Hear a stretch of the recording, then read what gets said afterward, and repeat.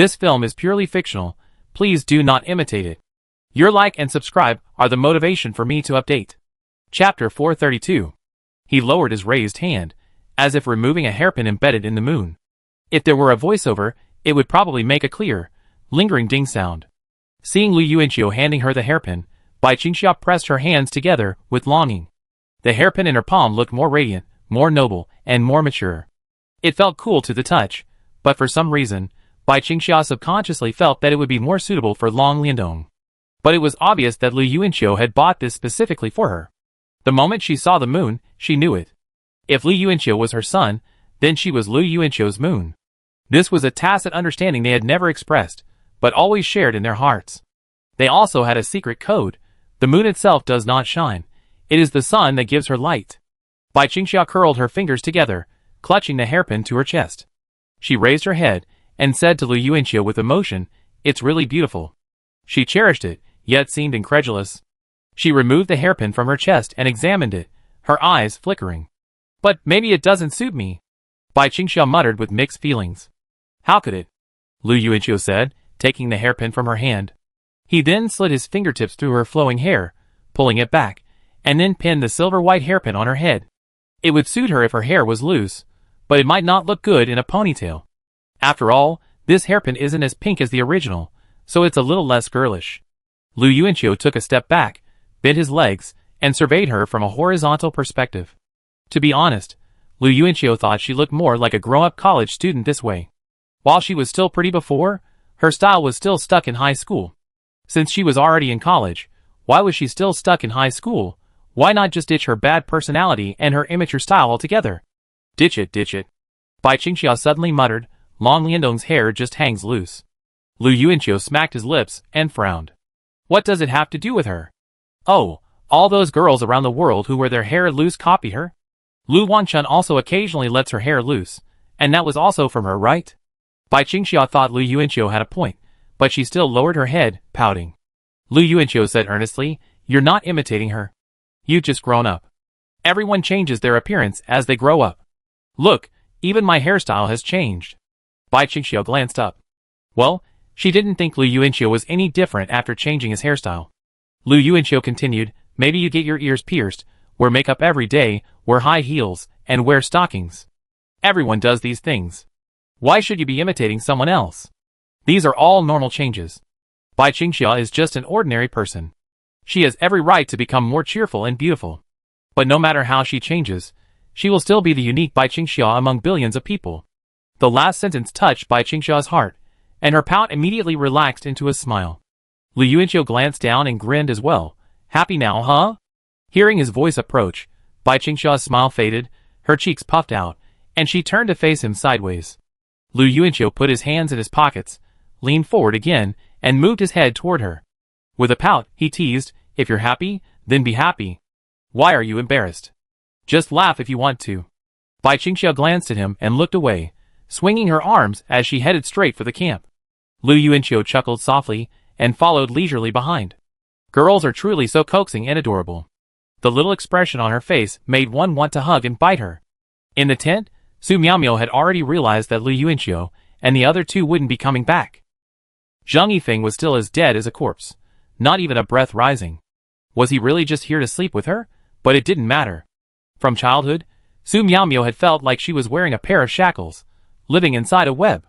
Her parents were outside, communicating with her through the holes in the web, but they wouldn't allow her to escape. For years, she'd gone to school, taken cram schools, taken interest classes, taught, studied for graduate school, and gone on blind dates within the internet. An unexpected change occurred on New Year's Eve, when Su Miaomiao unexpectedly found herself outside the internet. She was confused, unsure of what was happening until she noticed a student standing next to her. This student wanted to take her away, to escape the web once and for all. Su Miaomiao's heart was moved, and she took his hand. But after a few steps, she felt a sharp pain in her foot. She cried, shaking her head, and told the student, "No, I can't leave. Even if I leave the web, I still have the shackles on my feet." Su Miaomiao understood that this student could take her outside the web, but she had to remove the shackles herself. It's so hard to figure out. These past few days, she'd watched the student who rescued her drift further and further away, so she became anxious and, despite the pain in her foot, chased after him. Zhang Yifeng, who had been quiet until then, suddenly spoke. Teacher, are you asleep?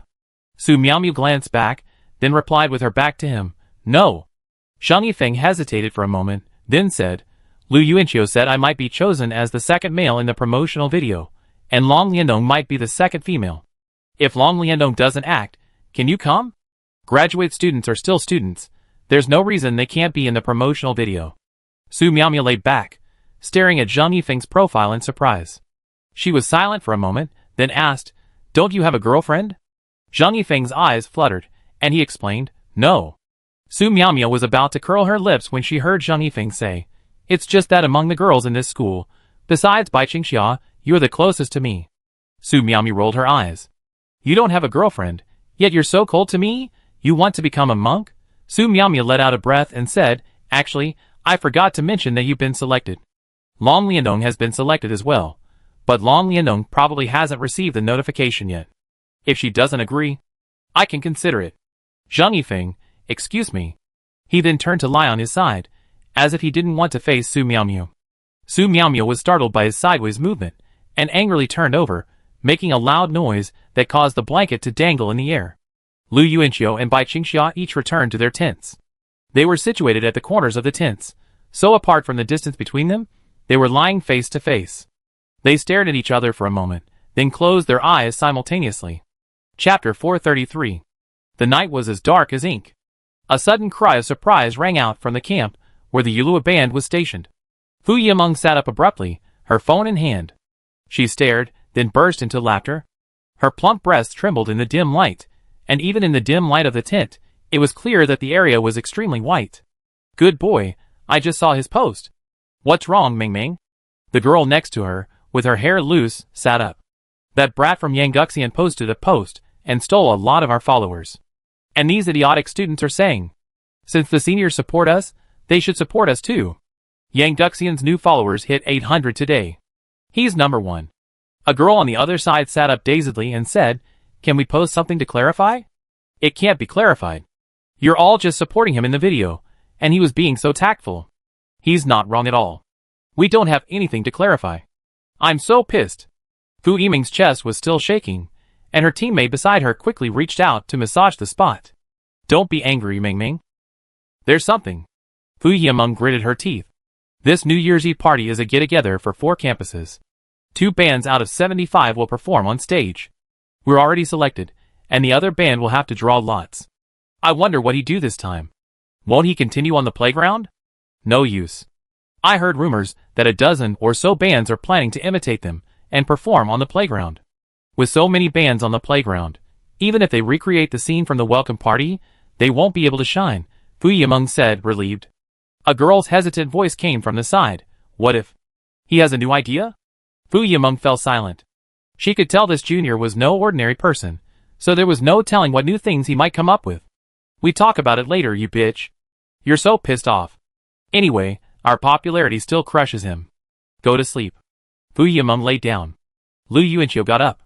The morning sun was already filtering into the tent through the thin fabric. He shielded his eyes with his hand, turned off the small desk lamp next to him, and then took out his phone and sent a message to Zhang Yifeng. Lu Yuanqiu, are you out yet? Ding ding ding. Zhang Yifeng's phone buzzed in his pocket, and he woke up after feeling the vibration. His left hand seemed to rest on something soft, just enough to fit in his palm. Zhang Yifeng opened his eyes, and when he saw clearly, he quickly withdrew his hand. He looked down at his palm, then at Su Miaomiu's upper body. She was wearing a tight-fitting sweater, so the feel was quite real. She frowned, still sound asleep. The next second, she seemed to want to turn over, but then she hissed in pain. Su Miaomiu opened her eyes and looked over. Zhang Yifeng lowered his head, realizing that it was his shoulder that was holding her hair down. He lifted his shoulder, and they stared at each other. Su Miaomiu quickly sat up, wiped the corners of her eyes and mouth, then smoothed her messy hair and glanced at her clothes. Zhang Yifeng looked away with a somewhat awkward expression, clenching his left hand. What time is it? She asked blankly. Zhang Yifeng replied calmly, they should be about awake. After straightening his clothes, he opened the tent a little, lowering it 10 centimeters before quickly closing it with a whoosh. Su Miaomiu, what's wrong? Too many people. Zhang Yifeng whispered. A beeping sound came from his phone. Lu Yuanqiu, you haven't come out yet, have you? Listen to my command and find the right moment. Command? Just as Zheng Yifeng was struggling to grasp Lu Yuanqiu's command, he suddenly heard a loud shout from outside. There's a cobra! It was Lu Yuanqiu's cry. Zheng Yifeng opened the tent a little to observe the situation, and when he saw the right moment, he hurried out. The students outside were all looking in the direction Lu Yuanqiu was pointing, which was the interior of tent 402. At this moment, Zhong Jincheng, Liang Jingfeng, and Zhang Yang were writhing in despair in the tent, screaming in agony. The entire tent had rolled to the center of the camp. After the three men fled the tent in panic, Lu Yuanqiu glanced inside and said, "Oh, I was mistaken." He calmly walked away, holding his wash cup. Lu Yuanqiu fled in panic. The three men chased after him, howling like pigs being slaughtered. Liang Jingfeng was particularly furious. He grabbed Lu Yuanqiu's neck and roared, "I just accidentally ate Zhong Jincheng's tissue. I kill you!" Zhong Jincheng was stunned and turned to look at him. Liang Jingfeng was indeed the worst off. Bai Qingxiu watched them lying on the ground, besieging Lu Yuanqiu, and hurriedly trotted over, holding her own cup. The girl stopped and watched them silently, standing 3 or 4 meters away. Zhong Jincheng and the other two looked up, then let go of their hands and walked away, cursing. Liang Jingfeng was still spewing something as he walked. Lu Yuanqiu jumped up and said to Bai Qingxiu, who had rushed to his rescue, with a grin, "Good morning, little swan." Bai Qingxiu looked up at Lu Yuanqiu, who had thumped her toothbrush against a cup twice. She said nothing, perhaps feeling rather indifferent so early in the morning, and turned to wash up. But as she passed a couple from her class, Bai Qingxiu glanced at them briefly, her expression odd. On the bus back, Lu Yuanqiu and Bai Qingxiu sat in the same row again. Su Miaomio stood at the front of the bus, wrapped tightly in her coat, intently picking at the lint stuck to it. Zheng Yifeng glanced at her quietly, then glanced down at his left hand. Lu Yuanqiu's voice suddenly came from behind the seat, interrupting his thoughts. "Tell me, how are you going to repay me?" Zheng Yifeng tilted his head slightly. "Anything you want." Lu Yuanqiu thought for a moment and said, "Besides treating me to a meal, treat the entire clinical department to a bowl of Xia E1 noodles." Zheng Yifeng agreed easily. "Okay." His straightforwardness left Lu Yuanqiu stunned. "Did this guy get something sweet yesterday? Damn, I'm suddenly upset." Lu Yuanqiu sat back and noticed that Bai Qingxiu next to him didn't have a hairpin on her head, but she wasn't wearing a ponytail either. "Where's the hairpin?" "Put it away." "Remember to bring it," Lu Yuanqiu reminded her. Bai Qingxiu didn't respond. She hugged her bag, her eyes flickering, as if she were thinking something. "Oh right," Zheng Yifeng's voice came from the front. "Teacher Su said I've been chosen to star in the promotional video. Long Liandong has been chosen as well, but she probably hasn't been notified yet. Can you ask her if she's willing?" Zheng Yifeng knew Lu Yuanqiu had Long Liandong's QQ number. Chapter 434. This is the friend I added last time when I borrowed the white body stockings. Lu Yuanqiu lowered his head and sent a message. "Lu Yuanqiu, you've been chosen for the promotional video. Your partner is Zheng Yifeng. Are you willing to act?" Long Liandong replied quickly. "Long Liandong, I remember there were 2 pairs of actors. Who's the other one?" "Lu Yuanqiu, me and Bai Qingxiu." Long Liandong, Long Liandong, are you a relative? Lu Yuanqiu, who are you looking down on? I'm handsome too, okay. Long Liandong, Skull Long Liandong, no. This guy can even send emojis? Lu Yuanqiu smiled in surprise. He suddenly smelled a faint fragrance and turned his head. Bai Qingxia's face had suddenly moved closer. Oh my god! Lu Yuanqiu's roar caused everyone in the car to look at him, including Su Miaomio in the front. Seeing Su Miaomio looking in his direction, Zheng Yifeng naturally looked away and out the window. Bai Qingxiu was startled by Lu Yuanqiu's reaction, blinking her eyes curiously at him. I'm saying, you don't usually peek at my text messages, so why did you do it today? Lu Yuanqiu asked amusedly, putting his phone down. Bai Qingxiu glanced down at her phone and replied, because I just saw you laughing while texting, I got curious and leaned in closer. I'm asking Long Liandong about the promotional video for Zheng Yifeng. Take a look. Lu Yuanqiu opened his phone and handed it to her. Another beeping sound came from the phone. Bai Qingxiu was about to take a look when Lu Yuanqiu took the phone back. Long Liandong, the director is my friend. I just asked him out of curiosity. Congratulations, and he said both couples will have kissing scenes this time. Lu Yuanqiu's eyes widened slightly. Bai Qingxiu's voice came from the side. Why aren't you showing it to me again? Lu Yuanqiu swallowed and put his phone directly into his pocket. However, he patted Zheng Yifeng's shoulder in the front row and said, "Tell her if you just asked me to help you inquire about Long Liandong's promotional video." Zheng Yifeng turned and nodded, "Yes." Bai Qingxia hugged her bag and whispered, "I don't care who you were chatting with. It was you who was about to show it to me, and suddenly didn't." She then turned her head to the side, and looked out the window. Seeing that she was no longer paying attention, Lu Yuanqiu quickly took out his phone, tapped Zheng Yifeng's arm from the outside, and showed him the message. Bai Qingxia suddenly turned back to look at him. Lu Yuanqiu quickly withdrew his arm, and the phone fell to the aisle with a clatter. Lu Yuanqiu looked down. Zheng Yifeng, sitting in the front seat, bent down to pick up his phone. Lu Yuanqiu chuckled awkwardly, lifting both arms and stretching them upwards, muttering to himself as if to ease the awkwardness, "Oh, my back and waist are sore from sleeping last night. Can you give me a back massage?" he asked Bai Qingxia, then turned away. There was no movement from behind. Lu Yuanqiu turned back and saw Bai Qingxia clutching her bag tightly in her arms, her eyes fixed on the seat in front of her, her face round with anger. "What's wrong with you?" "Car sick sleeping," she said, turning her back to Lu Yuanqiu. Zheng Yifeng then handed the phone over from the outside, a smile still plastered on his sullen face, undoubtedly because of Long Liandong's last message. "This guy's having fun again," Lu Yuanqiu muttered to himself. The bus entered a tunnel, the windows darkening. Lu Yuanqiu turned and was surprised to see Bai Qingxia looking at him through the reflection. Their gazes met, and the girl immediately closed her eyes. Lu Yuanqiu, suddenly surprised and wanting to laugh, quickly moved up behind her and asked softly, "Are you still dizzy?"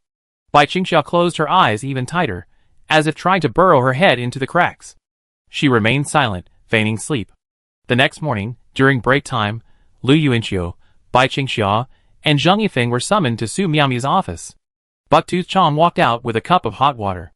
Before leaving, he patted Lu Yuanqiu's shoulder with a smile and said, "Good job. You three are representing the school's image this time. You're all clinical students. It's incredible." It seemed they were discussing the promotional video. Su Miamiu got straight to the point. The two pairs for this promotional video have been announced, Lu Yuanqiu and Bai Qingxia. The other male is Zheng Yifeng. After Zheng Yifeng's strong recommendation, the school's leadership agreed to have me as his female partner. She emphasized the words strongly recommended. Zheng Yifeng had a strange expression, and Lu Yuanqiu and Bai Qingxia clearly saw a hint of smugness on Su Miamiu's face. "It's next Saturday. We probably wear summer clothes, but it'd mostly be indoors. Don't worry too much, and you shouldn't take it too seriously. Just focus on preparing for the CT4 exam in December." "Understood," Lu Yuanqiu responded, standing at attention alone, his voice resonant and powerful. Bai Qingxia, a moment too slow, also straightened slightly and whispered, "Understood." Zheng Yifeng remained silent, and the longer he remained silent, the more smug Su Miami felt. Noon, Renjin Fireworks Restaurant. In Xia Yuan Noodles, Chi Chow Chow and Dao Chong were constantly running back and forth between the girls' and boys' dorms, taking orders. Bai Qingxia, busy in the shop, wore her hair in a ponytail, but Lu Yuanqiu noticed that she had let it down since this morning and had added the moon-shaped hairpin. She seemed to be trying to change her hairstyle. Lu Yuanqiu glanced at Zhong Jinqing, who was sitting at the table. He seemed to have lost his mind. He was dressed very handsomely today. But when he glanced behind him, Lu Yuanqiu looked back and realized why he had dressed so carefully. Today was his first official date with Luo Wei. His first time asking a girl out, and in a school cafeteria, it was unheard of. Luo Wei's outfit today also surprised Lu Yuanqiu. She wore a white Chanel top, blue skinny jeans, a small bag slung over her shoulders, and a cream-colored hair accessory. Her look was intellectual, gentle, and ladylike, with a touch of Su Miamiu. At that moment, Lu Yuanqiu saw a touch of surprise in Zhong Jinqing's eyes. He stood up, his expression a little awkward, and nodded at Luo Wei with a blush. Lu Wei, too, seemed to be entering the human world for the first time. She walked to the side, her face slightly red, scratching her head, not even daring to meet Zhong Jinqing's gaze. The two sat down face to face at the dining table in front of Lu Yuanqiu, as if on a blind date. Luo Wei put her bag away and nodded to Zhong Jinqing with a wry smile. Zhong Jinqing smiled and nodded back, then took a sip of the vinegar on the table. Only then did he realize it was vinegar and quickly put it down again. Both of them had wandering eyes. Lu Yuanqiu felt a kick in his shin. Zhong Jinqing was trying to get him out. "Okay, I'm leaving." Chapter 435.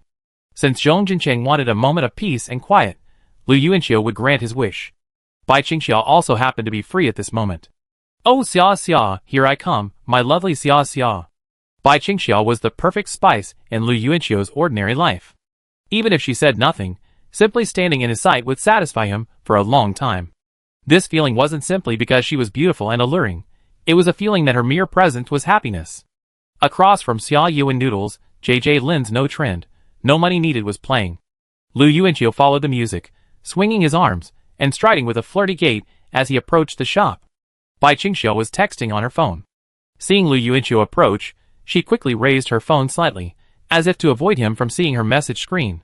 "Please, stop picking at me." Lu Yuanqiu paused after singing this line, imitating Michael Jackson's dance moves. He placed one hand on the back of his head and extended the other, shoving the hand that had just touched the iced drink into Bai Qingxiao's warm collar. Hearing Bai Qingxiao let out a soft "ah," he hummed triumphantly, as if anticipating her next move, and retracted his arm in time, deflecting Bai Qingxiao's small hand. "Lu Yuanqiu, he." Bai Qingxiao frowned at him, took a step back, turned her back to him, and continued texting. "Who are you texting to? You're hiding from me. Aren't you the same?" Bai Qingxiao thought to herself. When Bai Qingxiao didn't respond, Lu Yuanqiu leaned against the counter, peeled and ate the plum candies. He'd bought them for Bai Qingxiao, but he'd always eaten them when he was bored. Ding ding ding. "Lu Wanchun, sure. I'd take you clothes shopping this Saturday, and I'd be there to help you with some ideas." "Bai Qingxiao, I also want a haircut. Is there a barbershop in that mall?" "Lu Wanchun, yes, it's a little more expensive than outside, but not much more." "Bai Qingxiao, thank you Chun Chun." "Lu Wanchun, why would we even say thank you between us?" Bai Qingxiao smiled and put her phone in her pocket. Her hair hadn't been cut in ages. When it was left loose, it looked thick and long, lacking in spirit. Long hair is also a hassle to wash. With a little trimming and thinning, she could have long straight black hair. Bai Qingxiao didn't think a ponytail was bad, but she felt she couldn't be limited to just one style. If she didn't want to be trapped in the past, she should start by changing her hairstyle. Speaking of which, Lu Yuanqiu had only given her hairpins twice, and each one seemed to work wonders. The first one helped her bravely reveal her face, and the second one inspired her to strive for beauty. Of course, maybe the magic wasn't the hairpin. Bai Qingxiao's eyes flickered in midair. "What are you laughing at? Who are you chatting with?" Lu Yuanqiu asked. Bai Qingxiao glanced over at him, pouting, "I won't tell you." "How many contacts can you have in that phone? Why don't you tell me? I count them." "Is it Lu Wanchun?" Lu Yuanqiu teased, pinching his fingers. Bai Qingxiao ignored him, and went back to her business in the shop.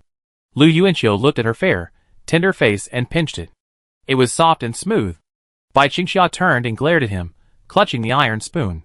She lifted the spoon slightly, then put it down again, as if reluctant to hit him. Finally, she cursed softly, "You annoying person." After her little outburst, she turned back, mistaking the dishcloth for Lu Yuanqiu and prodding it hard with her chopsticks. Lu Yuanqiu turned back to make sure she wasn't going to attack him, then leaned back against the counter. He glanced at Zhong Jincheng. Are these two really going to spark a romance? Lu Yuanqiu had noticed them chatting and laughing face to face. "Ah, actually, it's okay. I've been learning bass since I was a kid, and I've always felt like my personality is like that of a bass guitarist. I like to quietly contribute in a corner. It doesn't have to be obvious, but I always feel like I'm a part of the group." Zhong Jincheng lowered his head, smiling a gentlemanly yet shy smile. He glanced at the small piece of paper in his palm, then raised his other hand to pretend to touch his forehead, but in reality, he was blocking his view while cheating. The paper was filled with densely written conversation tips. Luo Wei sat elegantly, legs crossed, arms resting flat on the table. She looked at Zhong Jincheng gently. "Actually, I discovered that day.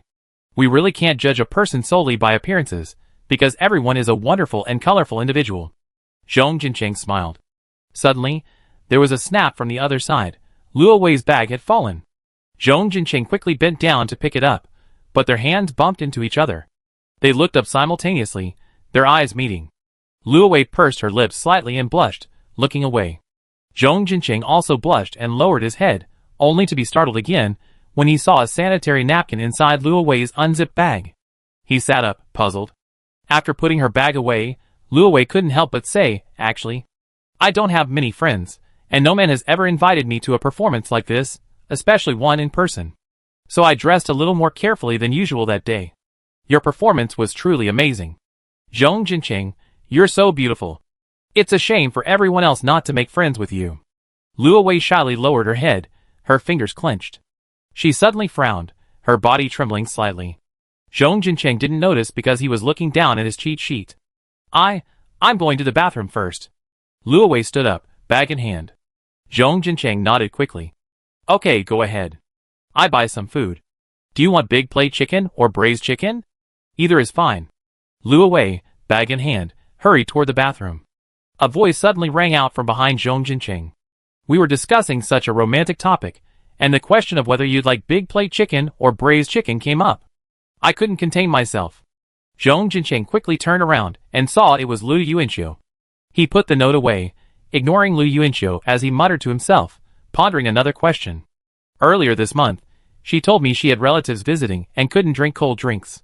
But now, the month is almost over, and why is she still carrying sanitary napkins in such a small bag? Lu Yuanxiu tossed a plum candy at him. Zhong Jinqing took it, then looked up and asked, Lu Yuanxiu, how do sanitary napkins work? They absorb moisture.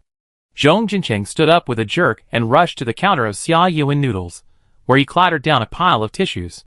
Bai Qingxiao's face froze at the sight. After finishing his work, Zhong Jinqing excitedly ran towards Lu Yuanxiu, saying, I'm going to the restroom. Please buy me 2 big plates of chicken. When Luo Wei comes back afterward, tell her I'm in the restroom. Before Lu Yuanxiu could react, Zhong Jinqing excitedly rushed to the restroom, muttering, it works even in jeans. Chapter 436. Saturday. Lu Yuanxiu took the 3 people from 401 to a large shopping mall near the school.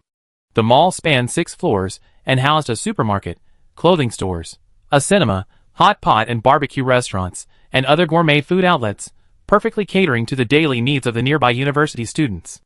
Mainly because he'd heard that the 4 people from 402 were out for a dinner party, Lu Yuanxiu thought it might be a good idea for them to have their own dorm room. Of course, he wasn't the dorm leader of 401, the uncle was. He'd volunteered to take on all the duties Monday through Friday, so it would be unjust for him to be the dorm leader. Since we're so familiar with each other, why don't we just get some food at a roadside shop? The uncle suggested sheepishly, scratching his head. Lu Yuanxiu turned around and said, Liang Jingfeng has taken them to Lijiajiao for dinner, so we have to go through the motions. Don't worry, I treat this time. No, the uncle waved his hand quickly. We split the bill among the 4 of us. I have money. I just think the bigger the place, the more expensive it is, and the quantity isn't that great. The Taoist priest chuckled. It's okay. Uncle's been making some money lately. He put his arm around the uncle's shoulders. Lu Yuanxiu looked at the 2 of them, feeling a little strange. He felt that the Taoist priest and the uncle's relationship was like that of a father and son, and it was the Taoist priest who unilaterally treated the uncle as a father. However, Lu Yuanxiu had once come across a photo of the Taoist priest's father and noticed that they looked nothing like the uncle. The Taoist priest's father was tall, while the uncle was short. Taoist priest, does your father really like smoking? Lu Yuanxiu asked curiously. The Taoist priest suddenly stopped and looked at Lu Yuanxiu with surprise.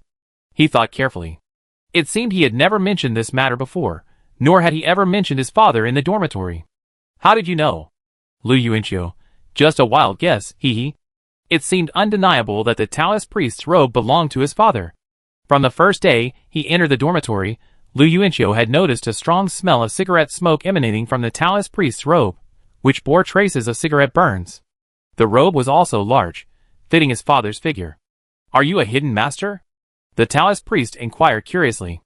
Lu Yuanxiu casually said, I just smelled cigarette smoke on you when school started.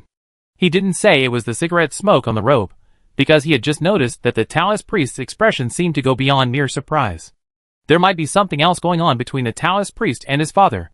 Senior, why are you so quiet today? Lu Yuanxiu patted finger on the shoulder. The guy kept checking his phone as he walked.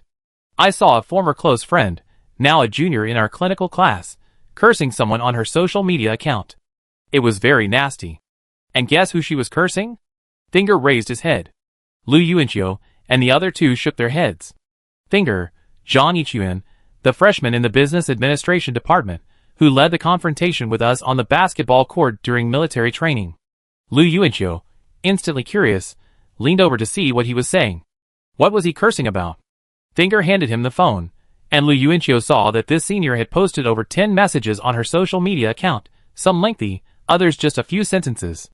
A quick glance revealed that the latest few messages were filled with vicious curses. Zhang Yichuan. You deserve to go to hell.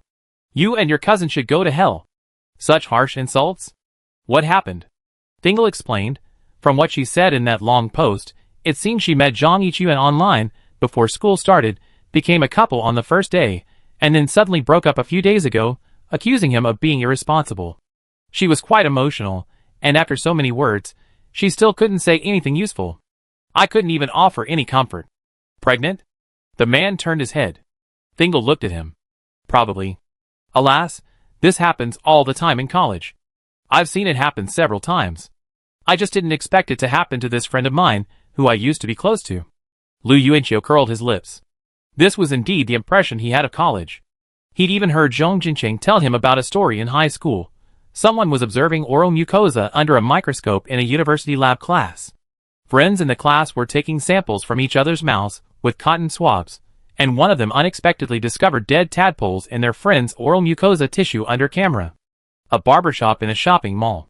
Bai Qingxia sat in a chair, watching Tony in the mirror expertly trim her long hair. Lu Wanchun stood nearby, smiling and taking pictures with his phone.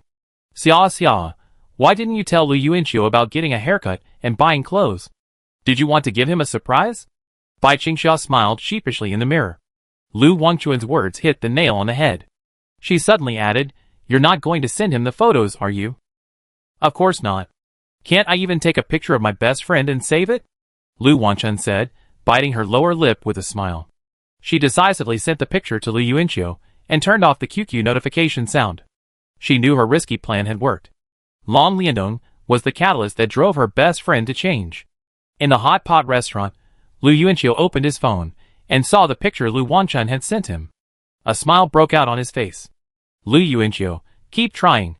She also sent me a picture of her in her new clothes. Lu Wanchun, anything else? Lu Yuanqiu, can you come with me into the fitting room and take a picture? I want to see what she looks like underneath. Lu Wanchun, okay. Lu Wanchun, get lost. I just realized, you pervert. Stay away from my Xia. Lu Yuanqiu put his phone down with a smile. Actually, Lu Wanchun had told him that Bai Qingxiao would be at the big mall next to the school today to buy clothes and get a haircut, so Lu Yuanqiu had decided to have dinner in the dorm together. Lu Yuanqiu was naturally delighted to hear that Bai Qingxiao had made up her mind to change her image. He guessed she wanted to surprise him. He'd noticed since the bicycle purchase that time that Bai Qingxiao was now consciously embracing rituals. The Taoist priest was putting some seaweed into his bowl when he heard a commotion inside the restaurant. The uncle looked up curiously, seeing several people running out. What happened? Someone jumped off a building. Someone ran to the rooftop and jumped. Lu Yuanqiu put down his phone and looked in the direction of the sound. Finger looked at him and muttered, Could it be my friend? Lu Yuanqiu, let's go check it out. The four of them immediately put down their chopsticks, took off their scarves, and ran out with the crowd. Chapter 437. What the hell? Jumping off a building? In the barbershop, Tony looked at his assistant in surprise. The assistant's eyes widened, and he nodded twice. A lock of Bai Qingxiao's hair was still in Tony's hand. Tony put it down and smiled at the girl in the mirror, saying, Wait a minute, beautiful girl. I go take a look and be back. He had just taken a step outside when Lu Wangchun, expressionless, grabbed his collar and pulled him back. Forget jumping off a building. Even if the sky fell, I have to finish my friend's hair first. We're still waiting to buy clothes. Why would we want to join in and watch all this excitement? Bai Qingxiao lowered her head slightly. The apron draped over her legs had two small peaks protruding upwards on either side. She must have been poking them with her index finger from below. Chun was truly impressive. She was bold and daring. If it were her, she would probably just sit there and wait for the day the barber slipped away.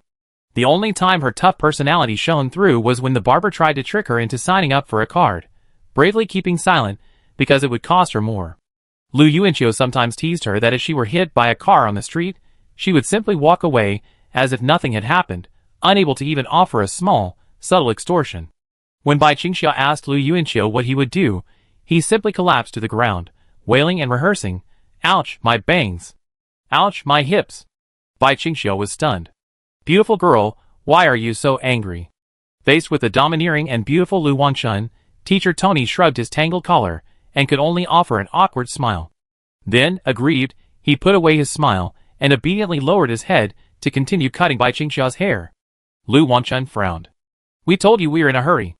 Outside the mall, a crowd of onlookers gathered. The desire to watch the action seems to be ingrained in everyone. Lu Yuanqiu and the other three squeezed into the crowd and looked up. Sure enough, they saw a girl in a sweatshirt sitting on the edge of the rooftop, her long hair blowing across her face. The crowd below was bustling, some pointing at the girl and chatting and laughing with the onlookers nearby. Lu Yuanqiu turned to Finger and asked, "Is that your old classmate?" Finger frowned. "I can't see clearly, but she looks a bit like him." Noticing that the men in orange uniforms had already arrived, he put away his phone, which was about to make a call. "What are you hesitating about? Just jump." A young man folded his arms across his chest, looking up and shouting, then he chuckled and whispered to his companions, "This is pure drama. She's heartbroken over a broken heart. If she really wanted to jump, she would have already. Why would she wait for someone to rescue her?" Fingal was tempted to go over and say something, but Lu Yuanqiu held his shoulders, signaling him not to be impulsive. There was no point in arguing with such a scumbag who disregarded life, unless he could beat him up, but beating him up would only cause trouble. The Taoist priest glanced at the young man and threw a banana peel from the ground at his heels, then pretended nothing had happened and continued to hold his head high. Men in orange uniforms ran over, carrying air mattresses. The crowd fell back, and the young man who had instigated the situation stepped on the banana peel and fell flat on his back in the filthy sewer drain behind him. "Shit! Who threw that banana peel?" The young man looked around angrily and shouted. The uncle suppressed a laugh. Half an hour later, the girl who had attempted suicide was successfully rescued. Seeing her being pulled away from the edge of the rooftop, most of the people below cheered and applauded. There are still many good people in this world. Lu Yuanqiu sighed, his arms folded across his chest. Seeing that Finger's expression hadn't fully relaxed, Lu Yuanqiu patted his shoulder and said, "If you're really worried, go back to school and ask your old classmates." Finger nodded. "Well, it's not necessarily her, but she looks a bit like her. Can we still have that hot pot?" Hearing the voice, the other three turned around and saw the uncle tying his napkin around his neck again, a simple smile on his face. Lu Yuanqiu had never expected Bai Qingxia's style change to last 2 full days, Saturday and Sunday. Lu Wanchun had said she'd paired 4 outfits for Bai Qingxia, each for spring and autumn, over the past 2 days. However, she hadn't sent Lu Yuanqiu any photos of Bai Qingxia, suggesting she was deliberately keeping him in suspense. 2 days had passed without seeing a photo of Bai Qingxia, or even a real-life one. The restaurant was completely deserted, and Lu Yuanqiu was utterly frantic, crying out for help even when he needed to use the restroom. Perhaps Lu Wanchun had specifically instructed this, as Bai Qingxia hadn't even proactively messaged him online. If Monday hadn't been approaching, Lu Yuanqiu might have rushed to the girls' dormitory to see what Bai Qingxia looked like now. Has she become an angel, or has Lu Wanchun transformed her into a demon? On Monday morning, in classroom 303, Lu Yuanqiu took his seat early, not waiting for his roommates. To his left sat Wei Zhiyu and Ajin. Qi Chaoqiao and Bai Qingxia hadn't arrived yet, leaving their seats empty. Lu Yuanqiu touched the spot where Bai Qingxia had sat 2 days prior. The cool touch no longer held the warmth of her body, and even the girl's body fragrance that lingered on the seat had vanished. Xia changed her hairstyle. "She looks even better than before," Ajin said to Lu Yuanqiu, baring her teeth. "Is this true?" Lu Yuanqiu muttered, suddenly hearing a bustling noise outside the classroom. Students passing by the window of classroom 303 glanced forward, their eyes filled with surprise, perhaps even astonishment, as if they had seen Chang'e appear in a more beautiful form. 3 figures finally appeared at the classroom door. Lu Wanchun, laughing, chuckled as he forcefully pushed a slender girl in. Qi Chaoqiao followed behind, pushing the girl's waist as she entered the room. The girl who had been forcibly pushed and stumbled a few steps, her cheeks flushed. She wore a white shirt, a gray, white, and orange checkered sweater vest over it, and a gray pleated skirt held together by a thin leather belt. Beneath the skirt, a pair of slender legs clad in black opaque stockings and ankle boots were revealed. Lu Yuanqiu slowly removed his hand from his head and discovered that the girl who had been pushed in was none other than Bai Qingxia, wearing a silver-white moon-shaped hairpin. Neatly fringed shone across her forehead, and her once thick, long hair had been cut short and thinned, leaving it smooth and shoulder-length. The smoothness seemed to come from the fact that her hair had been deliberately straightened and the hem had been carefully permed, giving it a concave shape. This hairstyle made her face appear smaller, her features more delicate, especially her eyes, appear larger, and her skin appear fairer, like a moon fairy with a frosted complexion. She was so beautiful that Lu Yuanqiu couldn't take his eyes off her for a moment, and just kept looking at her. Chapter 438. Bai Qingxia didn't look at Lu Yuanqiu. "Give me my clothes back," she protested softly, her cheeks flushed as she walked towards Lu Wangchun, who was standing at the classroom door. Lu Yuanqiu noticed that Lu Wangchun still had an off-white women's coat draped over his arm. It seemed the entire outfit included the coat, but the wicked Lu Wangchun had wanted Bai Qingxia to appear more dazzling, so he'd taken it off.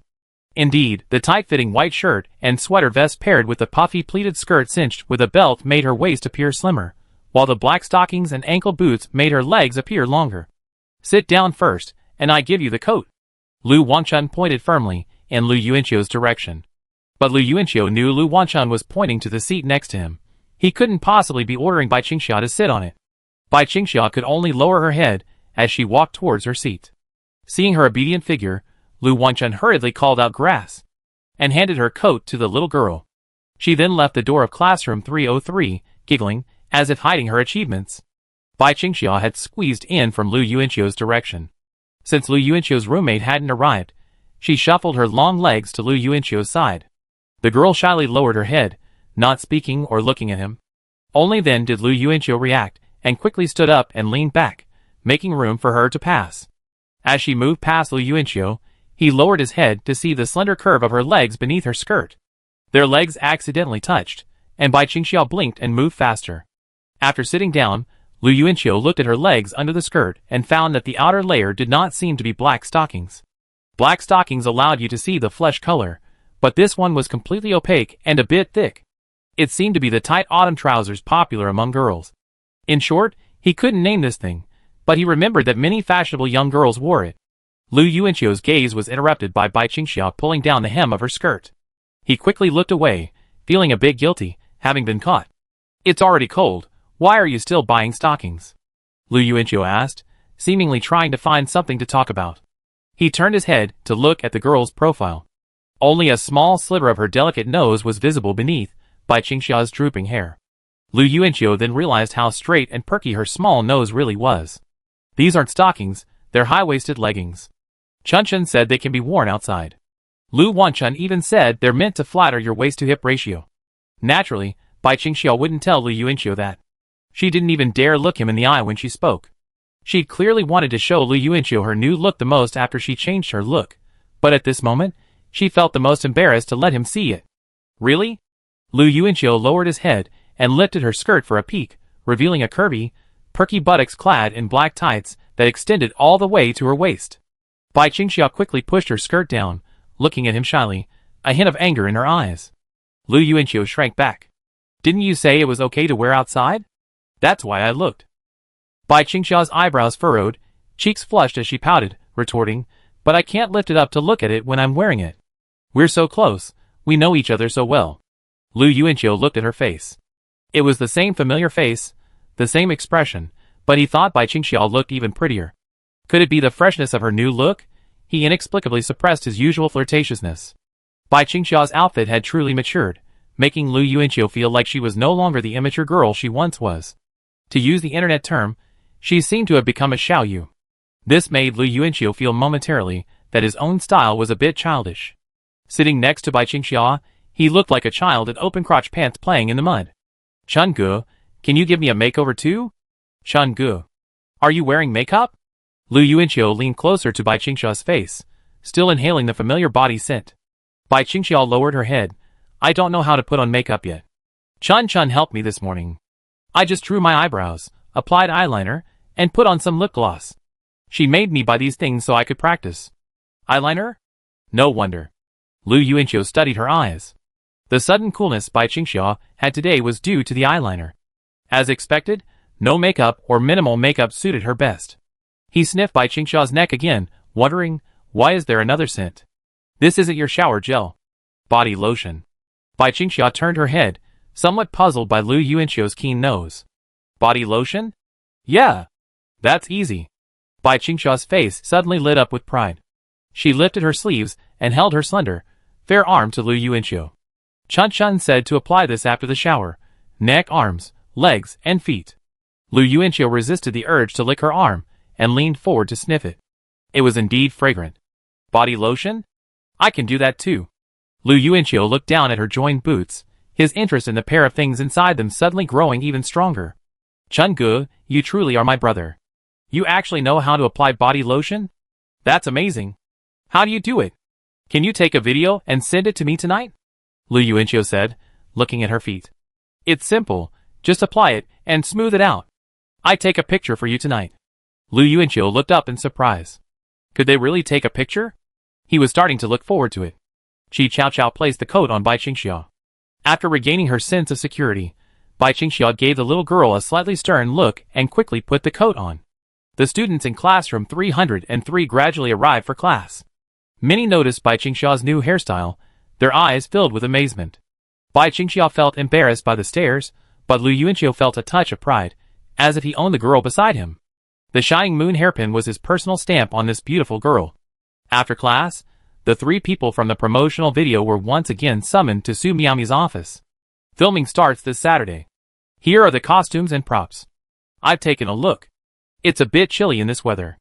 Everyone should bring a jacket. 3 uniforms lay on the table. Lu Yuanqiu glanced at them. They were similar to JK and DK's summer uniforms, just in a simple white and blue color scheme with large, beaded letters printed on them. It perfectly matched Lu Yuanqiu's preconceived notion of school promotional videos like this. A school that clearly didn't have a uniform. Yet in this promotional video, the protagonist suddenly wore one. Zhang Yifeng looked at the uniform in Bai Qingxiao's hands, then at Su Miao, his mind seemingly imagining the teacher in her student uniform. This might be the first time Su Miao felt like she was equal to him. At night, in dormitory 401. Lu Yuanqiu watched the video Bai Qingxiao had sent him of her applying body lotion with a blank expression. The video only showed her forearms. Lu Yuanqiu had indeed overestimated his own abilities. Chapter 439. December 2nd, Friday. The crew for the promotional video had already arrived at the Wanfeng campus yesterday. Lu Yuanqiu also met the young director, a man in his 30s, who favored black-framed glasses and a baseball cap. Before meeting him, Lu Yuanqiu had searched his work and discovered that he had only made short films about the pain of youth, which had received little response. The only work that gained significant recognition was a music video for a singer, but Lu Yuanqiu felt the music video's popularity stemmed from the song itself. The song is still popular. Today, the director met with Lu Yuanqiu and the other 3 to briefly explain the filming schedule for the next 2 days. What surprised Lu Yuanqiu was that the promotional video wouldn't be released until June of next year. Which makes sense, since summer is the enrollment season. Obviously, the hope of using the promotional video to boost the band and Bai Qingxiao's popularity on campus in the short term was dashed. But since they were already here, they couldn't stand her down. Lu Yuanqiu didn't think filming the campus promotional video with Bai Qingxiao was a bad thing. It would be a precious memory worth remembering for years to come. Next September will be the final round for the Campus Popularity King title. If they win the title, and win a prize at the City Arts competition, they earn half of the university's innovation credits. I'm still unclear about the requirements for the City Arts competition, but I heard there's a theme for both the campus band and dance categories each year. Back in the dorm that night, Lu Yuanqiu messaged Bai Qingxiao. Lu Yuanqiu, how's it going? Tomorrow's script sounds pretty simple, doesn't it? Just hold hands, stroll around the school, sit across from each other in the library and read, chase, and play on the playground. And you smile at me, and I smile at you by the lake. Bai Qingxiao, yeah, it's okay. I was just worried I'd get nervous in front of the camera. Lu Yuanqiu, don't worry, there aren't many people here, and it'd be good for you to practice your courage. However, the director didn't mention the kissing scene tomorrow. It should be on Sunday, so Bai Qingxiao doesn't know about it yet. When the director announces it tomorrow night, Lu Yuanqiu will pretend to just find out. Teacher Su must have anticipated this, and Zhang Yifeng already knew about it, but Lu Yuanqiu really wants to see how ridiculous these 2 guys will look filming this scene. I just don't know if the director will ask for a staggered shot. If they have to film it, then Lu Yuanqiu will just have to accept the fact that Little Swan took advantage of him. Wait, why are the corners of your mouth curling up? Lu Yuanqiu reached out to smooth it down. No, he had to put away his smile. He had to feign surprise, confusion, contemplation, helplessness, compromise. What are you doing? Such a lewd smile? Zhong Jincheng's voice came from the front. This guy's hanging around 401 again. The Taoist priest meditating on the bed said in a deep voice, "Tomorrow, I be filming a promotional video for the students of Zhuhai University. It's a matter of great honor for my family. Alas, the school is blind. Why didn't they choose me?" Zhong Jincheng sighed helplessly. Just as he finished speaking, Lu Yuanqiu kicked him in the butt. "Choose you? That recruitment video." The cleaning man turned around and asked, "What do you mean?" Lu Yuanqiu smiled but said nothing. The people in 401 didn't know Zhong Jincheng well. Zhong Jincheng frowned and thrust his hand towards Lu Yuanqiu's lower body. Lu Yuanqiu pulled his butt back, but it was just a feint. He was fooled again. Zhong Jincheng watched Lu Yuanqiu's body tremble, feeling refreshed. He smiled and said, "Hey, I'm going on an off-campus date with Lu Wei tomorrow too." So this guy was just showing off.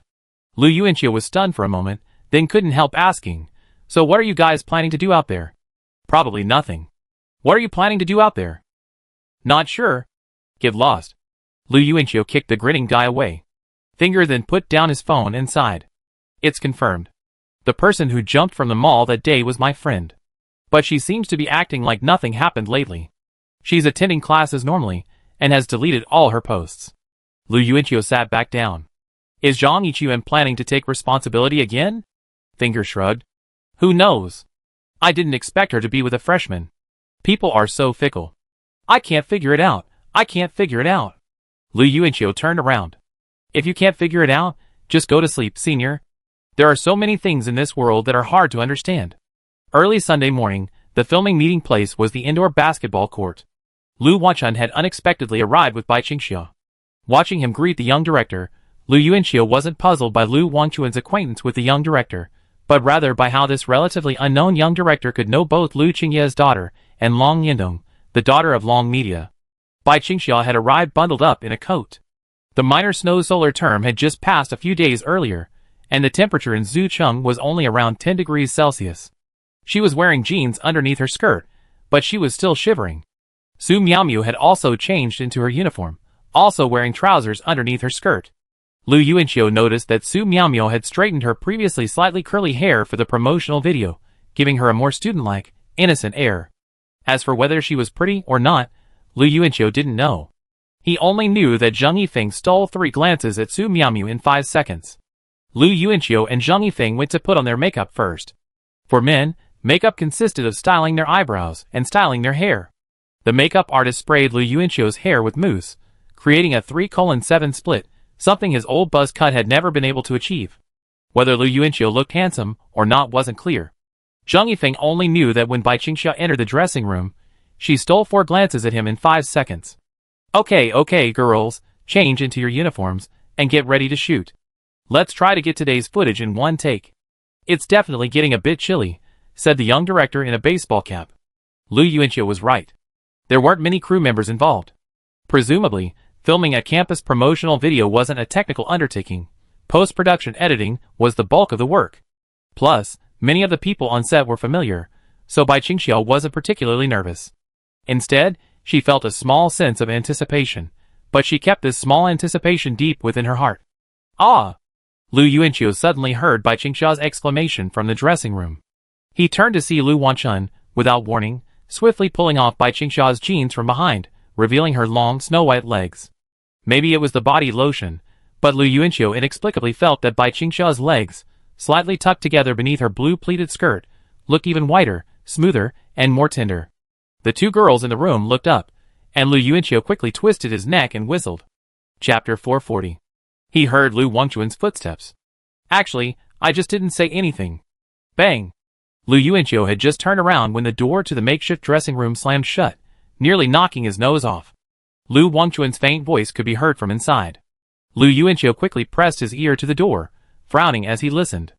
"Lu Wanchun, Xia, Chao secretly told me that Lu Yuanqiu peeked at your legs while picking up pens in class, back when you were wearing a short skirt." "Bai Qingxia, it's okay." "Lu Wanchun, why are you still spoiling him? Don't let him touch your legs so easily. The easier it is for a man to get something, the less he appreciates it." Lu Yuanqiu immediately slammed the door and shouted, "Shut the door, you're spreading rumors about me, right? Our Xia is so smart, she wouldn't be fooled by you." Lu Wangchuan's voice, threatening from afar, approached, This pervert is eavesdropping? Lu Yuanqiu quickly slipped away, feeling he likely couldn't defeat Lu Wanchun. Lu Qingye doted on his eldest daughter so much, who knew what he'd taught her since childhood. When they were together teaching Qi Chao Chao's stepfather a lesson, Lu Yuanqiu could clearly see the force of Lu Wanchun's kick. Even he wouldn't be able to withstand it. He figured this guy wouldn't be any match for 3 strong men. After opening the door, Lu Wanchun saw Lu Yuanqiu standing 50 meters away, patting his left hip provocatively. "Hey, bitch, if you dare, come any closer." Lu Wanchun laughed at herself after saying this, and closed the door. In reality, she knew Lu Yuanqiu was a perfectly good person. He was the only boy she had ever met who, despite his distinguished background, hadn't become a playboy, hadn't flaunted his wealth, and even mingled with many of his peers from more modest backgrounds. Most importantly, he's kind. She always remembered the scene downstairs in the unfinished building, Lu Yuanqiu describing the performance of the play The Watergrass Family to her in his car. From that moment on, Lu Wanchun's opinion of him completely changed. She even wondered how such a thoughtful man could exist. Lu Yuanqiu was just too naive, but that naivete was quite unique among the rich second generation. She felt safe leaving Xia Xia with him. With him, Xia Xia could meet material needs without feeling the difference in values, without being bullied by outsiders, and even be amused by that idiot every day. If Lu Yuanqiu were the precocious and sullen type, like Zheng Yifeng, Xia Xia would actually feel pressured. Living together, it only takes one of the two to be precocious. Perhaps in a few years, when she visits, she'd be able to see Lu Yuanqiu making a scene in a small, cozy room, while Bai Qingxia sits on the sofa and laughs non-stop. Lu Wanchun tilted her head, thinking sweetly. Wait, why am I unconsciously imagining a romance novel plot for 2 good friends? Lu Wanchun walked toward Bai Qingxia. She watched her best friend stand tall and straight as she neatly folded and placed her clothes. She looked so gentle and virtuous. Speaking of which, Bai Qingxia's gentle personality made it easy to tease her and act mean to her. Actually, Lu Wanchun sometimes understood Lu Yuanqiu. Lu Wanchun walked over to the chair and rested his chin on Bai Qingxia's shoulder. She shook her head, her bun swaying with it. Lu Wanchun said coquettishly, "My dear Xia Xia, when can you and Lu Yuanqiu have a baby for me to play with?" Bai Qingxia looked back in surprise. Lu Wanchun seemed determined to keep her on the edge of his seat, pressing her further. "When are you planning to marry Lu Yuanqiu?" "Oh, you're not together yet. What are you doing? Are you planning to act like they only be together after graduation?" Listening to the scolding, Bai Qingxia silently lowered her head. She gave an awkward, dry laugh, her hands tugging at the hem of her pleated skirt, her eyes fixed in a daze. Lu Wanchun snorted and stood up. With his hands behind his back, he casually said in the room, "I understand if you don't confess. After all, I know your character. But what does it mean that Lu Yuanqiu hasn't confessed yet?" Bai Qingxia's eyes drifted away, but Lu Wanchun's next words brought her back to focus. Lu Wanchun paused, turned his head, and looked over. "Perhaps. Lu Yuanqiu cares more than I thought. He's the most thoughtful boy I've ever met, bar none. As much as I hate to admit it, he's probably the person in this world who understands you the most, right?" Bai Qingxia lowered her head and gave a rare affirmative answer. "He does." After turning 10, Bai Qingxia felt that Lu Yuanqiu was the only person in the world who truly understood her. Men's Dormitory 402, 6:15 a.m. Zhong Jinqing sat on the bed, staring blankly at a message on his phone. "Lu Wei, sorry, I suddenly had something to do today. Can we go out tomorrow?" The message he received at 6 in the morning had instantly wiped him out of sleep. Zhong Jinqing scratched his messy hair, glanced at the other 2 people sleeping soundly in the dorm, and thought back to how he had proudly boasted about his date with Lu Yuanqiu in the next dorm yesterday. But what lingered in his mind more was the night he'd stood up by Lu Wei, standing him up in the cold wind at the east gate. Because of that incident, Zhong Jinqing had hesitated for a long time before proposing this off-campus invitation. "Don't worry. Let's just meet normally, have dinner, go shopping. I won't do anything to you, and I won't force you." After typing this line, Zhong Jinqing scratched his head again, frowning and deleting the entire text. Re-editing. "Zhong Jinqing, tomorrow? Sure, that's fine. See you at the east gate at the same time." After waiting for a minute, Lu Wei still hadn't replied. Perhaps she'd gone back to sleep. Zhong Jinqing also lay down, clutching his phone to his chest. He stared blankly at the ceiling for a moment, then closed his eyes, ready to go back to sleep. Half an hour later. Ding ding ding. Zhong Jinqing's eyes snapped open, and he immediately brought the phone he'd been clutching to his chest to his face. "Lu Wei, okay. I just went to wash up and didn't see your message. Zhong Jinqing took a breath and smiled again. Zhong Jinqing, it's okay. Why are you up so early? Lu Wei, yes, something's wrong. Go back to sleep. Zhong Jinqing, good, you should get some rest too. It looks like she really has something going on today.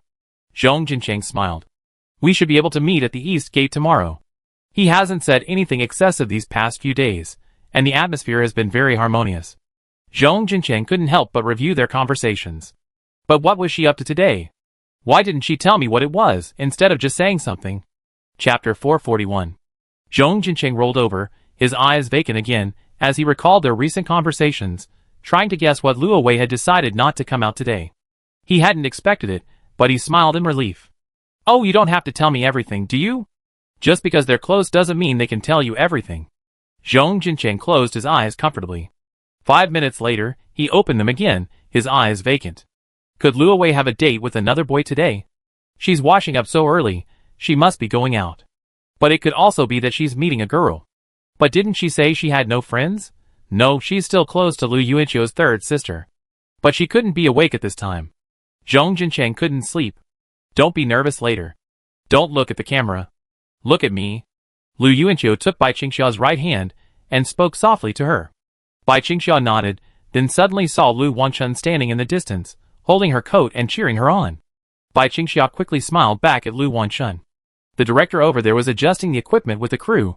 Filming should begin in a few minutes. Zhang Yifeng and the other two were at a different location from theirs, readying themselves a few hundred meters away, with the director's assistant in charge. Lu Yuanqiu took Bai Qingxia's small hand, rubbing it in his palm, then exhaled. He looked at Bai Qingxia's untied shoulder-length hair, and the moon-shaped hairpin on her head, and a smile couldn't help but cross his gaze. Silly girl, you've only ever applied lip gloss. Are the other aspects of makeup so difficult? Lu Yuanqiu heard Bai Qingxia report to Lu Wanchun this morning on her makeup learning progress. She looked aggrieved, as if applying makeup was more difficult than studying. This made Lu Yuanqiu laugh even as he eavesdropped. It's true that an ordinary academic genius can't be good at everything. Of course, joking aside, Lu Yuanqiu knew why. If you ask Bai Qingxia what she's best at displaying her beauty, she answered covering it up. Makeup, on the other hand, is a way to amplify beauty, which goes against the grain of Bai Qingxia's upbringing. She's not stupid in that regard. She just has more to overcome than other girls before applying makeup. What are you laughing at? Bai Qingxia looked at Lu Yuanqiu. Her hands were already warm from Lu Yuanqiu's rubbing, but he continued, seemingly undeterred. Nothing, Lu Yuanqiu said, his head twitching proudly. Bai Qingxia pulled her hand back. Lu Yuanqiu tugged her hand back again, annoyed. What are you doing? We have to hold your hand later. You need to get into the role before filming, don't you know? Bai Qingxia pouted slightly, convinced, and continued obediently letting him rub her hands. The director finally called out, okay, both of you, get ready. Just do what I just said and act naturally. Action. At the sound of the clapperboard, Zhang Yifeng, wearing a white shirt and jeans, and Su Miaomiao, wearing a white shirt and pleated skirt, held hands and walked along the cobblestone path in front of the camera. But soon, the assistant director shouted cut. From behind, Zhang Yifeng and Su Miaomiao turned around and immediately let go of their holding hands, as if they had done it in tacit understanding. The assistant director was confused. You too? Are you guys electrified? We're just holding hands, but why do you feel like you're conducting electricity? You're so stiff. A little movement would be fine. Zhang Yifeng, Su Miaomiao, The two glanced at each other silently, both looking uncomfortable. This was their first time holding hands. Elsewhere, Lu Wanchun, holding her coat, enthusiastically approached the director. She watched the two walking hand in hand in the camera. The director, wearing a headset, kept smiling. Very good, very natural. You can see the girl was a little nervous at first, but the boy is amazing. He's really good at conveying emotions, and he immediately makes the girl feel immersed in the situation. They must know each other well. Could they be a real couple? The last question was clearly directed at Lu Wanchun. Lu Wanchun also smiled. Not a couple, but we do know each other well. Lu Yuanqiu held Bai Qingxia's hand as they walked along the bluestone bricks. He gently swung his arm and asked, a bit cold, isn't it? Bai Qingxia replied, not bad. They had hardly ever walked hand in hand. But they had held hands many times. It was as if they'd been rehearsing so many times over the past year, and now, naturally, they'd finally delivered a natural hand-in-hand performance today. Lu Yuanqiu spotted the director's mark in front of him, and said, "Next, follow my instructions. Do whatever I tell you to do." Bai Qingxiao was a little confused. Her script didn't have that in mind. This pass should just involve holding hands and walking. Lu Yuanqiu, raise your right hand to the side. Although she was hesitant, she still did as he asked, knowing Lu Yuanqiu wouldn't do anything out of the ordinary at this moment. Lu Yuanqiu, take a light hop forward, feet together. He smiled, raised his hand, and, as if to guide Bai Qingxiao, she hopped forward in a cute way. This was indeed the director's instruction, but Lu Yuanqiu hadn't informed Bai Qingxiao ahead of time. Even though the action was simple, Bai Qingxiao's constant focus made it less natural. Now it's very natural. After taking a gentle leap forward, Bai Qingxiao turned her head and asked, "Is that right?" Lu Yuanqiu smiled, "Absolutely right." The director in the back said, "In the shot, the girl playfully takes her boyfriend's hand and leaps forward. This shot is okay past?" She also let loose a bit. After the leap, the girl turns her head and looks at her boyfriend. That eye contact is so endearing. Okay, cut. One take. Change positions. After filming the cafeteria, library, riverside, and other scenes, the group headed to Zhang Yifeng's location, relieved. They were surprised to find that Zhang Yifeng and Su Miaomio had only just finished filming their second scene. What's going on? The director looked at his assistant. The assistant frowned. After dozens of retweets, their hand-holding now feels a bit more natural. Before, their expressions were either stiff or their hand-holding was awkward. I almost wondered if they had a grudge against each other. My rebirth was purely to help this couple overcome their tribulation. Lu Yuanqiu stared at the camera and couldn't help smacking his lips. On the playground, Zhang Yifeng and Su Miaomio continued walking hand in hand. Zhang Yifeng couldn't help but say, "Teacher, let's act it out more realistically, or we catch a cold."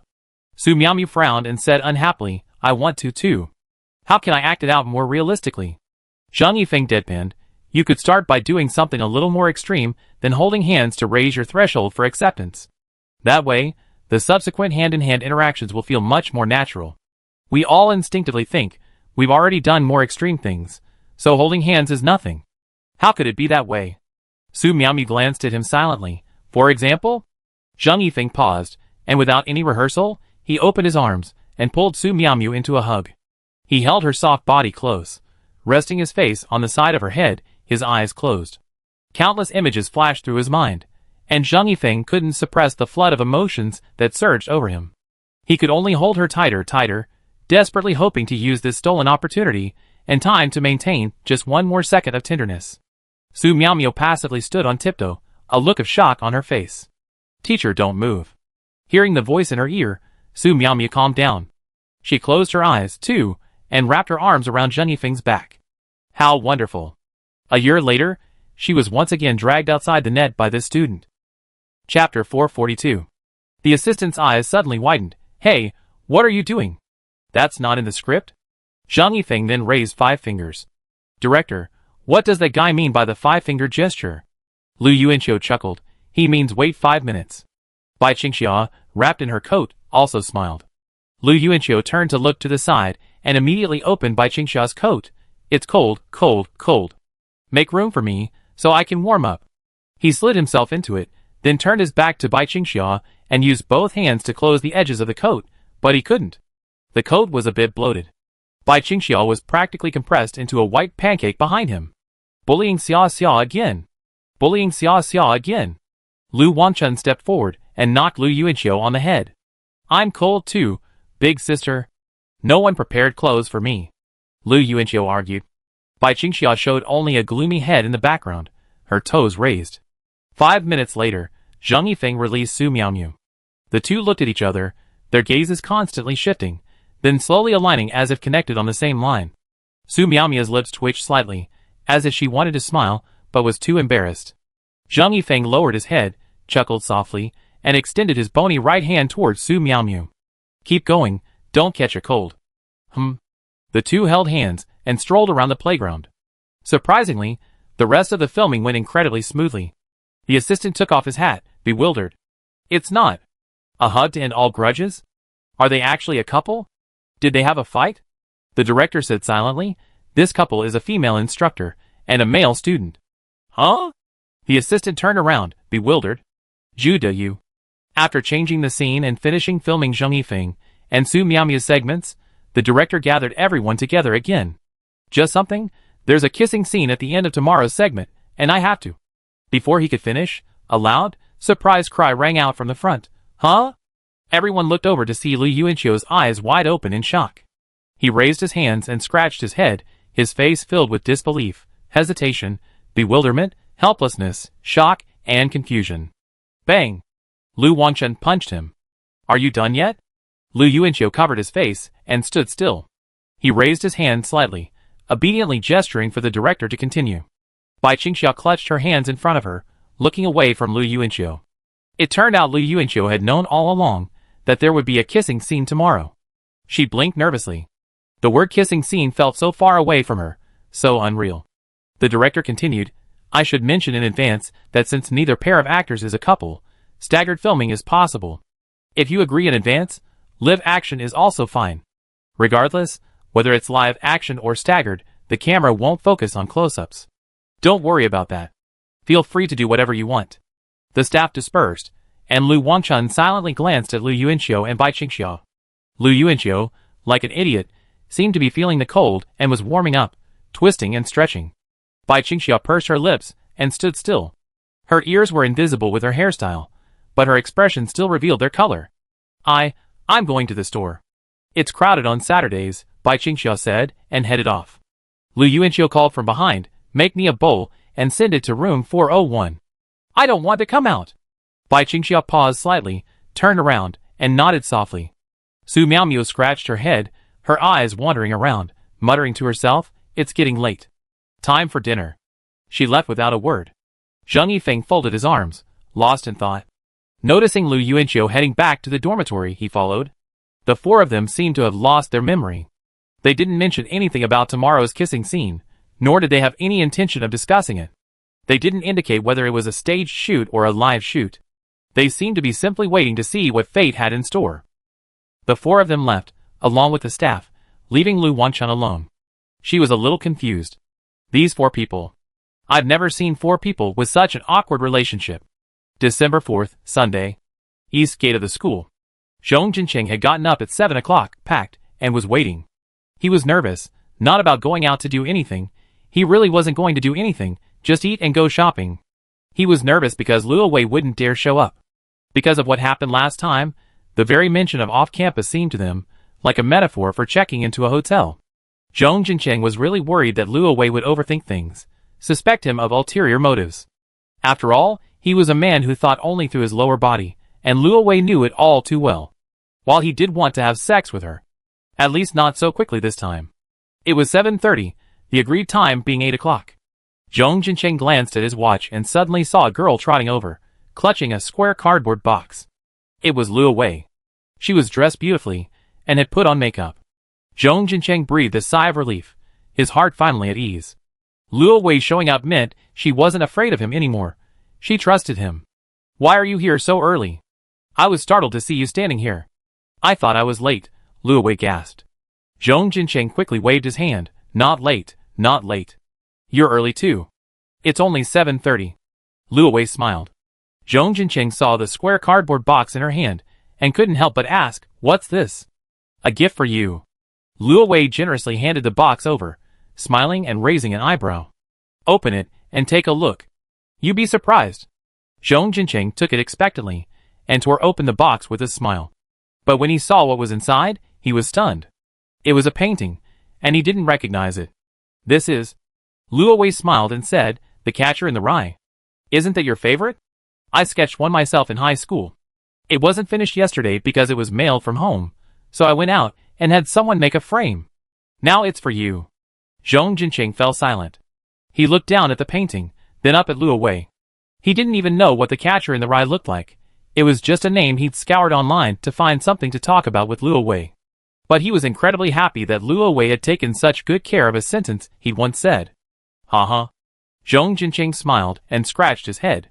He felt a little overwhelmed by the first time a girl cared about him. He looked at Luo Wei's sincere smile, moved, and silently vowed. From this moment on, he would truly fall in love with the Catcher in the Rye, understanding the meaning behind it, and the context in which the artist painted it. At the same time, He also trusted Luo Wei. Chapter 443. Trust. Subconsciously choosing to trust someone seems like a distant memory. Zhong Jinqing vaguely remembered once having immense trust in a man. Dad, why do you always take off your clothes when fighting? Because it's easier to stretch your arms and legs. No, did you sneak a peek at my CD? Yes, those ladies in it are so beautiful. And their voices are beautiful. Hey, if you just study hard, you have ladies like them singing to you every day, no two songs the same. Wow. Old Zhong always seemed like such an unreliable person. When he was young, he'd lost control, leading to the birth of Zhong Jinqing. His grandparents were furious, but the matter was done, so they had no choice but to marry their precious daughter to this bastard. But from the moment they got married, divorce seemed inevitable. Zhong Jinqing spent only 5 brief years with his mother after his birth. His only memory during those 5 years was his parents' constant bickering so much that the ceiling seemed to crack and spread toward the walls. At least that's what Zhong Jinqing felt when he looked up from his corner. If a man and a woman don't love each other, why stay together? Why start a family? At the age of 7, the moment an airplane took off for the first time, Zhong Jinqing had an epiphany. So this was God's purpose in separating men and women. Absolutely brilliant. Only when he grew up did he realize there was such a thing as love. It sounded fantastical. It might be a little different from the original. I was still young back then. Of course, even if I were to draw it now, I wouldn't be able to create a true Catcher in the Rye. The original is the original. It can never be copied. Ha ha ha. I just thought it would be a small gift. Luo Wei saw Zhong Jinqing staring at the painting in silence, so she spoke awkwardly. People who like the original might be bothered by a copy. Zhong Jinqing quickly looked up. It's absolutely beautiful. I love it, and I keep it forever. It's just that this is my first gift from a girl, so I'm a little touched. Luo Wei breathed a sigh of relief and smiled happily. Zhong Jinqing, in turn, lowered his head in embarrassment. He had never seen the original, so the painting before him was his first impression of the original version of The Catcher in the Rye. People's nostalgia determines that they always have a soft spot for the original, whether it's the original or a copy, no matter how flawed or imperfect it is. Just like the youthful appearance of a first love always leaves a lasting impression, no matter how many years have passed. So no matter who Van Gogh is, I can study the background of your painting, but it's definitely not your painting that I like. Because the original The Catcher in the Rye is in my hands. Zhong Jinqing looked down, a smile on his face. Jucheng Institute of Technology. At 8 o'clock in the morning, Chao Shuang should have been lying in bed in his dorm.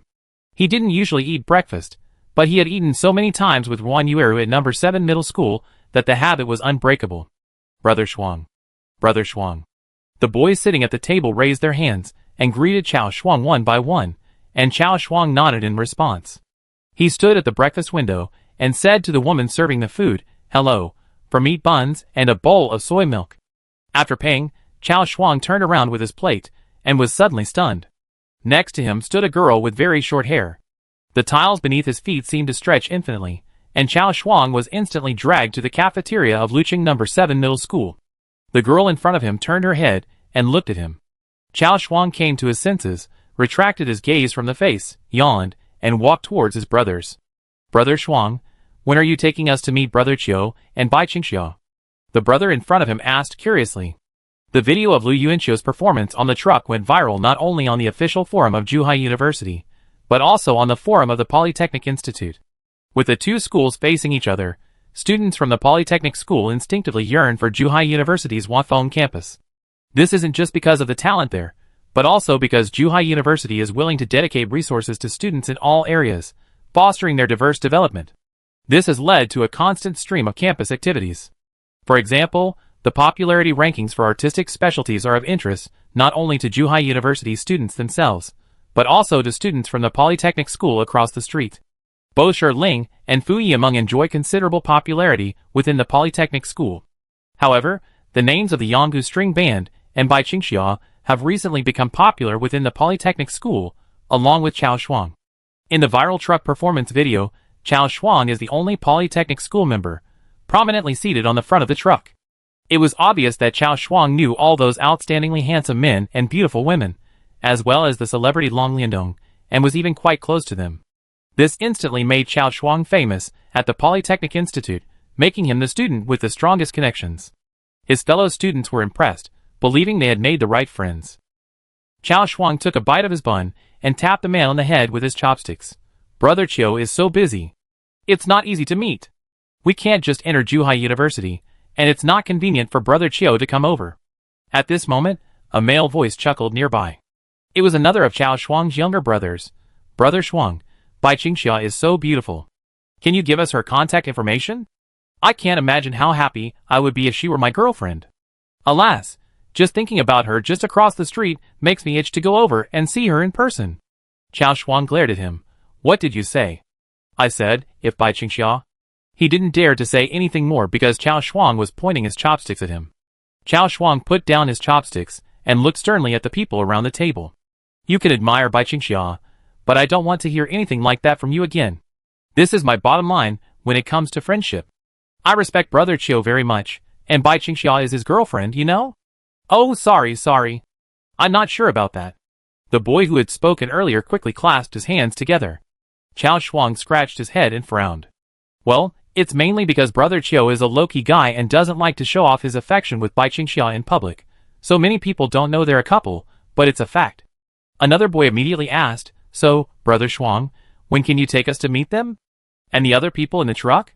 Chao Shuang bit into his bun and replied, probably at the New Year's Eve party at the end of the month. I don't know what Brother Chiu will be doing. If you contact me then, everyone from the Polytechnic Institute will go over to help out if needed. Chapter 444. Meanwhile, in the Zhuhai University library, Lu Yuanqiu and Bai Qingxia, wearing the uniforms from the promotional video, sat facing each other, each with a book in front of them. A camera was set up a dozen meters behind them.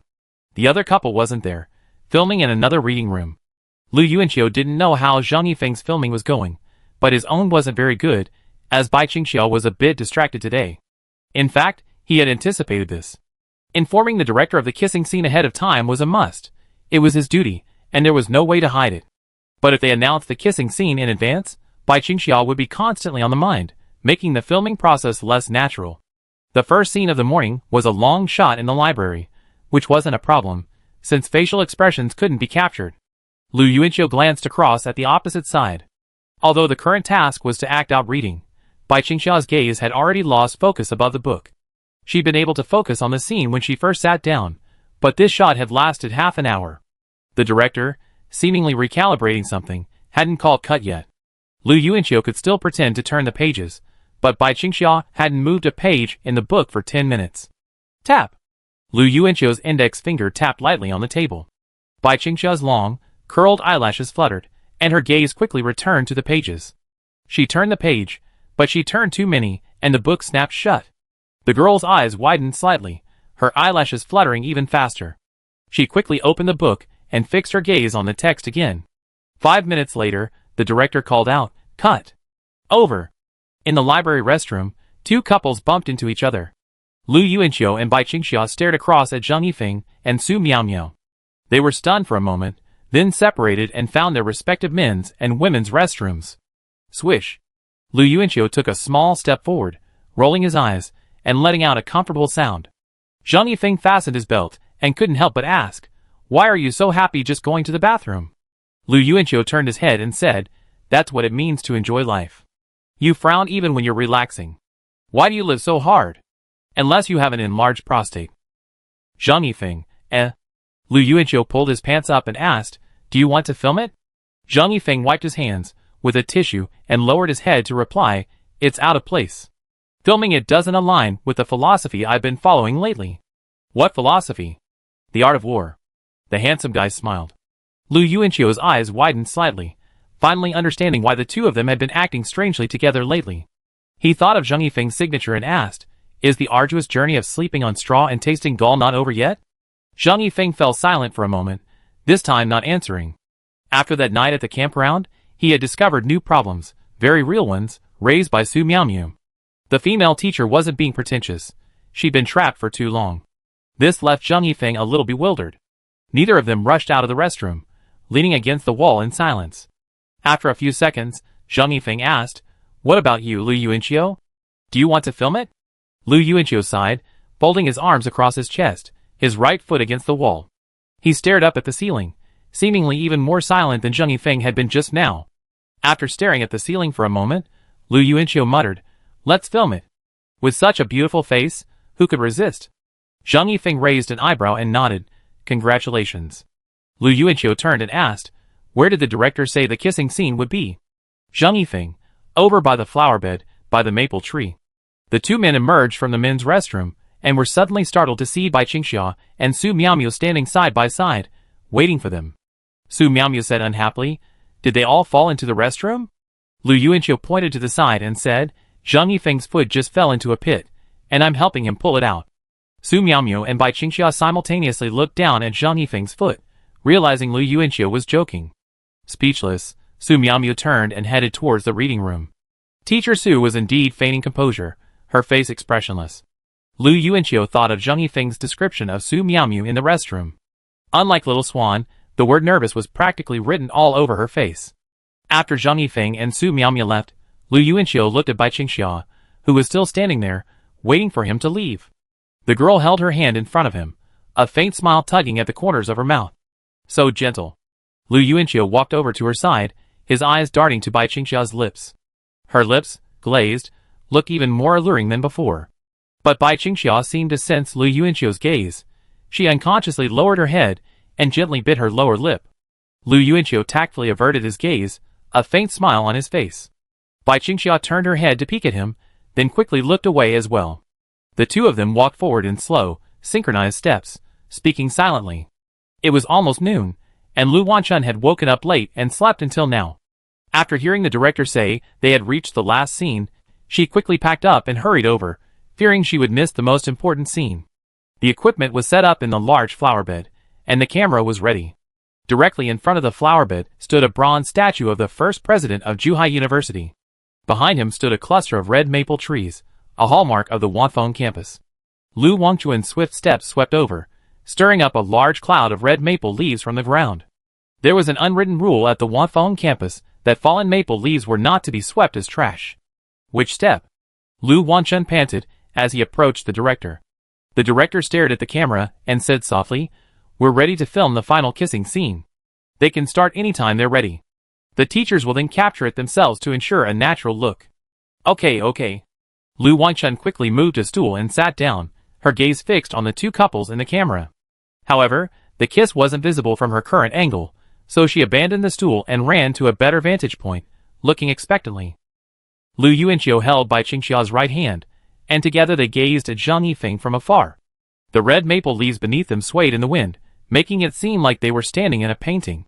The female teacher, who had remained calm for a while, smoothed down her wind-twisted hair, but it seemed as if she could no longer pretend. Her lips trembled slightly. She raised her head and looked at Zhang Yifeng, asking, Zhang Yifeng, are you planning to do a distorted shot or a real one? Zhang Yifeng said, distorted shot? Su Miaomiu was stunned for a moment, then nodded, okay, let's begin. Zhang Yifeng extended his right hand, and Su Miaomiu placed it in his palm.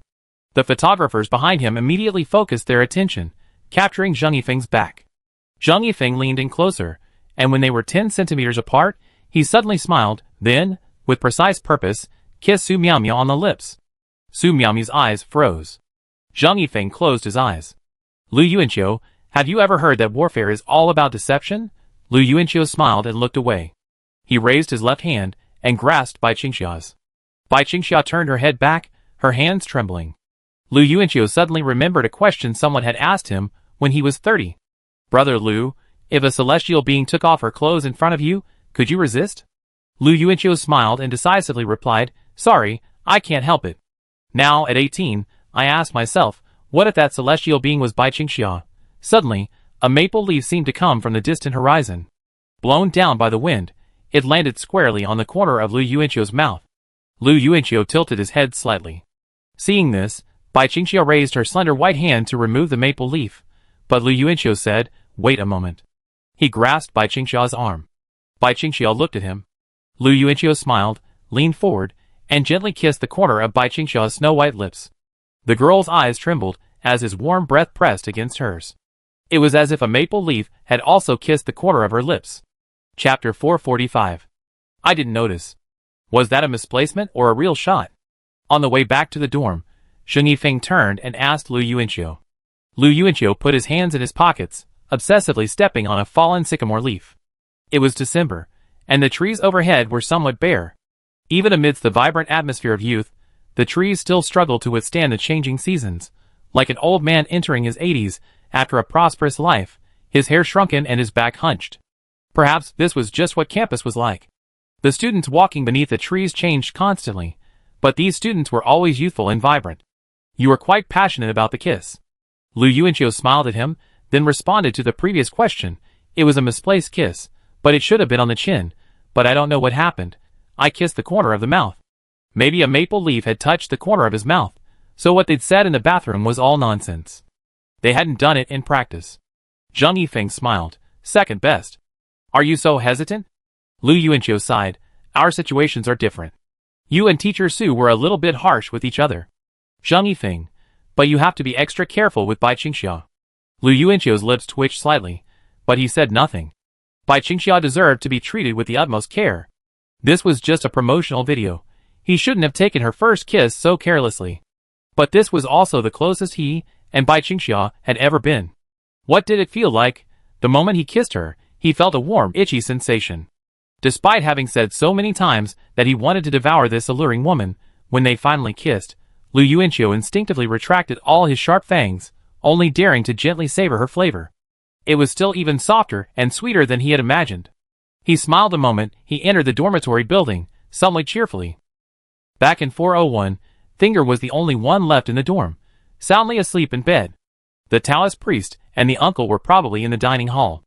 Lu Yuanqiu wasn't sure if Bai Qingxia would go to the dining hall at noon today. She trotted off with Lu Wanchun when they parted ways, blushing profusely.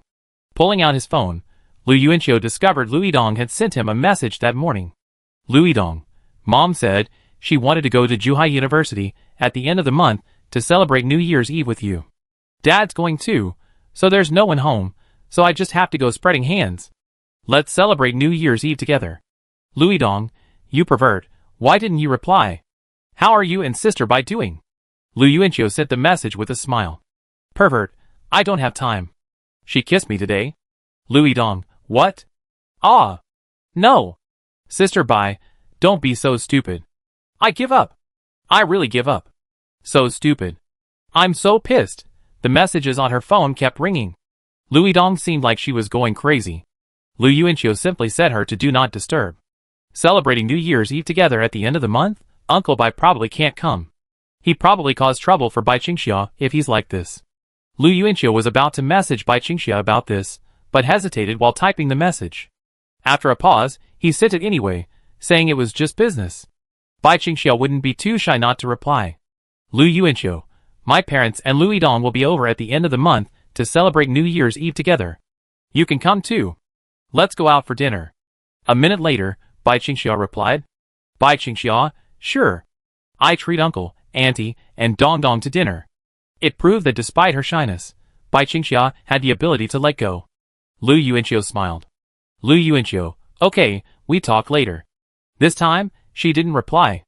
Lu Yuanqiu waited a moment before putting his phone down, curious about what she was doing at that moment. After changing, Su Miao, distraught, pushed open the door to the counselor's office.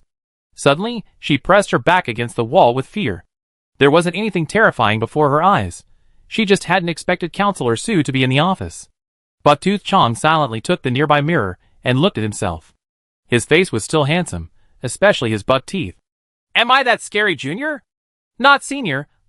You scared me by just sitting there. Su Miao patted her chest, her cheeks flushed.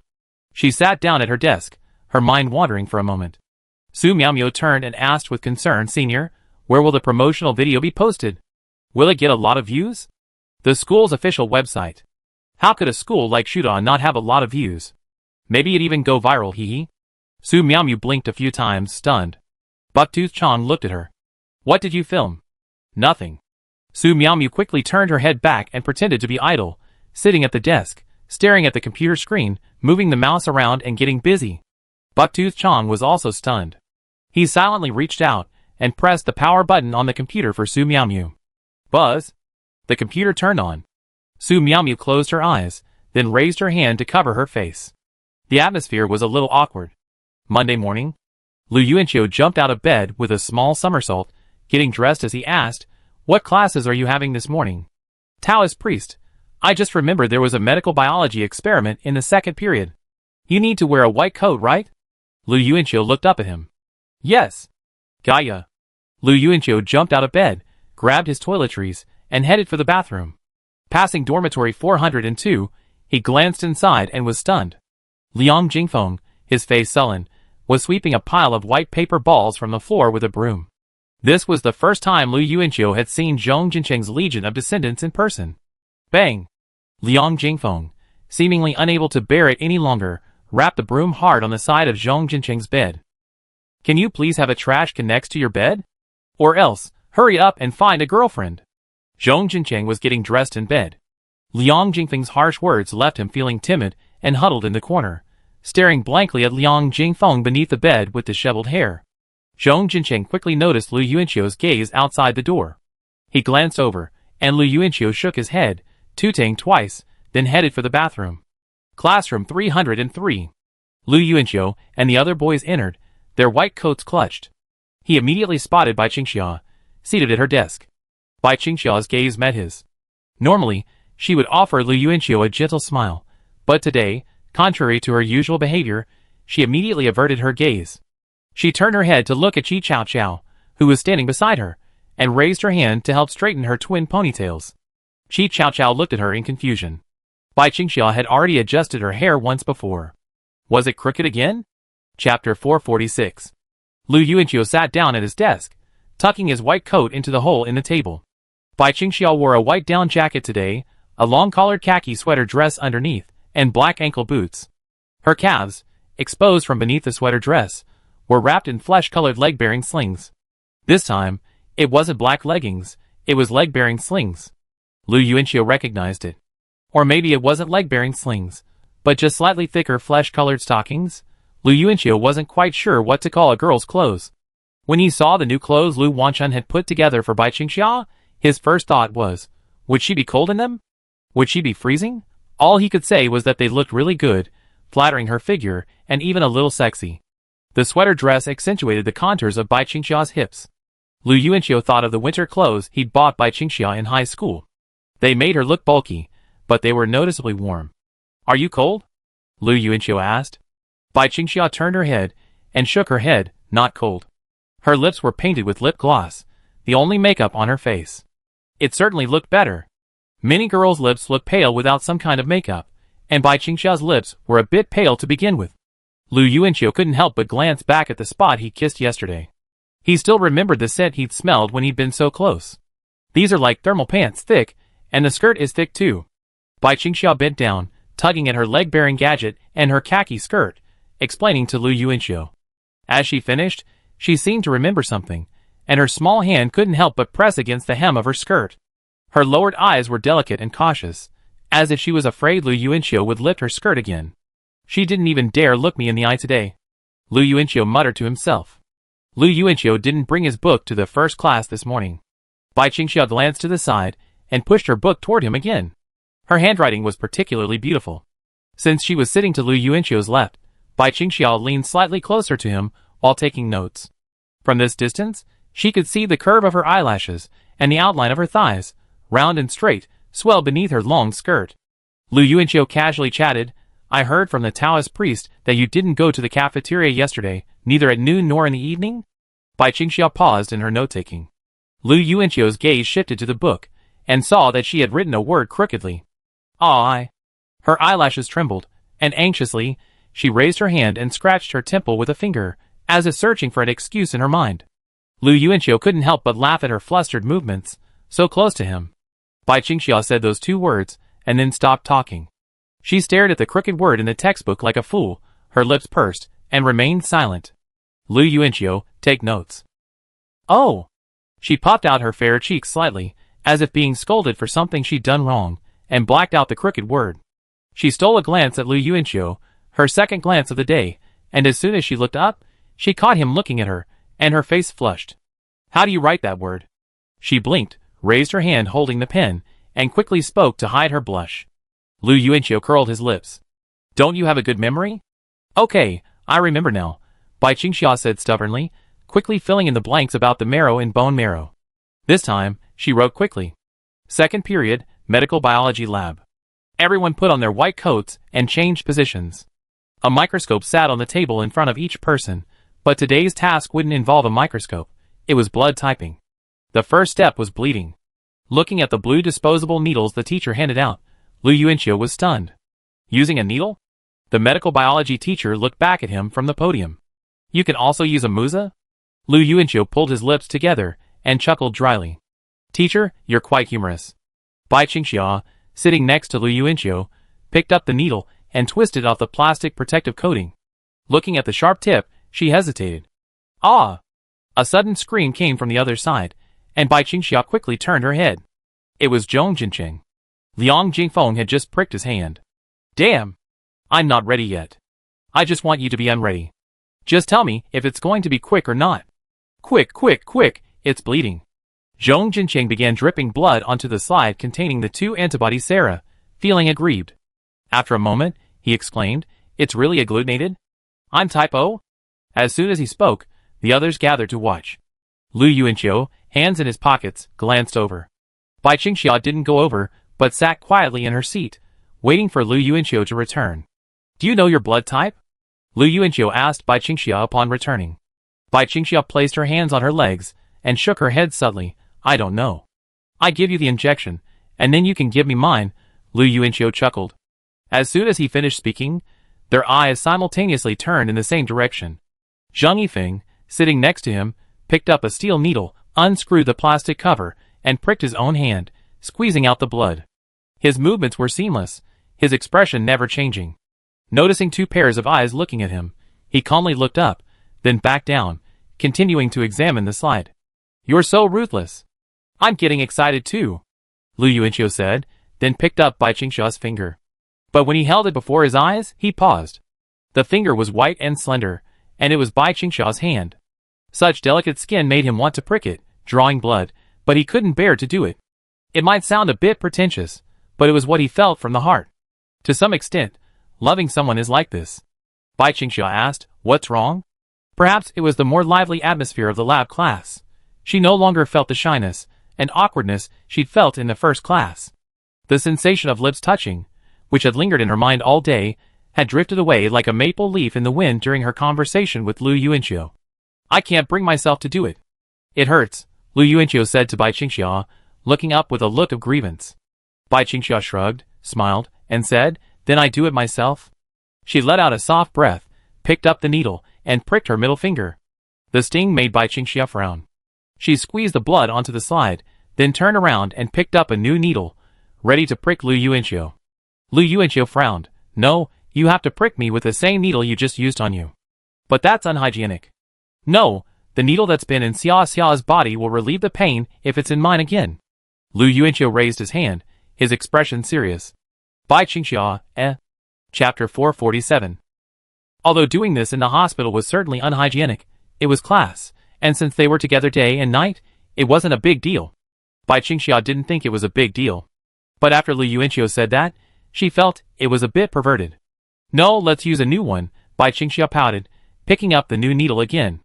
Lu Yuanqiu actually wanted to suggest, why don't you just unbutton your lab coat, and let me see you wearing a sweater dress underneath while you're piercing me. That would also help ease the pain. Before coming to the lab, Bai Qingxia took off her down jacket and changed into her lab coat. Lu Yuanqiu was stunned when he saw what she looked like underneath. The only thing that came to his mind was, Chun Gu, you're worthy of being my Chun Gu. From now on, I leave all of Xia Xia's clothes to you. This sweater dress was very form-fitting. As an inner layer, it wasn't overly embellished, and the lines were very soft and smooth, perfectly showcasing the curves of Bai Qingxia's figure. Unfortunately, Bai Qingxia had changed too quickly in the classroom, so Lu Yuanqiu only caught a fleeting glimpse. He couldn't even imagine how comfortable it would be to hold this body. But making such a request at this moment seemed rather vulgar, and not in a public setting, so Lu Yuanqiu pressed the issue. Just use that needle. Don't you want to know my blood type? Bai Qingxia curled her lips, hesitated for a moment, then picked up the needle she had just used and grasped Lu Yuanqiu's hand. The mention of this method relieving pain made her know Lu Yuanqiu was a psychopath. But since Lu Yuanqiu would feel good about it, he might as well go along with him. After all, seeing him being strangled playfully was painful all the time, let alone pricking his hand with a needle. So, Bai Qingxia smiled when she heard Lu Yuanqiu say heartache, because she felt the same way, but she probably wouldn't express it so bluntly in front of him. The needle pierced his skin, and Lu Yuanqiu frowned. Ah! Another strange sound. Bai Qingxia quickly pulled out the needle and set it aside, giving him a stern look. Luckily, no one else noticed. Seeing blood oozing out, she quickly took Lu Yuanqiu's finger and squeezed it, gently saying, "It hurts when you squeeze it too. Just bear with it." Xia Xia is so kind, Lu Yuanqiu said in a sweet voice, a smile on his face. After squeezing 2 drops of blood into antibody A and antibody B serums, Bai Qingxia carefully wiped Lu Yuanqiu's fingers with a cotton swab. Then, with an expectant look on her face, she brought her slide over and placed the 2 slides together, resting her chin on her hands to examine them together. Seeing the blood coagulate in both slides, her eyes widened in surprise. "You're AB type, and so am I," she said happily. Lu Yuanqiu knew he was AB type, but he hadn't expected Bai Qingxia to be AB type too. While the average person only has 4 blood types, the likelihood of 2 people having the same type was high, but seeing this happen to him and Bai Qingxia, it still brought a small sense of happiness. Bai Qingxia appeared even happier. This coincidence, this similarity, seemed to strike a chord with a soft spot deep within her. Girls are naturally sentimental and romantic, and even Bai Qingxia was no exception. After carefully placing the 2 slides, she took out her phone and took a photo. Zheng Yifeng's voice rang out from the side. "Among Asians, only about 5% have type AB blood. It's quite a coincidence that you two are among that 5%. Bai Qingxia turned her head, her eyes brightening again at this. She was truly delighted. She sat back, shifting the 2 slides side by side, and took another photo from a different angle. Lu Yuanqiu, touched by her mood, also smiled. He asked Zheng Yifeng, "What's your blood type?" Zheng Yifeng, "Type A." Lu Yuanqiu walked towards him and asked curiously, "Did you see Teacher Su today?" Bai Qingxia was slightly startled by this. The feeling of her lips touching hers resurfaced in her mind. She blinked a few times, pursed her lips, put the slides away, and silently flipped through her book. Zheng Yifeng, "No, but I'm going to the office at noon to bring her some information." School was over at noon. Knock, knock, knock. "Come in." Zheng Yifeng walked into the counselor's office. Su Miaomiao glanced up at him from her computer screen, then gestured to the corner of the desk. "Just put it there." Zheng Yifeng glanced at the light from the computer screen reflected on the female teacher's face. He placed the stack of A4 papers there, said nothing, and turned toward the door. "Zheng Yifeng." Su Miaomiao's voice came from behind. Zheng Yifeng turned around. The female teacher looked up at him for a moment, then suddenly lowered her head with an uneasy expression. "Ah, it's okay. You can go first." Zheng Yifeng nodded, opened the office door, and walked out. Hearing the door close, Su Miaomiao squeezed her eyes shut tightly, and slapped her mouth lightly in frustration. Suddenly, the door opened again, revealing Zheng Yifeng. Su Miaomiao sat at her desk, half straightened, staring at him. What's wrong?" Zheng Yifeng asked calmly. "Teacher, what's your blood type?" "Huh?" "Just asking. If you can't tell me, forget it." He was about to close the door again when Su Miaomiao blurted out, "I'm type A." The female teacher saw the male student outside, her lips curled slightly, a hint of a smile in her eyes. She nodded respectfully, and closed the door again. "What does that mean?" Su Miaomiao frowned, wondering. "What's this guy up to? Why hasn't Zheng Yifeng come yet? I'm almost finished eating. He's not going to Renjin fireworks, is he?" In the first cafeteria, Zhong Jincheng wiped his mouth with a tissue. They didn't go to Renjin fireworks restaurant today. They'd already tried everything there, so they decided to come to the first cafeteria for a change of pace. Lu Yuanqiu didn't respond. He saw a familiar figure strolling along the cafeteria window, jotting down something in a small notebook. Before he could even open his mouth to greet them, Zhong Jincheng explained, "Senior Chu Lan." Chu Lan, who was standing by the window, turned and approached in surprise. "You guys? I've been hanging around this restaurant for most of the semester. How come I only ran into you today?" Lu Yuanqiu smiled. "We've been eating at another restaurant. Are you so busy with work?" "Don't mention it. The boss said the head of the main office is coming this Saturday to inspect our work, and he even mentioned that he might invite his nephew to meet with the employees. Now that not only the head is here, but the future successor to the branch office is too. We workers here definitely have to work harder." Zhong Jincheng scoffed. I know. It's just like before the Education Bureau came to school." Chu Lan smiled and pointed at Zhong Jincheng. Chapter 448. The 2 men were chatting happily. but Lu Yuanqiu couldn't get a word in. He raised his hand to rub his forehead, his eyes hidden by his palm, revealing a mixture of surprise and embarrassment. Are the eldest and second uncles coming? Or just one? Then why bring me along? No, they finally made it to Zhucheng, so it would be normal for them to take me to the company for a formal meeting with the employees. Just as he thought of this, Lu Yuanqiu's phone rang. He picked it up, his eyes widening in surprise, and he almost choked on the food in his mouth. Speak of the devil. It's the eldest uncle. You guys chat, I take a call. Lu Yuanqiu chuckled, quickly wiped his mouth, and stood up, covering his phone with his hand, and walked in one direction. Answering a call while avoiding people, Zhong Jincheng muttered. Probably because she was almost done with her work, Chu Lan simply sat down at the table. She placed her small notebook on the table, and wrote something with a pen. Seeing this, Zhong Jincheng handed her an unopened bottle of Coke. Senior, have a Coke. Okay, thank you. I treat you all to dinner someday. Chu Lan looked up and smiled. Suddenly, her curiosity was aroused.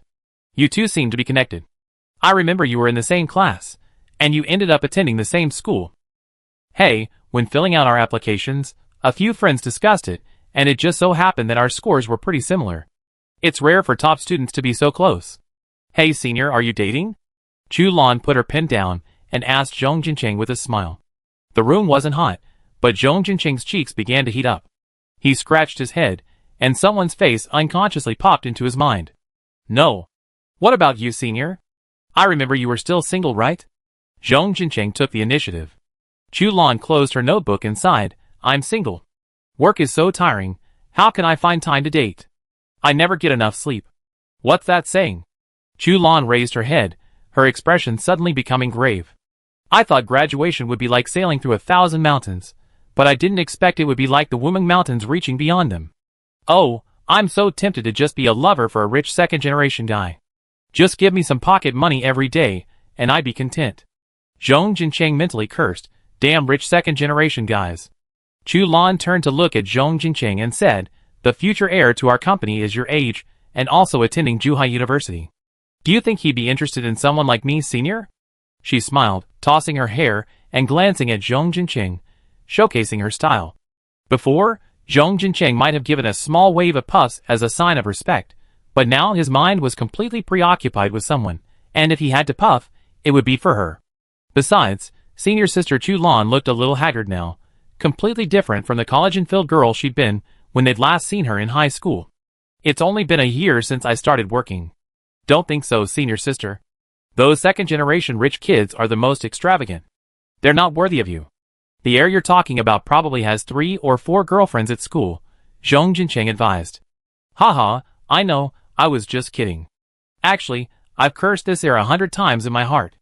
If he hadn't gone to Zhuhai University, I wouldn't have been there every day to check on the work. What does the boss say? Other school cafeterias don't matter, but Zhuhai University's cafeteria must satisfy the prince's needs. Just hearing the face makes me sick. Chu Lan gritted her teeth in anger. She looked up and saw Lu Yuanqiu standing blankly by the table, his phone in hand. Did you finish the call? Chu Lan asked. Lu Yuanqiu hummed, returned to his seat, and lowered his head to eat. Then all your hard work has been in vain. Your so-called prince has been eating at Ringjian Fireworks Restaurant almost exclusively this semester, and hasn't been to the public restaurant. Lu Yuanqiu muttered to himself. The call from my uncle just now was about going to the company this Saturday. However, we still have to go to the activity building to draw lots for the New Year's Eve party. We let Finger and the other 4 go then. Then you guys eat. I'm leaving now. I have to get back to the company and continue my work. Chu Lan put away his notebook and stood up. Zhong Jincheng raised his right fist in encouragement from his seat. Push harder. Curse that air into paralysis. Chu Lan turned and chimed in. Ha ha ha. Yeah, that way I can get more rest. Lu Yuanqiu found the food a bit bland. Zhong Jincheng muttered. Senior Chu Lan is quite optimistic, but it's completely different from the last time we met. Is this what it feels like to be an adult persecuted by work? Lu Yuanqiu shrugged, indicating he wasn't sure. Zhong Jincheng was curious. I remember she and Senior Qin Luo weren't a couple. Lu Yuanqiu replied. It's probably a secret crush. Senior Qin Luo is too honest. Senior Chu Lan might know about his feelings, but TSK, feelings are so complicated. It's hard to explain. In the past, Zhong Jincheng would have retorted, pretending again, upon hearing Lu Yuanqiu say something like that, but not anymore. Ah, work is horrible. I'd better cherish my campus life. Zhong Jincheng simply muttered this. Zheng Yifeng walked in from the cafeteria entrance. The two turned and noticed that this expressionless face seemed to be in a good mood. What was this sullen, sultry guy so happy about? December 6th, Tuesday, classroom 303. There were no classes this afternoon, but Lu Yuanqiu was dragged to the classroom by Bai Qingxia anyway. The classroom was empty. In this weather, students tended to get into bed when they didn't have classes. Tomorrow was the heavy snow solar term, and the temperature in Zucheng seemed to drop to 5 or 6 degrees Celsius. Bai Qingxia closed the classroom door and window, then turned around and suddenly noticed Lu Yuanqiu looking panicked. Do it in the classroom? No. That's not good, just the two of us? What if someone knocks on the door? Lu Yuanqiu asked nervously. What a strange question. Bai Qingxia raised her little hand and pointed behind her, then replied calmly, Then I go open it. Lu Yuanqiu scratched his nose and said, Oh. The two of them sat in their seats. Bai Qingxia had brought many textbooks for her final exam. She pulled out her own and started flipping through the pages. Watch me. Mark all the important points. If you don't pay attention in class, you fail the final exam. You're so mean, Lu Yuanqiu grumbled, frowning. Bai Qingxia stared at him, speechless for a few seconds. Then, with a serious tone, she said, Open it. Lu Yuanqiu pouted in grievance, opened his own textbook, picked up a pen, and began underlining the important points. Finger said the exam content is all memorized, not much brainpower required, so I didn't pay much attention. But there's a lot to memorize. The clinical students on the forum said that those who don't pay attention in class almost always start memorizing a month before the final exam. Oh, you've even learned to browse forums? Lu Yuanqiu laughed. Bai Qingxia, Chapter 449. Lu Yuanqiu kept changing the subject. Bai Qingxia frowned, giving him a serious and angry expression. It wasn't intimidating at all. Lu Yuanqiu only found it endearing, and even wanted to put his hands on his hips for her. But it was rare for Little Swan to be so assertive. Lu Yuanqiu scratched his cheek, and continued to honestly underline the key points. Seeing him comply, Bai Qingxia smiled softly, thinking her anger was just a pretense to scare him. She continued to pull out other books. While Lu Yuanqiu was underlining the key points, she also began to scan other subjects, marking key points for him. She also memorized the final exam points shared by the senior students on the forum. Lu Yuanqiu, it seems like college breaks start early. I heard this semester's holiday starts on January 7th. Bai Qingxia responded. So, you still have a month to review? You shouldn't be afraid of the CET4. I can pass the CET4 with a single glance. Lu Yuanqiu chuckled and turned to look at Bai Qingxia, who was holding a pen with a serious expression. She was still wearing the same white down jacket and khaki sweater dress from yesterday. Lu Yuanqiu thought the white down jacket was a bit of a hindrance. Your down jacket looks so nice. Can I try it on? Lu Yuanqiu smiled at her. Bai Qingxia turned her head and looked at him quizzically, but after a few seconds, she unzipped her jacket and obediently took it off, handing it to Lu Yuanqiu. You probably can't wear it, right? Try it on and you know. Lu Yuanqiu took off his down jacket. He looked at the heavy, khaki-clad scene before him, and suddenly felt a strange sense of happiness. By the way, did Lu Wanchun take you shopping for new underwear? Yes. This topic seemed to hit a nerve in Bai Qingxia. She turned away, clenching her pen with both hands. Lu Yuanqiu, observing her figure from the side, was even more astonished. Bai Qingxia turned to look at him again, and Lu Yuanqiu quickly looked away, pretending to put on his down jacket seriously. It looked large, but men and women have different shoulder widths, so it was indeed a bit difficult for Lu Yuanqiu to wear. Bai Qingxia raised her hand, scratching her head, and explained awkwardly, but Chun bought me something weird. She bought me the kind that's transparent at the bottom, and tied with strings on the sides. I've never seen that before, but she said all girls wear that now. Ah, what did you say? Lu Yuanqiu's eyes widened. Bai Qingxia froze for a moment, then, as if realizing Lu Yuanqiu was overthinking things, quickly waved her hands in front of her. Lu Yuanqiu's gaze fixed on her chest, then shifted away awkwardly. Just as he'd imagined, Bai Qingxia couldn't move her upper body too much, otherwise it would be obvious. She was only suitable for wearing such tight clothing when there were only two people around. No, the bottom I'm talking about is the underwear underneath, not the bottom. And the transparency is only a little bit around the edges, not completely transparent, Bai Qingxia explained hastily. Perhaps the only person in the world she'd be willing to discuss this with a man was Lu Yuanqiu. Ah, that's more like it. If that Lu Wanchun keeps buying you random things, I go get her. Lu Yuanqiu frowned, muttering a slight criticism. Brother Chun, you're such a shopping savvy. Lu Yuanqiu mentally praised her. He finally put on Bai Qingxia's down jacket. It was so tight that he couldn't even stretch both arms forward at the same time, so Lu Yuanqiu leaned sideways, resting his right arm on the table, and continued to focus on his calligraphy. Bai Qingxia sat there, staring at him blankly, realizing that Lu Yuanqiu didn't seem ready to return her jacket. After waiting a moment, Lu Yuanqiu still didn't return her jacket, so Bai Qingxia pointed forward, clothes. Huh? Oh, why aren't you wearing a coat? It must be so cold. Lu Yuanqiu chided. Bai Qingxia, ? Before she could ask a question, Lu Yuanqiu quickly turned around and took his down jacket and draped it over her shoulders. Take mine first, and continue studying. Lu Yuanqiu then picked up his pen. Bai Qingxia wrote for a moment, then turned to look at Lu Yuanqiu. Lu Yuanqiu immediately lowered his head to read, his movements suddenly rapid. Bai Qingxia was a little puzzled, but then she smiled. Seeing Lu Yuanqiu wearing her down jacket gave her a unique feeling, a feeling of closeness, the kind where they could swap clothes. The entire afternoon passed, Lu Yuanqiu marking the key points for both subjects. Bai Qingxia thought back to her schedule and murmured, Friday afternoon has fewer classes, so I can use them. Do you have time on the weekend? Let's continue. Ah? Continue? If you keep going on like this, I'm afraid I end up throwing away tissues tonight. Lu Yuanqiu thought to himself with amusement. Although he was craving Little Swan, he wasn't as frivolous as Zhong Jinqing. Oh!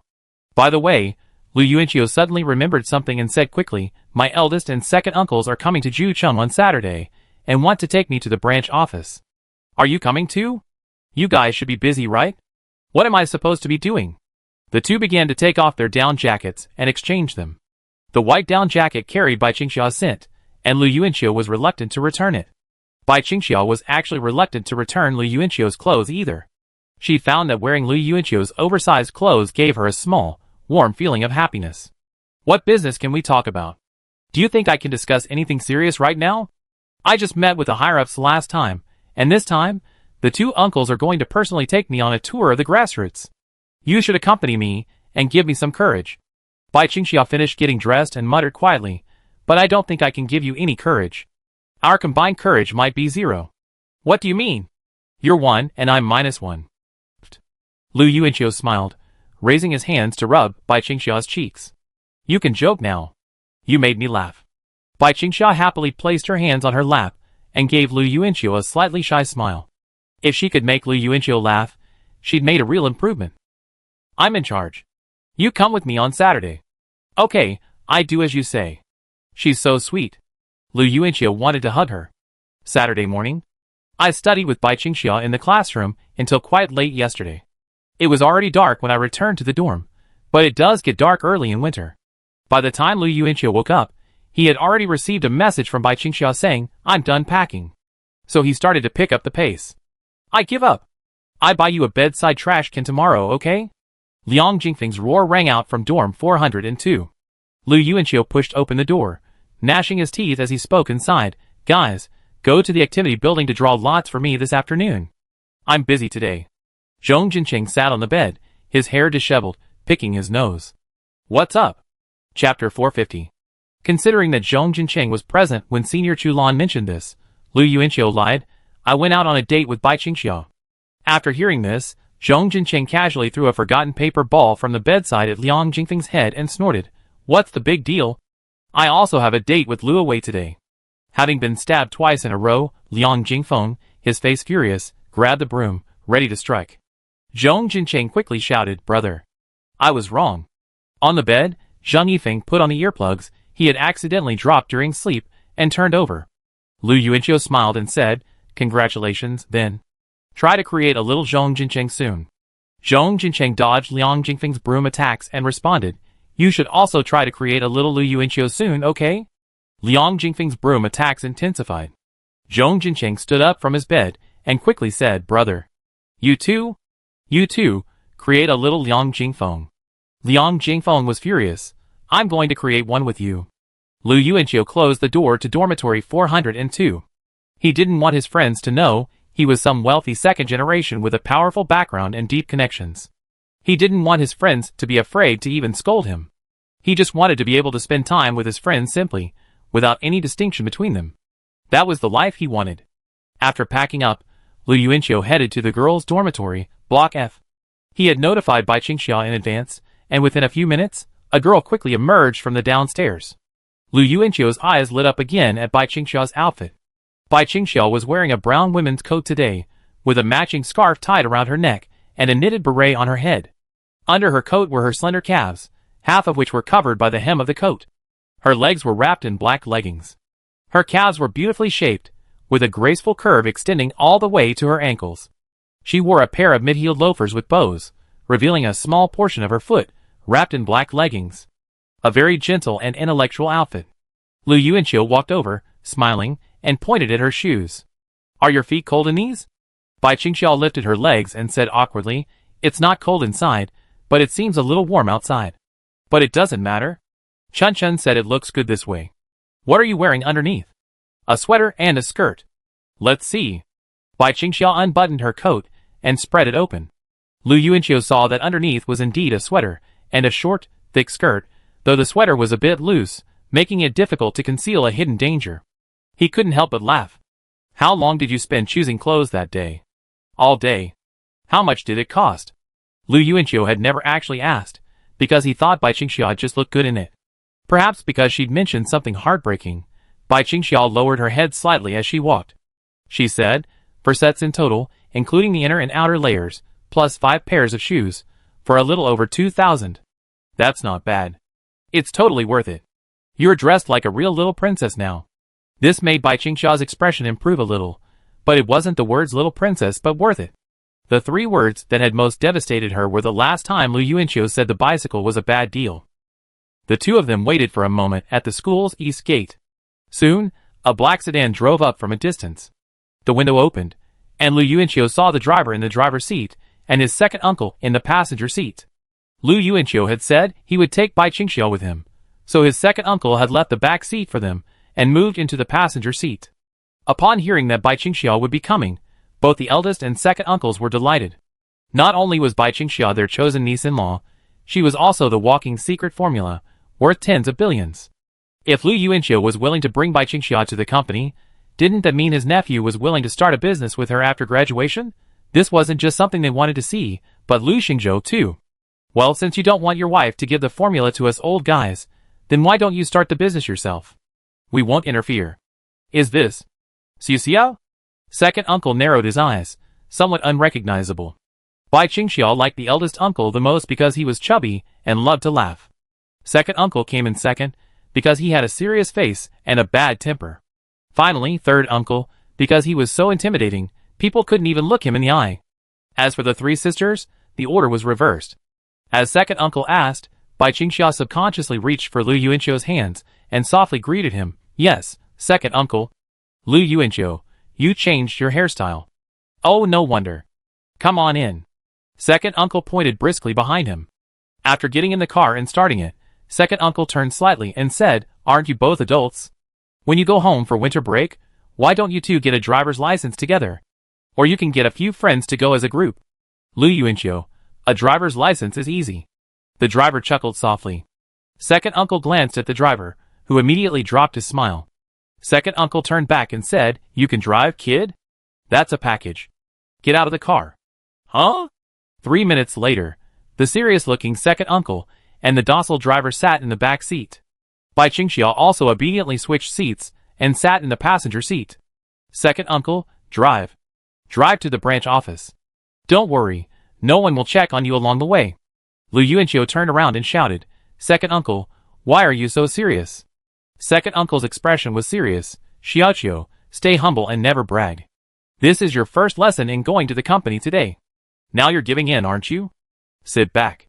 Bai Qingxia's breathing became cautious. Just as she was about to open the door and get out, Lu Yuanqiu grabbed her hand and helped her buckle up the passenger seat belt.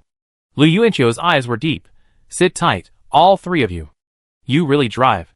Second uncle's eyes suddenly widened in surprise. He silently buckled the back seat belt. The driver quickly followed suit, a little nervously. "Of course." Lu Yuanqiu then released the parking brake, started the engine, pressed the clutch, engaged the gear, activated the turn signal, released the clutch, stepped on the accelerator, and turned the steering wheel. The car started smoothly, all in one smooth motion. Bai Qingxia silently observed Lu Yuanqiu's handsome profile and movements in the driver's seat. After the car started, she pursed her lips and secretly glanced back at her second uncle and the driver. Second uncle's eyes widened. You? Have you ever stolen your father's car or your mother's? Second uncle, a little embarrassed, asked Lu Yuanqiu hurriedly. Bai Qingxia couldn't help but laugh, but she didn't dare laugh out loud. She just curled the corners of her mouth. Chapter 451. I didn't even drive secretly.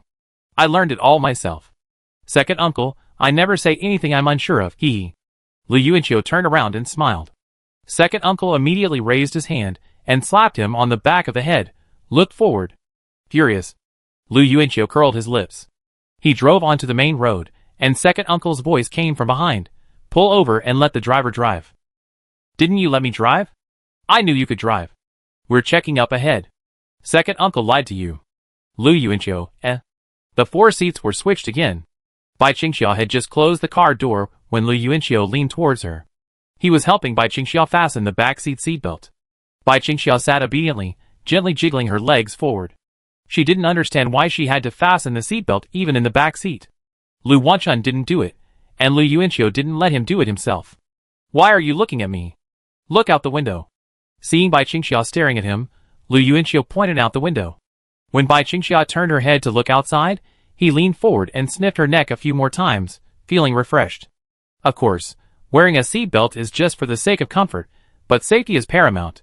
While you're safe, little Swan can't be in any danger. So sometimes when Lu Wanchun took Bai Qingxia out alone, Lu Yuanqiu felt uneasy. It wouldn't matter if they encountered bad guys. Chun Ge had a strong attack power, but he was worried about him being careless. It happened to be the morning rush hour, and the car took an hour or so to drive to the Lu Food Industrial Park. Lu Yuanqiu saw a number of middle-aged men in suits standing in front of him. Among them were the uncle who was waiting there, and the branch's current general manager, Old Wang. The slick-looking man with a shrewd, rat-like appearance. The 3 of them got out of the car, and Bai Qingxia quietly walked over to Lu Yuanqiu, leaning in close. The people who came out to greet them were all senior executives, and Lu Yuanqiu and Bai Qingxia immediately spotted the Human Resources Director, Liang Jingfeng's father, standing among them. While greeting the uncle, Lu Yuanqiu even made a point of smiling and greeting Mr. Liang. Hello, Uncle Liang. Mr. Liang still had his hair braided back today, exuding the charm and handsomeness of an older man. He nodded with a flushed face, feeling a little refreshed at this feeling of being treated specially in the crowd. Although the special treatment was due to his embarrassing incident at the previous party, it was also another level of unfairness, unacquaintance. At least his colleagues didn't know. They would only think he had a good relationship with the prince. Mr. Liang hadn't intended to tremble, but when General Manager Lao Wang turned around and gave him a look of surprise when Lu Yuanqiu greeted him, he couldn't help but shudder. Xiao Xia is so beautiful now, the eldest uncle said, approaching with amazement. Lu Yuanqiu was a little proud. Yeah, no wonder Grandma said second uncle looks like second master. They're both straight men. They can't recognize a girl with a different hairstyle, but uncle recognizes her instantly. The second uncle pinched the back of Lu Yuanqiu's neck and said angrily, I picked you up and beat you like this when you were little. The old lady spoiled you so much, and I said you were tough. Isn't it getting stronger with each beating? So you've been the one who's taken care of me since my dad beat me up? Don't talk nonsense, sir. If he doesn't beat you, I beat him.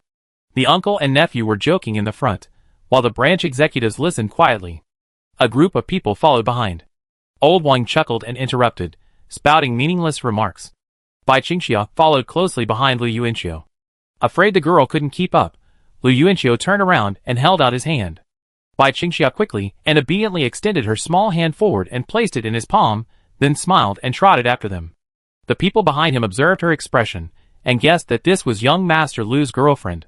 As expected, people match people. This girl didn't look like someone from an ordinary family. Arriving at the food production workshop, everyone wore overshoes, masks, and white sterile suits. Old Wang said cheerfully, let's take you for a walk around here this morning, and then we go out for lunch at noon. No, that's fine, the uncle suddenly said. We eat in the staff cafeteria. Old Wang immediately smiled and said, I understand, I understand. That's the way it should be. That's the way it should be. He added, then, in the afternoon, we go to the office and meet with the employees. Would young Master Lu like to have a brief chat with everyone then? Lu Yuanqiu smiled and waved his hand. No, just a quick stroll. Everyone's busy, so I won't disturb them. If he were to say something bossy in front of senior sister Chu Lan, Lu Yuanqiu would be so embarrassed that his toes would curl up. Old Wang, okay, all right. Despite being in sterile clothing, Lu Yuanqiu still held Bai Qingxia's hand and followed the others around. The eldest and second uncles walked ahead, discussing hygiene issues with the senior executives, while Bai Qingxia carefully surveyed the surroundings. She saw many workers in sterile suits, like her, and numerous parallel moving assembly line machines. Various foods were neatly arranged on the tracks, with the nearest area displaying yellow biscuits. Further ahead, there were many snacks whose names Bai Qingxia couldn't name, but she had seen them on billboards, all bearing the name Lu's. Suddenly, she smelled the aroma of stewed food. Lu Yuanqiu glanced back at her, and the eldest and second uncles, who were conversing with the executives up ahead, also glanced back, intentionally or not. Lu's produced many food products, but instant noodles were its most famous. They arrived at the next workshop, and Bai Qingxia saw sealed seasoning packets on the moving tracks. The eldest uncle waved, and a worker handed him a seasoning packet. Lu's braised beef noodles. It smells okay, but I feel like something's missing. The eldest uncle tore open the package, pretentiously brought it up to his nose, and then looked towards Bai Qingxia. Lu Yuanqiu guessed what the uncle was about to say. As expected, the uncle waved over and said with a smile, "Come on, you two, young couple, come over here and hold hands wherever you go." Lu Yuanqiu, Bai Qingxia, So being called that to someone's face is really embarrassing. Even someone as thick-skinned as Lu Yuanqiu felt a little awkward at that moment. He pulled the corners of his mouth and smiled wryly, noticing that even his mask couldn't hide the blush on Bai Qingxia's cheeks. But Bai Qingxia probably dared not speak out, not daring to refute a single word the elder said. The two walked over, but they were too embarrassed to hold hands again. The portly uncle handed over the seasoning packet, skipping Lu Yuanqiu and giving it to Bai Qingxia. "Xiu, this braised beef noodle seasoning doesn't smell good to me. Do you have any ideas for improving it?" Chapter 452. The other executives all looked over with surprise. The boss wouldn't have been surprised to ask anyone this question, but asking young Master Lu's girlfriend was a bit confusing. This little girl was very pretty, but she looked delicate, timid, and quiet. She looked like a spoiled little princess. Did she understand? The workshop master didn't find it strange. After all, with the sterile suit and hood, he had no idea what the person inside looked like. He assumed they were experts invited by the leaders. Bai Qingxia took the seasoning packet with both hands, subconsciously looking at the person next to her, who made her feel the most secure. Lu Yuanqiu raised his head, indicating that she should do as she was told. Bai Qingxia then asked her uncle, "Can I try it?" The workshop master's eyes widened in shock. That voice, is it a child's? The eldest uncle's eyes narrowed into slits as he smiled. Of course. The second uncle's facial expression was worse. He stared at Bai Qingxia, his expression already a little serious. Fortunately, he was wearing a mask. Taking off her mask, Bai Qingxia gently placed the sauce on her lips, covered in lip gloss, and took a sip. Everyone waited for a moment before she asked a question. "Is this both dark and light soy sauce? What's the approximate ratio?" The executives and the eldest and second uncles all turned in unison to look at the workshop master, their expressions as if to say, "My sister is asking you a question." Lu Yuanqiu also glanced over. The chef was stunned before responding, "I've added both, a 1-to-5 ratio." Bai Qingxia nodded, her voice still timid and soft. "My personal suggestion is a 1-to-4 ratio. The taste is a bit too salty, and the braised flavor isn't strong enough. Light soy sauce is used to enhance the flavor, but it's salty, so you can use less. Dark soy sauce has a richer flavor and enhances the braised flavor. Besides that, add a little more rock sugar, just 1/10 of the original amount." The workshop master looked confused. "Huh?" The uncle smiled, turned his head, and silently looked at Old Wang. Old Wang, sensing his expression, immediately frowned at the workshop master. "What? Did you write everything down?" Aye. This was the first time the general manager had scolded the workshop master in person. His face flushed red, and he immediately ran to the side, picked up a pen and paper, and wrote down his thoughts. Lu Yuanqiu took the seasoning packet from Bai Qingxia and sipped it gently along the line where she was eating. Then he wondered, "I always thought saltiness was the way authentic braised beef noodles should be." The uncle took a deep breath, clasping his hands behind his back. "There's no such thing as true authenticity, only taste. Even the most authentic flavor will fade away because it's unpalatable. Consumers will teach us a lesson with the number of times they buy. It was noon. Chu Lan followed her female colleague to the staff cafeteria. She yawned, reaching forward to support her colleague's shoulders, like a zombie. Shaoli, please walk slower. I'm so exhausted. I'm tired too. Don't push me down. Finally, I can eat. I've been slacking off until now, and I'd just leave as soon as it was time to get off work. Chu Lan smiled, then muttered, let me see what we have for dinner today. She suddenly noticed her colleague Shaoli standing at the window, lost in thought. Chu Lan walked over to the window, and was also stunned. Oh my god! How come the cafeteria food is so extravagant today? Chu Lan immediately leaned over the window, staring at the scene in astonishment. Why are there even lobsters? The two of them had arrived early, after all, because they were leaving get off work on time. Meanwhile, other employees gradually gathered at the window, each one practically clinging to the glass. They exclaimed in amazement at the sumptuous meal, yet also felt like crying, as if they had been living in a concentration camp. Bang! Shaoli placed her plate laden with delicious fish and meat on the table.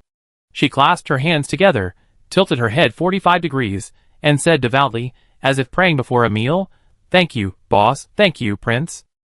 Chu Lan picked up his chopsticks, frowning. I heard the prince brought a stunning girlfriend with him today. I'm so jealous. Why is he living so carefree? We can only rely on his glory. After saying this, Chu Lan took a sharp bite of the chicken leg, indignant.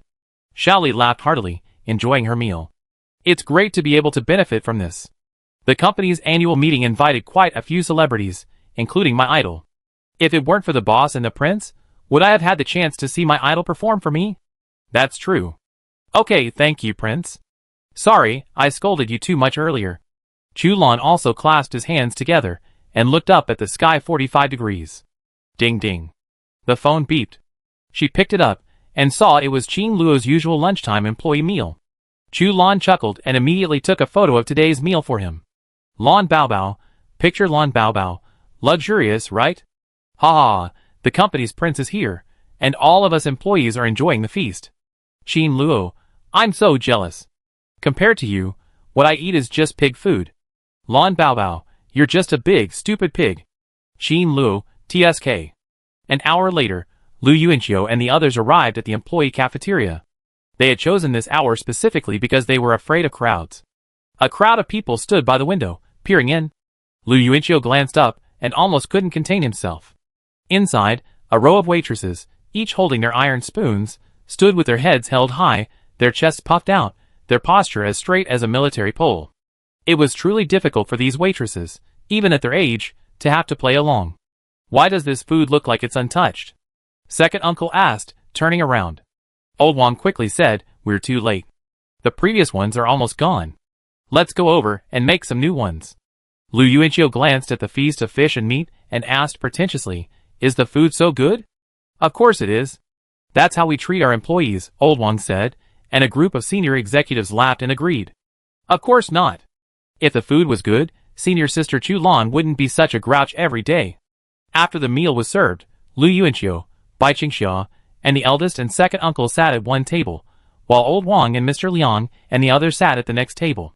Bai Qingxia looked at her plate overflowing with meat, and felt like she couldn't finish it. If it were any other day at school, she would have given some to Lu Yuanqiu, but now she felt a little embarrassed. So she just had to bite the bullet and eat. Old Wang, Mr. Lu, this year's company performance has doubled compared to previous years, so we're planning a grand annual meeting in Zucheng. Not only will our own employees be performing, but we've also invited a number of celebrities to join us. Several media outlets are also attending. Would you two like to stay and watch? Of course. It's time to reward the employees at the end of the year. They've been working hard all year, so let's relax and have some fun, the uncle replied, taking a bite of his food. He then asked Lu Yuanqiu, I heard your parents and Dongong are coming at the end of the month, right? Lu Yuanqiu nodded, and Bai Qingxia also looked up. Uncle, it's so hard to come to Zhucheng. Let's have them all come to the company for the annual meeting. Lu Yuanqiu was stunned. The 31st? No, uncle, I'm planning on having them watch Bai Qingxia and I's New Year's Eve party at school. Chapter 453. Second uncle said unhappily, what kind of school New Year's Eve party? How can a school's New Year's Eve party compare to the grandeur of our company's annual meeting? There are so many celebrities coming, and they're all on TV. If you want your parents to see your performance, why not schedule your 2 performances for the annual meeting? Let you 2 be the last act, and the celebrities will just play supporting roles. Lu Yuanqiu and Bai Qingxiu were stunned when second uncle asked Old Wang, "What do you think?" Old Wang quickly put down his chopsticks, his eyes wide, and said, "That's absolutely fine. 100%. Lu Yuanqiu hadn't actually decided on how to organize the New Year's Eve party, because the lottery only had 2 bands, and there was a high probability they wouldn't get one. As for Bai Qingxia's dance performance, there was no group ballet. Only Shi Ling, the first place winner in the dance category, was already selected for the individual ballet. The second performance would require a lottery, and there was no guarantee Bai Qingxiu would be chosen. Oh, by the way, I haven't checked the lottery news yet, but Finger and the others should have finished theirs. Lu Yuanqiu pulled out his phone and checked. Sure enough, Finger had sent him a message a little after 10 in the morning. Finger, the drawing is over. We didn't get any draws. None of the 25 bands from the Huafeng campus got any. As for the dance category, it seems we got a girl from the Qinxia campus, not Bai Qingxiu. Lu Yuanqiu, got it. When my uncle saw Lu Yuanqiu put down his phone, he asked, "Is what your second uncle said a success? It would be great for the whole family to get together for the annual meeting. We're all in Jucheng, so why are some at the company and some at school? If it's too easy to refuse, I contact the school." Easy to refuse? Haha, the truth is, Bai Qingxiu and I are no longer eligible to perform at school. Lu Yuanqiu hadn't actually imagined a stunning performance like the previous welcome party. After all, he was busy studying for finals, and hadn't had time to think about it, nor did he have time to rehearse so many songs. But being able to attend the company's annual meeting, hang out with celebrities, and even appear on TV, even if it was just to sing a single song, would be fantastic. Although it wasn't at school, this news would still send a ripple through the Shuda student body. With so many celebrities and media present, it would be a powerful gimmick in itself. It's doable. How about we do a separate performance? We sing, and you dance, and we just treat it as the finale. Lu Yuanqiu turned to look at Bai Qingxiu. Bai Qingxiu replied softly, "Yes, I listen to you." Uncle smiled. Agreed? If so, remember to remind your parents and Dongdong not to go to school on the 31st. But there's another problem. How can I explain to my friends why I have such impressive credentials to perform at the company's annual meeting with so many celebrities? And even be the finale? Lu Yuanqiu asked. As soon as he said this, Old Wang exploded, his eyes widening. Oh my! Why? You say why? Just have fun, perform if you want, watch if you want. Who dares to ask why? Lu Yuanqiu thought Old Wang resembled the shrill-voiced eunuch of Beijing. Bai Qingxiu knew Lu Yuanqiu primarily didn't want to expose his relationship with the company to Finger, Zhong Jincheng, and Liang Jingfeng. Uncle understood his meaning. You don't want your band friends to know that it's because of you that you're able to perform at the company's annual meeting, right? Lu Yuanqiu nodded. It's mainly just a few of my close friends and my other 2 roommates. I don't care about the others. I'm afraid things might change between us, and that they start to be more careful with me. I want to keep a low profile. As expected of young Master Lu, you're so perceptive at such a young age. Old Wang laughed. Mr. Liang pondered. Lu Yuanqiu had said this to him last time, so he hadn't told his son the identity of his classmate, Lu Yuanqiu. I have a plan. Mr. Liang, with his pigtails, suddenly raised his hand like a schoolboy. Second uncle raised his head and gestured. Mr. Liang blushed and smiled. Well, isn't my son in the same band as you? I told him the company invited him because of me. When you guys were chatting privately, it was just like he was getting this performance opportunity because of my son. My son likes to be high profile, and he's not afraid, haha. When did your son end up in a band with the prince? You're pretty quick, Old Liang. Old Wang glared at Mr. Liang unkindly.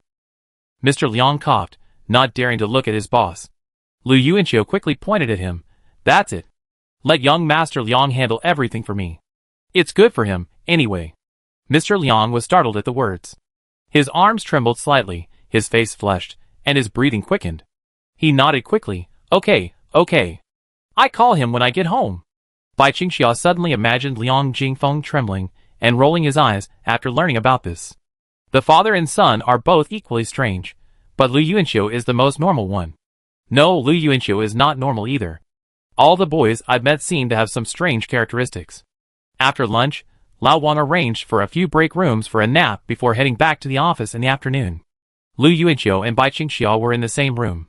He noticed Bai Qingxia had gone to the bathroom several times during lunch, guessing it was probably because she'd eaten too much oily food. Du Swan's poop? Even more excited. 2 o'clock in the afternoon. Lu Yuanqiu and Bai Qingxia followed their uncles and several senior executives to the employee office area. As they visited each department, Lu Yuanqiu felt quite embarrassed. Wearing a mask in the factory was fine before, but now, in the office, he had to face the gazes of so many people with his face. It wasn't a big deal originally. He wasn't socially anxious. He just knew how many employees viewed him, so the superficial respect but underlying suspicion made him uncomfortable. But it was a family business. What could I do? I didn't want to be a rich second-generation kid who could just get anything. Bai Qingxia was even more reserved. Fearing to embarrass Lu Yuanqiu, she held him with only one hand. Otherwise, in this situation, she would have cowardly grabbed hold of him with both. Soon, everyone arrived at the marketing department. The department manager had been waiting on this floor long beforehand, having already greeted the employees at their workstations. Seeing a group of leaders approach, the manager immediately and warmly invited them in. "Hello, leaders. Please come in. We have a total of..." Lu Yuanqiu felt a little relieved.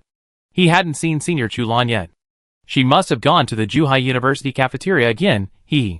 Inside the department, at a workstation with a pot of succulents, Chulan looked up. Xiaoli, speaking across from her, quickly waved and warned, Hey, here you are. Get up." Chulan glanced back and quickly followed her colleagues to their workstations, flashing the smile the manager had instructed. Suddenly, her smile froze. Lu Yuanqiu tightened his grip on Bai Qingxia's hand. His dry smile froze. He spotted Chulan's stiff face in the crowd. "Senior, you're here. Holy crap. So it seems. Going to the cafeteria to conduct research is part of the marketing department's job." Chapter 454. The sight of a young man standing among a crowd of middle-aged people was so obvious, it was hard not to see. Chulan quickly glanced at Bai Qingxia, who was standing next to Lu Yuanqiu, and finally realized that the socially anxious girl, Xia, was the so-called prince's girlfriend. She was attending Zhuhai University, was from Luqing, was a freshman, her surname was Lu, and they'd gotten into a taxi together at the branch office that day.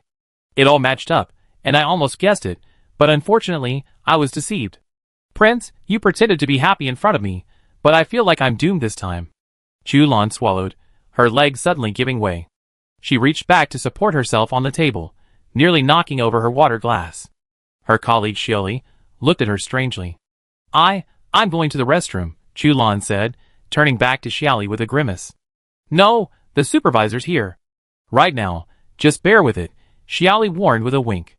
Chulan lowered her voice, but the devastation still etched in her voice. "I can't hold it any longer." Seeing her leave, Lu Yuanqiu quickly pointed in that direction and shouted, "Senior Chulan." Chulan's heart skipped a beat, and he stopped dead in his tracks. Lu Yuanqiu was indeed a little embarrassed. After all, he had already acted like a fool in front of Senior Chulan twice. But in his opinion, the most embarrassed person must have been Senior Chulan herself. She had been a grudge after work, cursing so harshly twice that Lu Yuanqiu didn't dare admit his identity to her. Everyone looked in the direction Lu Yuanqiu had called out, their gaze fixed on Chulan in the crowd. Unfortunately, she was the only one with her back to him. Bai Qingxia didn't see her face, but she remembered the name, and from that, she could recall the face. "Senior Chulan, we finally meet." Lu Yuanqiu approached enthusiastically. He was a little worried that Chulan would resign after learning the truth, or even add to her already frustrating job. So, if he couldn't see her this time, that was fine. But since he did, he had to help her resolve her angst. After all, they were friends, and this was something Lu Yuanqiu had planned all along.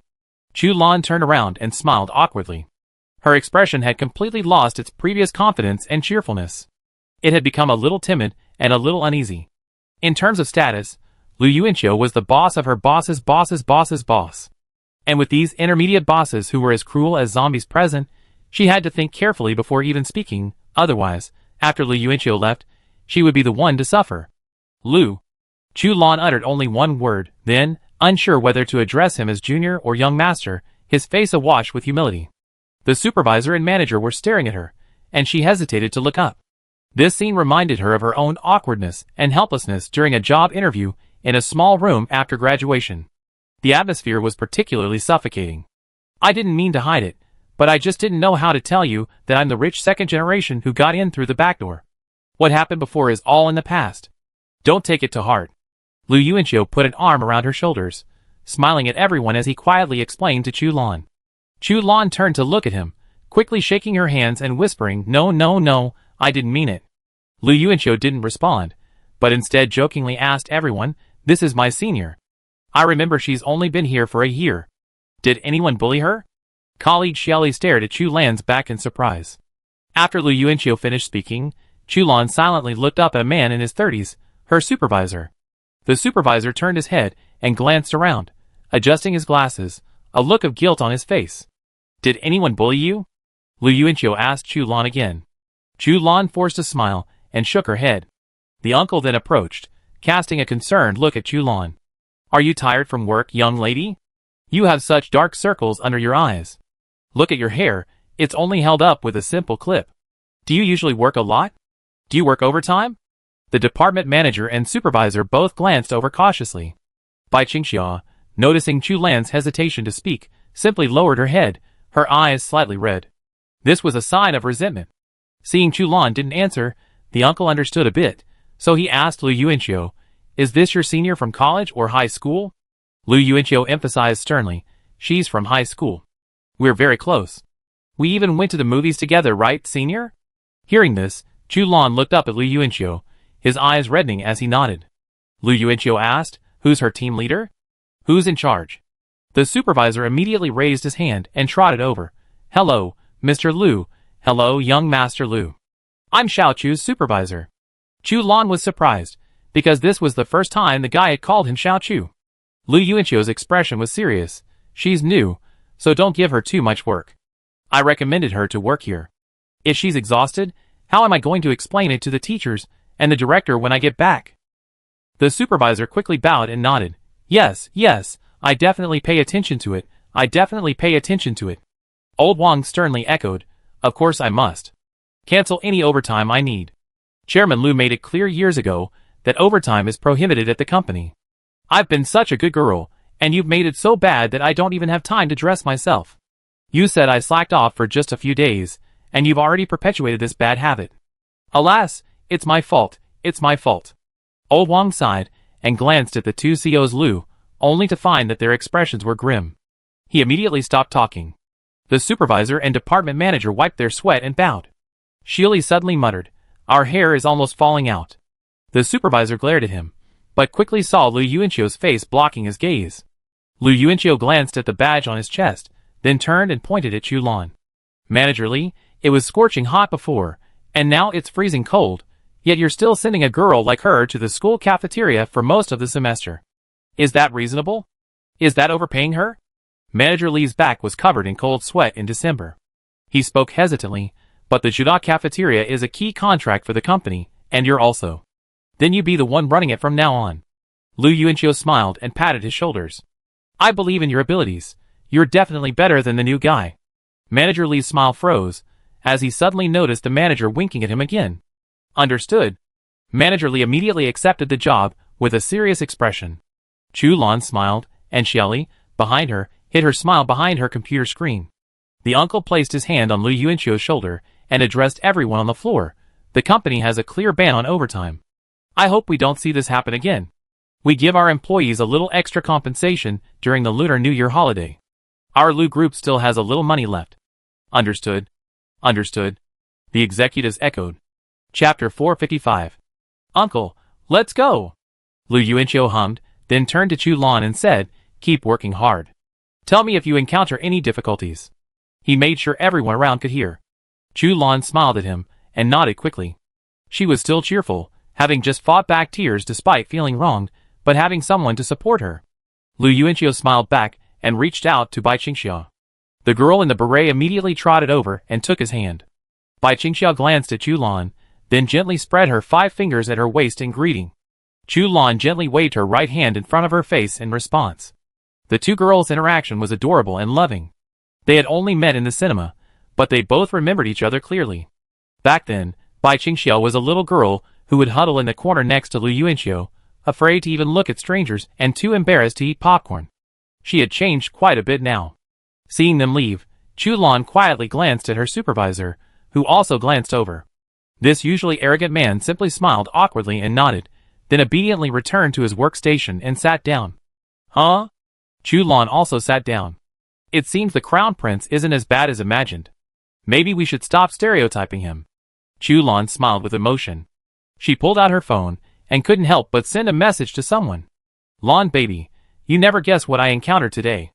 Descending from upstairs, the four of them headed towards the company's main entrance. It was time for Lu Yuanqiu and the other two to return to school. The senior executives had been ordered back to their respective workstations by their uncle, leaving only the eldest and second uncles to see them off. Lu Yuanqiu, holding Bai Qingshua's hand, couldn't help but ask, "Did I appear a little too selfish in front of the others just now? Too protective?" Second uncle remained stern, silent, but his brows relaxed. Eldest uncle, on the other hand, simply smiled. "Xuqiu, as a company leader, you must present yourself as someone who protects those close to you. That way, your subordinates will curry favor with you, flatter you, and remain loyal to you in order to gain your closeness and friendship. If you're too ruthless and don't consider the importance of personal connections, you easily be betrayed by your closest associates, with serious consequences."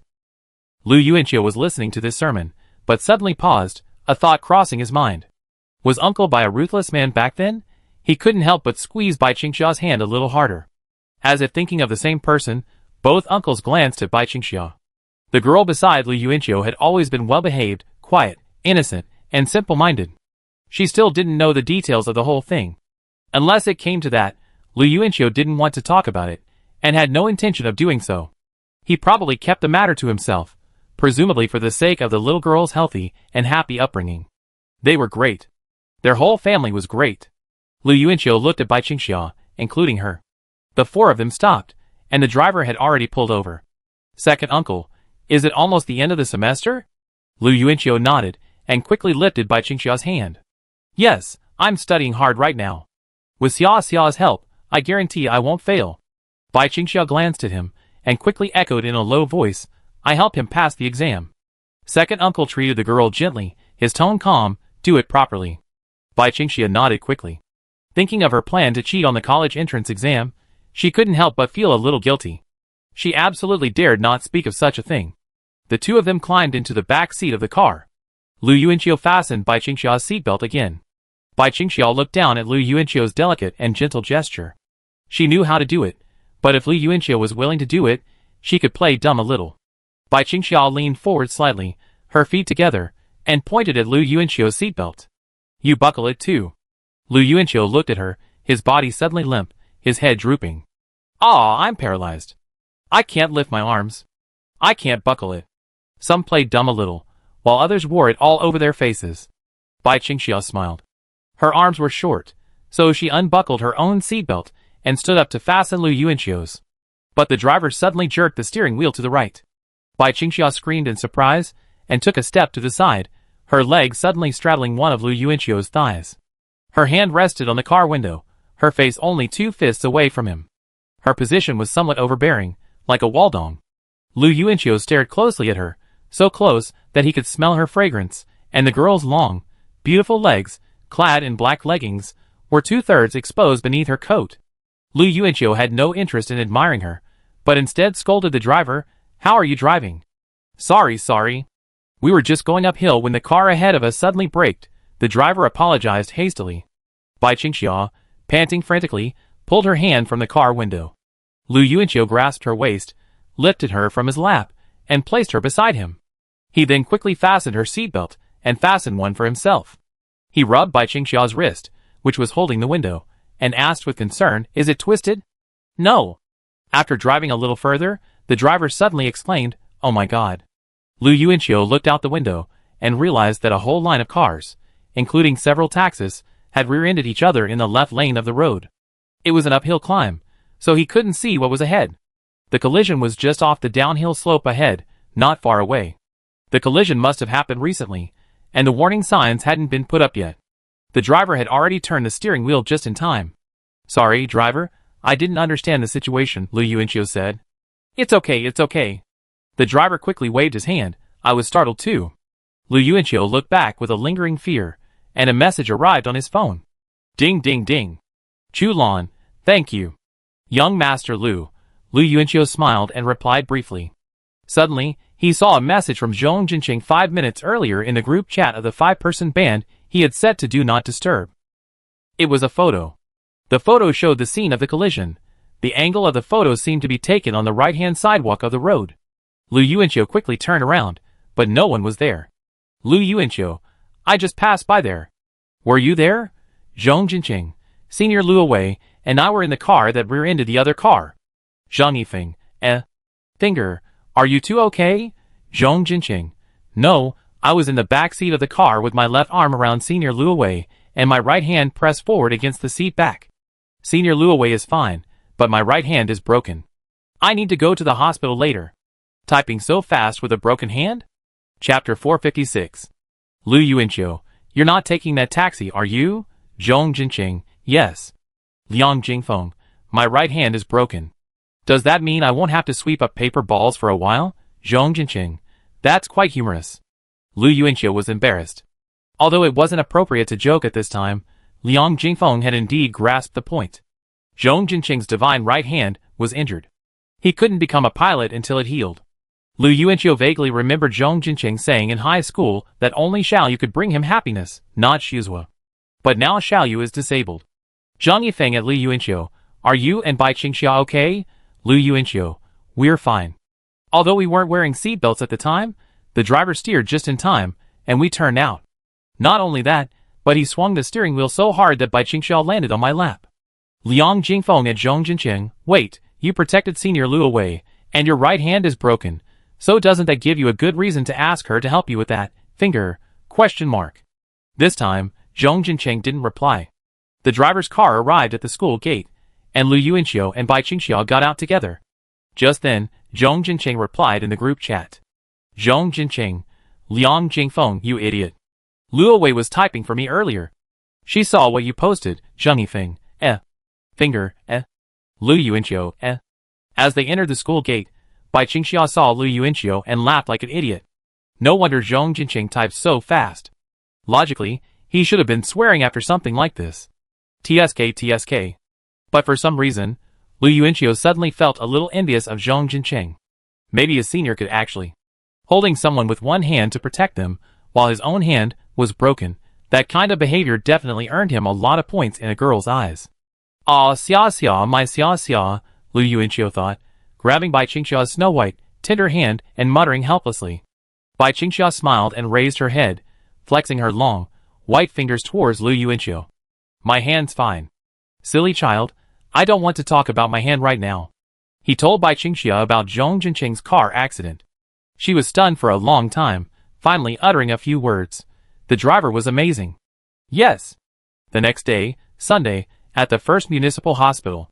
Carrying a small fruit basket, Lu Yuanqiu brought Bai Qingxia, Su Miaomiao, Lu Doqing, and everyone from dormitories 402 and 401 to Zhong Jinqing's ward. There were about 10 people in total. It was 10 o'clock in the morning. When Lu Yuanqiu entered, he was surprised to find Lu Wei already in the ward, pouring hot water for Zhong Jinqing. There was no accompanying bed in the ward, so it seemed she had come from school that morning. Their relationship wasn't close enough to where they could sleep in the same bed at night. Zhong Jinqing was lying in bed in a hospital gown, his right hand bandaged. Seeing someone approach, Lu Wei immediately stepped forward and raised the bed. Su Miaomiao was the first to inquire about the injuries and the handling of the car accident, while Lu Doqing came forward to check on Lu Wei with concern.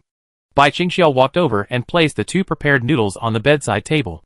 Liang Jingfeng was looking at the floor. Lu Yuanqiu was looking at Liang Jingfeng. Ahem. Liang Jingfeng coughed awkwardly. He glanced at Senior Lu Wei, who actually looked back, then blushed and turned her head away, continuing to talk to Lu Doqing. Seeing this, Liang Jingfeng felt so embarrassed he wanted to crawl under the bed. However, he felt that Zhong Jinqing was probably even more embarrassed than he was yesterday. Seeing that Su Miaomiao had finished her inquiries, Lu Yuanqiu reminded Liang Jingfeng, let's get down to business.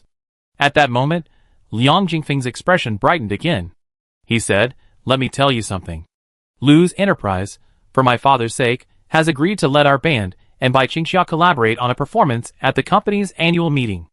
Su Miaomiao turned back in surprise. Lu's annual meeting? Weibo said a lot of celebrities are coming to Jucheng lately to attend a group's annual meeting. Aren't they talking about the Lu group? Bai Qingxiao glanced at Liang Jingfeng's right hand, feeling a little elated because she had guessed correctly. Liang Jingfeng's hand was shaking. Yes, Liang Jingfeng's face flushed, and he nodded with a pretentious air. Fingal smiled and patted his shoulder. Mr. Liang's father, Uncle Liang, is the Human Resources Director of Lu's enterprise. Bai Qingxiao stared at Liang Jingfeng's arm until she noticed it was shaking, too. She then looked back into his eyes. Lu Yuanqiu noticed Bai Qingxiao's gaze and added, "It seems young Master Liang's father holds considerable influence within the Lu group. If it weren't for him, we wouldn't have had the opportunity to perform." Ah! Liang Jingfeng rolled his eyes and placed a hand on Lu Yuanqiu's shoulder. Having seen everything she wanted to see, Bai Qingxiao curled her lips slightly in a smug smile. Seeing her expression, Lu Yuanqiu burst into laughter. Su Miaomiu, still gazing at Liang Jingfeng in amazement, couldn't help but ask, "That's truly impressive. Performing at a venue like this would surely draw even more attention than the school's New Year's Eve party. I see the students are really excited about the celebrities coming to Zhucheng lately, but will the company give you a formal invitation?" Liang Jingfeng raised an eyebrow. "Of course. My dad said they did." "That's perfect. I didn't realize, Liang Jingfeng, you have such a strong background," Su Miaomiu complimented with a smile. Liang Jingfeng quickly turned and strode out of the ward. "You two can chat first." "Where's he going?" Su Miaomiu wondered. "He must be going outside to shake off his upper body." Bai Qingxiao puffed out one cheek, speculating. Leaning against the wall with his arms folded, Zhang Yifeng glanced at his silly wife, who was stunned by Liang Jingfeng, then turned to Zhong Jincheng, who lay on the hospital bed, and asked, "Will your hand heal?" "On the 31st, one show, one song." Luo Wei answered for Zhong Jincheng. "The doctor said it's not serious. It's just a crack in the bone, but it will take at least a month to heal." Zhong Jincheng waved his hands quickly. "I'm young. What's there to be afraid of? It heal quickly, and playing bass isn't physically demanding." Luo Wei looked over sternly, wanting to say something, but ultimately kept silent. "Lu Yuanqiu, performance is secondary. Your hands are most important. Take care of your injuries during this time. I send you a bass rehearsal video later. Watch it daily to get familiar with it." Zhang Yifeng said, "This time, the ballet and orchestra are collaborating. For the duration of the program, I suggest the dancers come on mid-song, leaving the second half to the lead singer and dancers. The other 4 members of the band should have a lower profile. It'd be enough for Zhong Jincheng to appear. Even fake guitar playing won't matter." As Lu Yuanqiu pondered this, he noticed Liang Jingfeng coming through the door. Bai Qingxiao looked over, guessing he'd finished shaking. Chapter 457. Liang Jingfeng, a smile on his lips and a rosy complexion, walked to the bedside. He asked in a loud voice, "What did you discuss just now?" Zhang Yifeng, who was leaning against the wall, looked at him and repeated his words. Liang Jingfeng seemed to be asking casually, his words going in one ear and out the other, unconcerned with what they had just discussed. After listening to Zhang Yifeng's words, he put his hands behind his back like a leader, smiled and nodded, then walked to the ward window, stood with his hands behind his back, admiring the view outside, and said loudly, "What a beautiful weather today." Su Miaomiu was stunned for a moment.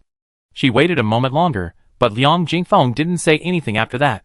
She thought Liang Jingfeng would follow up on Zhang Yifeng's words with some suggestions, but he just walked to the window and commented on the weather. "Ah, the weather is not bad today."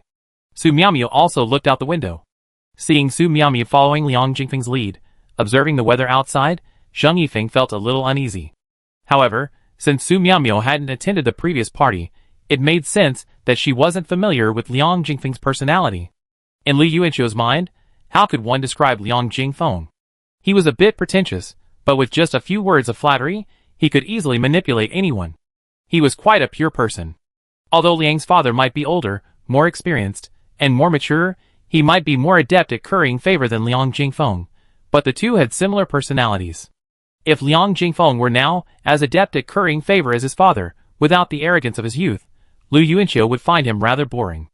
Everyone turned their attention away from Liang Jingfeng. Everyone who had attended the party knew his personality to some extent. Finkel got down to business. "I think the songs need to be chosen carefully. The second half needs to fit in with the ballet, or the style of the second half needs to be reworked. Otherwise, the two programs won't look very compatible." Zhang Yifeng turned his head and said, "Or maybe a medley of 2 songs of different styles. At the beginning of the second medley, Bai Qingxiao can come back and interact with Lu Yuanqiu." He looked down and saw Su Miaomiu, sitting in a chair, looking back at him. The two exchanged glances, then Su Miaomiao looked away and back again. Zhang Yifeng, his expression normal, stared ahead. Lu Yuanqiu, how do we interact? Bai Qingxiao glanced at Lu Yuanqiu's profile. How else can we interact? Just a normal interaction between a singer and dancer. Su Miaomiao glared at him. Zhang Yifeng shrugged and chuckled. You two are so familiar with each other, so just act as naturally as you can on stage. If you want to create some dramatic effects, feel free to discuss it. Lu Yuanqiu looked at Bai Qingxiao and suddenly rubbed his hands together. Little Swan, can you teach me to dance? Something simple will do. I've wanted to learn for a long time, dreaming of becoming a professional male ballet dancer. Bai Qingxiao shyly raised her hand to adjust her beret, then whispered to him in the word, sure. Lu Yuanqiu's laughter suddenly became even more vulgar. Everyone else in the room listened to their discussion with curiosity, except Luo Wei, who listened intently, keeping an eye on whether Zhong Jinqing's four-drip had finished.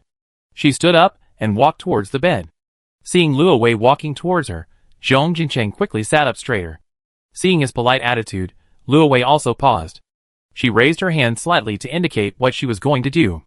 Zhong Jinqing then realized that she was going to press the nurse bell at the bedside. Oh. He turned around and pressed the button himself. After pressing it, the two of them exchanged glances. Zhong Jinqing gave a silly grin, while Luo Wei's smile was a bit shy and immature. She scratched her head sheepishly, turned around, and walked back to sit on the round stool again. She looked at the others, and glanced at Zhong Jinqing out of the corner of her eye. After visiting Zhong Jinqing, the uncle, and the Taoist priest hurried back to take care of Xia Yu and Noodles. The others also gradually left, and soon only 3 couples and Lu Doqing were left in the ward. The third sister clung to Lu Yuanqiu and refused to leave. Lu Yuanqiu threatened her that the hospital was full of ghosts, and she ran out of the ward crying. After so many threats, Lu Yuanqiu was actually quite afraid that the third sister would talk about these things with the third uncle. Although the third sister wouldn't complain, she might foolishly repeat these things to her father, and then Lu Yuanqiu would be sent away. In the ward, with only 6 people remaining, Luo Wei felt a little awkward. After all, aside from Zhong Jinqing and Lu Yuanqiu, she had barely spoken to anyone else. I get some more hot water. You guys chat. She picked up the thermos and left the room. Su Miaomiao suddenly looked back at the girl with curiosity. Lu Yuanqiu and Zhang Yifeng were both there, and Zhong Jinqing had just been a little embarrassed to say, be careful not to burn yourself. He sat on the bed and sighed, for the first time disliking the feeling of having his friends around. Lu Yuanqiu walked over to the bedside and gently flicked his right arm, causing Zhong Jinqing to grimace. Su Miaomiao quickly tapped Lu Yuanqiu on the head. Who is she? Your girlfriend? Su Miaomiao looked at Zhong Jinqing. No, just a good friend, Zhong Jinqing explained hastily, his expression serious. Zhong Jinqing had always been rather risque. Sometimes, the more serious he appeared, the more risque he seemed to those familiar with him. But when it came to Luo Wei, Lu Yuanqiu suddenly realized his seriousness wasn't fake.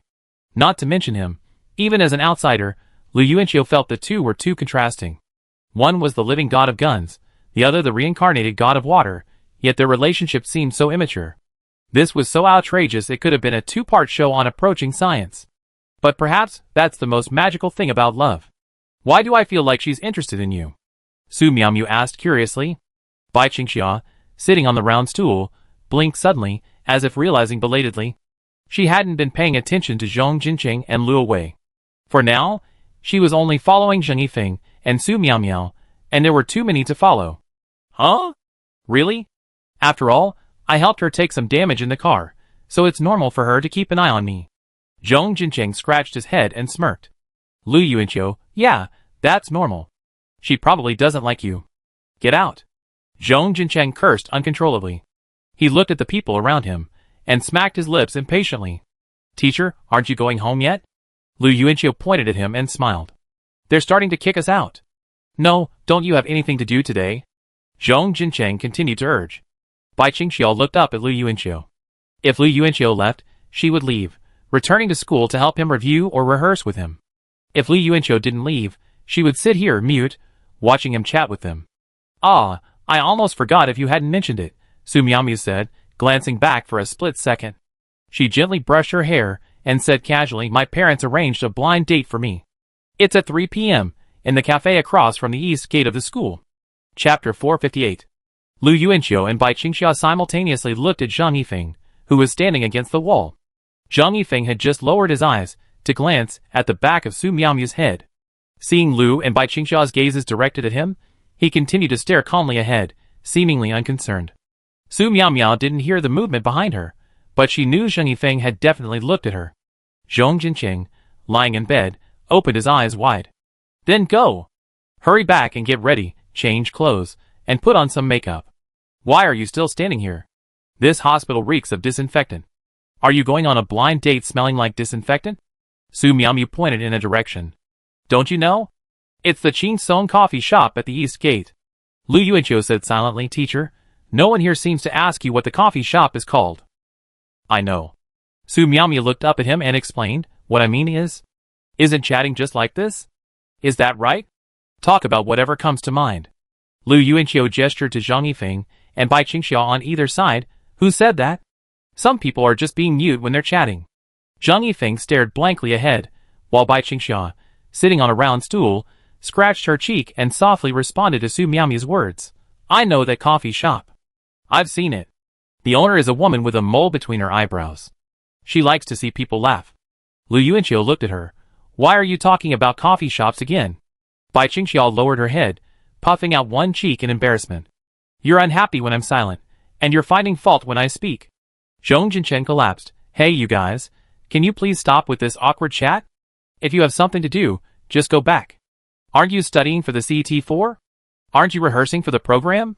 Aren't you studying for the final exam? Aren't you going on a blind date? Aren't you cooking noodles? Lu Yuanqiu looked at him.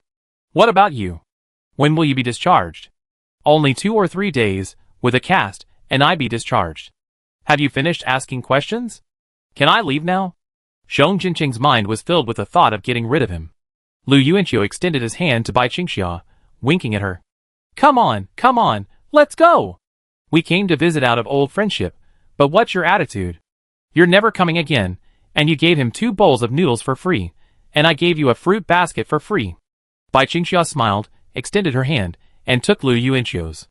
The two of them quickly walked out of the ward, one in front and the other behind, hand in hand. If the two of them left first, Zhang Yifeng and Su Miaomiao could easily get in the same car when they returned. Since they were already a couple, they had some tacit understanding. Zhang Yifeng and Su Miaomiao's eyes simultaneously followed the two people holding hands. Is Lu Yuanqiu and Bai Qingxia's hand-holding behavior so natural now? The thought of this action brought back memories of the filming of the promotional video. It was their first time holding hands, but they nearly vomited. They envied Lu Yuanqiu and Bai Qingxia, but when they thought about how these two had gotten so close yet hadn't kissed, Zhang Yifeng and Su Miaomiao felt a small, tacit sense of satisfaction, as if they had finally achieved a milestone that the other couple hadn't. But Su Miaomiao was still a little tired. This blind date was real, and her parents were under pressure again. And the other party was good in every way. Although her parents' decision wasn't pleasant, they were truly listening to their daughter's suggestions. The blind date was consistently following the path Su Miaomiao had suggested after she had lost her patience. For example, this blind date finally looked a bit younger, with fuller hair and decent looks, and her achievements were no less impressive than her previous blind dates. Su Miaomiao didn't dare think about the connections her parents had made to hook her up. She feared that if she did, she'd feel guilty toward them, and become completely submissive without knowing why. Thinking of this, the 23-year-old female teacher lowered her head in self-mockery, and sighed, I'm such a good girl. She wanted to just go ahead and confess to Zhang Yifeng, or just let something happen to force her to take that step. Does she really have to wait until Zhang Yifeng grows up? Ha ha! Lu Yuanqiu laughed as he and Bai Qingxia ran out of the inpatient department. The two of them breathed a sigh of relief, but didn't rush to leave. Instead, they wandered around the hospital. After all, they still had time in the afternoon, so they could use it to review. Their hands seemed to loosen as they ran downstairs. They'd held hands all day yesterday while strolling around the office, and today's hand-holding felt even more natural than before, as if to prove the saying, practice makes perfect. The power contained in these 5 words was immense. Over a year after his rebirth, he'd been with Bai Qingxia almost daily, and Lu Yuanqiu couldn't stand a day without her.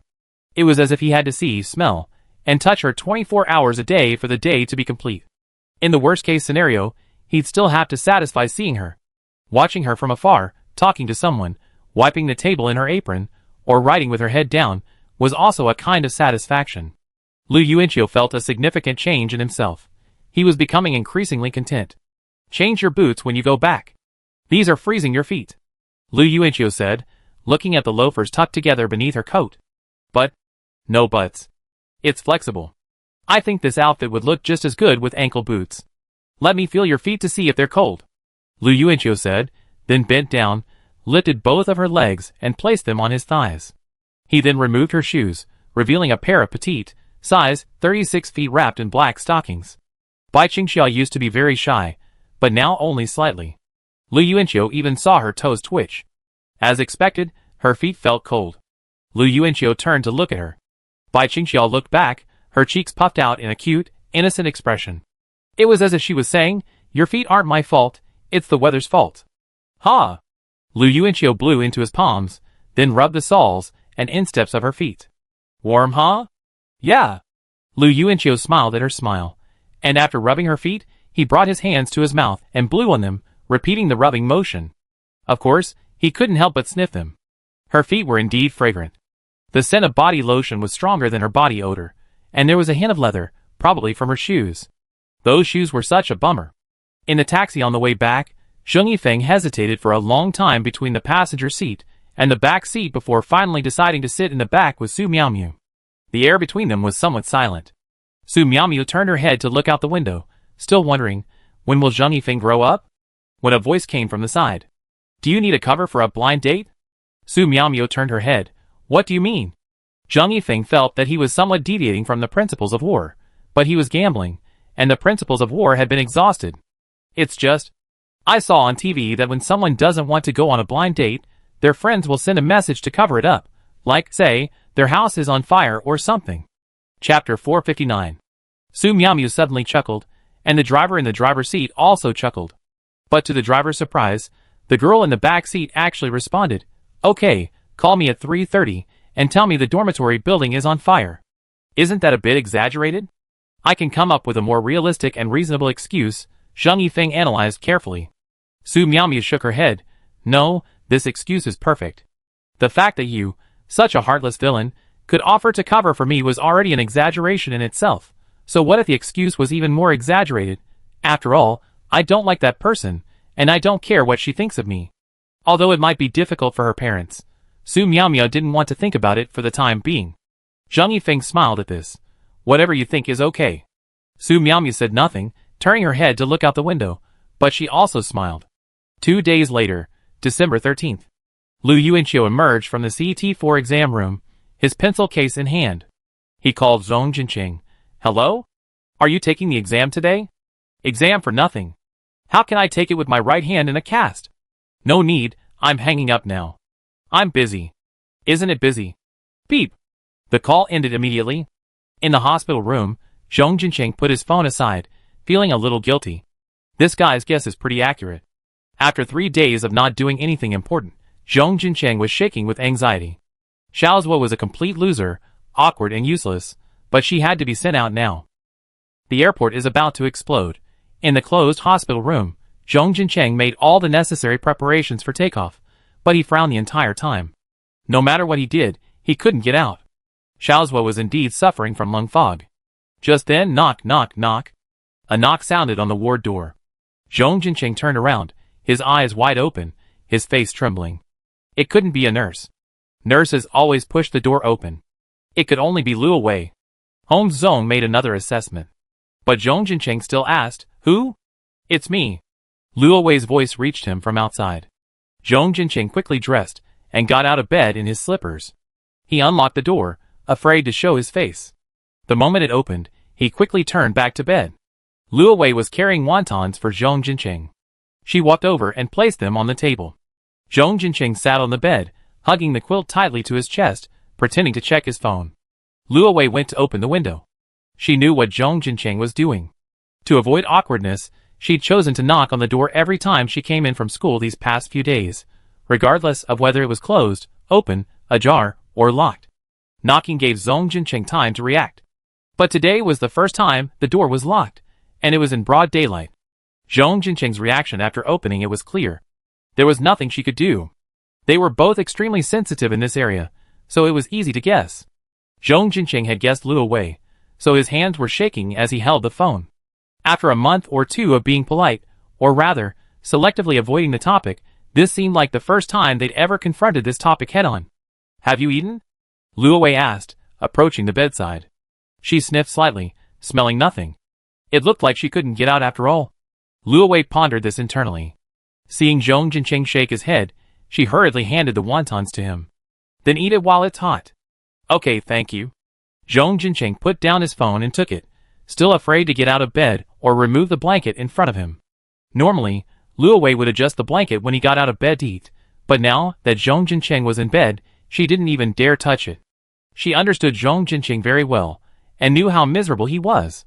After not smelling anything for 3 days, Luo Wei knew Zhong Jincheng must have a problem with his left hand. He couldn't stand it, she knew it. These past 2 days at the hospital had been purely for chatting, but today they were both silent. Zhong Jincheng lowered his head to eat wontons. Luo Wei stood there for a moment, then decided to find something else to do. She walked over and picked up the thermos. "I get some hot water." "Okay." After Luo Wei left, Zhong Jincheng frowned anxiously, but her presence only brightened him. When she returned with the water, Zhong Jincheng was still eating wontons. If they weren't chatting, Luo Wei's presence would seem unnecessary. After sitting on the round stool for about 10 minutes, Luo Wei raised her head with a determined look. "Zhong Jincheng, how about I help?" She looked at Zhong Jincheng, who also looked up from his seat on the bed. The two of them stared at each other in silence for a long moment. "Luo Wei, how about I help you take out the trash and leave today? I have things to do at school." Zhong Jincheng was stunned for a moment, then smiled and nodded. "Okay, I can handle this myself. I'm being discharged tomorrow anyway." "Okay." Luo Wei carried the sorted trash and walked out the door, still too embarrassed to say anything. After all, if this was a girlfriend, this would be more natural. If she acted too proactively, Zhong Jincheng would definitely be happy today, but she had no idea what he would think after that. Luo Wei was not only sensitive, but also incredibly sensitive. Like Zhong Jincheng, she engaged in shady activities, yet feared being perceived as shady by others, especially the opposite sex. Furthermore, Zhong Jincheng now held a different meaning for her. Ever since Lu Doqing's roommate sent that photo to her secret crush, Luo Wei had withdrawn somewhat, even experiencing some psychological issues. From then on, she disliked meeting people and walked with a timid air. During this period, Zhong Jincheng was her first friend. A very special friend. It was as if they were specially arranged by heaven. Unlikely people, one must be treated with extreme caution. In the hospital room, a cell phone beeped. Zhong Jincheng, dejected, pulled it out to check. "Lu Yuanqiu, are you okay?" "Zhong Jincheng, we crashed." "Lu Yuanqiu, stay strong and wait for your recovery." 2 weeks later, December 28th. Recently, rumors of several celebrities coming to Zhucheng have been circulating throughout Shudai University. Lu Yuanqiu and his roommates could even hear students discussing the news while eating in the cafeteria. Correspondingly, the name Lu Group has gradually become a hot topic. These days, Liang Jingfeng has been particularly fond of eating at the numbered public cafeterias on campus, as many students are aware that they are contracted by the Lu Group. Because this annual meeting was so grand, the first cafeteria even displayed celebrity posters in its windows. Many students have already been talking about wanting to try their hand at the Lu Group after graduation. Lu Yuanqiu was somewhat amused by these words. After all, it was a family business, and the management policies proposed by the second master were very user-friendly compared to those of rival companies. It was as if all they needed to truly defeat the rival company was a single formula. In the first cafeteria, Lu Yuanqiu turned his gaze from the poster in the cafeteria window. Zhong Jincheng, who was sitting in front of him, asked him, "Is it confirmed?" "I won't have time to practice the third song for those 2 songs." "It's confirmed." Chapter 460. Zhong Jincheng's injuries were relatively minor, and he recovered faster than expected, so the cast on his hand has been removed. He's also somewhat of a nerd, so his learning ability is undeniable. He's practically memorized the sheet music for these 2 songs just by watching videos. Of course, there might be some mistakes when playing live, but bass. Hee. Zhang Yifeng and Zhong Jincheng sat at Lu Yuanqiu's table, while Finger and Liang Jingfeng sat at the next table. Liang Jingfeng had a sweet smile on his face, staring at a few female students standing by the cafeteria window, as they examined celebrity posters with phrases like Lu Group and annual meeting printed on them. The girls were pretty good looking, and Liang Jingfeng's hands on the table were shaking slightly. It was obvious he was eager to show off. Lu Yuanqiu could even imagine the conversation this guy had with the food waitress in front of those girls. "Auntie, What do you want to eat? Liang Jingfeng, how do you know my dad is the HR director of the Lu Group?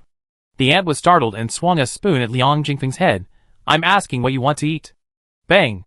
Finger snapped his fingers, shattering Lu Yuanqiu's imagined scene. But Finger Snap was right next to Liang Jingfeng's head. He said to Liang Jingfeng, don't get any more food. You've already gotten 3 servings. The cafeteria posters are for company promotion, not for you to show off. Liang Jingfeng turned his gaze away from the attractive female students, gave Finger a sullen look, and lowered his head to continue eating his 3rd helping. He casually said to Finger, if you don't become a doctor in a few years, I have my dad find you a position at the company. You have to thank me then. Finger's expression immediately turned fawning. Hey, young Master Liang, I was wrong. Humph. Liang Jingfeng turned away and ate his meal in a different direction. Lu Yuanqiu said, young Master Liang, my parents and my sister are coming to Zhucheng the day after tomorrow. Could you please let them come to the company's annual meeting on the evening of the 31st? Zheng Yifeng looked up at him. Liang Jingfeng turned around and said, 3 people? Okay. I go back and talk to my dad tonight. I don't know if it work out. My dad has a high position and a say, but it's already this late. I don't know if there's still a seat. Lu Yuanqiu smiled and said, thank you, Mr. Liang. What are you thanking me for? We're brothers. Liang Jingfeng chuckled, suddenly pausing his eating. He asked curiously, you have a sister? How old is she? 15. He immediately returned to his meal without interest. Zheng Yifeng asked, when's the last rehearsal? Lu Yuanqiu, tomorrow. The day after tomorrow, I have to pick up my parents and take them out for dinner. Zhong Jinqing, what about today? Isn't there only 1 class in the afternoon? Lu Yuanqiu argued, I have to review in the afternoon. Don't you have to memorize? Aren't you afraid of failing the class? Zhong Jinqing spread his hands in surprise and said, don't you learn that stuff just by looking at it? Lu Yuanqiu paused, then looked at Zheng Yifeng again.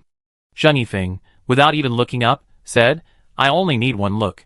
Lu Yuanqiu then looked at the next table. Liang Jingfeng, half a glance. Finger bit his finger.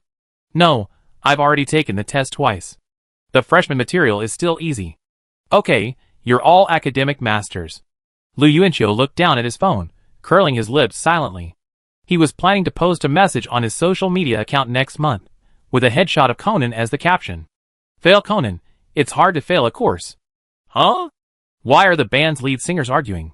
Lu Yuanqiu observed the lively chatter on his phone. Scrolling through the messages, he saw the protagonists of the argument were the lead singers of Blue Sky and Hua Guang. It's that Blue Sky guy again. You're not happy unless he stirs up trouble, are you? It seems Hua Guang is also on the Wanfeng campus. The other 4 people at the table gathered together. Hua Guang band lead singer. Everyone, let's be fair.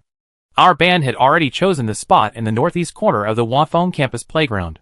We'd already discussed it with the construction crew, and we're about to start setting up the venue today. And then the Blue Sky band lead singer suddenly claimed the spot was theirs.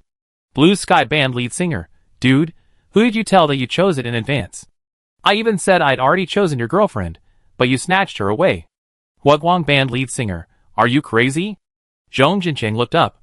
What do you mean? Choosing a spot on the playground for a performance? Are they imitating us last time?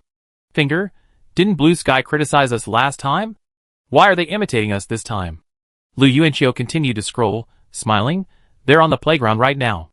Let's go check out the excitement. Wanfeng campus playground. As soon as they arrived at the playground, Lu Yuanqiu and the others were stunned by the scene before them. Performance venues were being set up in all 3 corners, and the center of the playground.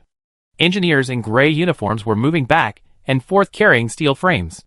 Could it be that on the evening of the 31st, 5 bands were performing together on the playground? A crowd had gathered in the northeast corner, with someone arguing in the middle. A mix of students and other band members were watching. Lu Yuanqiu walked over, and Finger patted him on the shoulder and pointed in a direction. It turned out that the 5 members of the second most popular band, Jingwei, were also there. Since Jingwei's leader, Chu Wenchuan, had added Lu Yuanqiu as a friend, the two hadn't chatted much online, but they'd occasionally run into each other around school and exchanged greetings. This second most popular band leader actually had a decent personality, and Lu Yuanqiu didn't mind him. Seeing Lu Yuanqiu and the others join in the fun, the other bands present felt a little awkward. After all, the Yangdu String Band's previous performance on the playground had been ridiculed, and they'd all sort of joined in. But this time, They were brazenly following the Yanggu string band's lead. Jingwei's leader, Chu Wenchuan, smiled and greeted Lu Yuanqiu. Are they really arguing? Lu Yuanqiu asked. Chu Wenchuan nodded. Yeah, I can't persuade them. Hearing the commotion outside, the Blue Sky Band leader in the center of the crowd turned his head. Seeing Lu Yuanqiu, he froze, coughed lightly, and quickly turned his head away, his expression visibly embarrassed. I was most dreading encountering Lu Yuanqiu at this moment, but he had also come to watch the fun. The Huaguang Band leader also noticed Lu Yuanqiu, which gave him an outlet.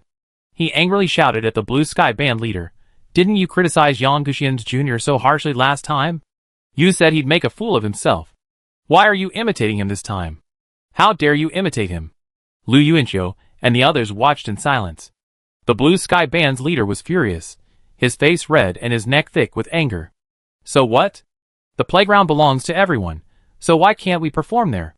Why? Are we performing there just to imitate the Yanggu string band? It's not like there were no other bands that performed there before them. Lu Yuanqiu pointed ahead and said, "That makes sense." Chapter 461. His voice made everyone in the room look at him. Lu Yuanqiu said solemnly, "What the Blue Sky Band's lead singer said makes sense. This isn't just following the crowd. Everyone has the right to perform on the playground. Everyone has the right to strive for academic credits, popularity, and youthful ideals." The students around him suddenly applauded Lu Yuanqiu, and he smiled, looking generous. The Blue Sky Band's captain blushed and turned his head away. "That's right." Lu Yuanqiu crossed his arms and added, "But the Blue Sky Band seniors are so talented, they should be performing in the center of the playground. Why choose a corner?" The Blue Sky Band's captain then looked silently at Chu Wenchuan. Ahem. Chu Wenchuan coughed lightly and said awkwardly, "The center of the playground is for our Jingwei band." "Ah, Jingwei senior, you're planning to imitate. Pa, planning to fly your dreams on the playground on New Year's Eve?" Lu Yuanqiu looked at him in surprise.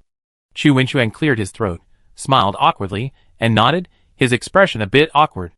As the second most popular band, and a junior, imitating a freshman was a bit embarrassing, but it was effective. Moreover, with 5 bands performing together, the evening would be even more exciting. The center field spot would definitely attract the most attention. The Blue Sky Band's captain suddenly muttered, "Actually, we originally wanted the center field spot." Lu Yuanqiu twitched his lips. This guy wasn't being mean, he just had a very low EQ. He exclaimed in surprise, "You're still trying to compete with Senior Jingwei for a spot?" The Huaguang Band's captain continued his rant. "You're so impressive. Why are you trying to compete with us for the school field? Why don't you just go to the Lu Group's annual meeting and perform with those celebrities?" The Blue Sky Band leader retorted, "Why aren't you going? You're talking about me here." Hearing this, Zhong Jinqing and the others couldn't help but laugh. Seeing Liang Jingfeng's arms trembling as he tried to show off, Zhang Yifeng and Zhong Jinqing quickly grasped his shoulders. "Silly. What's the point of pretending now? Let them see it online after that day," Zhong Jinqing whispered. Liang Jingfeng blushed and nodded, forcing his arm down. "Okay, I bear it. Chu Wenchuan glanced at his phone, then showed Lu Yuanqiu the message screen. "Featherfall Band lead vocalist. So many bands are performing on the playground on the 31st. So are we at the Qinxia campus? By the way, is that bastard Lu Yuanqiu doing anything on the 31st? Is he also at the Wanfeng campus playground? Have you two met?" Chu Wenchuan asked curiously. Fu Yimeng even used the affectionate term name plus bastard in public. Lu Yuanqiu suspected Fu Yimeng was using her popularity to attract attention that day, so he nodded. "I've met her once." Chu Wenchuan hesitated. "So, what are your band's plans? Are you giving up on performing on the 31st? Lu Yuanqiu smiled faintly, folding his arms. "We talk about it later." Chu Wenchuan glanced back. "How about we share the middle space?" No, it's no trouble. We're still young, and it's okay to give the opportunity to a senior." Lu Yuanqiu smiled. He glanced at Chu Wenchuan again. He was quite kind. But when Chu Wenchuan saw them at the annual meeting, he wondered what his expression would be. The playground was all our leftovers. "Hey, we're at the Lu Group's annual meeting this time." Who knew? Lu Yuanqiu turned around at this thought, and saw Liang Jingfeng trembling again. This guy's mental state was probably the same as his just now. Chu Wenchuan smiled, and patted Lu Yuanqiu on the shoulder. "Then I won't be polite. I learned this from you anyway." "You're totally welcome." As Lu Yuanqiu and the other 4 left the playground, the Blue Sky Band and the Huaguang Band were still arguing. Lu Yuanqiu glanced at his phone, but didn't reply to Fu Yimeng's message. Keep aloof, save your best moves, and wow the Zhuhai University campus band scene again. After the first class in the afternoon, Lu Yuanxiu continued studying in the classroom with Bai Qingxia as usual. In fact, Bai Qingxia was just accompanying him. The exam content, which required pure memorization, was not difficult for her at all. After studying for about an hour, Lu Yuanxiu closed his book and said to her, "Let's go to the dance studio for one last rehearsal. We have band rehearsal tomorrow, and we won't have time to go out to dinner with the family the day after tomorrow." Bai Qingxia nodded, okay. The two of them arrived at the dance studio. Bai Qingxia went to the locker room to change, while Lu Yuanxiu took off his down jacket and put on a turtleneck sweater. With the floor heating, it wasn't cold. Soon, Bai Qingxia emerged in her practice clothes. Her expression was much more normal today, as she had tied an unrolled silk scarf around her lower body, acting as a skirt. A few days ago, when Lu Yuanxiu first came to the dance studio, many embarrassing incidents had occurred between them. The main one was that Lu Yuanxiu wasn't rehearsing properly, staring at her buttocks, both overtly and covertly, the entire time. The practice clothes weren't dance clothes. Without a skirt to cover them, they looked like a one-piece swimsuit, leaving half of her butt exposed. Although she had a pair of white body stockings to cover them, it was still embarrassing. So, during the first rehearsal, there was absolutely no effect at all. Lu Yuanxiu struggled to concentrate, and even resorted to scheming to look aggrieved. Bai Qingxia, mortified, returned to the dormitory and tied a silk scarf around her waist. As a result, her rehearsal efficiency immediately improved. Lu Yuanxiu looked at the silk scarf around Bai Qingxia's waist and sighed silently. Never mind, her upper body was actually quite nice too. Just as Lu Yuanxiu was about to start playing music, Bai Qingxia suddenly turned around and returned to the dressing room. When she emerged, Lu Yuanxiu was stunned. "You're overdoing it," he snapped. She'd actually brought an extra silk scarf today, tied it across her chest, completely covering her from the waist up. "Today is the last time, so focus on rehearsing well," the girl said with a pout. Lu Yuanxiu retorted, "I'm clearly concentrating. It's the most basic trust between people." Bai Qingxia stretched her body, recalling her dance moves, ignoring Lu Yuanxiu's resentful gaze. Lu Yuanxiu, his brows drooping, walked towards the speakers and played the instrumental for the second song in the medley. At the sound of the music, Bai Qingxia's expression began to change, a faint smile appearing. She stood on her tiptoes and twirled around. Lu Yuanxiu, watching the scene below as the two scarves undulated, momentarily forgot to sing, holding the microphone. Why did the scene seem even more beautiful with the scarves tied around it? "Sing!" Bai Qingxia suddenly paused, looking towards Lu Yuanxiu. Lu Yuanxiu immediately began to sing.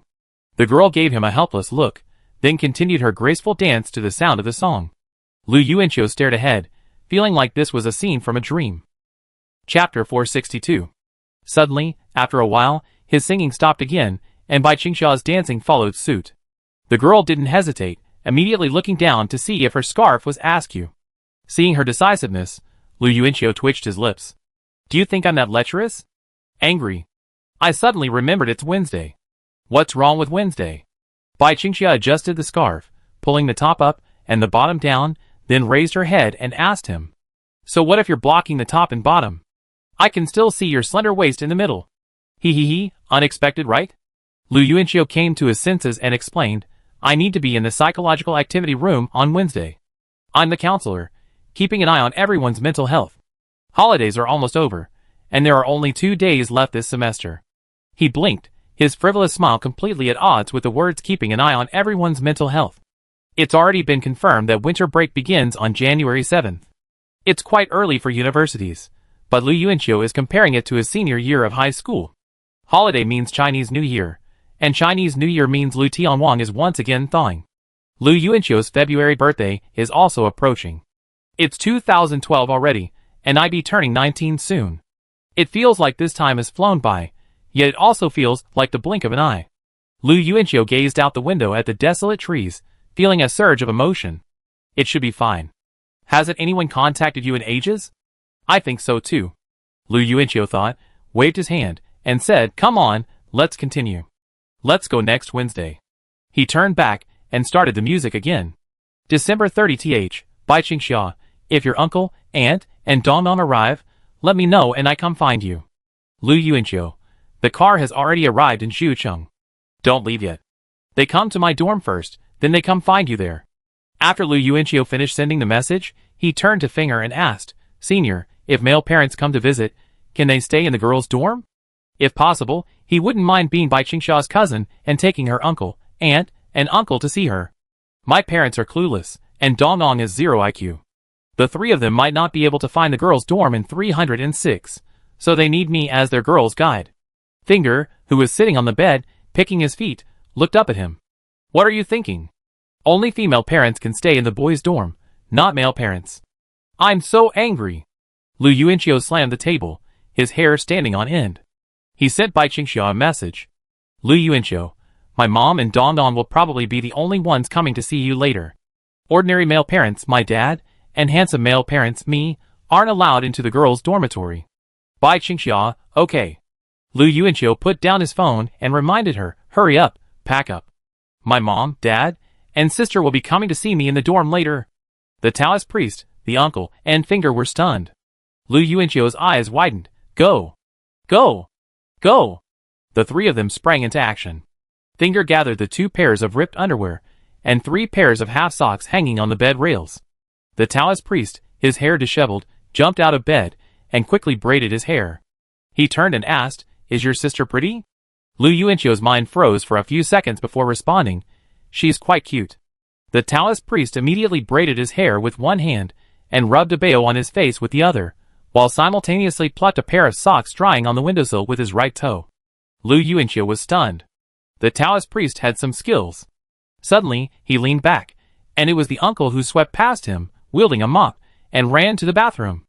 As expected, the uncle was the only one in the dormitory who truly served the people, Lu Yuanqiu secretly praised. At 9 o'clock in the morning, Lu Yuanqiu packed up and headed for the school's east gate. His father's Audi was lingering in the parking space outside the school, trying to get in, but couldn't. Su Xiaoya, sitting in the passenger seat, was so overwhelmed she urged, Can you do it? If not, I do it. Lu Yuanqiu stood by the roadside, shaking his head, Looks like I can't. Lu Tian glared at him through the window, then drove the car a dozen meters further out. Then he put the car in reverse, stepped on the accelerator, and swerved the steering wheel. With a roar, the car slid into the parking space with incredible precision. He unbuckled his seatbelt and glanced at his wife. Bang! Su Xiaoya slapped him on the head. You think you're so cool? You scared me by driving so fast. Lu Tian, After the three of them got out of the car, Lu Yuanqiu walked over to Lu Yizhuang. He grinned and rubbed his hands. Did you miss me? Lu Yizhuang, wrapped in a pretty jacket, blushed and slapped Lu Yuanqiu's arm. No, you pervert. How do you talk to your brother like that? Su Xiaoya glared at her. Lu Yidong snorted and immediately ran to stand beside his father. The 4 of them carried bags, large and small, as they headed towards the school. Lu Yuanqiu glanced down and saw that the bags were mostly filled with snacks. Ah, to have a roommate like me, Finger and the others must be blessed. Su Xiaoya muttered as they walked, Your sister will take the high school entrance exam next year. I'm not sure if she can get 500. You have time during the holidays to help her with her studies. Lu Yuanqiu looked at Lu Yidong and smiled. If she doesn't behave, can I punish her? Like tickle her toes or something? Lu Yidong stamped his foot, frowned, and began to act coquettishly toward his father. Dad, I don't want him to tutor me. I want Sister Bai to tutor me. Lu Yuanqiu's expression was serious. Your Sister Bai doesn't have time. She has to get her driver's license. Oh, and I have to too. Oh, we both don't have time. Now Dong won't get into high school. Lu Tian wanted to punish his son, but a glare from his wife dissuaded him. Ever since Lu Yuanqiu scored 628 on the college entrance exam, his family status had skyrocketed to the top. The family's mutual support and mutual restraint system had lost its effectiveness, and Lu Tian no longer dared to lecture him. At least not publicly. Which high school do you want to attend? Lu Yuanqiu walked over to Lu Yidong, put his arm around her neck, and began to ask a serious question. Of course, number 7 middle school. The little girl bounced around, dreaming a sweet dream. To get into number 7 middle school, she'd need a score of at least 650 on the high school entrance exam. Lu Yuanqiu didn't discourage her. Lu Yidong had actually changed too. At least before her rebirth, Lu Yuanqiu had never heard her harbor any aspirations for high school. The little girl didn't say it, but her brother had indeed become her role model. Lu Yuanqiu smiled and said, Okay, work hard and get into number 7 middle school. I know a dean there who's a real jerk. I ask him to take good care of you." The four of them walked and talked until they soon arrived at room 401 in Block A, the men's dormitory. As they passed room 402, Lu Tian and the other two glanced inside, and saw a pile of tissues on the floor. Lu Yidong frowned and muttered, "The men's dormitory is like a pigsty." "Hey, don't let anyone hear us," her mother glared at her. Lu Yuanqiu smiled and said, it's okay. That roommate can just curse at me. I usually curse when I pass by on my way to the bathroom. It's just a casual thing." Chapter 463. Liang Jingfeng, lying in bed, glanced up and saw Lu Yidong, curiously passing by the doorway, peeking in. He jumped up with a startled thud. "Holy crap! There's a girl?" Zhong Jinqing glanced up at him weakly. "Are you crazy about women? How dare you say that about someone else?" Zhang Yifeng retorted.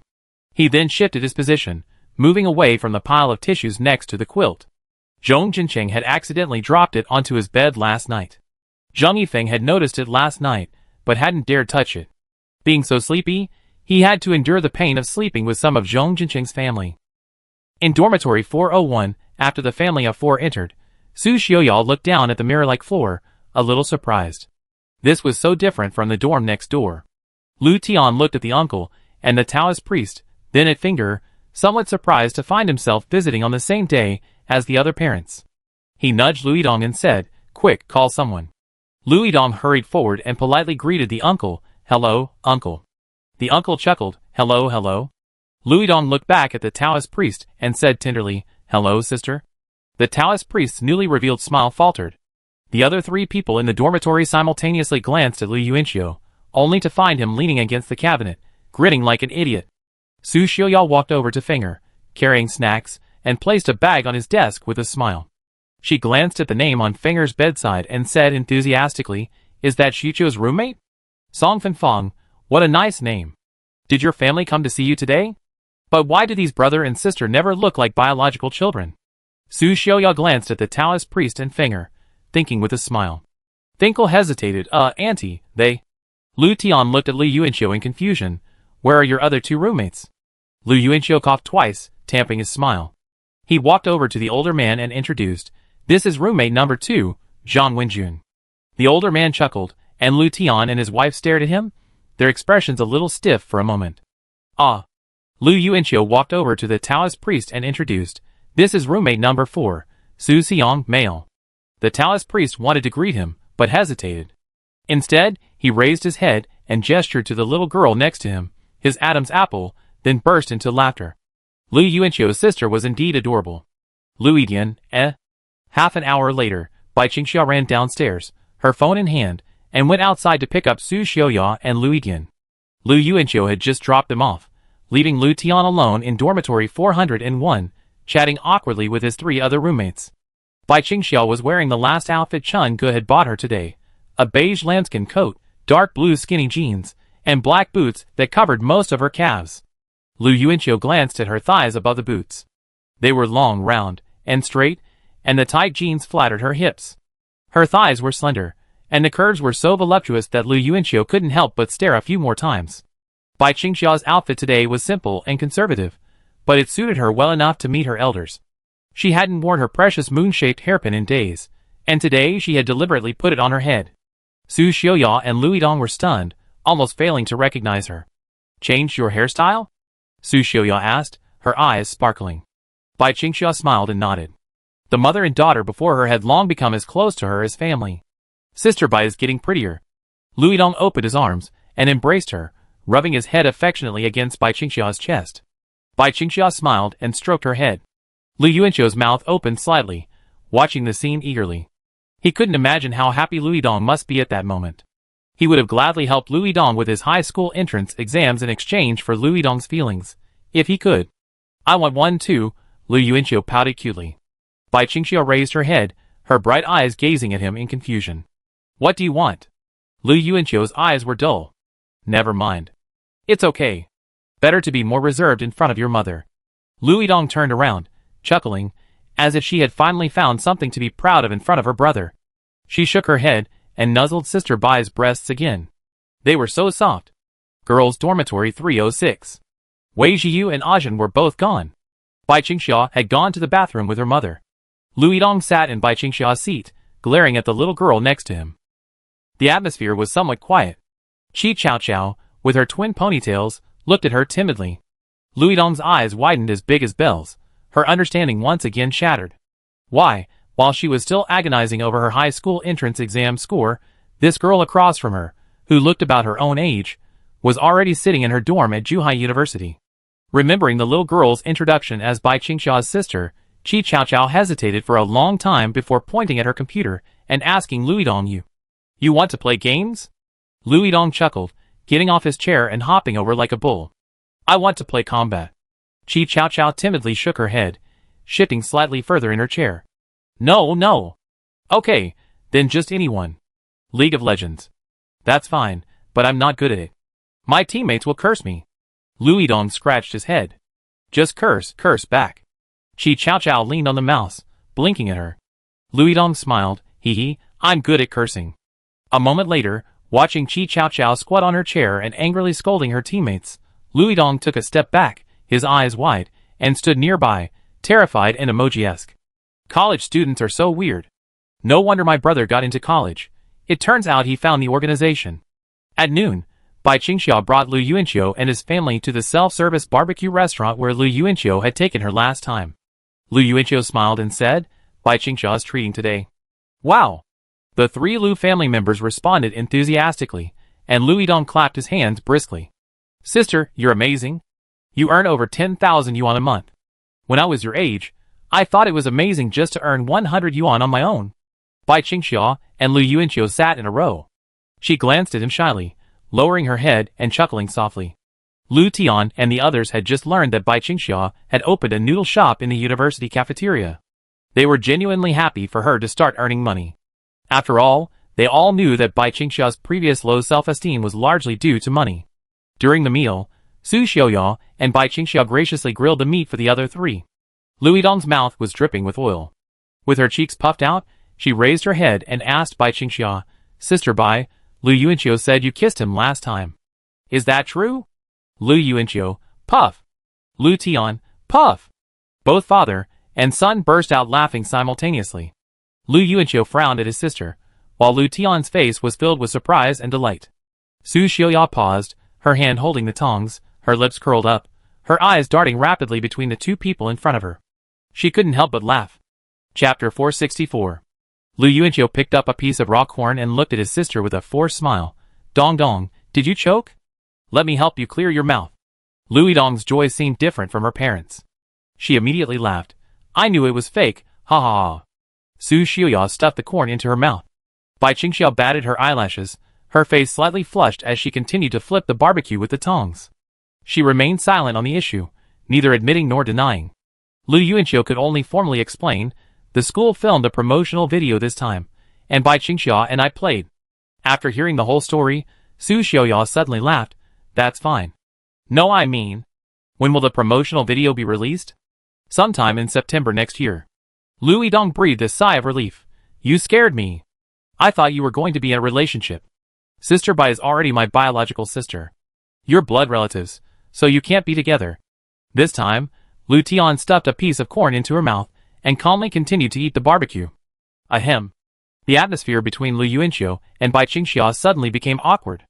Bai Qingxia kept mechanically flipping the barbecue, still not eating a single piece. Lu Yuanqiu stuffed some lettuce into his mouth and glanced at her. Don't just grill, eat too. I'm not very hungry. Bai Qingxia suddenly stuttered, not daring to look at him. Su Xiaoya glanced at the two people across from her. Although she had so many questions pent up in her mind, she found it difficult to bring them out. In fact, it was somewhat like what Lu Yidong had said. Although it had never been expressed, Bai Qingxia was more like an adopted daughter to their family. Add to that Bai Qingxia's sensitive and self-conscious personality, and although things seemed to be getting better now. In short, she and Lu Tian didn't feel comfortable asking about this matter. Afraid of saying something wrong and causing Bai Qingxia to misinterpret them as morally blackmailing, and also afraid the children would develop their own goals and plans, making it difficult to interfere too much, they could only watch them develop on their own, like spectators. However, in this state of mind, the mere mention of the two children engaging in acts of intimacy beyond friendship filled them with excitement and thrill. Before arriving, The couple had hoped the children would hold hands in front of them, but they hadn't seen anything yet. Perhaps they had held hands while they were gone? They were too embarrassed to ask, not even to ask their son alone. They could imagine his impatient response. Having experienced it all, they knew that adolescent flirtations were perhaps like this, shy, twisted, sensitive, and cautious. Dong Dong, the silly girl, didn't understand anything, but the couple could see that their son or daughter had her own twisted thoughts. Dong Dong liked both Bai and her brother, but if Bai and her brother were together, the silly girl would feel abandoned by both, which was why she didn't want them to be together. But in front of outsiders, Dong Dong would still firmly tell everyone that sister Bai and brother were a couple, and no one could interfere. Compared to brother and sister Bai being together, Dong Dong was even more opposed to sister Bai being with another man, or brother being with another woman. Rather than that, it would be better to let them handle it between themselves. I'm going to the restroom. Bai Qingxia pursed her lips and stood up. Lu Yuanqiu leaned back to let her pass. After Bai Qingxia left, Lu Yuanqiu put down his chopsticks and said, I'm going to the restroom too. The couple immediately sensed something was amiss and simultaneously raised their heads. After Lu Yuanqiu left, Su Xiaoya quickly tapped her daughter on the head. Still eating? What for? Lu Yidong looked up in disapproval. Su Xiaoya raised an eyebrow. Let's follow them. While we're in the bathroom, let's see if they're taking advantage of this to have a secret kiss. What if they're already together and hiding it from us? Lu Tian nodded quickly. Yes, yes, yes. Let's hear what they say. Huh? Lu Yidong realized, his appetite instantly gone. He quickly stood up and quietly swung his arms to follow. At the bathroom door, Lu Yuanqiu and Bai Qingxia simultaneously emerged to wash their hands. They glanced back at each other. Bai Qingxia was the first to blink, avoiding his gaze. To ease the awkwardness, Lu Yuanqiu backed away, bumping his butt against hers. Bai Qingxia snorted softly and leaned against the sink. She turned around and angrily slapped Lu Yuanqiu on the back. Lu Yuanqiu groaned and laughed, but the awkward atmosphere between them was briefly eased. Pervert! Lu Yidong, who was behind the wall, frowned and hurried back to report. Brother slammed Sister Bai's, but from behind at the bathroom door. Sister Bai was even sprawled over the sink. Puff! The couple glared, simultaneously spitting tea into their daughter's face. Lu Yidong closed her eyes and wiped her face with her small hand. She was already annoyed, and now she felt like crying. It's developing so fast? You should stay away from people. Oh my god! Su Xiaoya blushed. Lu Tian stuttered a little. You hurry up, go and tell them to stop. It's not convenient for me to go, you go. I go. Wait, who told you I'm free? You idiot. How can I, as a mother, be free? Su Xiaoya was so anxious that she hit her husband with both hands. Lu Yidong took a few tissues to wipe her face. She looked at her parents' frantic state, confused. Wasn't she trying to say that her brother was being a bitch again? At the bathroom door, Lu Yuanqiu and Bai Qingxia didn't rush back. Lu Yuanqiu asked with a smile, why didn't you avoid that cell phone store when you came to dinner today? Bai Qingxia smiled and said casually, because I went to give him the money 2 weeks ago. The boss was very easy to talk to. I gave him 2,500 yuan, and he took it. Lu Yuanqiu didn't laugh. What did you say? Seeing Lu Yuanqiu's expression change, Bai Qingxia said seriously, there's really nothing wrong with the phone. I've thought about it, and I just can't take advantage of him so much, and... She looked embarrassed and scratched her head with a finger. Besides, it's always a detour, which is inconvenient, so I might as well give him the money. I checked, the original price was 5,000, so I only spent 3,000. Lu Yuanqiu calculated on his fingers. This wasn't 3,000, it was 8,000. He looked up. The boss didn't say anything, just took the money? Bai Qingxia nodded. Yeah. Lu Yuanqiu looked at Bai Qingxia's relaxed smile and thought, well, let's just consider my 5,000 yuan as buying that smile. The two of them walked back together. When they reached the table, Lu Tian and Su Xiaoya immediately picked up their dishes with uneasy expressions, their faces flushed. Lu Yuanqiu glanced at the two of them, feeling a little puzzled. Why were they so shy? Chapter 465. Lu Yidong cried all the way home. The couple didn't ask Lu Yuanqiu any questions, but they noticed something during the second half of the meal. After questioning Lu Yidong, they realized the girl was just trying to exaggerate her brother's meanness, which ended up being a complete misunderstanding. So Lu Yidong was the one who suffered. Lu Yidong was actually a very innocent child.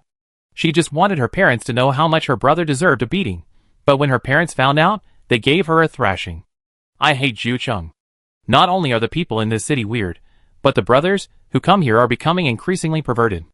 I'm helpless because my parents have only been here for a short while, and they're already making no sense. Lu Yidong thought to herself, and suddenly her crying stopped. That sentence rhymes. Yo-yo, I'm a genius. Lu Tian turned around, and saw his silly daughter was laughing again. Because the barbecue buffet wasn't far away, the family of 5, who had rarely been together, walked there and back. When they reached the intersection that led past the cell phone store, Lu Yuanqiu noticed that Bai Qingxia had naturally and decisively chosen this route. He smiled softly and followed her. For this girl, the meaning of money seemed to be peace of mind, in every sense of the word. As they passed the cell phone store, the owner was just taking out the trash. He looked up and saw Bai Qingxia crossing the street again. There was nothing he could do. This girl had left a deep impression on him. The owner had never imagined a scenario that actually happened to him. To get the girl a new phone, the boy lied to her, saying it was a used one. Later, the girl felt the owner was being unfairly treated poorly, and secretly returned to give him the money. Even teen idol dramas wouldn't dare film it this way. This girl is an angel, right? I thought she was just pretty. No, this couple is both angels. As they approached, the shop owner put down the trash can. Bai Qingxia politely paused and smiled at him.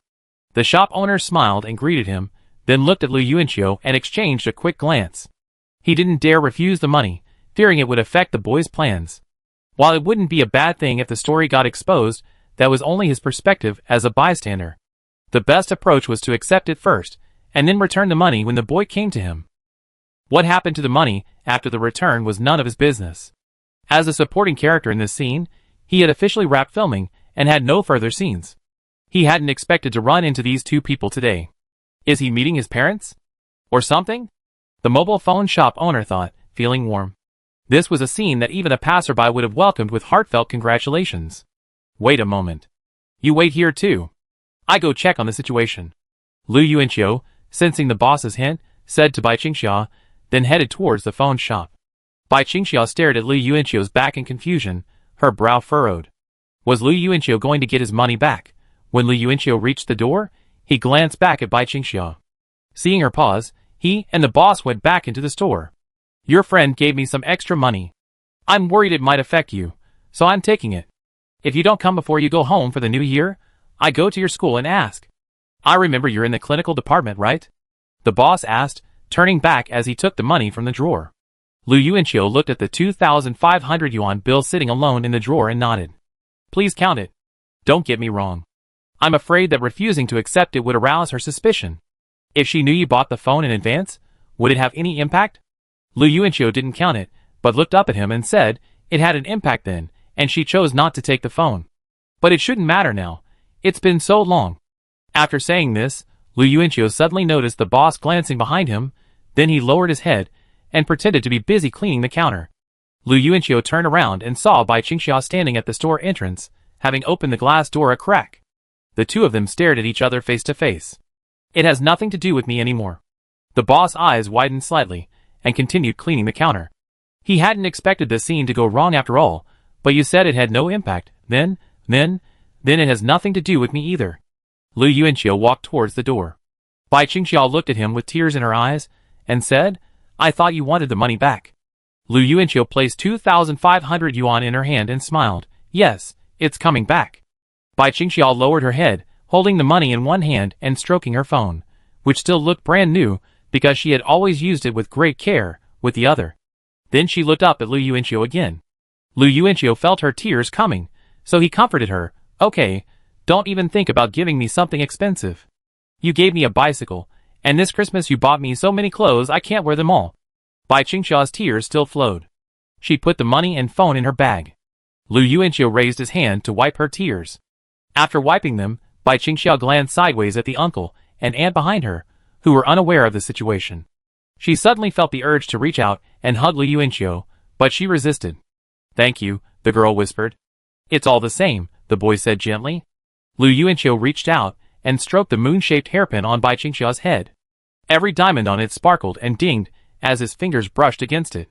December 31st, 2011, Thingle sat up in bed, looking at the 3 pairs of underwear hanging on the bed rails, one with 1 hole, one with 2 holes, and one with 3 holes.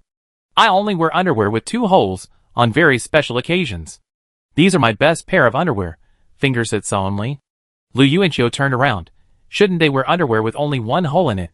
Fingal turned the holed underwear over the bed rail and explained, that's the truth, but the hole is right in the bird's nest, so every time I wear it, little Finfin slips out. Lu Yuanqiu, The Taoist sighed, took his toiletries, and headed for the bathroom, saying, may all the happy birds in the world have a sheltered home. Don't follow the wrong owner. TSK. Fingal snorted disdainfully from the bed, then with a somersault, pulled his underwear on. Lu Yuanqiu opened his closet, which was filled with a pile of colorful winter clothes, all bought by Bai Qingxia for him. Bai Qingxia had learned to look up outfits online. I heard that she had spent several days studying men's winter outfits online, before buying clothes for Lu Yuanqiu. Lu Yuanqiu was actually quite casual about his clothes. As long as they weren't too ugly, he'd wear them. But since Bai Qingxia had paid for his clothes, they couldn't simply be described as beautiful or ugly. These are all treasures. Lu Yuanqiu shouted, opening the closet wide. Lift your feet. The old man mopped the floor. Oh, sorry. Lu Yuanqiu quickly shrank into a corner. Chapter 466. In the evening, Lu Yuanqiu and the others left the dormitory building. As they passed the playground, they saw a blaze of colorful neon lights. 5 performance venues had been built. A number of students gathered around, waiting to watch. If there had been only one band, no one would have paid attention, but the excitement of 5 bands performing together was compelling. Tomorrow was New Year's Day, so tonight was bustling. But even more lively than the playground was the Wafeng campus auditorium. The New Year's Eve parties from the 4 campuses had been combined into one, performing in the Wafeng campus auditorium. That was the stage where the top performers in their categories, like Fu Yimeng and Ling, could showcase themselves and let their youthful ideals fly. But there was another place even more bustling than the Wafeng campus auditorium, the star-studded annual meeting hall of the Lu Group's Xucheng branch, a place that drew the attention of the media and industry tonight. But the students didn't dare even think about attending this place. They weren't even allowed to watch, so they could only wait until the next day to watch the live video online. For the past few days, the Lu Group's publicity regarding employee benefits has gone viral online, even trending on Weibo. Many Weibo self-media outlets have used headlines like, "What? I'm just a lowly employee earning 3 or 4,000 yuan, and at the end of the year, I get to see my idol perform for me at the company's annual meeting? Lu Group, I dedicate my life to you." After further investigation, a browser even published the headline, "Shocking. This will leave men speechless, and women in tears. How could a company ban overtime?" Facts have proven that the straight man Yuri is not very good at pursuing women. He doesn't know how to market himself, but he definitely knows how to market his company. In reality, only Grandma Lu Chao understood that Lu Xingzhou was simply striving to preserve the hard work his brother and sister-in-law had honed in their youth. It was the only thing he could do.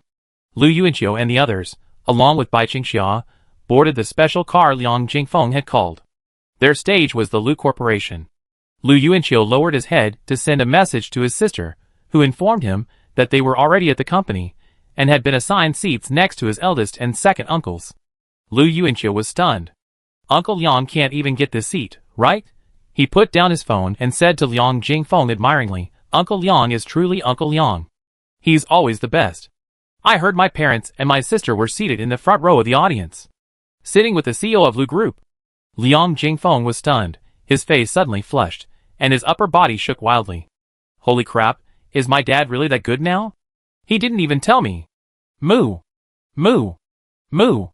Zhong Jincheng couldn't help but stare a few more times at this man who climaxed even more frequently than he did. Liang Jingfeng's dad was quite something, but he figured Lu Yuanqiu's dad had some connections too. After all, Lu Yuanqiu's family had been put in the same class through connections in Xucheng. Wait, Lu Yuanqiu's connections couldn't possibly be the Lu Group. Zhong Jincheng suddenly wondered. It's possible. Both of them have the surname Lu? Are they related? Zhong Jincheng thought about it, and suddenly felt it was impossible. First, Lu Yuanqiu never mentioned it. And if it were possible, why would Lu Yuanqiu's father just open a fresh food supermarket on the side of the road? After all, the Lu Group is such a large enterprise. It is the only food company in this economic zone that can compete with Baishi. Furthermore, the father and son don't have the demeanor of someone with a family business behind them. Aw, no. My dad probably just mentioned it briefly. It's the Lu Group that takes it more seriously. Liang Jingfeng smiled, and waved his hands repeatedly. The scene was a bit like Lu Yidong politely declining a red envelope from his elders during Chinese New Year. Finger analyzed, but the Lu group probably still values Zhuhai University students. Zhang Yifeng, eager to see the fun, said, "A school that can produce high-end talent right next to us, we must treat them well. Do you really think the cafeteria posters are just for the annual meeting? They're just advertising the company's image." Lu Yuanqiu smiled, and patted Zhang Yifeng on the shoulder. Zhang Yifeng smiled back, and glanced at him. Bai Qingxia huddled beside Lu Yuanqiu, a strange expression on her face. She felt that she was the only person in the car who kept silent, and her thoughts were the most innocent. Liang Jingfeng wasn't quite happy with what Zhang Yifeng was saying. He couldn't help but say, but if they were just parents of other Zhuhai University students, they still wouldn't be treated this way. They wouldn't even be allowed to attend the annual meeting, especially since Lu Yuanqiu is in the performing band. Lu Yuanqiu smiled. Hee hee, that's because young Master Liang and I are teammates. Liang Jingfeng shuddered. He'd been waiting for that. Lu Yuanqiu's words were getting more and more pleasant. The car pulled into the branch office. Lu Yuanqiu and the other four had already changed into their uniforms for the performance. The most eye-catching part was the top, a colorful sweater that gave off a warm, masculine aura. Even someone as rugged as Finger looked like he was being shown through a hazy filter. Bai Qingxiu was carrying a bag containing her performance uniform. Not a ballet dress this time, but a beautiful new dress. Not long after Lu Yuanqiu and the other 6 entered the company, 2 more cars arrived. Lu Wanchen got out and looked toward the car behind him. 2 people emerged, an elderly man with long eyebrows, and Long Yindong, a man with long straight black hair and a stern expression. "Isn't this Boss Lu's eldest daughter, Xiaochun?" The elderly man with long eyebrows greeted with a smile. "Hello, Grandpa Long," Lu Wanchen greeted respectfully, then glanced at Long Yindong. Lu Wanchen had come all the way from school to see the performance. The grandfather and grandson must have been invited by the Lu group. Oh no, it was probably just the elderly man who was invited. "Hello, hello," the elderly man replied, and Long Yindong supported him as he walked inside. "Little Dong, you really never forget to miss any of Lu Yuanqiu's performances," Lu Wanchen said teasingly, following behind. Long Yindong ignored her. Her grandfather turned and looked over, smiling. "Yes, Dong has a ton of photos of that Lu kid, all carefully framed and stored in a glass cabinet at home, never letting anyone touch them. She's watched the high school New Year's Eve party, the military training parade, the welcome party, and even the videos of that kid during team building trips so many times by herself that I'm tempted to get him an autograph on her behalf." The grandfather, with his long eyebrows, paused, looked at Lu Wanchen, and asked half-jokingly, "Chun, why are young people so cautious about love?" Xiaodong wasn't like this before. Lu Wanchen was stunned, glancing at the expressionless face hidden by Long Liandong's hair. Chapter 467. Lu Wanchen had actually known Long Liandong since she was very young, but she had never really liked Long Liandong's personality. He was too cold, too arrogant, and too sharp-tongued, so they could never get along. Facts had proven that Long Liandong's personality didn't allow her to have many close friends. She had always been alone, seemingly isolated from everyone, but in reality, she was the one isolating everyone. How could someone like that be so drawn to Lu Yuanqiu? Lu Yuanqiu was indeed quite good. But that was something you could only understand after spending time with him. However, Long Liandong had never really gotten along with Lu Yuanqiu. Lu Wanchen remained a staunch Lu Bai supporter. Long Liandong had his own depth, and Xia had her own persistence. On the surface, Xia was particularly concerned about Long Liandong's presence because she was simple and unpretentious, but in reality, Long Liandong was also wary of her presence. As Grandpa Long said, "Be cautious." If it weren't for Xia, Long Liandong might have pursued Lu Yuanqiu without hesitation. Lu Wanchen answered the old man's question, because Lu Yuanqiu has someone he loves. Grandpa Long nodded silently. He glanced at his granddaughter, knowing his persuasion was futile, and decided not to say anything more. Long Liandong turned his head slightly and urged Grandpa, "Stop talking. Hurry up and get in." The old man said as he walked, "I heard their show is the last one. Do you really want me to sit with you that long? You can leave first, and I find a separate seat in the back and wait," Long Liandong replied. Lu Wanchen walked behind, hands in her pockets. She was startled, realizing their names were quite interesting. Spring, summer, autumn, winter. Lu Wanchen gestured with his fingers. Summer and winter sandwich autumn, and summer and winter are 2 completely opposite, incompatible seasons. What about me? Watching the show from the front? Lu Wanchen twitched his lips. The auditorium for the Lu Group's annual meeting was large. Employees, leaders, and invited guests gradually took their seats. The media positioned themselves in the back, ready to film. Lu Yidong sat in the first row, swinging her legs. She turned her head and looked around, noticing that an elderly man with long eyebrows and a very pretty woman had taken their seats on the other side. In the opposite direction, a beautiful woman had casually found a seat in the first row, seemingly occupying someone else's seat. The uncle whose seat was occupied looked at her sternly, but then the eldest uncle said something, and the uncle gave up his seat to the woman. The eldest uncle even smiled and greeted the woman, calling her Xiaochun. What a cool sister. Lu Yidong was stunned. Why the last performance? I don't want to wait. Ah! Lu Yidong yelled, only to be silenced by a knock on the head from Su Xiaoya. Lu Tian pouted, Can this kid sing? I've never seen him sing in front of his own father in my entire life. Second uncle glanced at him. Don't you understand your own son? Lu Tian shrugged. He certainly hasn't sung in front of me, except for last year's Gong Xiaofei Kai. Su Xiaoya smiled and leaned over. Actually, I want to see Xiaosu dance. Lu Yidong quickly chimed in. I want to see Sister Bai dance too. I'm not interested in my brother's performance. Hearing this voice, Long Liandong turned her head and looked over. After a few seconds of thought, she guessed it must be Lu Yuanqiu's parents and sister. Is it because they're Lu Yuanqiu's family that they feel a sense of familiarity even with strangers? Long Liandong wondered. Although her personality wouldn't allow her to go over and say hello, she actually hoped the family would recognize her, just as they knew Bai Qingxia.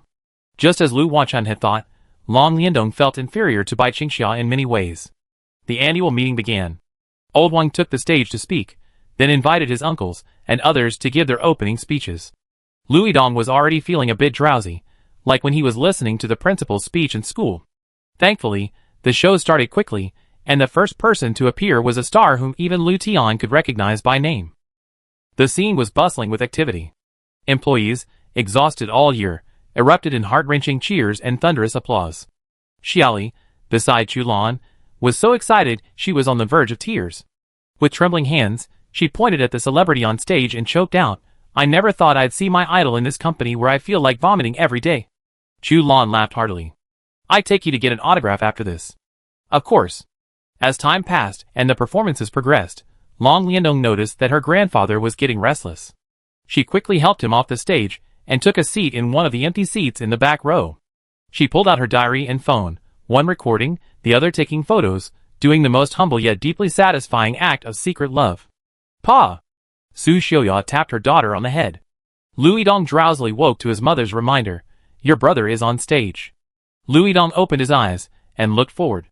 The curtain opened, revealing the 5 members of the band, dressed in matching attire on stage. Oh wow, you know what, it looks pretty good. Lu Tian smiled, as he looked at his son standing behind the microphone stand. He quickly took out his phone and took a picture. Turning around, he realized his wife was smiling, trying to find different angles to take pictures of their son. Lu Tian's face was full of machismo. Men and women are just different. For us real men, a photo is enough for us to keep as a souvenir. Su Xiaoya looked at him. Who said that? Isn't there a guy behind us snapping away like crazy?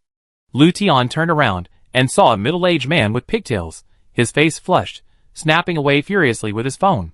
Seeing him turn around, the man nodded respectfully, his face even redder. Why are you blushing? Lu Tian was stunned.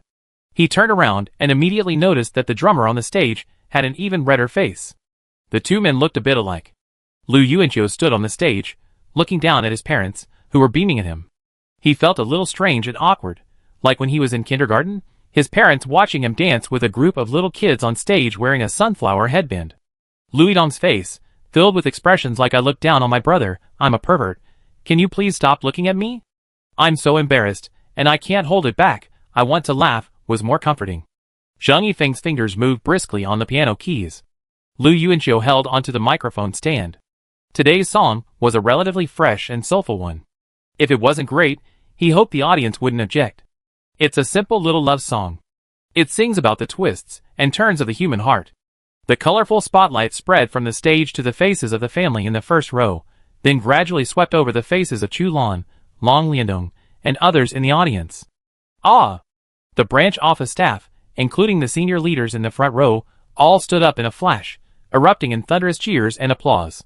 The eldest and second uncles, a step behind, also stood up, smiling and clapping their hands in encouragement. This was the first performance of the night that had alerted their two CEOs to the point of them standing up. All the media behind the cameras were stunned, looking around for a moment. How could these employees be more excited than seeing a celebrity? Those senior leaders had remained aloof in their seats when the celebrities appeared, but how come they stood up and applauded this band they had never heard of before?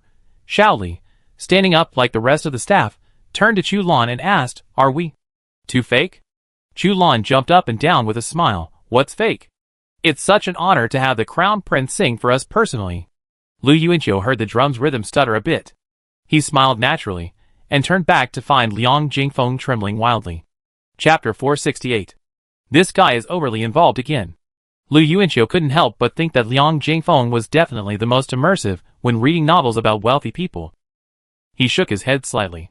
Fortunately, the environment today didn't give him much of a sense of urgency. Even if Liang Jingfeng trembled and Zhong Jincheng played the piano randomly, it didn't matter. It made sense. Compared to the school's welcome party, the Lu Group's annual meeting was obviously much grander and more solemn. But Lu Yuanqiu didn't feel nervous at all today. He even felt that any performance mistakes were within acceptable limits. Why?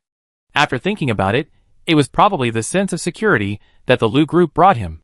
Lu Yuanqiu looked at his uncles who stood up to applaud him, his father who smiled and praised him, his mother who frantically took pictures, his sister whose expression gradually changed from disdain to attentive listening, and the leaders and employees whose faces had the words "I want to improve" written all over their faces. It was as if he were actually wearing a sunflower headgear and performing on the kindergarten stage. Even if he made a mistake during his performance and stood by, wiping his tears and crying for several minutes, the audience would simply stand up and applaud him in encouragement.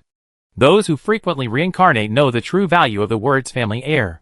Lu Yuanqiu, clutching the microphone with both hands, earnestly sang Little Love Song. His facial features were imprinted on Long Liandong's notebook. She reached for the eraser on the seat next to her, and suddenly the notebook fell from her lap.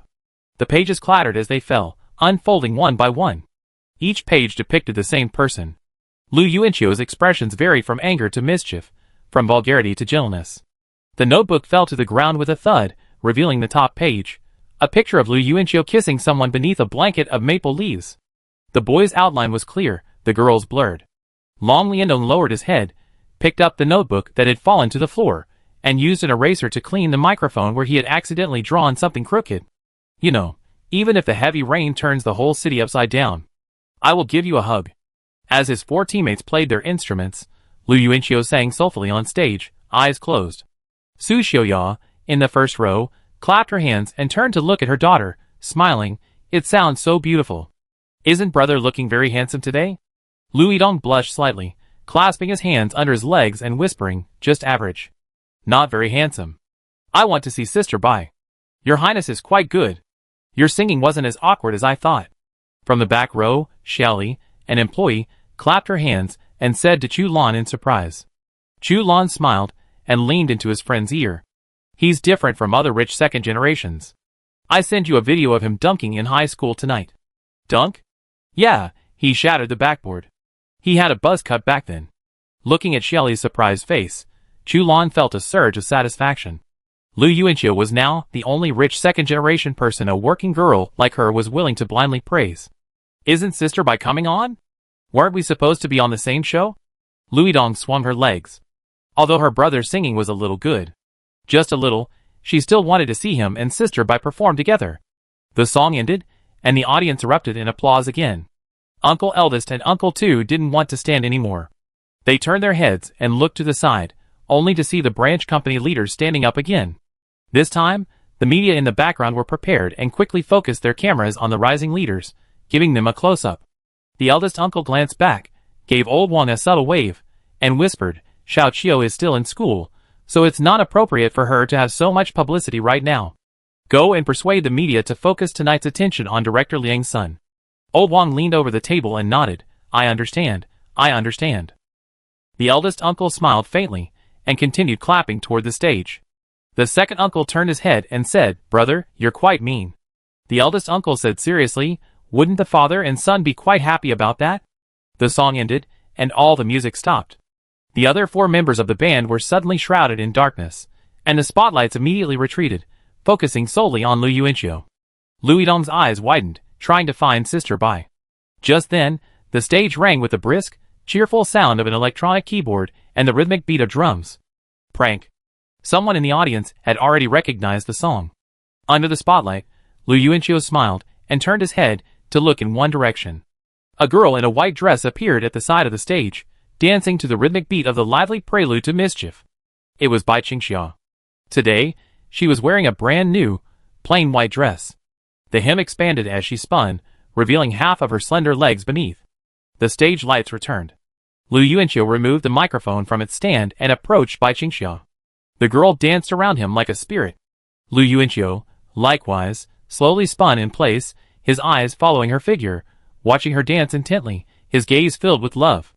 Lu Tian, in the audience, turned his head to see his wife and daughter excitedly hugging each other. I can't think of a good reason to block all this intimacy. Lu Yuanqiu took the microphone and sang, exchanging eye contact with the dancing Bai Qingxia on stage. The audience, forgetting to applaud, focused on the performance. The moment the dancing girl appeared, they knew the prince was truly putting his heart and soul into their annual meeting performance. I think I've slowly grown fond of you. Because I have the courage to love. Zhong Jinqing's bass was already faltering, but it didn't matter. As Zheng Yifeng had said, the four of them had become the backdrop for the performance. Bai Qingxia immediately stood beside Lu Yuanqiu upon hearing this line. The next moment was a carefully orchestrated on-stage interaction between the two of them. As the music reached an equally cheerful interlude, Lu Yuanqiu removed the microphone from his lips, clutching it in his hand. He tapped his toes lightly and cheerfully on the ground, and joined Bai Qingxia, who placed her hands at her sides, lifting her skirt and exposing her ankles. The two smiled at each other, as if they were at a wedding. Their dance steps were simple yet cheerful. Bai Qingxia had patiently taught him step by step in the dance studio. The perfect sync of their movements showed they had rehearsed countless times. The audience finally couldn't help themselves and burst into applause.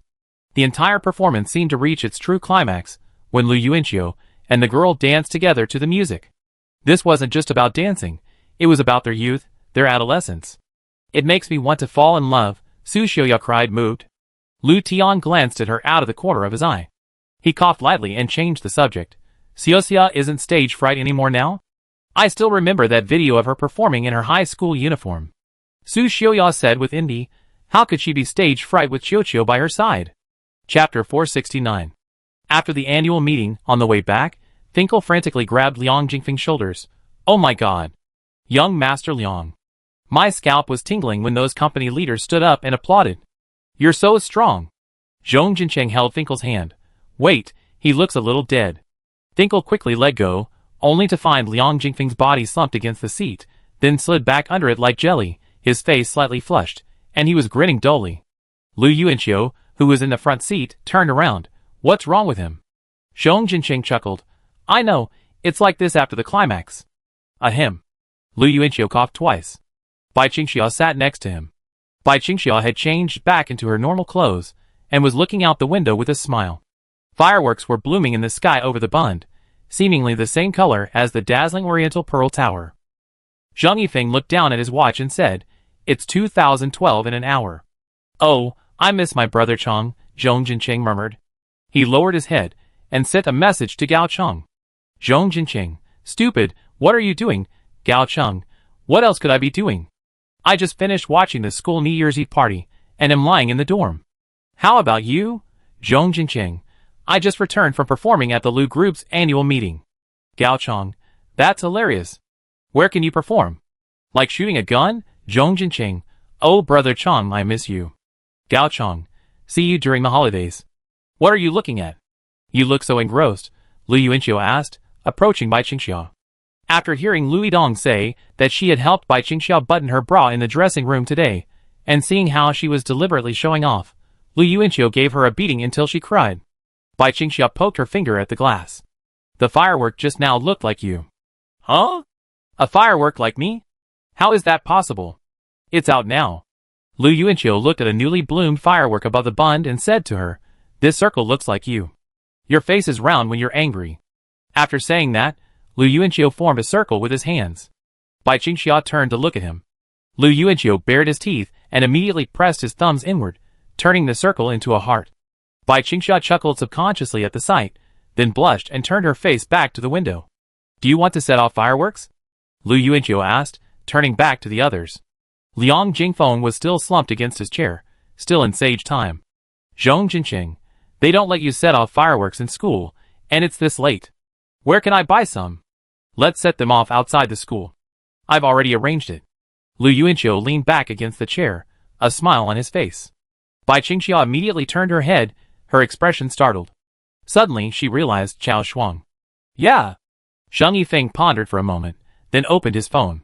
His chat history with Su Miaomio was still about the time he helped arrange a blind date. Zhong Jinqing excitedly asked, Are you sure? If you are, I call Lu Wei out. Lu Yuanqiu nodded. Okay, and have Lu Wei bring my third sister with her. She's probably asleep. Have her shake her awake. My third sister was a good person, who loved going to bed early and waking up late. Zhong Jinqing frowned.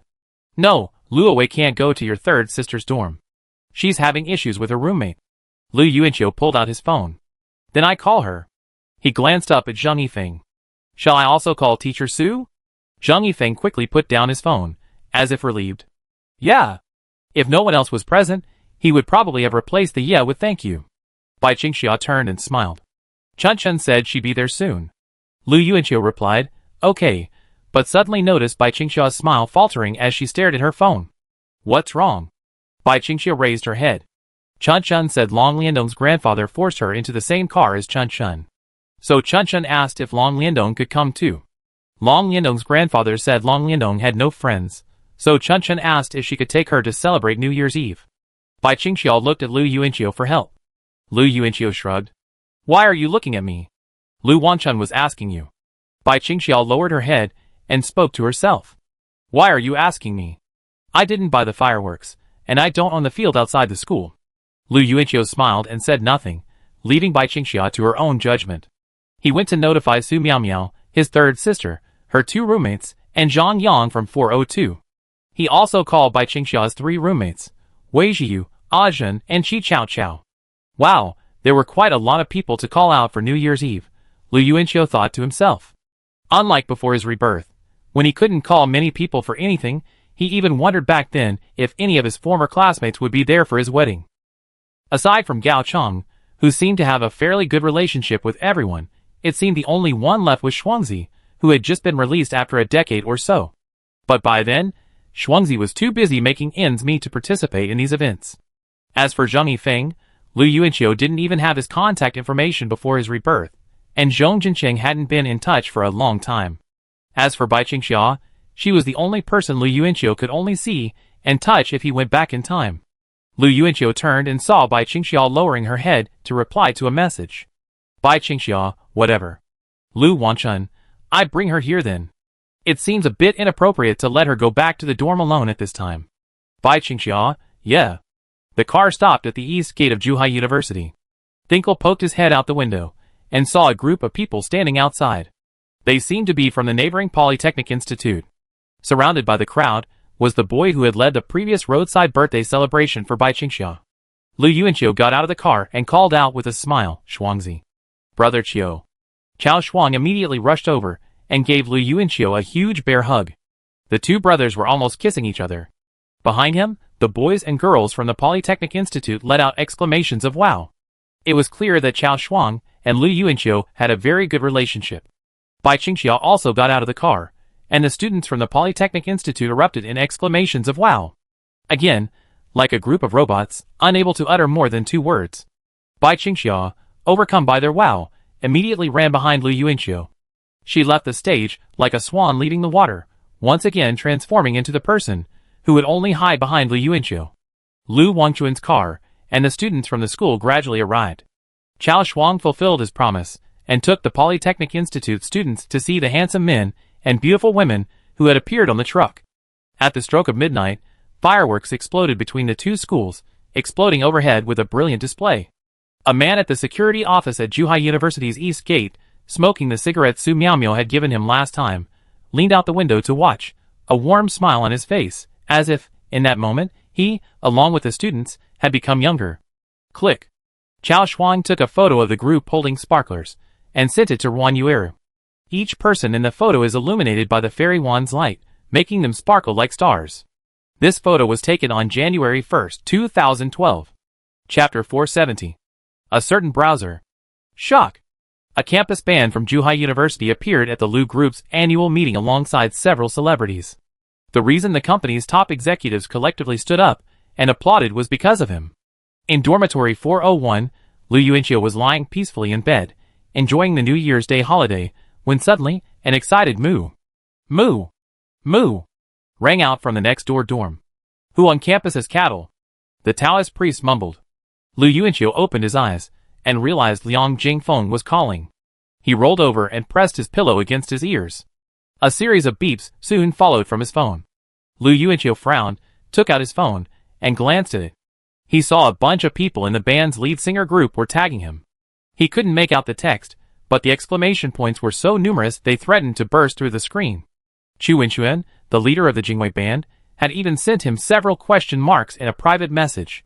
Lu Yuanqiu smiled, and casually scanned the chat log. He only saw Fu Yimeng post "I surrender" in the group chat, then remained silent. The band's popularity had already increased by 5,000 in just one morning, the fastest growth rate across all categories. Bai Qingxia's popularity had also increased by 4,000 in the morning, the second fastest growth rate across all categories.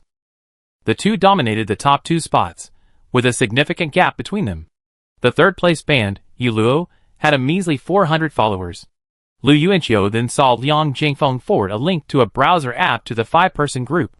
Liang Jingfeng had taken a screenshot of the article in the link and circled a line of text. According to the editor's on-site information, the band's young drummer appears to be the son of the Lu Group's human resources director. It seems the director holds considerable status and prestige within the company. Lu Yuanqiu replied to a message in the group chat. Lu Yuanqiu, young Master Liang is so awesome. 402, Mu. Lu Yuanqiu, young Master Liang is invincible. 402, Mu.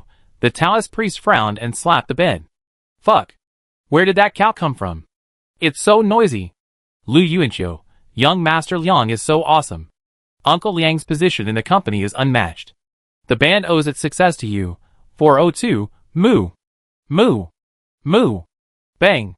The Taoist priest jumped off the bed, pulled out a copper coin sword from the cabinet, and headed for the door with a sullen face. The uncle mopping the floor quickly stopped him. Hey, hey, what are you doing, little lamb? The Taoist priest's voice was hoarse. The cow next door has become a spirit. I'm going to kill it. Seeing that the Taoist priest seemed serious, Lu Yuanqiu secretly put his phone away and hid it under his pillow, not daring to hurt the cattle anymore. The final exams were officially approaching. Lu Yuanqiu hadn't expected a university final exam to be like the college entrance exam, complete with 3 invigilators hanging around. The lead invigilator was teacher Ouyang, Lu Yuanqiu's moral education teacher, the sassy lady with short hair and a penchant for suits. There were 2 classes in the exam room, Clinical Class 29 and Clinical Class 30, each with its own separate seating area. Bai Qingxia sat slightly in front of Lu Yuanqiu. She was still wearing boots and jeans, and from Lu Yuanqiu's vantage point, he could just see her perky buttocks tucked in beneath the jeans. Her small, plump bottom looked thick against the chair. After receiving her exam paper, Bai Qingxia glanced back at Lu Yuanqiu. Don't look around. Just focus on your own exam, Teacher Ouyang said. Bai Qingxia immediately turned her head away, blinking guiltily and biting her lip. Teacher Ouyang continued, you can only hand in your paper 30 minutes after the exam starts. The exam begins.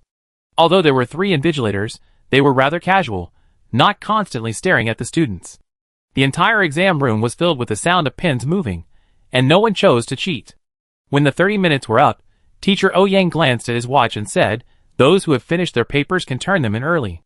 Zhang Yifeng stood up first, his expressionless face moving towards the podium. Zhong Jincheng looked up and immediately, defiantly, chased after Zhang Yifeng. Just 2 of you. Lu Yuanqiu smiled. He still had half the material to finish. But just as he finished his thought, 90% of the entire exam room suddenly stood up. The noise was deafening. Lu Yuanqiu stared, stunned. He even heard someone grumble, it's so easy. I should have known I wouldn't have come. I should have just taken the makeup exam. You're so arrogant. Lu Yuanqiu looked over. Teacher Ouyang, don't look around.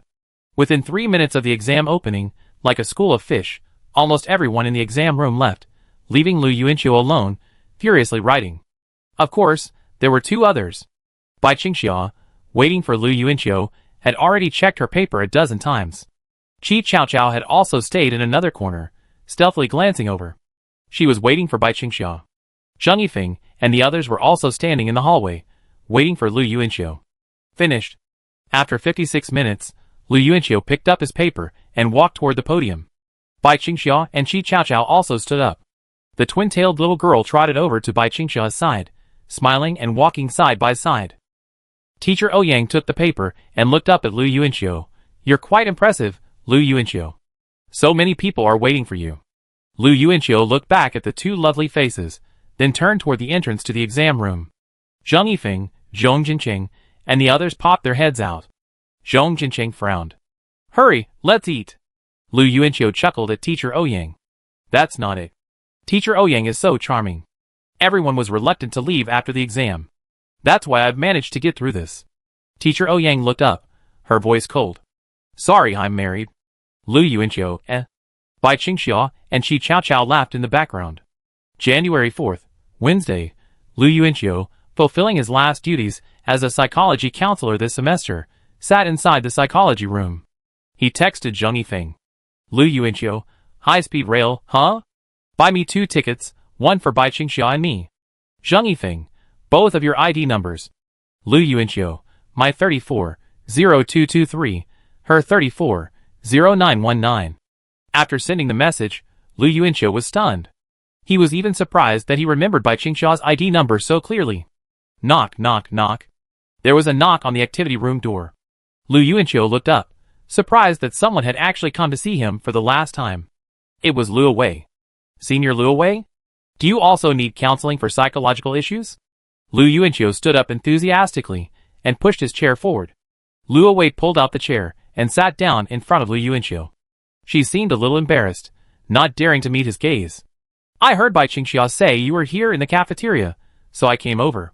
Have you and Zhong Jinqing already bought your tickets back to Luqing? Luo Wei asked. Lu Yuanqiu nodded. Yes, I heard you're from Luqing too. How about going back together? Luo Wei shook her head. No, I'm currently in Zhucheng. So why are you looking for me today?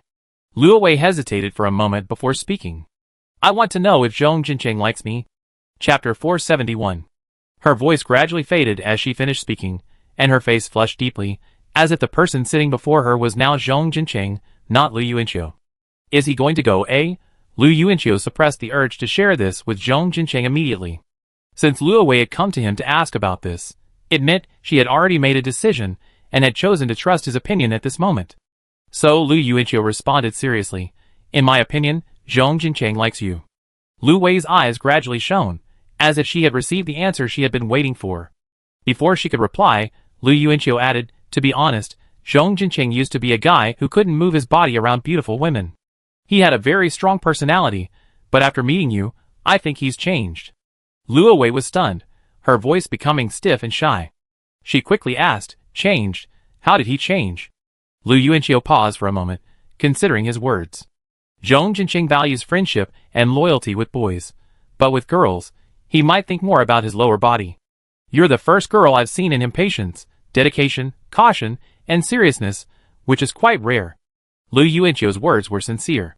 Luo Wei could almost associate every description of Zhong Jinqing with a corresponding incident in her mind. Thinking about the events that had transpired between her and Zhong Jinqing this semester, Luo Wei's eyes gradually filled with a smile, the corners of her mouth curling up. In fact, the event that had most solidified her resolve was the taxi rear-end collision, when Zhong Jinqing subconsciously protected her from the car.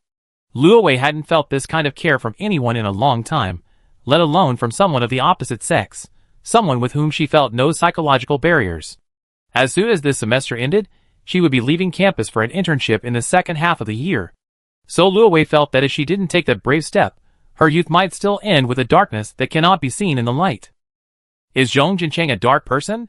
Luo Wei didn't think so right now, so when she heard from Lu Yuanqiu that Zhong Jinqing liked her, she suddenly felt that he wasn't dark after all. Seeing Luo Wei smile, Lu Yuanqiu also smiled, and opened the notebook on the corner of the desk. Zhong Jinqing should treat me to dinner for the whole semester. Lu Yuanqiu thought smugly to himself. Lu Wei then looked up and said seriously, do you think I can confess my feelings to him? There was still one semester left at school, and if possible, Luo Wei wanted to devote this semester to love. Lu Yuanqiu was stunned. He immediately smiled. Of course. You're asking me about this? Do you want me to call him over now? Seeing Lu Yuanqiu about to pick up his phone, Luo Wei quickly waved her hand to stop him, her nerves flailing. No, I. She raised her hand and scratched her head awkwardly, explaining, I worked so hard to muster up the courage, but I'm embarrassed to say it in person. I wait until he gets home and then tell him online. I give him a holiday to recuperate, and he can too. Is your recuperation serious? As for how to express your feelings, Lu Yuanqiu wasn't going to offer any advice. As long as the feelings were there, the formality of the confession didn't matter. Everyone had their own way of getting along. At that moment, he was actually happy for Zhong Jinqing, genuinely happy. This guy's fate had completely diverged in his two lives, now officially on different branches. Is there anything I can help you with? Lu Yuanqiu asked. Can you give him a bouquet of flowers? I have you prepare them before I send him a love message. Wait, how about? Are you taking the same bus home? Luo Wei grew increasingly nervous as she spoke, her lips trembling. Lu Yuanqiu nodded. Luo Wei smiled shyly. How about I text you when we get off the bus? She peppered her words with question marks, clearly inexperienced. She double-checked every step, and if she couldn't confirm it herself, she'd need Lu Yuanqiu's help. Lu Yuanqiu nodded. Of course, it's convenient for me. Wait a little longer, let me think. Will I be too busy to spare the time? Luo Wei muttered, her head bowed, her hands knotted in front of her, the tangled knot visible to the naked eye. Lu Yuanqiu looked at her patiently, not intending to interrupt. This kind of thing truly required careful consideration of a suitable time. Otherwise, once she had children, she'd probably look back and slap her forehead in regret, wondering, oh, why didn't I do that? I could have been so much more romantic. Luo Wei quickly said, right then. When you guys get out of the station, I don't want to put it off any longer. I don't want to put it off any longer equals I can't wait any longer. Lu Yuanqiu, smiling, silently connected the two sentences in his mind. As Luo Wei left the psychology room, she added Lu Yuanqiu on QQ and gave him the money for the roses. Watching her leave, Lu Yuanqiu wrote in his notebook, a feeling of deep emotion. I had assumed Zhong Jinqing would have trouble finding a partner, but unexpectedly, he already had one right after the first semester of his freshman year, and it was someone who was perfectly compatible with him. But Luo Wei's confession, with no intention of meeting midway, wouldn't that make Zhong Jinqing miserable for the entire holiday? 4. January 4th, 2012, Luo Wei, Battle of the Two Gods. The next morning, Zheng Yifeng was summoned to Su Miaomi's office. Are you planning to visit your teachers at the high school when you return to Lucheng? The female instructor asked bluntly. Zheng Yifeng, after a half-second of deliberation, decided to act first and consult later. Yes. Su Miaomi's expression relaxed a little, and she smiled and nodded. Okay, I'm planning to go back too. Have you bought your tickets? I get them later. Please buy me one, and I pay you when I get back. My ID number is 310110. Su Miaomi recited the number, writing it down on a piece of paper. If I already had it written down, why did I have to recite it again? Zheng Yifeng, momentarily puzzled, quickly deduced the reason with his exceptional memory. 01:10. January 10th. So she was thinking about her upcoming birthday. Zheng Yifeng took the note and nodded. Okay. Thank you. Thank you, Mr. Zheng. Su Miaomi smiled politely. Zheng Yifeng smiled again and nodded. You're welcome, teacher. The two glanced at each other, and then naturally looked away. One returned to his desk and sat down, while the other opened the office door and left. As the door closed, Su Miaomi raised her head from her desk again, and Zheng Yifeng also looked back from outside the door. Chapter 472. Bai Qingxia had already packed her luggage in her dorm room at 9 in the morning. She sat quietly on a chair, waiting for Lu Yuanqiu to contact her. Her roommates, Wei Zhiyu and Ajin, had already left, leaving Qi Chaoqiao alone in the dorm packing. Seeing Qi Chaoqiao squatting on the ground, pressing down hard on her suitcase, Bai Qingxia hurried over and squatted down to help her roll up the clothes inside to make room. The little girl was stunned by this scene and looked up at Bai Qingxia. What's wrong? Bai Qingxia smiled at her, continuing to help her roll up other clothes. I suddenly remembered that when we were little, my mother packed like this. Sister Bai, did your mother teach you to do this?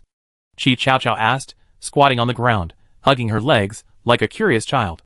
Bai Qingxia's eyes lost focus for a moment. She lowered her head to examine her clothes, then gently shook her head at Qi Chaoqiao. No, I figured it out on my own. I think my mom was planning to teach me. She smiled softly and zipped up Chitsao's suitcase. Then she asked, how are you going back? Waiting for Grandma to pick me up. She be here this afternoon. What about you, sister? I be a little later. Ding ding. Bai Qingxiao was mid-sentence when her phone suddenly rang with a message. She picked it up and saw it was indeed from Lu Yuanqiu. Lu Yuanqiu, go go go, time to go. I should go, Chow Chow. See you at the start of school. Bai Qingxiao said, raising her hand to smooth over Chi Cao Cao's twin ponytails. Chi Cao Cao didn't rush to say goodbye. She opened her arms and hugged Bai Qingxiao, resting her head on her chest, as if enjoying the quiet moment when they were alone in the dormitory. After a while, she responded softly and seriously, Happy New Year, see you when school starts. Yeah. Bai Qingxiao patted her head. In dormitory 401, Building A, men's dormitory, Lu Yuanqiu dragged his suitcase to the door. He turned back and waved to the uncle, finger, and the Taoist priest. He sighed and said with emotion, after this separation, I don't know when we'll be able to see each other again. The Taoist priest interrupted, school starts next month. Lu Yuanqiu left with resentment. He reunited with Zheng Yifeng and the others in the hallway. Liang Jingfeng was still in the dormitory, sweeping up paper balls and cursing, I bought you a bedside trash can, and you're still throwing it on the floor. Lu Yuanqiu poked his head into dormitory 402 and said goodbye to Liang Jingfeng and Zhang Yang. Well, although this semester was only 4 months long, the two dorms had experienced a lot together. Military training, fighting, exorcism, bands, noodle shops. Lu Yuanqiu could still recall the emotions of those times. As the Taoist priest said, school starts next month, but youth is fleeting. Every time we're apart, a piece of it is lost. It always feels like the events of being 17 were just yesterday, yet Lu Yuanqiu is already approaching his 19th birthday. My third sister and Lu Wanchun have different vacation dates, so they can't go back together this time. However, Lu Yuanqiu had assumed it would be just the 4 of them on the trip. It was only yesterday that he learned from Zheng Yifeng that Teacher Su was also going back. How long will Teacher Su be staying this time? She can't stay in the faculty apartment anymore. Is she planning to stay in a hotel? Lu Yuanqiu asked. Zheng Yifeng didn't respond, lost in thought. Lu Yuanqiu had only taken a few steps, pushing his suitcase, when he suddenly slapped his head. Oops, I almost forgot something important. He returned to the dormitory and happened to run into an older man coming out with a bouquet of roses. Seeing Lu Yuanqiu, the older man frowned. Your memory is so poor. I thought you were gone. Hey, thanks, uncle. Lu Yuanqiu accepted the rose.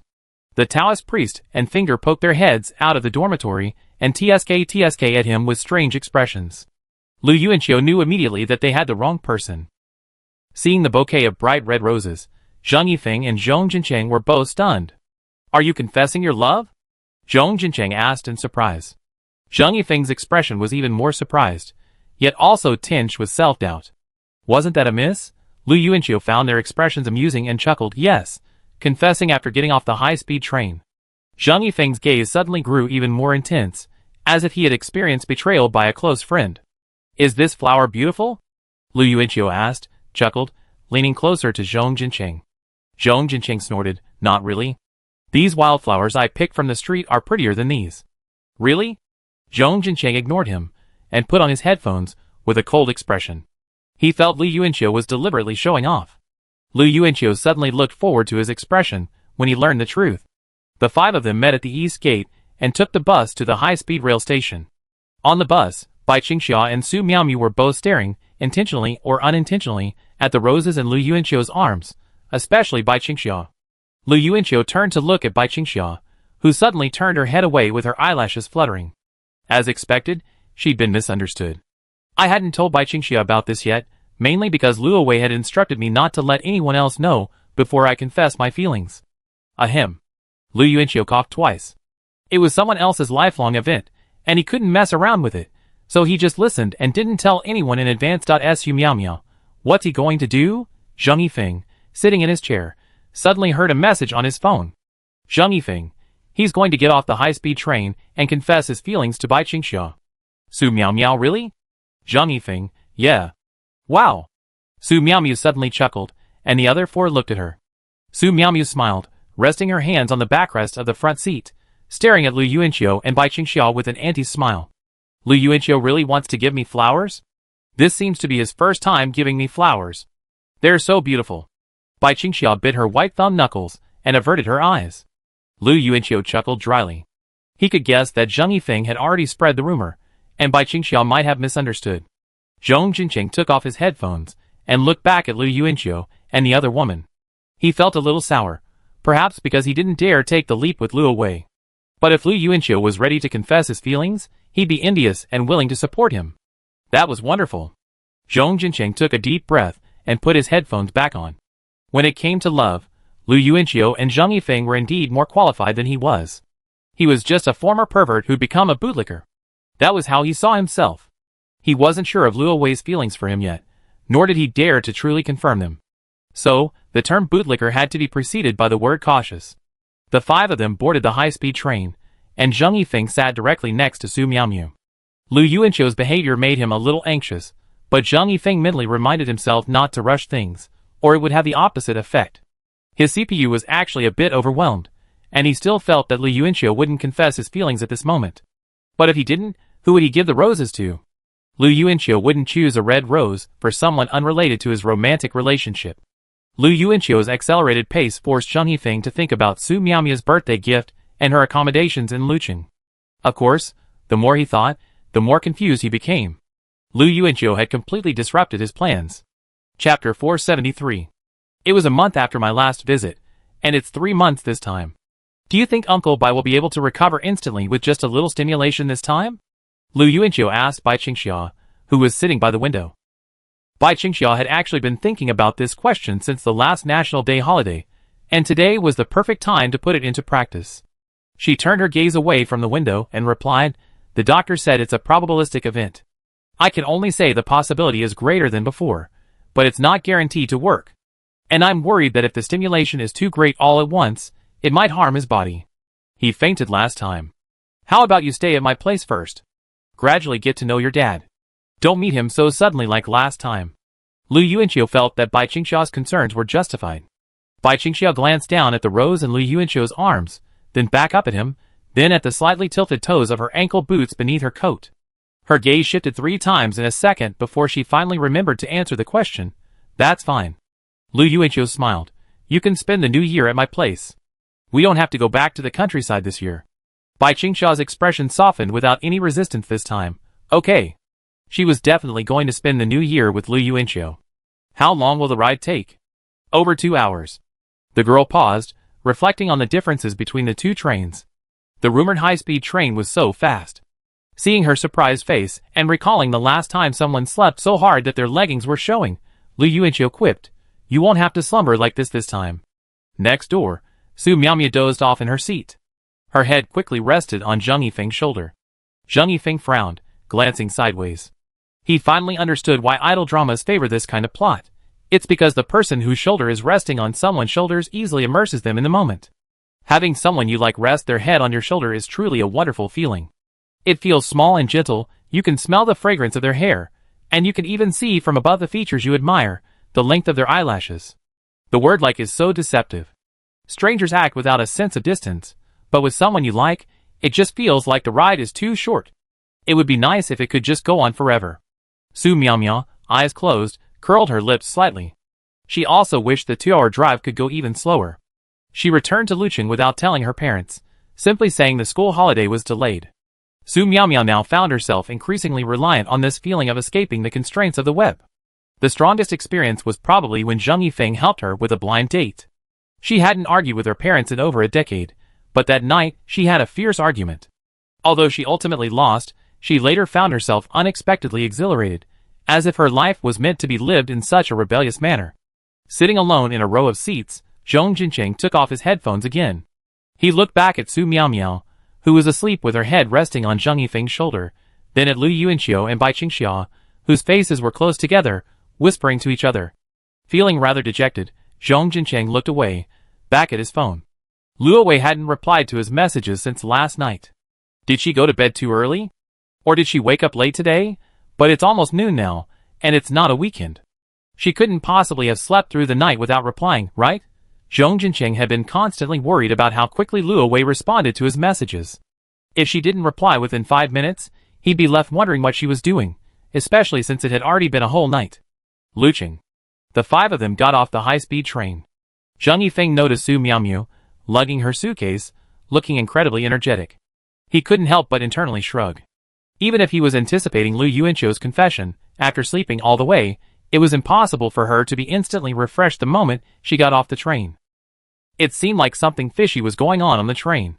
In fact, he'd been suspicious the moment he noticed Su Miaomiu's motionless sleep. Ahead, Lu Yuanqiu walked, quickly texting Lu away, "Lu Yuanqiu, we're getting off the train." After exiting the station, Lu Yuanqiu sent another reminder message. "Lu Yuanqiu, we're outside the station." "Lu Yuanqiu, are you still there? You're not getting cold feet, are you?" Lu away, "No, I'm editing the message. I've already confessed, so try to be more serious." Lu Yuanqiu replied with an okay gesture. He walked ahead, holding the roses. Su Miaomiu and Zhang Yifeng were staring at his back. When they saw Lu Yuanqiu stop, they would stop immediately, feeling like he was about to turn around, kneel down on one knee, and offer the flowers to Bai Qingxiu. Zhong Jincheng was still frustrated by Lu Wei's lack of response. He was already starting to feel less inclined to participate in Lu Yuanqiu's confession. At that moment, Lu Yuanqiu suddenly stopped, looking down at the message from Lu Wei on his phone. "Lu Wei, hand over the flowers. Finally, I'm going to hand over this bouquet. Wishing you two a long and happy marriage, a long and happy marriage." Lu Yuanqiu repeated this in his mind twice. He turned quickly, and Zhang Yifeng and Su Miaomiu also stopped where they were. Bai Qingxiu looked to the side. The three of them, along with the passers-by, all showed surprise.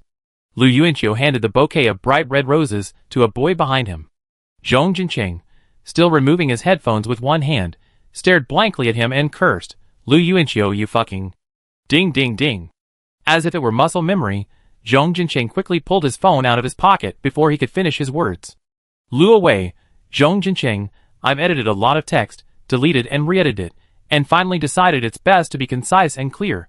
I like you, the kind of love between a man and a woman, the kind that's related to love. Do you want to be with me? If you do, then take the flowers that Lu Yuanqiu is offering you." Zhong Jincheng looked up at Lu Yuanqiu again, his eyes completely different each time. He pulled his lips into a smile, a mixture of surprise and disbelief. Lu Yuanqiu held the rose forward again. "Give her an answer. She's already so brave. So the flowers weren't for me." Bai Qingxiu bit her lips slightly before she understood what Lu Yuanqiu meant. So these were flowers from Lu Wei. Zhang Yifeng and the others stared at the scene in astonishment. Lu Wei's initiative took them by surprise. Zhong Jincheng reached out and snatched the rose. He shouted excitedly, throwing his arms around Lu Yuanqiu. "I have a girlfriend." "Reply first, you idiot."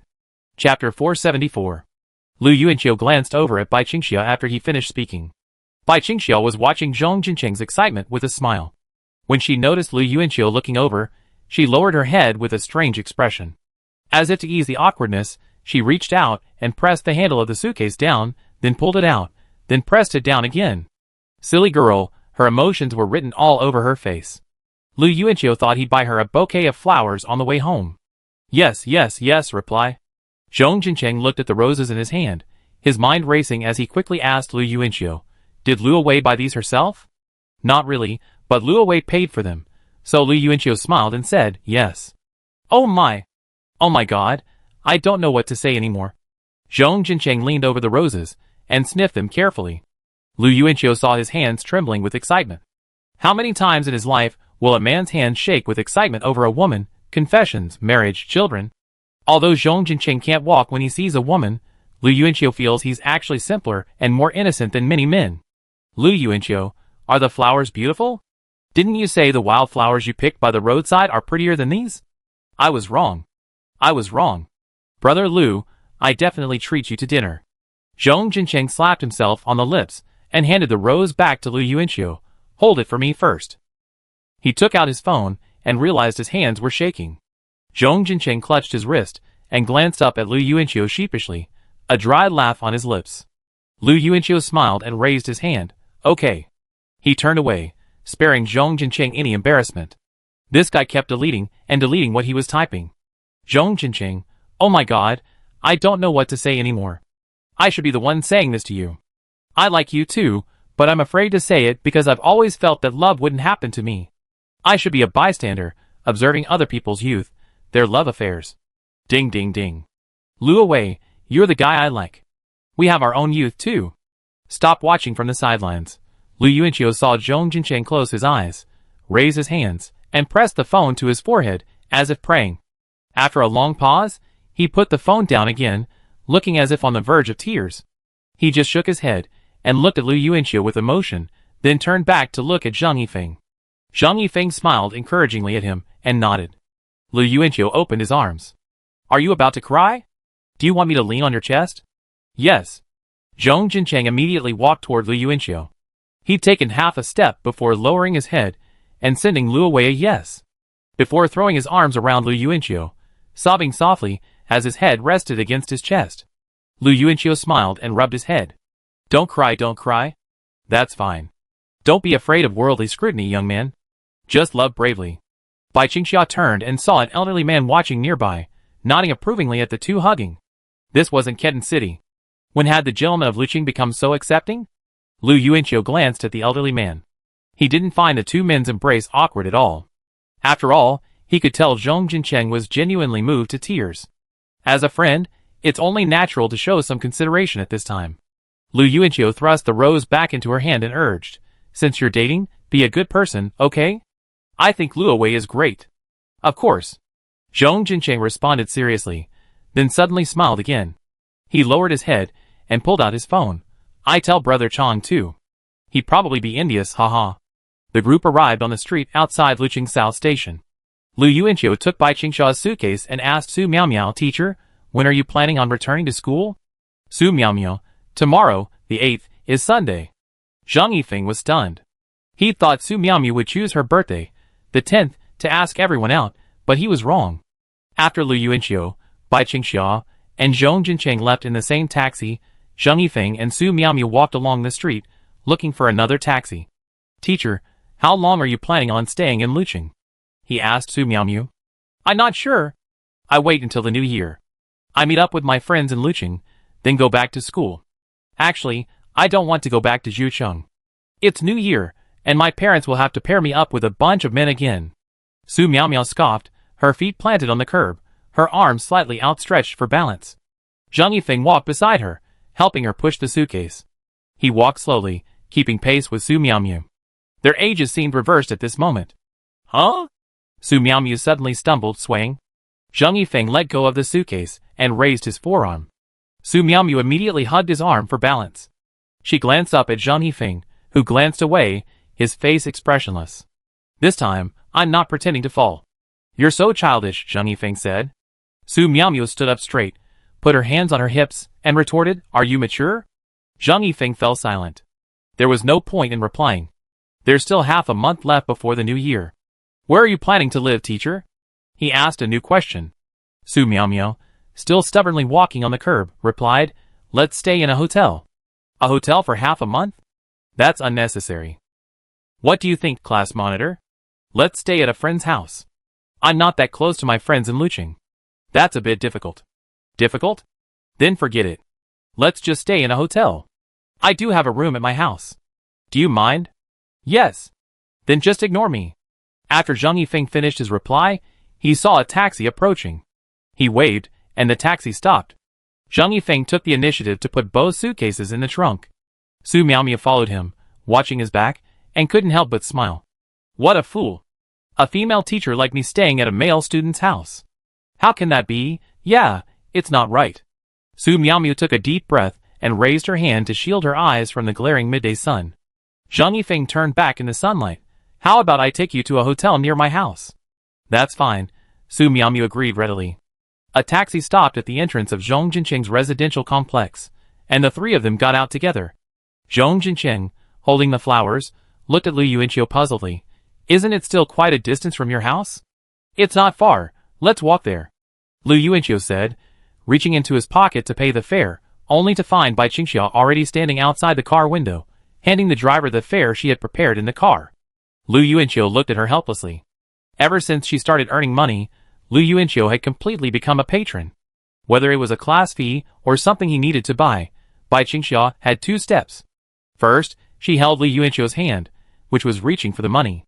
Second, she turned around and took money from her small white purse to help Lu Yuanqiu pay. Chapter 475. Lu Yuanqiu felt that she had a hard time earning money, and repeatedly tried to pull her hand away from paying.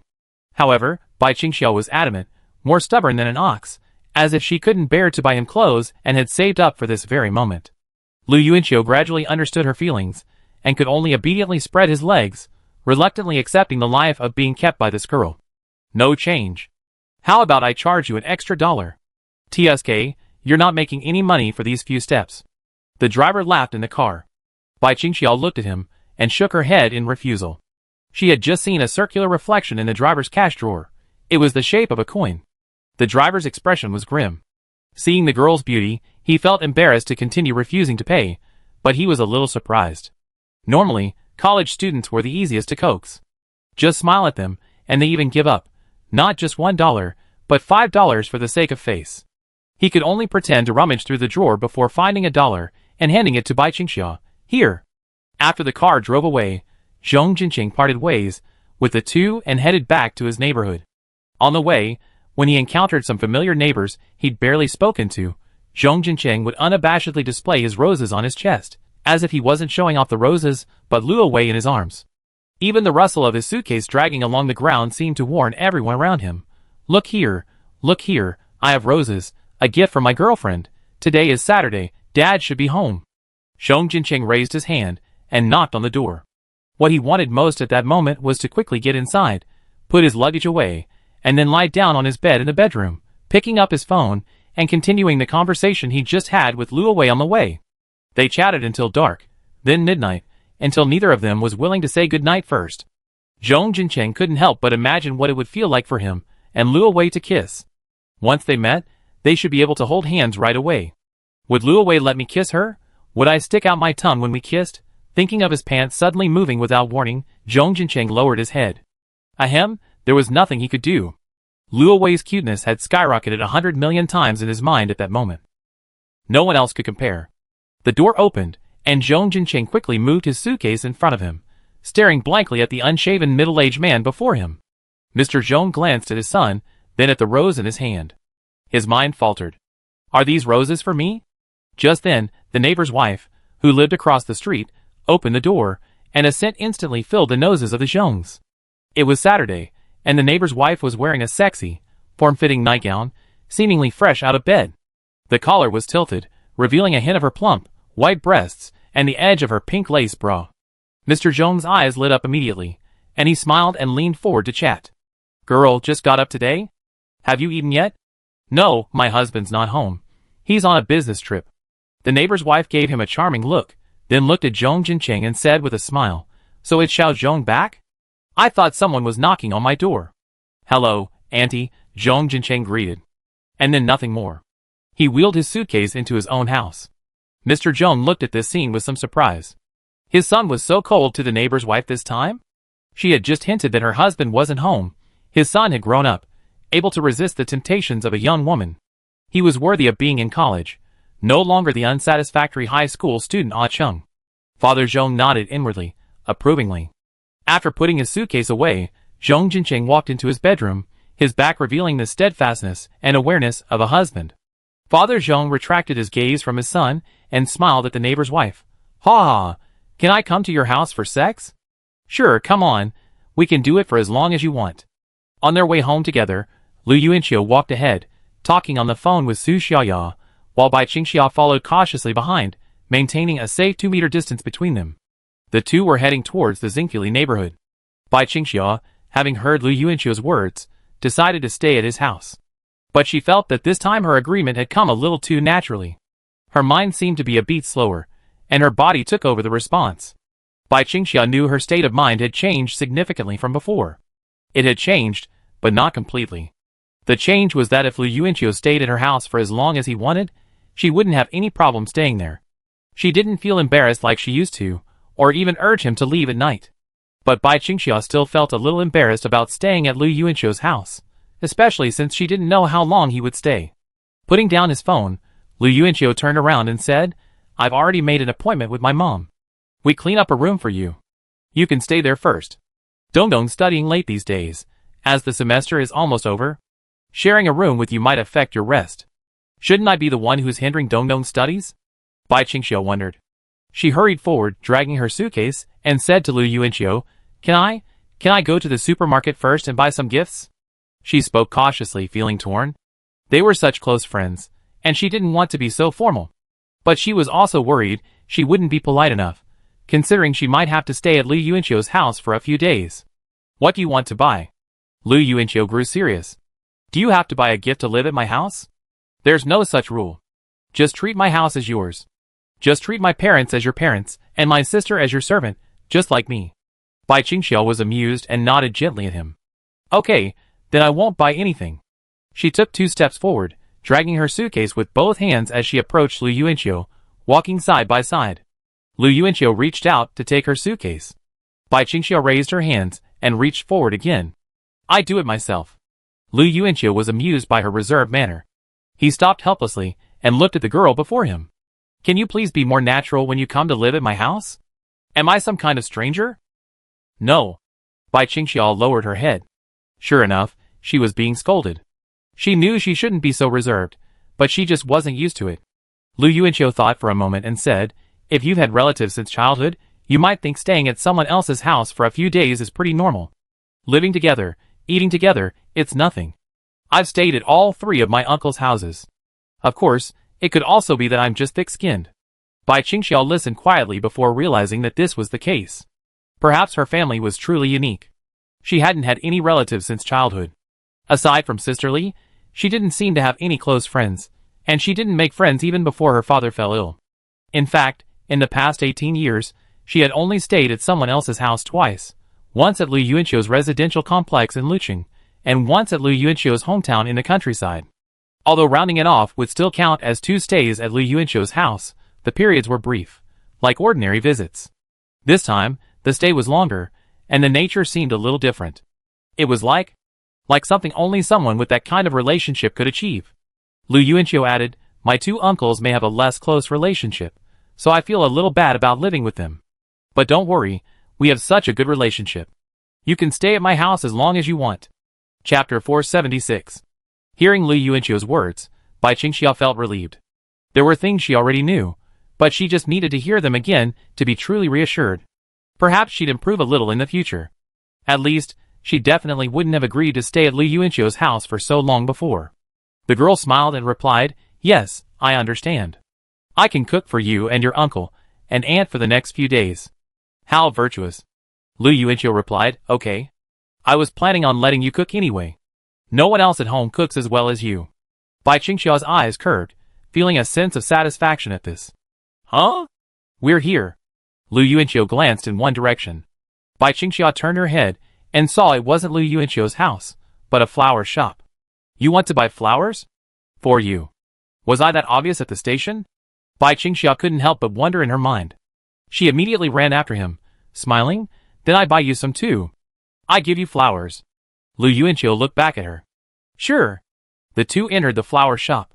5 minutes later, the 2 emerged together, each clutching a bouquet of bright red roses. Bai Qingxiu's face flushed slightly. After entering, neither of them knew what flowers to give the other.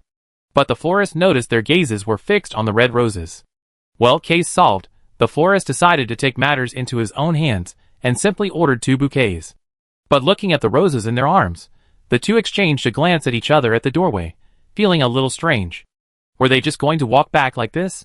A minute later, the florist watched the young couple return, both simultaneously saying something that made him wonder if he'd woken up so early in the morning. Can we leave our roses with you? Oh! Then when can we pick them up? Later.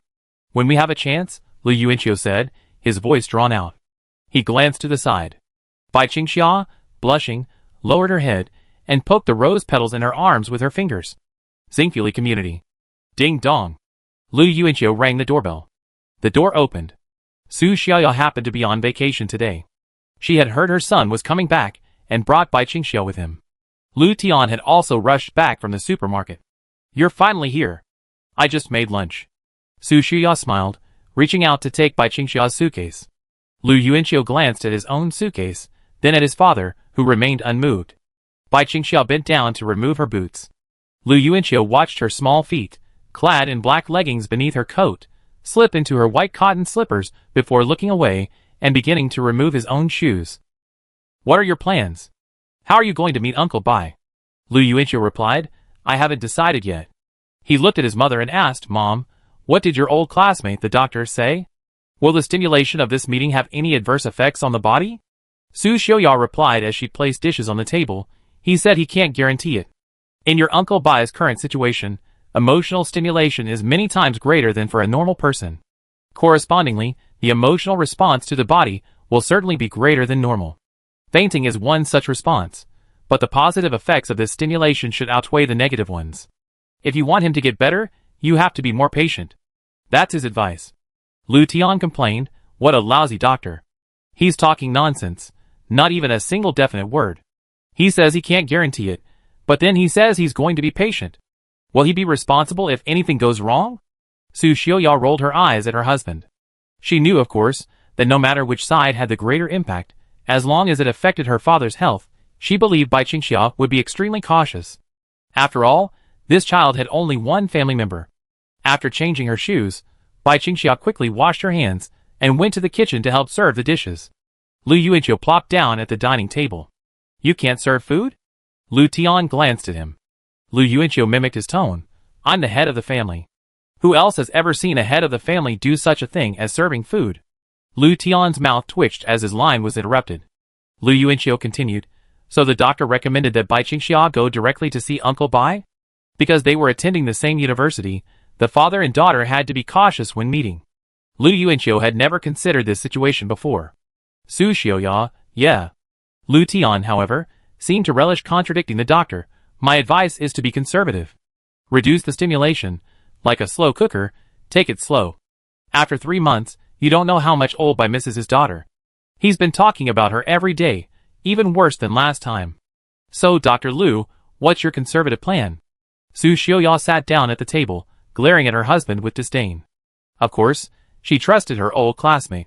She realized she had forgotten her chopsticks, and was about to stand, but Bai Qingxia had already rushed to the kitchen and fetched them.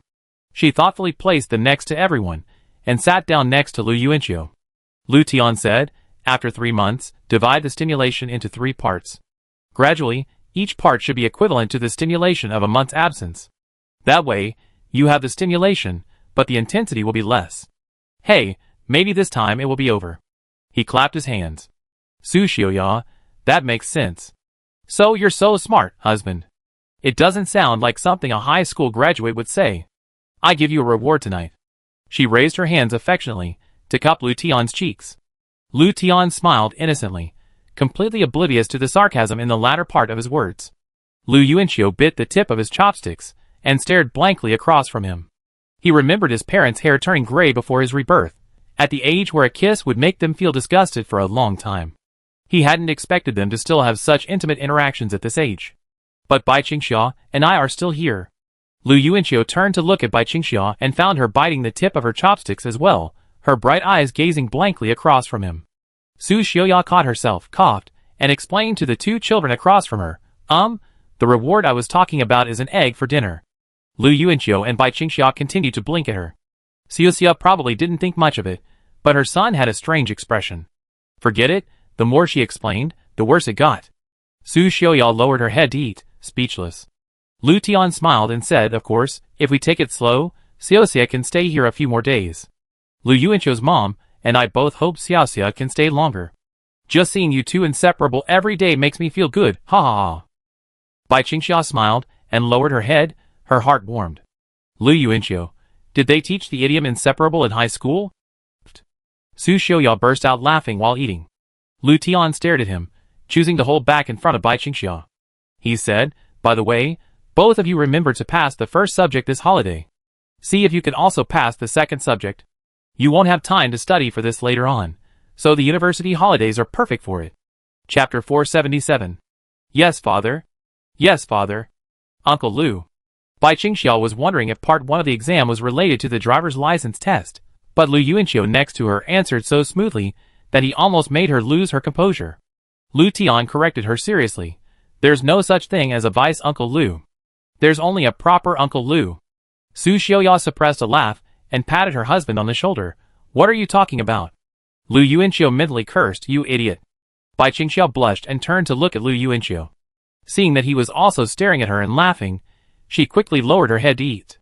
Su Xiuya quickly helped her with a piece of meat. "Child, don't just eat rice." "Thanks." Cough. "Thank."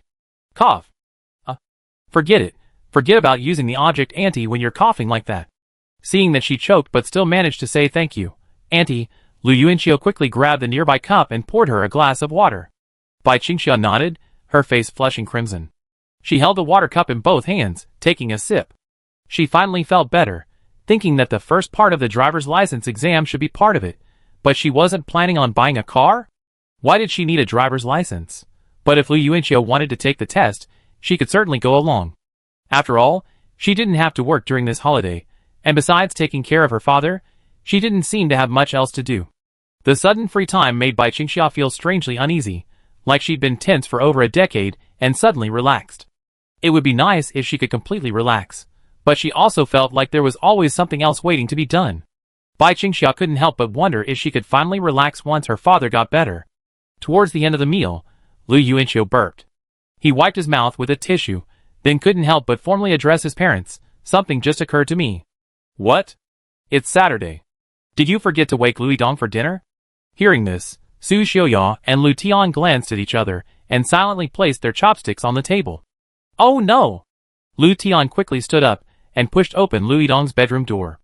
Lu Yidong sat in a chair, his hair disheveled and his face a bit disheveled. His meal was finished, leaving only the soup base. Seeing this, Bai Qingxiao took the initiative to go to the kitchen to make a new meal for her sister. Lu Yuanqiu pushed open the door to the room his parents had prepared for Bai Qingxiao. It had originally been intended as a study, but since none of the four of them could use it, it had been left unused. The room wasn't large, but his parents had made it quite cozy. The sheets and bedding were all pink, and there were a few adorable stuffed animals placed by the bedside. A thick, wide white cashmere blanket covered the floor. Several fresh potted plants were placed by the window, and there was a fruit bowl on the bedside table. They even moved a wardrobe in. Even the bookshelf against the wall was neatly arranged with books, as if for decoration. Lu Yuanqiu walked over and took a casual look, then pulled out a book in surprise. "Wow! Elementary School Chinese Language, Grade 4, with a crooked signature. Lu Yuanqiu." He flipped through it casually, and sure enough, every character in it had been drawn in the style of Cthulhu by the once genius him. Where did this come from under the bed? My parents used my elementary school Chinese textbooks to decorate the bookshelf, making the most of everything. The room was tidy as if Bai Qingxiao were going to live there permanently. Lu Yuanqiu smiled softly and tucked his Chinese textbook back in. There were noises coming from the dining room. Lu Yidong had already started eating the dish Bai Qingxiao had recooked for her. The girl swung her feet as she ate, constantly calling Sister Bai. She had been feeling down, but now she was cheerful and easy to coax. Girls with the surname Lu seemed all foolish and easily deceived. I really hope the two most foolish girls in the Lu family never get tricked by a lollipop. Bai Qingxiao took off her apron and walked over. Lu Yuanqiu smiled and stepped aside. "Come in and see the room I prepared for you." "Okay." The girl walked in, her expression slightly startled. As she looked closer, her face gradually brightened. She left her slippers outside and carefully stepped on the white cashmere carpet, her feet wrapped in black leggings, seemingly surprised by its softness. She lowered her head, lifted her feet to examine them, then looked up and around. As her eyes passed Lu Yuanqiu at the door, she smiled at him. Lu Yuanqiu smiled back, and Bai Qingxiao continued to survey her surroundings. Looking at her, Lu Yuanqiu couldn't help but think of Bai Qingxiao's first time living here. Her delicate, shawl hair now evoked a hint of her youthful ponytail. Her simple attire had completely changed. In a shirt, vest, pleated skirt, and leggings, she looked like a lady of noble character. But her eyes remained the same as that day, filled with envy and yearning for something that didn't belong to her, which still made one's heart ache. "Do you like it?" Lu Yuanqiu asked. He walked over to the bookshelf and pushed the half-filled elementary school Chinese textbook back inside. Bai Qingxiao nodded. "It's really nice. The floor is so soft, the bed is so wide, there are so many books, and the sky is so blue," she commented. Lu Yuanqiu laughed. "You don't need to praise the sky for being so blue. Wouldn't this room be any less attractive if it were cloudy?" Bai Qingxiao was amused. "Wow! I want to sleep here too." Lu Yidong poked his head in from the doorway. She threw herself on the bed and rolled around twice, then turned back to Bai Qingxia and asked, "Is it okay?" Bai Qingxia quickly replied, "Of course." "What about me?" Lu Yuanqiu also threw himself on the bed and rolled over, crushing over his sister like a steamroller. "Ah!" Lu Yidong screamed. He didn't hear Bai Qingxia's response, so he turned and saw her picking up a book from the bookshelf. Lu Yuanqiu sat up in bed and looked back at Lu Yidong, only to find his sister was silent. "What are you reading?" "Your junior high school diary." Bai Qingxia showed Lu Yuanqiu the cover, but she didn't open it, probably believing that diaries shouldn't be read without permission. "I kept a diary in junior high? Seriously?" Lu Yuanqiu was stunned. He leaned forward to take a look, and the name on the cover was indeed in his own handwriting. "Can I take a look?" Bai Qingxia raised her head, her eyes bright, and asked curiously. "Sure, I wouldn't write any little secrets." "I didn't have any secrets back then." Bai Qingxia flipped a random page in front of him. April 3rd, 2007, I suddenly noticed Huang Jiasen had grown. "Wow!" Lu Yuanqiu growled, suddenly reaching up to flip back a few pages. April 7th, 2007, Lu Wenla is an idiot. April 8th, 2007, Su Qian is an idiot. Bai Qingxia pursed her lips, blinking silently a few times. Lu Yuanqiu took the diary from her hand and said gravely, "Let me take a look first to see if that foolish man from back then had written anything of value." After flipping through the pages for a minute, Lu Yuanqiu stopped at one page. Chapter 478. He stared at the page and thought for a moment, then asked Bai Qingxia, "Did you owe me a red pen from before?" Bai Qingxia quickly raised her eyes, a look of surprise on her face, and quickly took the diary from Lu Yuanqiu's hands. September 1st, 2007, registration today. The heroine was standing next to me. She didn't seem to have a pen with her, so I lent her my tattered red pen. True to her character, the heroine wasn't even looking at me. Maybe she didn't remember me? Why? We'd fought side by side before. After reading this, Bai Qingxia's lips curled slightly, a hint of joy. She looked up at Lu Yuanqiu in surprise and asked curiously, "You remember me from junior high? Are you talking about me, heroine?" Lu Yuanqiu smiled and said, "Yes, I remember that one time we protected your father together at the school gate. Ever since then, I've thought you were pretty cool." Lu Yuanqiu didn't want to dwell on this incident, fearing it would trigger memories Bai Qingxia wouldn't want to recall. He continued, "But it seems we didn't have much contact after that. The first time, they confirmed Bai Qingxia, was the girl chasing people with the broom, was when they met in the hospital. Many things began to connect from that moment on." Lu Yuanqiu recalled the words, "I thought you were handsome since junior high," and couldn't help but smile. "So you obviously recognized me back then, but you didn't dare talk to me, right?" Bai Qingxia smiled sheepishly, and looked up at Lu Yuanqiu again, her eyes bright. She hadn't expected that the first time she'd seen such positive adjectives about herself in her past memories would be in Lu Yuanqiu's junior high diary. This development was a bit too good to be true. The battered red pen was with her, placed in a wooden box with a tumbler, which was in a cabinet at home. But Bai Qingxia didn't mention it at the moment. It was a bit embarrassing. How could someone keep a battered red pen for years? "Are you done talking?" The two people at the bookshelf turned around, and Lu Yuanqiu remembered that there was a flattened paper figure nearby. In the afternoon, Lu Yuanqiu brought Bai Qingxia to his room, and they sat at the computer together, working through the problems for Subject 1. To get Bai Qingxia to step on his foot, Lu Yuanqiu used himself as a bait, stepping on her foot first. The girl's personality was truly a bit like a cat's. Following the principle of cat's paw on top, Bai Qingxia pressed her black leggings-clad foot firmly against Lu Yuanqiu's instep. So Lu Yuanqiu spent the entire afternoon studying Subject 1. As for when to meet Uncle Bai, the two tentatively decided to postpone it to the day after tomorrow. The next morning, lying in bed, Lu Yuanqiu dreamed of a snow-white swan pecking his arm with its red beak tirelessly, over and over again. How annoying.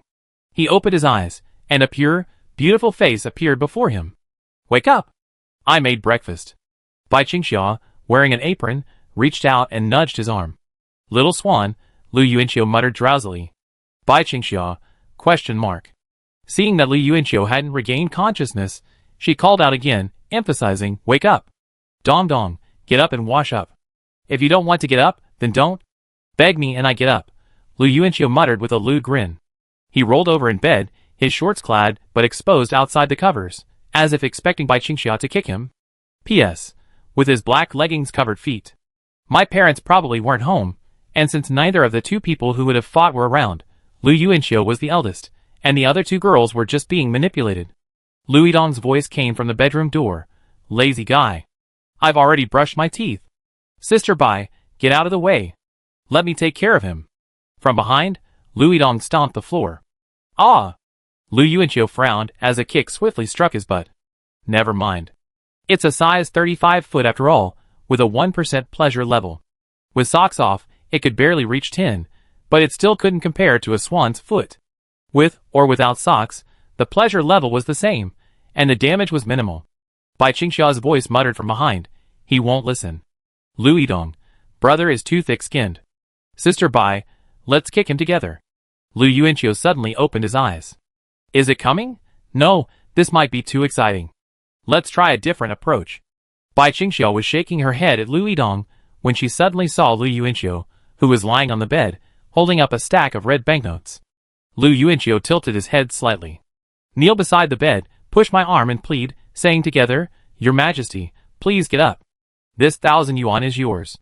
Bai Qingxiu pursed her lips, amused by his outlandish idea, but then she suppressed her smile, as if afraid Lu Yuanqiu might see her.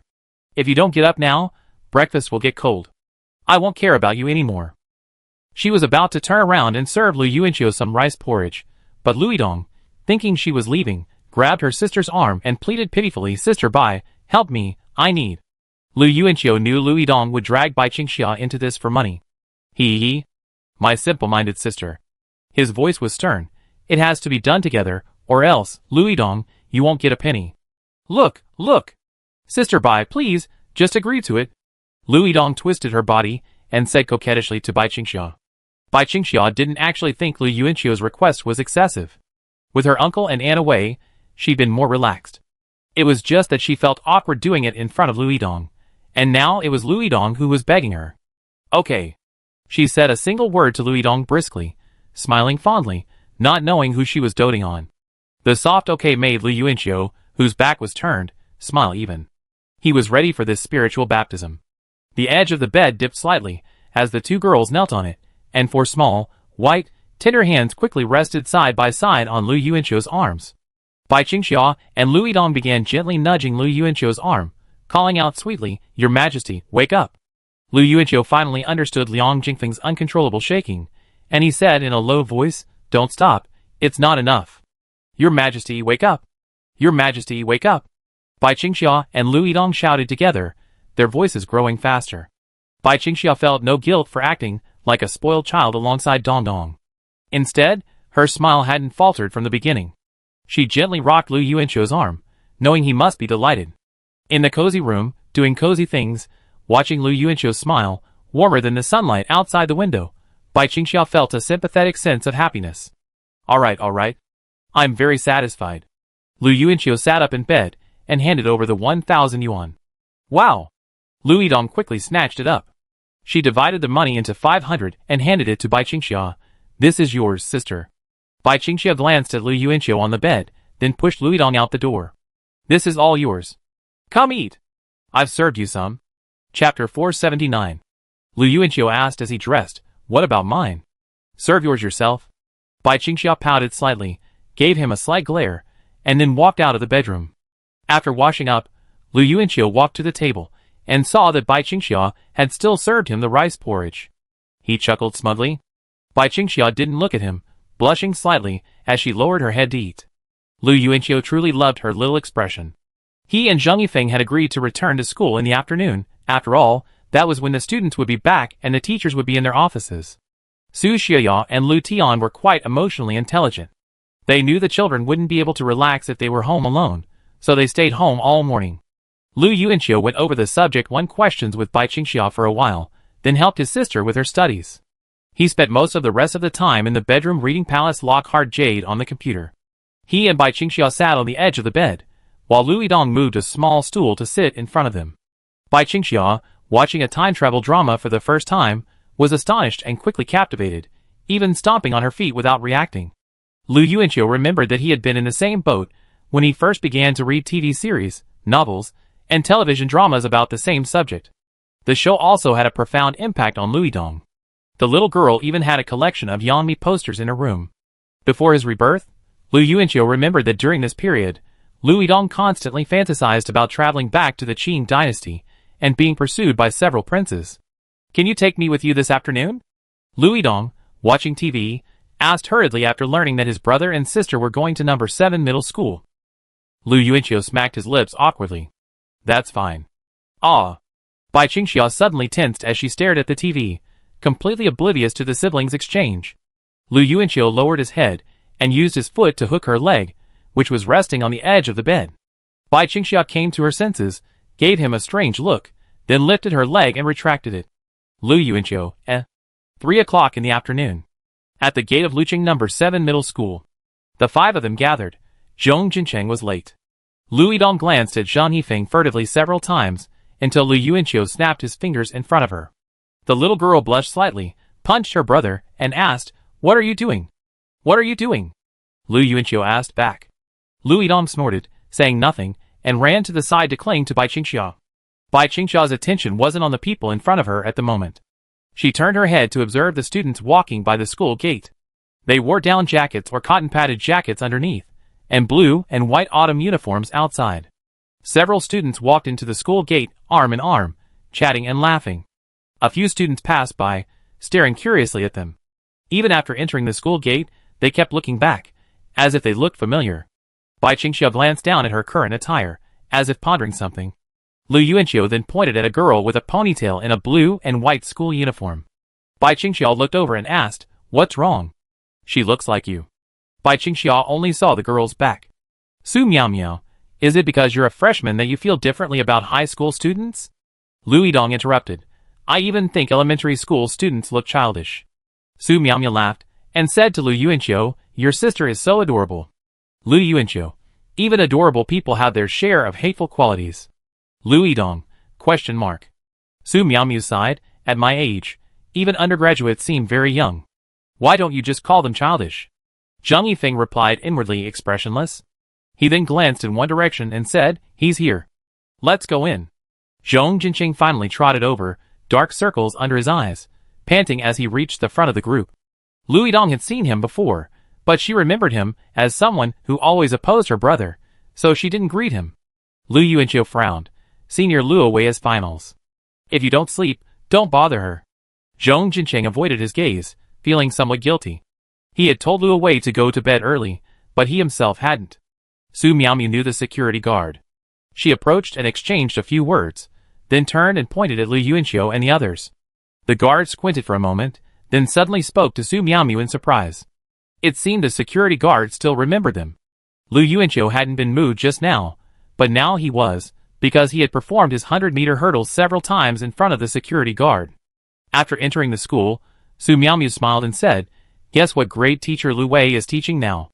Lu Yuanqiu's mind flashed to the image of the 30-year-old woman with the powerful glasses, a plump figure, and an extremely hypocritical attitude. He put his hands in his pockets and said, "She said she won't teach the graduating class anymore, but I think she's just saying it." Su Miaomi shook her head.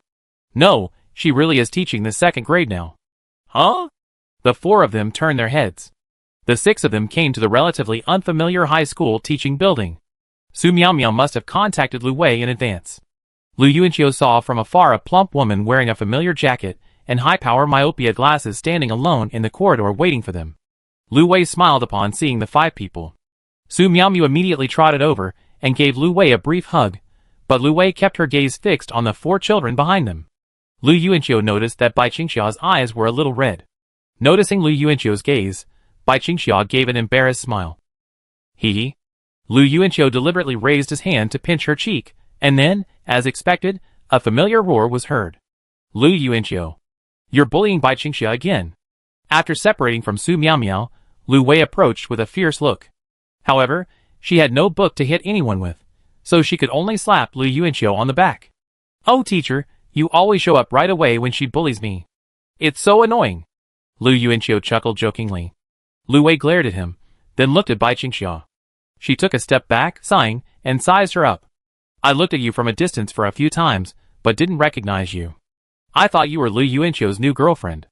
But when he pinched your face, I recognized you instantly." "Teacher," Bai Qingxia called softly. "Good girl." Lu Wei opened her arms, and gave Bai Qingxia a gentle hug. "You're my favorite student," she said. "What about me?" Lu Yuanqiu asked from the side. Lu Wei turned to look at him, and to his surprise, she also said seriously, "You're my most amazing student." Lu Yuanqiu was stunned, then smiled and nodded silently. He also hugged Lu Wei. Zhong Jincheng said to Zhang Yifeng, "We were adopted." Zhang Yifeng, that familiar 80s vibe. "No, no, no. You're all my good students." Lu Wei turned and smiled at them. "Teacher, please take us back to our old classroom." "Okay, let's see if the door is open first." "Hey teacher, which class are you teaching now?" "Class 15, grade 12, the second one from the top." As the group started down the hallway, a pretty girl with short hair came up, carrying a backpack. She made a basketball shot that didn't suit her image, then pushed open the door to class 15, grade 12. Chapter 480. 5 or 6 students had already arrived at class 15, grade 12. When Wan Yueru entered, they merely glanced at her without greeting her. Wan Yueru automatically ignored them, as they weren't close friends in the class. She placed her backpack in the first row, then took her basketball and left the classroom for the playground. Elsewhere, a group of students had arrived at the grade 12 building. Lu Yuanqiu surveyed the familiar surroundings, momentarily confused about where his memories were. Was it a year ago? Or 15 years ago? Su Miaomio glanced at her old office. She stood by the window and peeked inside. She saw that her desk had been filled with other teachers' belongings. The small potted plant on the table was long gone, but there were a few cute pink toys. She looked like a young female teacher. "I hope she doesn't fall in love with her own students, let alone with me." Su Miaomio saw Zhang Yifeng's reflection in the window. She turned and glared at him, then followed Lu Wei back to the classroom. "Zhang Yifeng? Question mark." Zhong Jincheng looked at the wall below the window, and couldn't help but laugh. He often hid under the window to peek at Su Miaomio. "What are you laughing at?" Lu Yuanqiu asked. Zhong Jincheng shook his head, and smiled as he left. "Nothing. The classroom door is open. There's no one inside. Come in and take a look." Lu Wei pushed the door open. Lu Yuanqiu pushed Bai Qingxia in from behind. Their eyes simultaneously turned to the window seat at the back of the classroom. Su Miaomio looked out the window, at the white teaching building, and the red plastic track. "Do you still remember your nickname?" Lu Yuanqiu asked Zhang Yifeng. "Sleepyhead? Your image is really weak. I was actually feeling a bit sleepy the moment I entered the classroom." The conversation between the two made Su Miaomio laugh, and Lu Wei also laughed at them. She looked down and found herself standing on the podium, as usual. Bai Qingxia walked towards her old seat with a clear purpose, and Lu Yuanqiu followed behind her. The two sat down together, and smiled at each other. Bai Qingxia first looked down at the edge of the table. Spotting a familiar scratch on the left side, she confirmed that this was still her old desk. "This chair is truly magical. Sitting down makes me want to be a jerk," Lu Yuanqiu muttered. He turned his head to the side, and saw Zhang Yifeng and Zhong Jincheng also sitting in the trench where they once stood. Their faces were filled with the nostalgia of time. Only 6 months had passed, but they seemed to be looking back at memories from a past life. Alas! Lu Yuanqiu slapped his thigh. Bai Qingxia turned her head and looked at him strangely, her expression asking what was wrong. Lu Yuanqiu smiled. "Sorry, I hit the wrong one." Bai Qingxia was slightly startled, then smiled. The curtain still floated around her head, but she hadn't retreated into the corner as she had before. "If I had really hit you again, would you have told the teacher?" Lu Yuanqiu asked. Bai Qingxia puffed her cheeks slightly, pondered for a moment, then shook her head. "I was just trying to scare you." Lu Yuanqiu suddenly thought of something. It turns out that all those telling the teacher lies were the most common lies told by the girl in his youthful memories. At that moment, a bustling chatter erupted outside the classroom. Several boys in blue and white school uniforms pushed open the door and walked in, only to be startled and fall silent. One of them, realizing he'd entered the wrong classroom, turned back to look at the class sign at the door. Lu Wei explained from the podium, "These are your graduating seniors." "Oh." The male students, who had been discussing loudly just moments before, now grew shy. One of them glanced vaguely at Bai Qingxia, his gaze elusive. He remembered this former school beauty, but he hadn't expected her to be even prettier now, and her style had changed so much. Bai Qingxia recognized him as well. It was the junior who had asked for her QQ number at the sports meet. The male students, too embarrassed to even say hello senior, put their bags away and sat down. The classroom suddenly fell into an eerie silence. Su Miaomio then waved, signaling everyone to leave. As the group stood up, a familiar figure pushed open the classroom door. Even wrapped in a jacket, his beer belly was barely concealed, and a string of car keys jingled at his waist. "Quick, A few boys from class 28 go to the academic affairs office and move some things. Gu Ritian's voice abruptly stopped. He stared wide-eyed at Lu Yuanqiu in the classroom, a man he would recognize instantly no matter how many years had passed. Gu Ritian then looked in surprise at Bai Qingxia, Zheng Yifeng, Zhong Jinqing, Su Miaomiao, and Lu Wei. "Oh, you're back?" He finally uttered a surprised sound after a long pause. Lu Yuanqiu smiled. "Yes, director. Do you need my help moving things?" "No, no, no." Gu Ritian suddenly became polite, grinning from ear to ear. "Lu Yuanqiu, I'm strong. Even if you're strong, you don't need to go. You boys, hurry up." Gu Ritian called out to the male students in the classroom. After the male students left, he finally took a good look at the 4 people in the classroom. These were the 4 students he felt proud to mention to others. Lu Yuanqiu walked over and gave old Gu a hug. Gu Ritian patted Lu Yuanqiu on the shoulder and then looked at the other 3 with emotion. "Ah. After your class, these new seniors came in. A semester has passed, and I still can't even remember a single one of their names. Only 1 semester. That's not the issue. It's just, there's nothing memorable about you. Have you forgotten? I knew you were Lu Yuanqiu since your sophomore year. I really forgot that. This is a memory from 15 years ago, but Lu Yuanqiu knew he was famous for being too rebellious." Lu Yuanqiu leaned over to Gu Ritian's ear and whispered, "Director, are your hemorrhoids healed?" "Get lost, you little brat." Gu Ritian cursed, the boy still acting as frivolously as he did in high school. Then, with a smile, he said, "It's all right. It's time for surgery." Bai Qingxia seemed to guess what they were talking about, and recalled the time in the infirmary. Gu Ritian didn't know what to say to their sudden meeting, and he was busy right now. "Leave me your number. Let me know before you come next time." Gu Ritian pulled out his phone and offered it to Lu Yuanqiu. He still had the deepest feelings for this male student, the only one who had come to his office to say goodbye before leaving. They say mischievous children are the most sentimental, and that's absolutely true. But Lu Yuanqiu isn't just mischievous, he's also quite capable. After leaving his phone number, Gu Ritian called to Lu Wei, "Take them for a walk. I'm busy here." "Okay, director, you're busy." Gu Ritian walked out of the classroom, paused, turned back, smiled, waved, and said loudly to the students inside, "Good job. See you next time." Chapter 481. "Okay." The 4 responded in unison. Lu Wei suddenly muttered, "Actually, most graduates only come back during the first semester of their freshman year. After that, almost none of them come back. Some are too busy to get away, while others simply forget." Bai Qingxia looked at her, remaining silent. Lu Yuanqiu put his phone down. "Don't worry, teacher. I'll be back." Lu Wei smiled at him, taking it as a comforting gesture, as many of her graduates had said the same thing. As they walked down the hallway, Lu Yuanqiu introduced Lu Yidong to Lu Wei. He wondered if this girl would live up to her expectations, and whether she could get into number 7 middle school. "Is Brother Su in school?" "Who?" "Lu Su, the physics teacher. We find out when we go to the office." Lu Wei led them to the office again. She held Bai Qingxia's hand the whole way, as if reluctant to let go. She asked most about how Bai Qingxia was doing at university. When she heard that Bai Qingxia had opened a noodle shop in the university cafeteria, Lu Wei didn't blame her for not studying hard. Instead, she was genuinely happy. She never worried about whether this child was serious about their studies. She only worried about whether they could truly integrate into society and be treated kindly by the world. Su Gur wasn't in the office, and Lu Wei didn't have his phone number. There was nothing she could do. They wouldn't see each other this time. Lu Yuanqiu actually missed this physics teacher who worked so hard for his love. Wandering to the playground, Lu Yuanqiu and the others stopped by the basketball court. It was Bai Qingxia who reminded him that there was someone on the court who looked like Wan Yueru. When they got closer, it was indeed Wan Yueru. Lu Yuanqiu first took a photo and sent it to Chao Shuang. Lu Wei had something to do, so she could only wave goodbye to them for now. This female teacher, perhaps seeing her students for the last time, glanced back several times with reluctance before leaving. "Wan Yueru," Lu Yuanqiu called out. "Brother Chiu?" Wan Yueru had forgotten to pick up her basketball and squinted her eyes as she looked over. "Brother Chiu." She saw clearly and waved excitedly.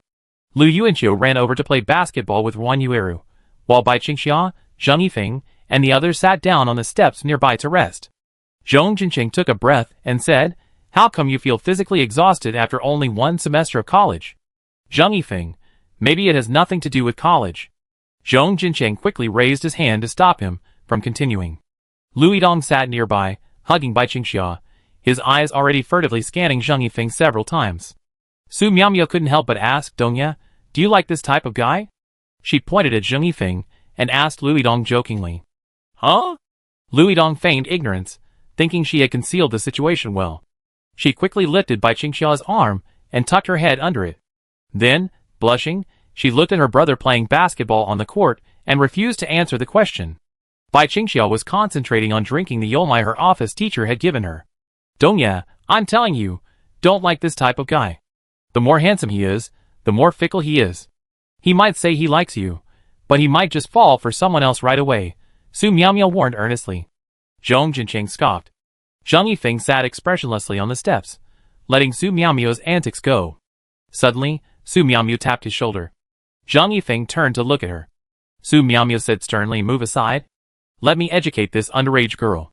There are more and more girls falling for bad boys like you these days. Zheng Yifeng nodded, and immediately moved aside.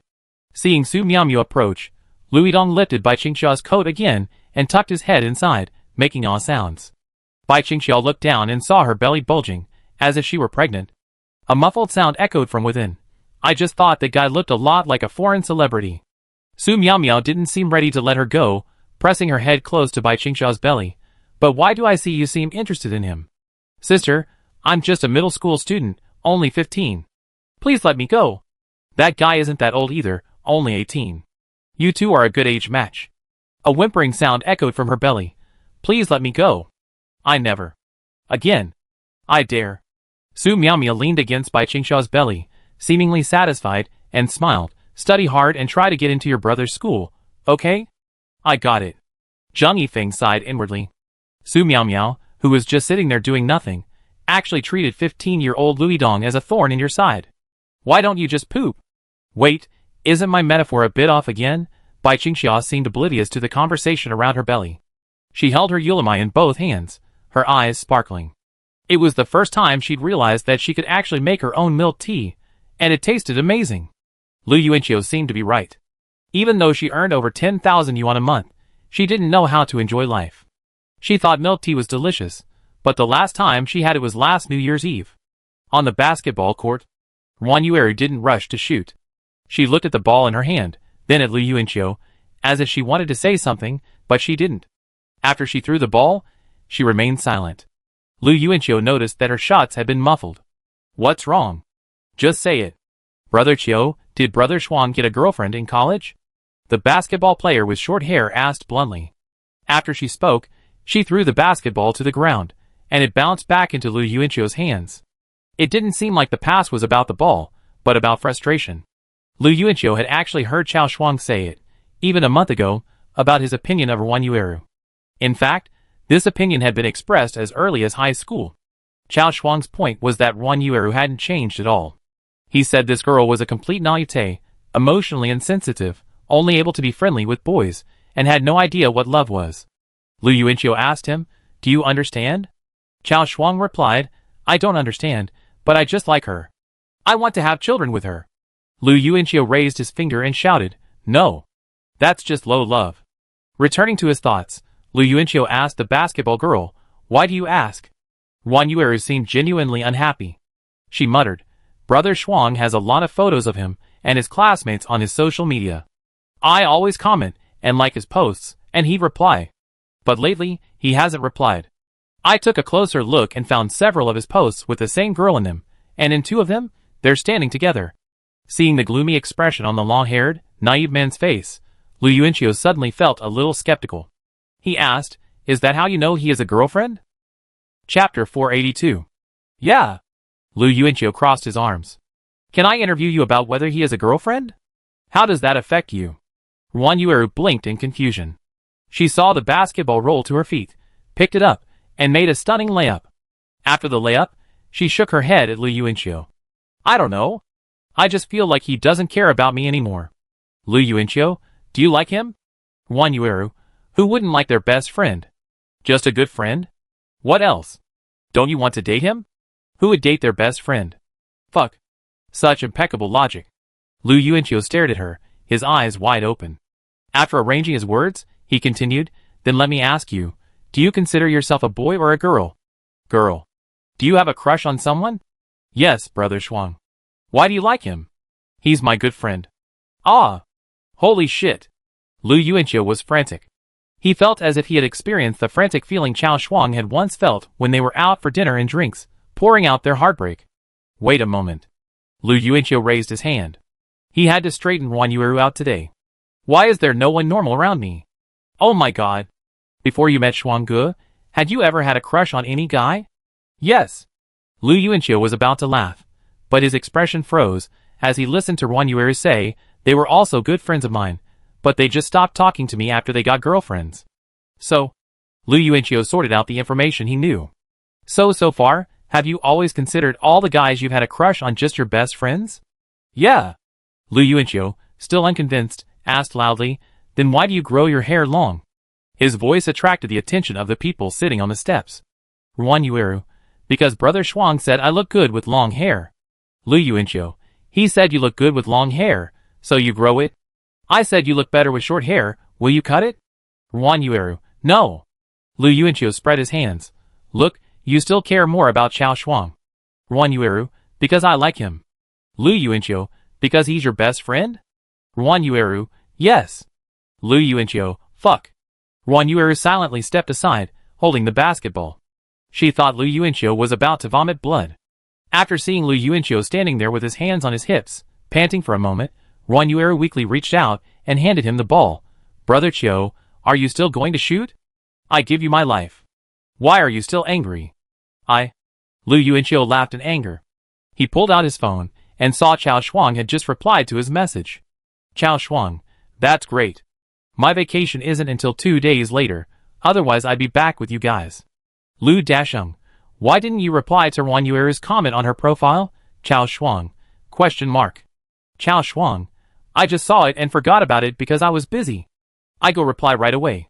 Lu Dasheng, don't reply. Keep posting on your social media feed lately, especially pictures with girls. You can reply to private messages, but don't reply to her comments on her profile. Chao Shuang, okay, Brother Qiu. Lu Dasheng, you don't ask why? Chao Shuang, why?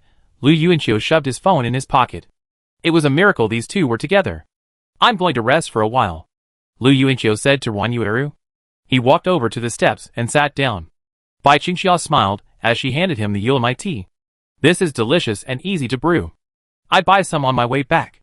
She had sat there quietly until now, as if she had been accumulating all her thoughts and sharing them with Lu Yuanqiu. Lu Yuanqiu took it and tasted it, and Bai Qingxia was stunned. It tastes good, sweet. Lu Yuanqiu smiled, appraising the straw. I wasn't going to give it to you. Lu Yuanqiu handed it over again. Sorry, I give it back to you. Bai Qingxia took it with both hands, her eyes dark as she lifted the milk tea to her lips, gently bit down on the straw, and lowered her head to continue drinking. Lu Yidong, watching from the side, was stunned. His expression seemed to say, if he's finished, then don't drink it. Give him the rest. Sister Bai, you don't even mind him and keep drinking? Lu Yuanqiu turned his head, and saw Zheng Yifeng and Su Miaomiu staring at him intently.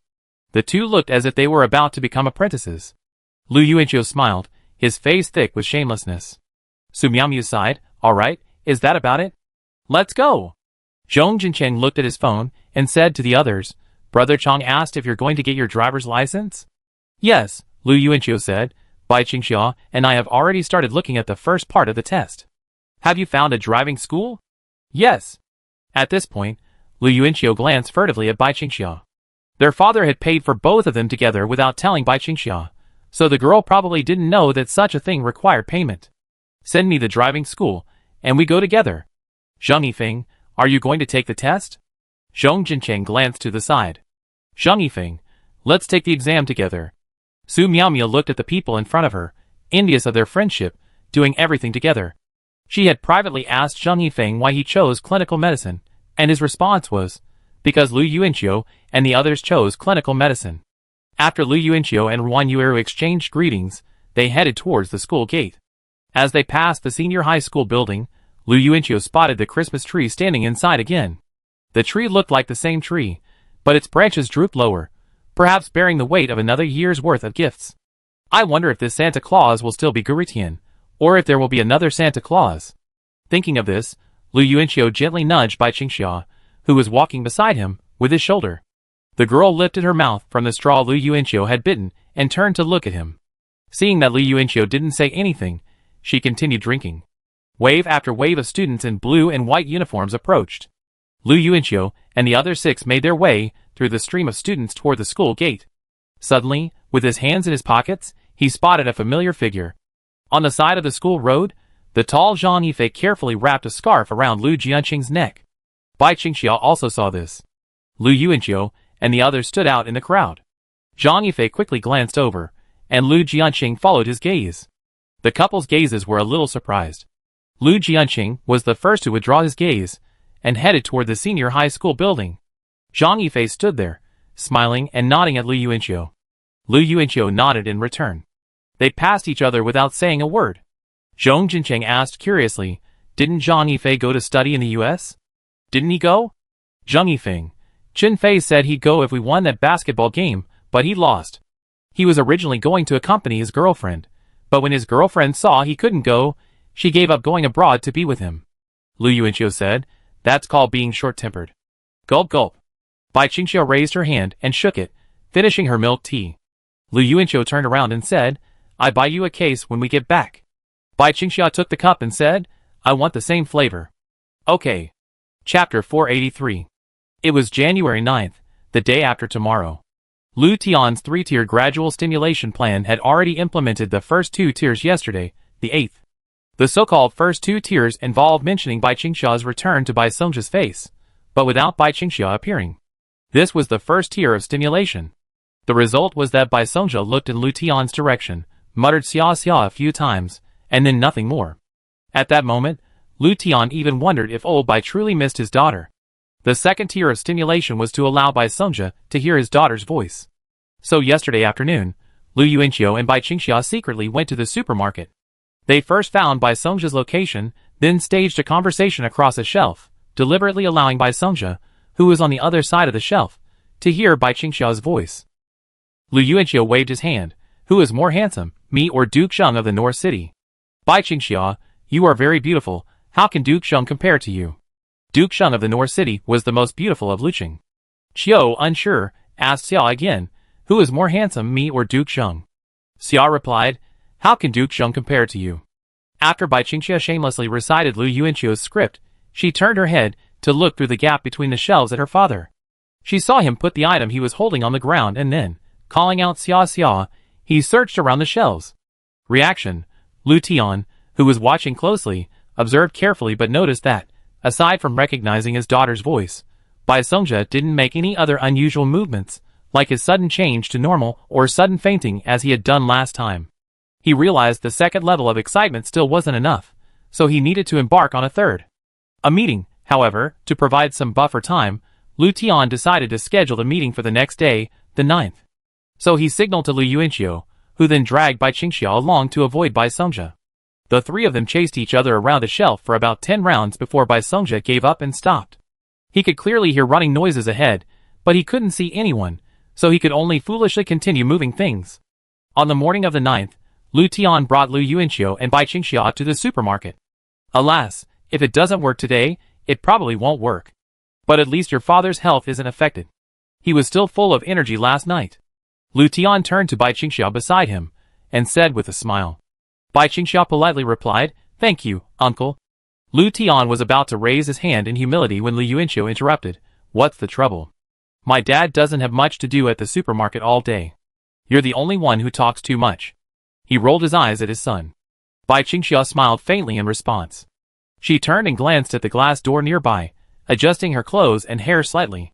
Before coming here, she had wanted to tie her hair into a ponytail, worried that her new hairstyle might scare her dad. "Let's go! Old Bai is in the warehouse." Lu Tian pointed in that direction. Lu Yuanxiu and Bai Qingxia walked towards it together. Lu Tian thought for a moment and followed behind. The 3 of them stood at the warehouse door and saw Bai Songjia squatting on the ground, fiddling with a little yellow duck placed on top of a cardboard box. These days, before work starts in the mornings, he plays with a little yellow duck. It's a toy given to him by the blind girl, Ran Ran. Lu Yuanxiu touched Bai Qingxia's arm. Bai Qingxia nodded, then addressed the middle-aged man squatting on the ground in front of her, saying, "Dad." she called out with a certain uncertainty. From childhood, she had never been apart from her father for more than a day, but since going to college, first for a month, and now for 3. If separation were the best cure, Bai Qingxiao would find the world quite dramatic. After all, at the age of 10, in order to help her father recover, she had vowed to stay by his side forever, never to be apart. At the sound of Dad, Bai Songjia's hand, playing with the little rubber duck, froze. He slowly raised his head and looked over, the innocent smile gradually fading as his eyes stared intently at Bai Qingxiao, at his daughter. Even though it was the same face, the mad Bai Songjia and the normal Bai Songjia possessed completely different auras and temperaments. Lu Yuanqiu could tell at a glance that Bai Songjia was back to normal. It turns out that meeting someone in person was useful. He quickly turned and glanced at Lu Tian. Lu Tian froze for a moment, then reached into his pocket for his car keys. Regardless of whether Bai Songjia would faint later, as soon as he was back to normal, he was ready to take him to the hospital. Bai Qingxiao also noticed her father's change. She took a step forward, silently counting 1, 2, 3. He was still normal, whereas last time, he had fainted right after his change. Noticing the difference between the 2 times, a smile lit up Bai Qingxiao's face. She cautiously extended her hands forward and tentatively asked, "Dad?" "Oh, my dear girl." Bai Songjia looked at Bai Qingxiao earnestly, his deep voice betraying a decade of emotion. He smiled warmly, but Bai Qingxiao burst into tears. "Uncle Bai," Lu Yuanqiu called from behind. Bai Songjia glanced over at him, his eyes narrowed in a daze. He asked doubtfully, "Uncle? How did you get younger? Have you reconciled with your brother?" Lu Yuanqiu turned to look at his father, thinking Bai Songjia was talking to him. A moment later, he realized he was talking to him. Pointing at himself, he replied in surprise, "Huh? Me? Are you talking to me?" Bai Songjia didn't respond, and abruptly looked away. He panted, scanning the ceiling, the walls, the floor, as if he couldn't place himself, as if doubting the reality of the world he was in. He stumbled backwards. Lu Yuanqiu and Bai Qingxiao hurried forward, each holding one of his arms. Bai Songjia sat on a stool and spoke weakly, "I'm so tired, so tired, so tired." He kept repeating these 3 words, his tone filled with despair. An hour later. City First Hospital. Su Xiaoya, wearing a white lab coat, ran over from another building. She glanced at Lu Yuanqiu and the other 2 guarding the bedside, and at Bai Songjia, who lay there. Bai Songjia had his eyes closed, and according to the phone, he was unconscious again. "What's going on this time?" Su Xiaoya hurriedly asked her old psychiatry classmate. "We have to wait until he wakes up before we can say for sure, but I heard he was awake much longer this time than last time," the psychiatrist asked, pointing toward the bedside. Lu Yuanqiu replied, "Yes, several minutes. Last time, he fainted just after I called his name." "That's good. Maybe things will get better this time," the psychiatrist said with a smile. Su Xiaoya breathed a sigh of relief and glanced at the bedside a few more times. Suddenly, she heard her old classmate say, "Let's have lunch together, Xiaoya." Lu Tian, who was standing by the bed, smelled something and looked over. Chapter 484. Su Xiaoya glanced at her husband and replied to her old classmate, "No, I'm too busy over there. I'm not sure if I can have lunch today." "It's okay. I wait for you." Su Xiaoya glanced at Lu Tian again, only to find him slapping Lu Yuanqiu, while Lu Yuanqiu huddled in a corner, staring at his father in bewilderment, unsure of what he had done wrong. In the afternoon, Lu Yuanqiu brought some fruit from home. When he entered the ward, he noticed that in addition to Bai Qingxiao, there was also a plainly dressed woman. As he approached the bed and placed the fruit on the nightstand, Lu Yuanqiu realized there was a little girl standing next to the woman. The little girl was so small that she had been hidden from view by the bed. "Who are these 2? Lu Yuanqiu asked. Bai Qingxiao was wiping her father's face with a hot towel when she heard him. She turned and hurriedly introduced them. "This is Aunt Zhang, the one I told you about before. The one next to her is her daughter Ran Ran." I remember. "Hello, Aunt Zhang, and hello, Ran Ran," Lu Yuanqiu said quickly. The simply dressed woman smiled and nodded, then pulled her daughter to her side and rubbed her head. "Ran Ran, call me Brother Qiu." So she knows me. Bai Qingxiao must have mentioned it, Lu Yuanqiu thought. He looked at the little girl and saw her eyes were lifeless. Bai Qingxiao had told him she was blind. When their 2 families met, it was just a case of the unfortunate banding together for warmth, Lu Yuanqiu thought. He quickly peeled the apple, cut it into pieces, and placed them in a cup of hot water. Ran Ran, standing by the bed, sniffed at the fruity fragrance. "Where is Aunt Zhang from?" Lu Yuanqiu started chatting with the woman. He had prepared the hot fruit for the little girl. The woman, quite reserved with the younger generation, quickly replied, "From Tasmania." "Oh, Lin province, pretty close." "Not really. My hometown is in a remote coastal fishing village in eastern Tasmania." The woman was explaining earnestly, when the little girl standing by the bed suddenly spoke in a soft, tender voice, "There are lots and lots of crabs there." Hearing Ranran's words, Bai Qingxiao looked back and smiled. "Really? How many are many?" Lu Yuanqiu patted her head. Ranran seemed a little confused. Her little mouth moved for a moment before she insisted, "A lot of them." And Zhang smiled and explained, "Yes, there are a lot. When the tide goes out, crabs crawl into our house in droves. Sometimes, even when we're asleep, there are crabs in our beds. Hee hee. It's almost a special thing about my place. But there aren't any young people who want to stay there anymore," and Zhang sighed. Lu Yuanqiu nodded.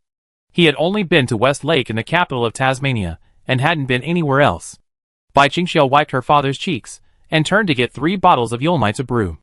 Seeing that the apples were ready, Lu Yuanqiu poured the hot water from the cup into the bathroom, and handed it to Ranran. "Have it, apple." "Thank you, brother." The little girl held out her hands, but reached in the wrong direction. Seeing this, Lu Yuanqiu quickly placed the cup in her hands. "Will Lao Bai be okay?" and Zhang asked, looking at the man on the bed. There was a complicated expression on her face, and Lu Yuanqiu seemed to see the complex emotions of hoping for him to get better, but also hoping to keep things the same. "I will," Lu Yuanqiu replied. This was what Bai Qingxiao had hoped for, and what he had hoped for as well. And Zhang smiled and nodded. "That's good, that's good." The yulmai was ready.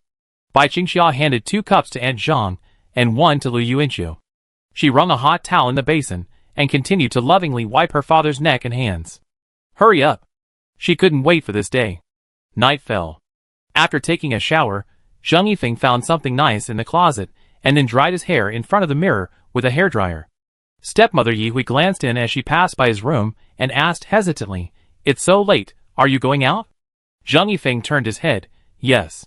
Since Zheng Yifeng came home for the holidays, she hadn't had a proper chat with him about college life.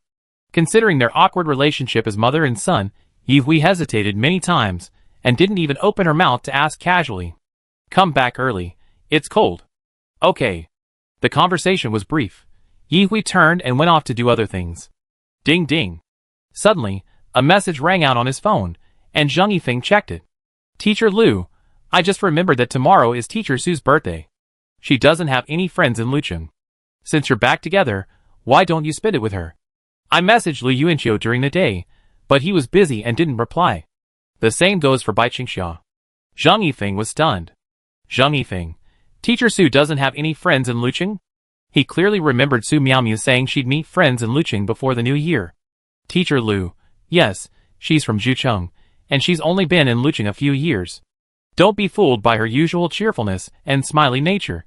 She's actually quite unsociable, and a bit of a homebody. I've been so busy at home and school these days, otherwise I would have gone to spend it with her. Zheng Yifeng, I understand, teacher. Zheng Yifeng put his phone down, turned around, and looked at the clothes on the bed, putting them on one by one. After waiting for another hour or so, the cake shop owner finally sent a message saying the cake was ready. Zheng Yifeng changed his shoes and went out. As he pushed the door open, he suddenly heard a voice from behind him. Are you getting a girlfriend? Zheng Yifeng turned around with a look of surprise, and saw his stepmother, Yihui, behind him. She was wearing pajamas and a coat, and seemed to be getting ready for bed. Hearing the noise, he couldn't help but walk out of the room to ask. Zheng Yifeng shook his head, no. Yihui nodded, said oh, and was about to return to her room, when Zheng Yifeng said to her, Mom.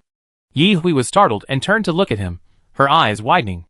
Zheng Yifeng stood at the doorway and said, If I'm dating, I tell you.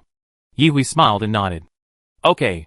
Be careful on the road, go home early, and don't stay out too long. Zheng Yifeng smiled back. Okay. He left and closed the door. Yihui stood there, staring at the closed door. After a moment, she smiled and walked into her room. As she closed the door, she paused and smiled again. In a hotel 500 meters from the community, room 706. The television blared loudly in the room. Su Miaomiu sat on the bed, remote in hand, but her attention wasn't on the screen. Instead, she turned to gaze at the dark night sky outside the hotel window. It was 10 o'clock in the evening, and she felt as lonely as the night sky. There was not even a star to punctuate it, just like she had 2 hours left for her birthday, but now there was no one to talk to. Chapter 485. Why don't I just go to bed? Su Miao muttered to herself. She turned the remote to turn off the TV, and was about to pull the covers over her head when the doorbell rang. Su Miao turned her head, and slowly sat up in bed. She walked to the door in her pajamas and slippers, then cautiously peeked through the peephole. She saw a faceless figure holding a cake. Su Miao suddenly laughed out loud from inside the door. She deliberately didn't open the door, instead observing through the peephole. Zhang Yifeng stood there expressionless for a moment, then mechanically reached out and pressed the doorbell again. Ding dong. Don't open it, don't open it, don't open it, the mature female teacher muttered contentedly. Zhang Yifeng, standing outside the door, seemed to have realized something. He waited a moment, but when there was still no response, he turned and left, cake in hand, decisively. Shouldn't the next moment be a phone call? What if I'm asleep? Su Miao couldn't see anyone through the peephole anymore.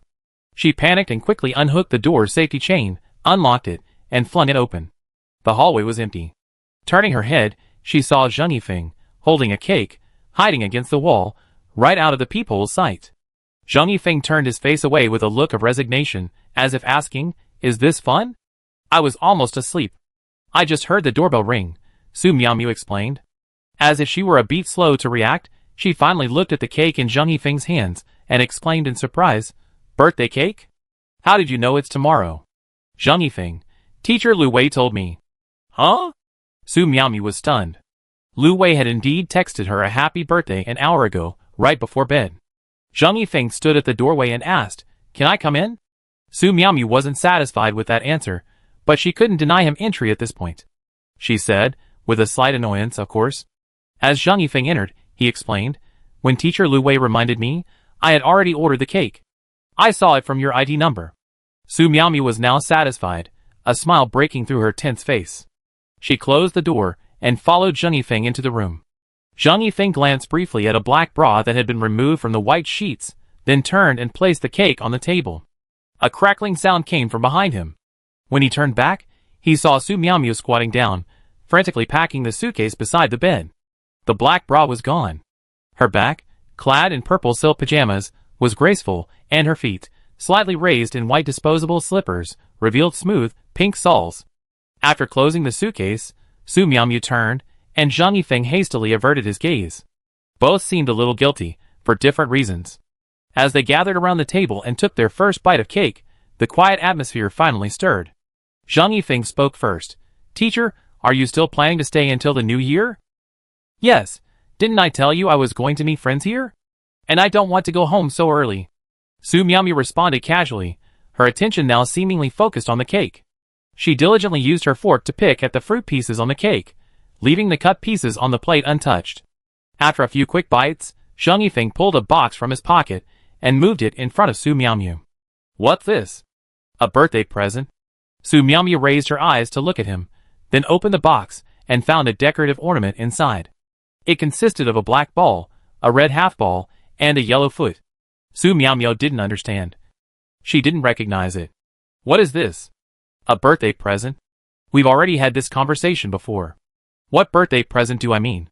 Zhang Yifeng looked at her strangely and replied, "Mickey Mouse Clubhouse, your nickname, is from that cartoon." Su Miao understood, and was suddenly a bit amused. She had picked the nickname randomly, having heard someone joking about Mickey Mouse Clubhouse, so she followed suit, but she had never seen the cartoon. "Do you want to enter my Mickey Mouse Clubhouse?" Su Miao asked with a smile, picking up the ornament. Zhang Yifeng glanced at the white flesh peeking out from her collar and replied, "I don't dare go in." Su Miao put the ornament down inside. "Actually, I did prepare a present for your 18th birthday, since it's such a significant occasion. However, I was already in Zhucheng at the time, so I didn't give it to you." Zhang Yifeng looked up at her, silently eating his cake. "Where's the present now?" "It's still in Zhucheng. I give it to you when I get back." Zhang Yifeng smiled and nodded gently, "Okay." The cake lasted until 11 o'clock, but they only ate a little from their respective plates. Su Miao's next words made Zhang Yifeng choke on the cream. "Your kissing scenes are terrible." Cough, cough, cough. Su Miao looked up and saw Zhang Yifeng coughing violently. She smiled briefly, then blushed slightly, as she lowered her head and gently poked the cake on the plate with her fork. After a moment, the coughing subsided, and the room fell silent again. It wasn't until 11:15 that Zhang Yifeng spoke again. Then teach me. Su Miaomia looked up, and Zhang Yifeng did the same. They stared at each other across a fruit cake stripped of all its fruit, staring as if they wanted to dwell in each other's eyes, without a word. Ding ding ding. The phone rang. Su Miaomia looked away, at the phone on the table. Zhang Yifeng also looked over. The caller ID read Mom. Su Miaomia took a breath, pressed answer, and pressed speakerphone. The phone remained on the table between them, loudly playing. Hello, Miaomia. Mom asked, but Zhuhai University's holiday has already ended. Where are you now? A woman's voice, in perfect Mandarin, was pleasant, soft, and intellectual. One could tell from her voice alone that she possessed a strong, artistic temperament. Zhang Yifeng looked at Su Miaomia again, and noticed her expression was cold, as if it had suddenly lost all color, leaving only numbness. I'm in Luqing, Su Miaomia replied, lowering her head. Her voice was also low. Come back. The woman on the phone spoke only 2 words, exuding unquestionable authority. Su Miaomia opened her mouth, but remained silent, seemingly afraid to object. In reality, she hadn't avoided Zhang Yifeng by answering the phone, precisely to let him know what kind of family environment she came from. Go home tomorrow. Don't go back to Luqing anymore. It's pointless. You don't need to develop relationships there. Mom has a friend whose son is coming back from abroad the day after tomorrow. If you get home tomorrow, you can meet him the day after tomorrow. The woman on the phone arranged everything for Su Miaomia in a gentle voice. Su Miaomia lowered her head. Suddenly, she heard a calm voice from the front. Hello, Auntie. I'm Su Miaomia's boyfriend. Su Miaomia looked up suddenly. Chapter 486. She stared at the 18-year-old boy in front of her in surprise. Zhang Yifeng also looked up at her, but his face was expressionless, his composure eerily calm. Su Miaomia, on the other hand, even her breathing quickened. For a moment, at a loss, she felt the urge to hang up the phone. Zhang Yifeng lowered his gaze to his phone again, quietly waiting for the woman on the line to respond. The line remained silent for a long time. It was clear the person on the other end was also surprised. You're living together?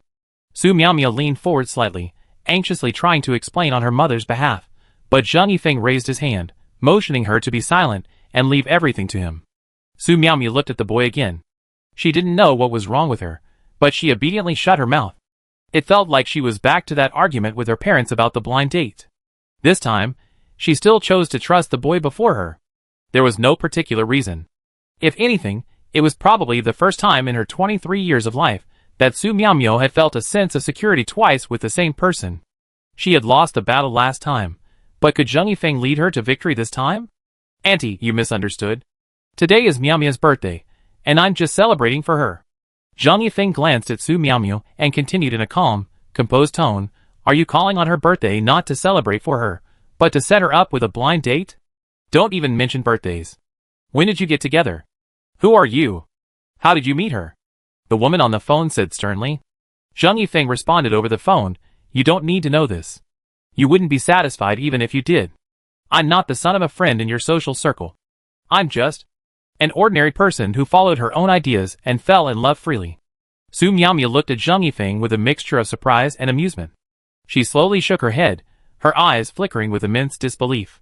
She couldn't believe Zhang Yifeng had said this, and she couldn't believe she had allowed him to say this.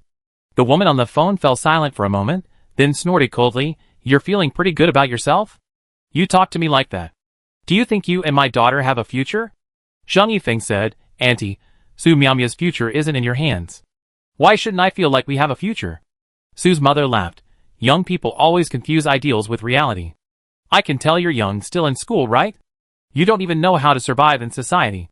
The future can't be guaranteed by just words. What can you bring to Miaomia? Your concern and care? Your meticulous care and concern? Zhang Yifeng, 5 houses in downtown Luqing, my father's nearly 40% stake in Dalha Food Company, and my second uncle, the current general manager of Dalha Food Company, has promised to give me a Ferrari 458 Italia for my birthday next year. Of course, if necessary, I can consider buying a few houses in Zhucheng in the future. By the way, does the university where you're a professor need a donated teaching building? Zhang Yifeng asked, playing with a plastic fork in his hand, smiling slightly. He suddenly felt a bit cheap, perhaps because he had been led astray by Lu Yuanqiu. He never showed off his wealth, but only confronted people he disliked at critical moments, leaving them speechless. The phone fell silent.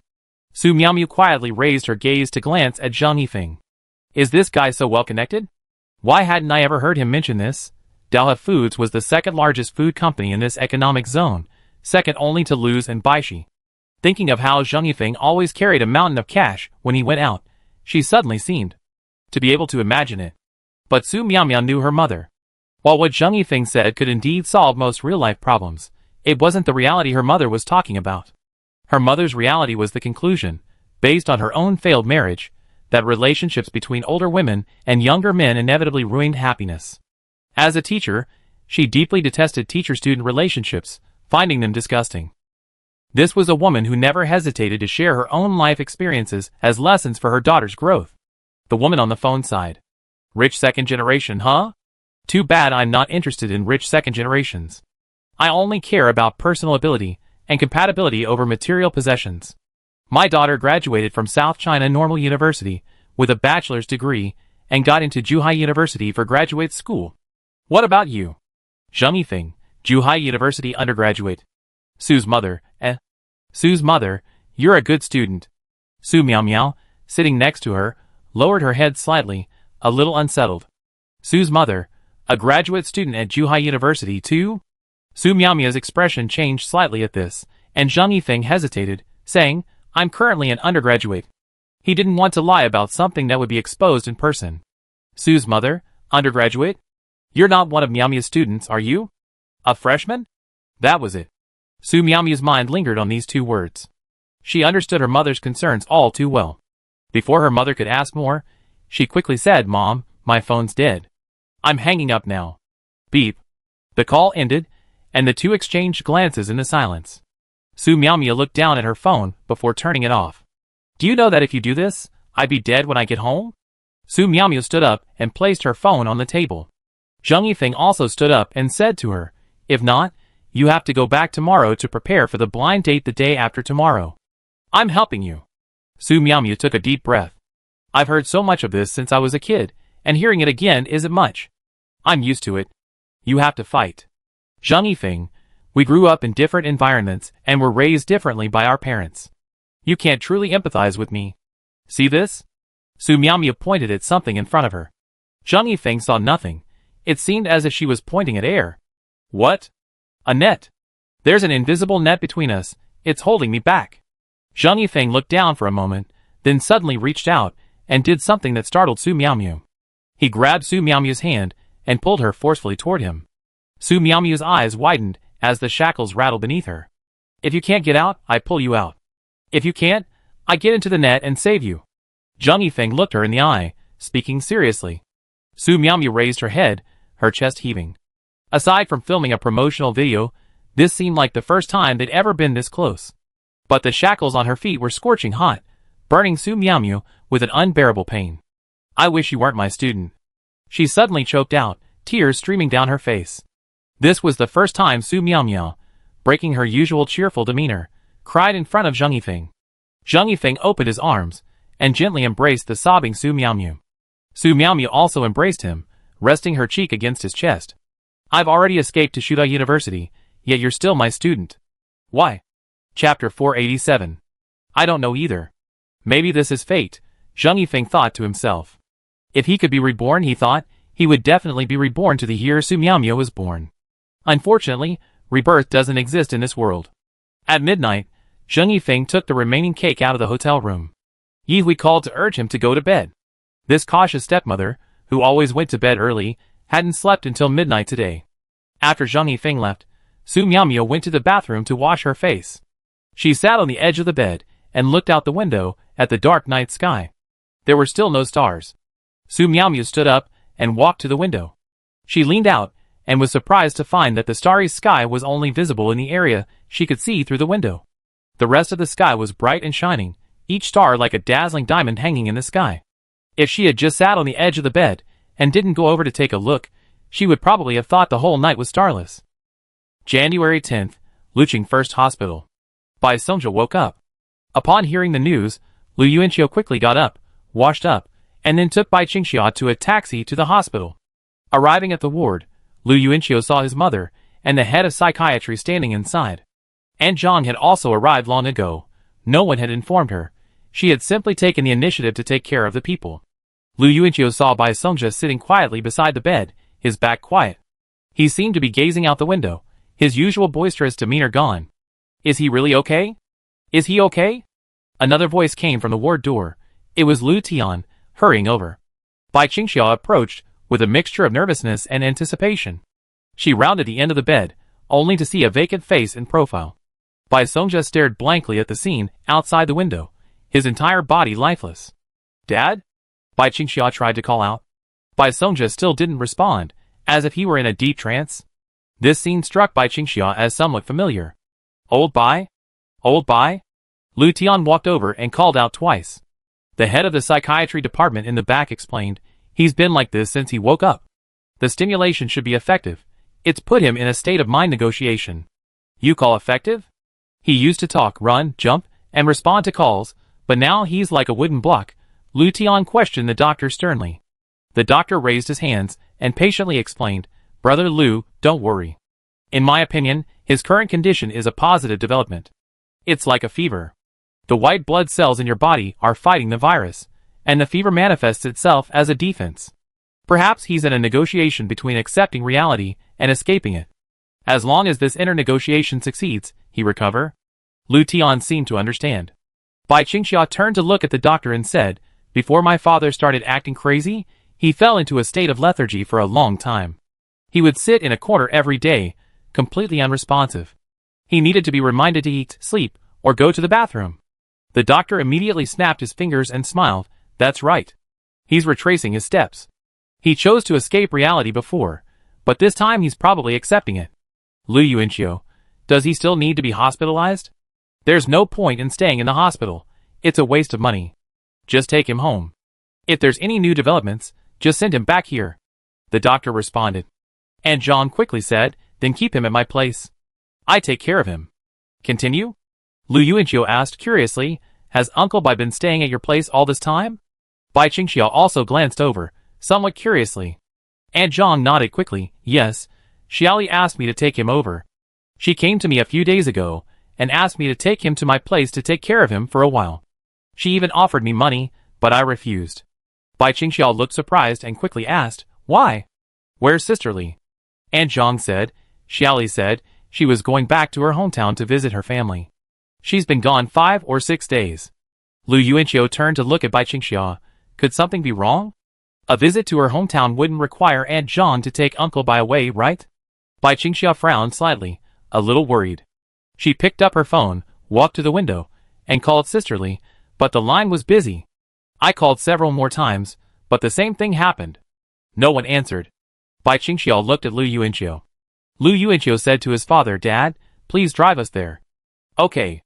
Lu Yuanqiu sat in the passenger seat, while Bai Qingxiao, Bai Songja, and Aunt Zhang sat in the back seat. Lu Tian drove them all the way to the entrance of Hohot Lane. You should go back to the supermarket first. Lu Yuanqiu called to his father after getting out of the car. Lu Tian nodded, call if you need anything. Okay. Lu Yuanqiu first took them to Aunt Zhang's house. It was his first time at Aunt Zhang's. After opening the door to the rental apartment, Lu Yuanqiu saw the small room inside. Ranran slowly walked towards them, feeling his way along the wall. The little girl seemed to share his affinity for identifying a woman by her scent. First she smiled and called out in a soft, sweet voice, Sister Bai, then Mom. It seemed Sister Bai smelled better than Mom. What frustrated Lu Yuanqiu was that Ranran had called him Uncle Bai instead of Brother Qiu. Am I the smelliest? Bai Qingxiao was puzzled by Lu Yuanqiu's frantic sniffing. She shifted her gaze from Lu Yuanqiu and was surprised to see that Aunt Zhang's bed had been replaced with a new one, a bunk bed. Aunt Zhang, seeing Bai Qingxiao examining the bed, smiled and explained, I bought it with the money you left after your father moved in. The room is too small, so a bed like this will fit. Bai Qingxiao nodded. She could tell her father was sleeping on the lower floor. Let's go over to my house and take a look, she said quickly to Lu Yuanqiu. Okay. Arriving at the small courtyard, the two climbed the stairs and entered the second-floor balcony, where they faced two adjacent, closed doors. Lu Yuanqiu tried to peek through Sister Li's window, but found it blocked by curtains, making it impossible to see anything. Could it be that she's really just visiting relatives, thinking my dad would be left alone here without someone to take care of him after she leaves, so she asked Aunt Zhang. Bai Qingxia muttered. Lu Yuanqiu replied, but Sister Li and Uncle Bai's schedules are completely different, so she wouldn't be able to take care of him. Seeing Bai Qingxia's worried expression, Lu Yuanqiu quickly reassured her, I'm just guessing. It's only natural that Sister Li, returning home, would ask Aunt Zhang to take better care of Uncle Bai out of consideration for their relationship. After all, they're neighbors, and they have such a good relationship. It's normal. Bai Qingxia nodded. Lu Yuanqiu pulled out his phone and checked the message screen. Sister Li hadn't sent him any messages. Ding ding ding. Bai Qingxia's phone rang. She checked it and said to Lu Yuanqiu, Chun Chun said she's back in Lucheng for the holidays and wants to come visit. Chapter 488. Lu Yuanqiu had just learned that this was a long-standing agreement between the two of them. Ever since Lu Wanchun learned of Bai Qingxia's life story, she had been wanting to visit. Since they were both here today, Bai Qingxia had asked her to come directly. While waiting, they were not idle. Bai Qingxia unpacked the room, which hadn't been occupied for 5 or 6 days, swept the floor, and washed and used pots and pans. Lu Yuanqiu went to the small supermarket in the alley to buy vegetables and meat. After returning, Bai Qingxia began preparing the ingredients like a virtuous housewife, while Lu Yuanqiu walked out of the alley to meet Lu Wanchun, who had arrived in a taxi. So this place I pass by on my morning run is where Xia Xia has always lived, Lu Wanchun sighed, as they walked beside Lu Yuanqiu. Lu Yuanqiu turned his head. How does it feel? Lu Wanchun lowered his head. At the time, I was wondering, why would anyone live here? Wouldn't life be very inconvenient? Lu Yuanqiu put his hands in his pockets and said, it's quite convenient to live here. The inconvenience is that a girl has to take care of her sick father, provide for both of them, and go to school every day. Lu Wanchun lowered his head sadly. Lu Wanchun's thoughts were not wrong. After all, Lu Yuanqiu himself had initially wondered, in the 21st century, how could students still go to the supermarket for a few loaves of bread, something so disastrous it discovered. If it weren't for her father, Bai Qingxia would probably starve to death rather than do such a thing. But she's older now, and has learned to adapt. If she were to travel back to that time, she would probably shamelessly ask neighbors for food instead of relying on the supermarket for luck. No. She still go to the supermarket, because she already knows me. Lu Yuanqiu smiled inwardly. The two of them walked into the courtyard. Lu Wanchun kept looking around. As she climbed the stairs, she looked up and quickly spotted a girl standing at the sink in the corner of the balcony, washing dishes. Bai Qingxia, still wearing the clothes she had helped pick, looked friendly and familiar from behind, but the surroundings felt incredibly unfamiliar to Lu Wanchun, making her feel like Bai Qingxia shouldn't have lived here. Xia Xia, Lu Wanchun called out. Bai Qingxia, who had rolled up her sleeves to wash dishes, turned around and smiled at Lu Wanchun. Chun Chun. Lu Yuanqiu stepped forward. Let me do it. It's so cold, and you're still touching cold water. You take Lu Wanchun inside to see what's going on, so we can talk. Bai Qingxia hesitated for a moment, then said yes. Lu Yuanqiu stood at the sink, diligently washing a half-washed bowl by Bai Qingxia. After just a dozen seconds, his hands were frozen by the cold water. He glanced at the pile of pots and pans Bai Qingxia had already washed, sighing inwardly, and persevered to finish the rest. When he returned to his room, Lu Yuanqiu heard Lu Wanchun crying. He walked behind the curtain and saw Lu Wanchun sitting beside Bai Qingxia's bed, weeping uncontrollably, while Bai Qingxia was busy stroking her back in comfort. Seeing Lu Yuanqiu approach, Bai Qingxia turned and gave him a pleading look. Lu Yuanqiu mouthed, let her cry. What's in this wooden box? Lu Yuanqiu asked curiously, noticing a wooden box next to Bai Qingxia's hips. Bai Qingxia quickly turned and picked up the box, placing it in front of her. After a moment of nervousness, she walked over, opened the closet, and placed the box underneath. So it's a little secret? Then I won't look, Lu Yuanqiu smiled. Bai Qingxia turned her back to him, her cheek puffed up with a sly look in her eyes. She stood up and said, I'm going to cook. Lu Yuanqiu turned back and asked, You're leaving me, and Lu Wanchun alone in a room? Bai Qingxia paused as she was about to leave. She quickly turned back, took Lu Wanchun's hand, and stood up, saying softly, Chun Chun, stop crying. Come out and watch me cook. Okay.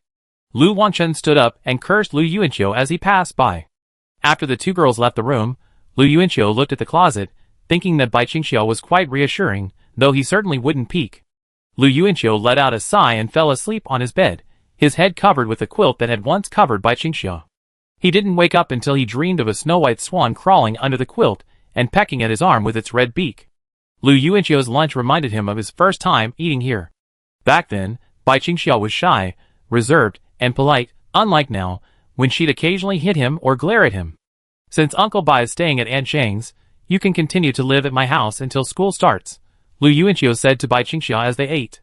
Bai Qingxiao thought for a moment, then smiled and said, okay. These past few days, she cooked every meal at Lu Yuanqiu's house, cleaned the room, and done chores. Both her uncle and aunt were delighted, and she felt her stay was worthwhile, so she readily agreed. Lu Wangchun frowned. Xia Xia, come live at my house. Lu Yuanqiu put down his bowl and bared his teeth at Lu Wangchun, an angry expression on his face. Lu Wangchun, okay, I stay at your house. I won't fight with you. She stroked Lu Yuanqiu's hair like a puppy guarding its food. Lu Yuanqiu slapped her hand away and said to Bai Qingxiao, actually, I think Aunt Jean likes Uncle Bai. Huh? Bai Qingxiao looked surprised. Seeing her surprise, Lu Yuanqiu was stunned. He thought she figured it out, but she hadn't noticed anything. What have you been staring at these past 2 days? Me? A week later, at nightfall, a black car pulled up at the entrance of Ho Hot Lane. The door opened, and a man in a white suit, gold-rimmed glasses, and a spade tattoo on his wrist got out. Surrounded by a group of bodyguards, he walked quickly into Ho Hot Lane, looking anxious. The alley stank of stinking ditch and small workshops. Zhang Yibin, feeling a little uneasy, covered his mouth and nose with a cloth. He and the group of bodyguards walked into Bai Qingxiao's courtyard with a clear purpose. Can we trust that woman's words? It's fine if they don't know what's inside, but if they do, it'd be very serious, Zhang Yibin asked the bodyguard, frowning. The bodyguard beside him replied respectfully, don't worry, boss. That Nini wouldn't lie. She admitted she gave the USB drive to a woman named Zhang Li at the karaoke bar. Zhang Li's home is right here. Zhang Yibin looked up and followed the bodyguard upstairs. Kick, he whispered from the balcony. Several men in black suits kicked open Shelly's door. Zhang Yibin glanced over. No one was inside. The bodyguard searched the entire house for a full half hour, turning it upside down, but couldn't find the USB drive they were talking about. Chapter 489. He went back inside and took a look around, muttering to himself, she's long gone. Where's her hometown? The bodyguard asked tentatively, why don't we go back and ask that woman? Zhang Yibin stared at him intently, his usually gentle exterior finally betraying a fierce edge. Shouldn't you have asked about this long ago? What are you doing? The bodyguard lowered his head, not daring to speak. A group of people emerged from Zhang Li's room. Zhang Yibin turned and ordered, pick up the mess and rescrew the door. Don't let anyone know we've been in this room. Okay, boss. Several bodyguards were packing up inside. Zhang Yibin stood outside, his hands resting on the balcony railing, his head tilted back, his eyes closed. He seemed to be deep in thought, yet also seemed exhausted. Zhang Yibin exhaled, turned, and suddenly glanced towards the adjacent door on the right. Is this hers too? The bodyguard's voice came from the side. No, Nini said Zhang Li's house only has one room, the one on the left. A middle-aged man lives in the one on the right. He's an idiot. Idiot? Zhang Yibin was puzzled. He walked to the window of the room next door and peered in. Through the slit in the curtains, he could see that the room was pitch black. Perhaps no one was there, otherwise the noise would have been enough to wake the person in the next room. Zhang Yibin looked down and noticed a pink leather hair tie, a girl's hair tie, lying on the windowsill. He picked it up and examined it, saying, how could a middle-aged man have something like that? Zhang Yibin finished speaking and walked to the door. He fumbled with the handle, seeming to hesitate. A bodyguard's voice rang out from the side. Boss, do you want to kick it open and see? Just as Zhang Yibin was about to speak, a sudden noise came from the courtyard. The people on the balcony fell silent. Zhang Yibin glanced at the people in Zhang Li's room, asking them to keep their voices down as well. He glanced slightly over, and saw an old man on the ground floor walk out of his room. He was shining a flashlight around. Perhaps he'd been woken by the noise of the kick on the door, and thought they were being robbed. Zhang Yibin whispered, forget this one. Tell them to clean up quickly, close the door and leave. Okay. About 10 minutes later, the group reached the car at the entrance of Ho Hot Alley. Zhang Yibin took a seat when a surprised voice came from the back seat. Boss, the chairman asked me to tell you that the Lujiang District Police Station received a report containing a USB drive. Our people have intercepted the USB drive and handed it to the chairman. That woman is so stupid. Reporting something like this to the police? Boss, why? Isn't this a good thing? The USB drive is back in our hands. The attendant noticed a slight chill in Zhang Yibin's expression as he spoke. Zhang Yibin gazed out the window at the night sky and said in a low voice, "It seems the old man knows. He's going to beat me half to death this time." The attendant coughed lightly, not daring to reply. Zhang Yibin immediately turned around, frowning, and asked, "Will Zhongli back up the contents?" The attendant smiled and waved his hands. "Impossible. That woman was foolish enough to hand it over to the police. How could she have thought of backing it up? She's not that smart, and she wouldn't dare to go to such lengths. Doesn't she want to live a good life for the rest of her life?" Zhang Yibin seemed lost in thought, his voice cautious. "We can't let her go. Get her hometown address and send a group of people there. We also search Lujiang district. We have to find her." After giving his instructions to his bodyguards, Zhang Yibin said, "I won't be going home for now. I go to Jucheng to hide from the old man. Tell them I'm going there to discuss a partnership." Okay, boss." The car drove off. The streetlight on the zebra crossing turned from green to red. The next morning, Lu Yuanqiu and Bai Qingxiao went out to buy New Year's goods. They first went to Hohot Lane to give the goods to Aunt Zhang, stopped by to see Bai Songjia, and then returned to their home in Xingfuli. Entering the house and changing shoes, Bai Qingxiao carefully placed her boots on the top shelf of the shoe rack. Then she put on the cotton slippers she had been wearing for the past few days, washed her hands, and then went into the kitchen to prepare dinner with Su Xiuya. Lu Yuanqiu bent down to pull his own cotton slippers from under the shoe rack, but his nose accidentally brushed against Bai Qingxiao's boots. He curled his head and half knelt on the ground. He was heavily dressed, so his hands couldn't quite reach under the shoe rack. "I give up." "Did you, Louis Dong, kick my slippers under the rack again?" Lu Yuanqiu asked angrily. Lu Tian, sitting on the sofa, turned his head to look towards his daughter's room. Lu Yidong stomped out, "You blame me for everything. You blame me for everything." Lu Yuanqiu pointed at the shoe rack. "Hurry, get it for me." "I won't." Lu Yuanqiu slapped 100 yuan on the counter nearby. Seeing this, Lu Yidong ran over with a smile. She knelt on the ground and reached under the shoe rack to pull the cotton slippers out. In fact, she had indeed kicked her brother's shoes under the rack on purpose. With one hand taking the money and the other hand delivering the goods, Lu Yidong even thoughtfully squatted on the floor to personally help his brother put on his shoes. When Lu Yuanqiu saw his mother coming out of the kitchen carrying dishes, he chuckled, "Mom, Lu Yidong took 1,000 yuan from me a few days ago, and just now she got another 100 yuan from me. Her coffers are getting fatter and fatter." The squatting girl looked up with a look of despair, as if she were not looking at her brother, but at a living devil. She quickly stood up and turned around to explain, "Lu Yuanqiu gave me the money." Su Xiuya glanced at her. "That won't work either. Give it to me after dinner." The Lu family's rule for adopting daughters is that they can't have so much money under their age, so Lu Yidong has to hand over all her New Year's money every year, and her pocket money is strictly controlled. Raising sons in wealth and daughters in poverty, they have paved a new path in their children's education. "I hate you. I hate you. I hate you." Lu Yidong turned around, sobbing and hitting Lu Yuanqiu with his hands. Bai Qingxiao had just overheard their conversation. She emerged from the kitchen, glanced over briefly, then headed for the dining room with her dishes. At the table, Lu Yidong folded his arms, staring angrily ahead. He'd just stopped eating for half a minute when, after receiving a glare from his mother, he'd failed halfway through his journey and obediently picked up his chopsticks to eat. Lu Tianxiao asked his son, "How many points did you get in the first test?" "Almost passed," Lu Yuanqiu replied as he ate. He was such an expert driver and knew the traffic rules, but these questions seemed a bit unfamiliar to him. But when he thought of how racing driver Zhang Qi had failed the second test, Lu Yuanqiu suddenly found it understandable. "Lu Tian, where's Xia?" Bai Qingxiao looked up. "Just passed." In fact, she'd gotten 100s for several days in a row, but she didn't want Uncle Lu to lecture Lu Yuanqiu at the dinner table because of her, saying things like, "You're not paying attention," or "Look at Xia." Lu Yuanqiu wouldn't get angry, but she didn't want that. Chapter 490. Let's schedule subject 1 after the new year. Okay. A few days ago, Chao Shuang, Gao Chong, Ruan Yueru, and Lu Yidong all went on vacation. Chao Shuang and Gao Chong planned to schedule subject 1 on the same day. Lu Yuanqiu sent a message to Zhang Yifeng at the dinner table. "Lu Yuanqiu, class monitor, what was your score on subject 1? Zhang Yifeng, around 80. I just reviewed it. I haven't had time these days. Lu Yuanqiu was just about to ask if Su Miaomiu had gone to Zhucheng, But Zhang Yifeng's next message mentioned it. Zhang Yifeng, I heard you're not going back home on New Year's Eve. Can I bring Teacher Su to your house for the holidays?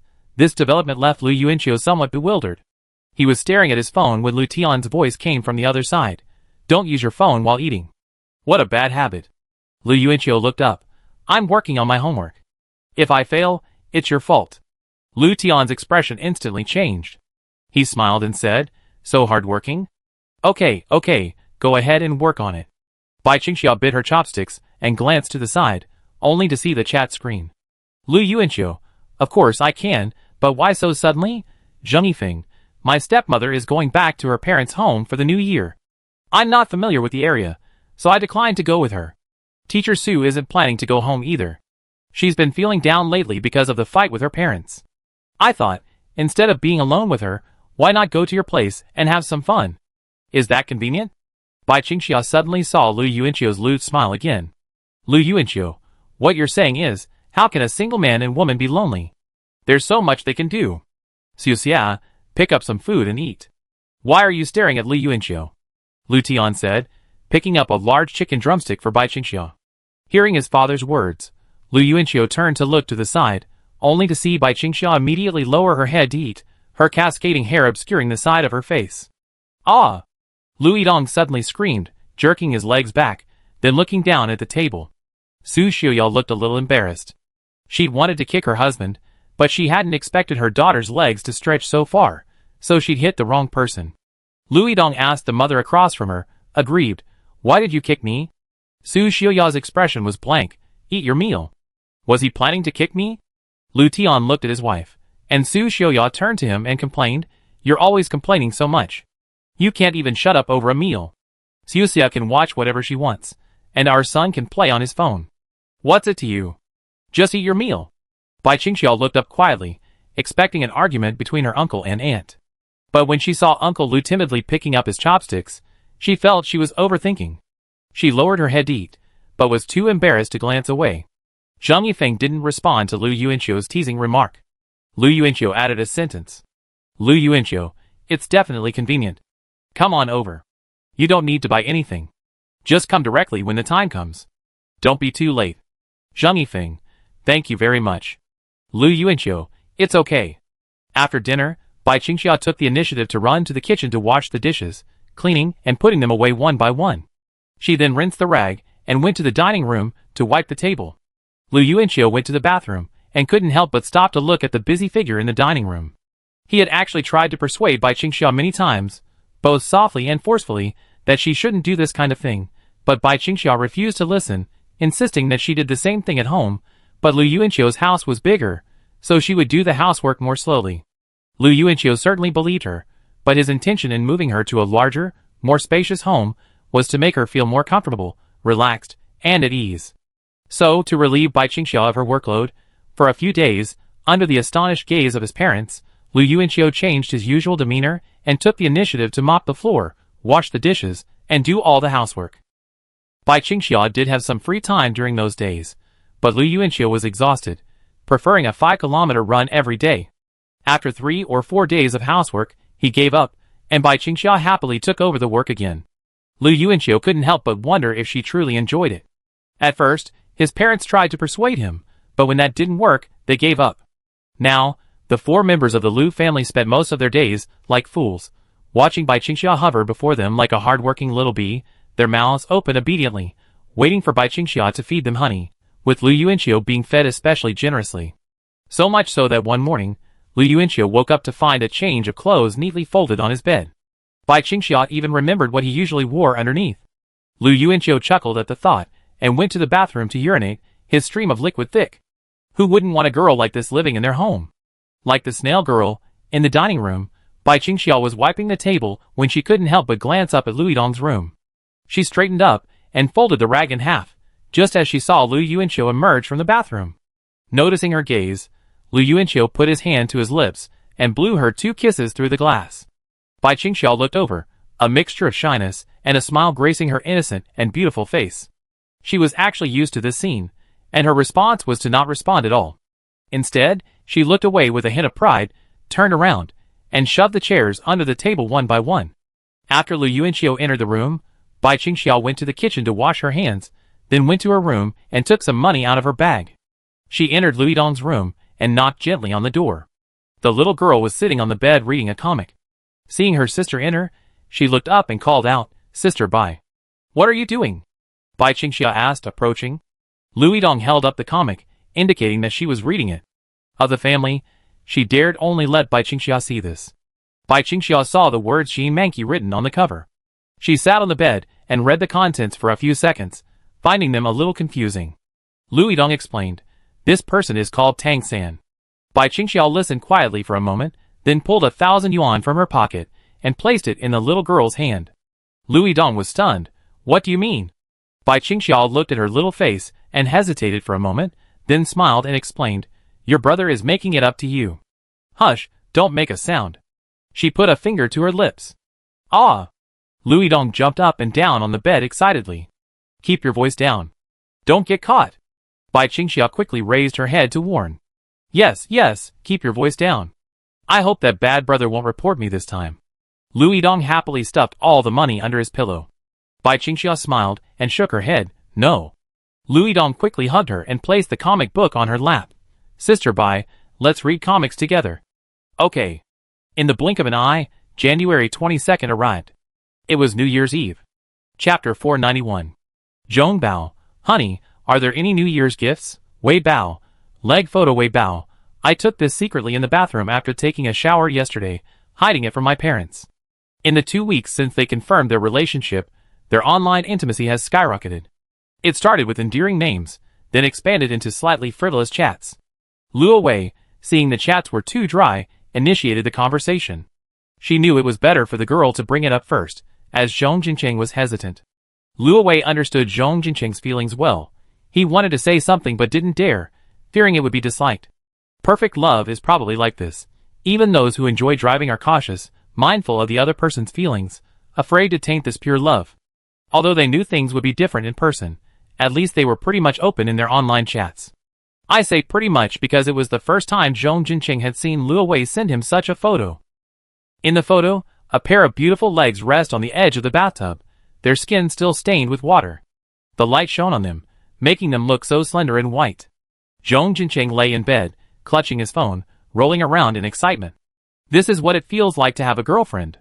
His mind has been in the clouds for the past 2 weeks, and it feels like his feet are stepping on marshmallows when he walks. The bedroom trash can is always full once a day, filled with paper balls. Zhong Bao, kiss, Wei Bao, moi, Wei Bao, baby, where's my New Year's gift? Zhong Bao, what do you want to see? Wei Bao, abs, Zhong Bao, I don't have any. Zhong Jincheng sat up in bed, switched to the chat interface, and sent a message to Lu Yuanxiu. Zhong Jincheng, brother Lu, show me a picture of your abs. Lu Yuanxiu, idiot.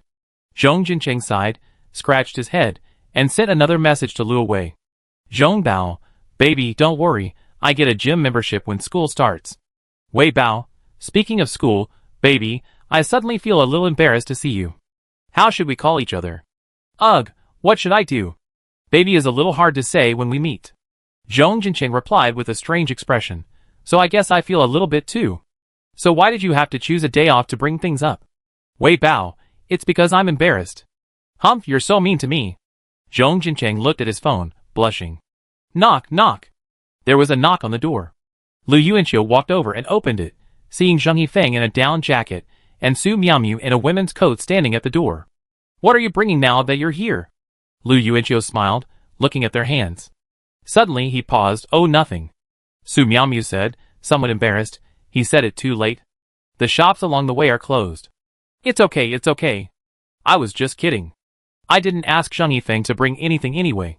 Lu Yuanxiu smiled and let them in. A cute little girl suddenly poked her head in. It was Bai Qingxiao. Su Miaomiu and the others were startled. Bai Qingxiao was there too, but on reflection, her presence wasn't surprising. After greeting each other, Bai Qingxiao immediately stepped forward and prepared cotton slippers for Zheng Yifeng and Su Miaomiu. Zheng Yifeng thanked her with some surprise, noting that Bai Qingxiao seemed quite familiar with Lu Yuanxiu's household. Speaking of which, although Zheng Yifeng was already quite familiar with Lu Yuanxiu and Bai Qingxiao, he still couldn't truly understand their interactions. After all, His knowledge of Bai Qingxiu was limited to the fact that she had an ailing father. He knew nothing else. He had no idea of the relationship between the two families, nor did he know how Lu Yuanqiu and Bai Qingxiu had met in the first place, or how their relationship had suddenly become so close. Lu Tian and Su Xiuyao were busy in the kitchen when they heard the noise and came out, their hands covered in flour, like doctors in an operating room.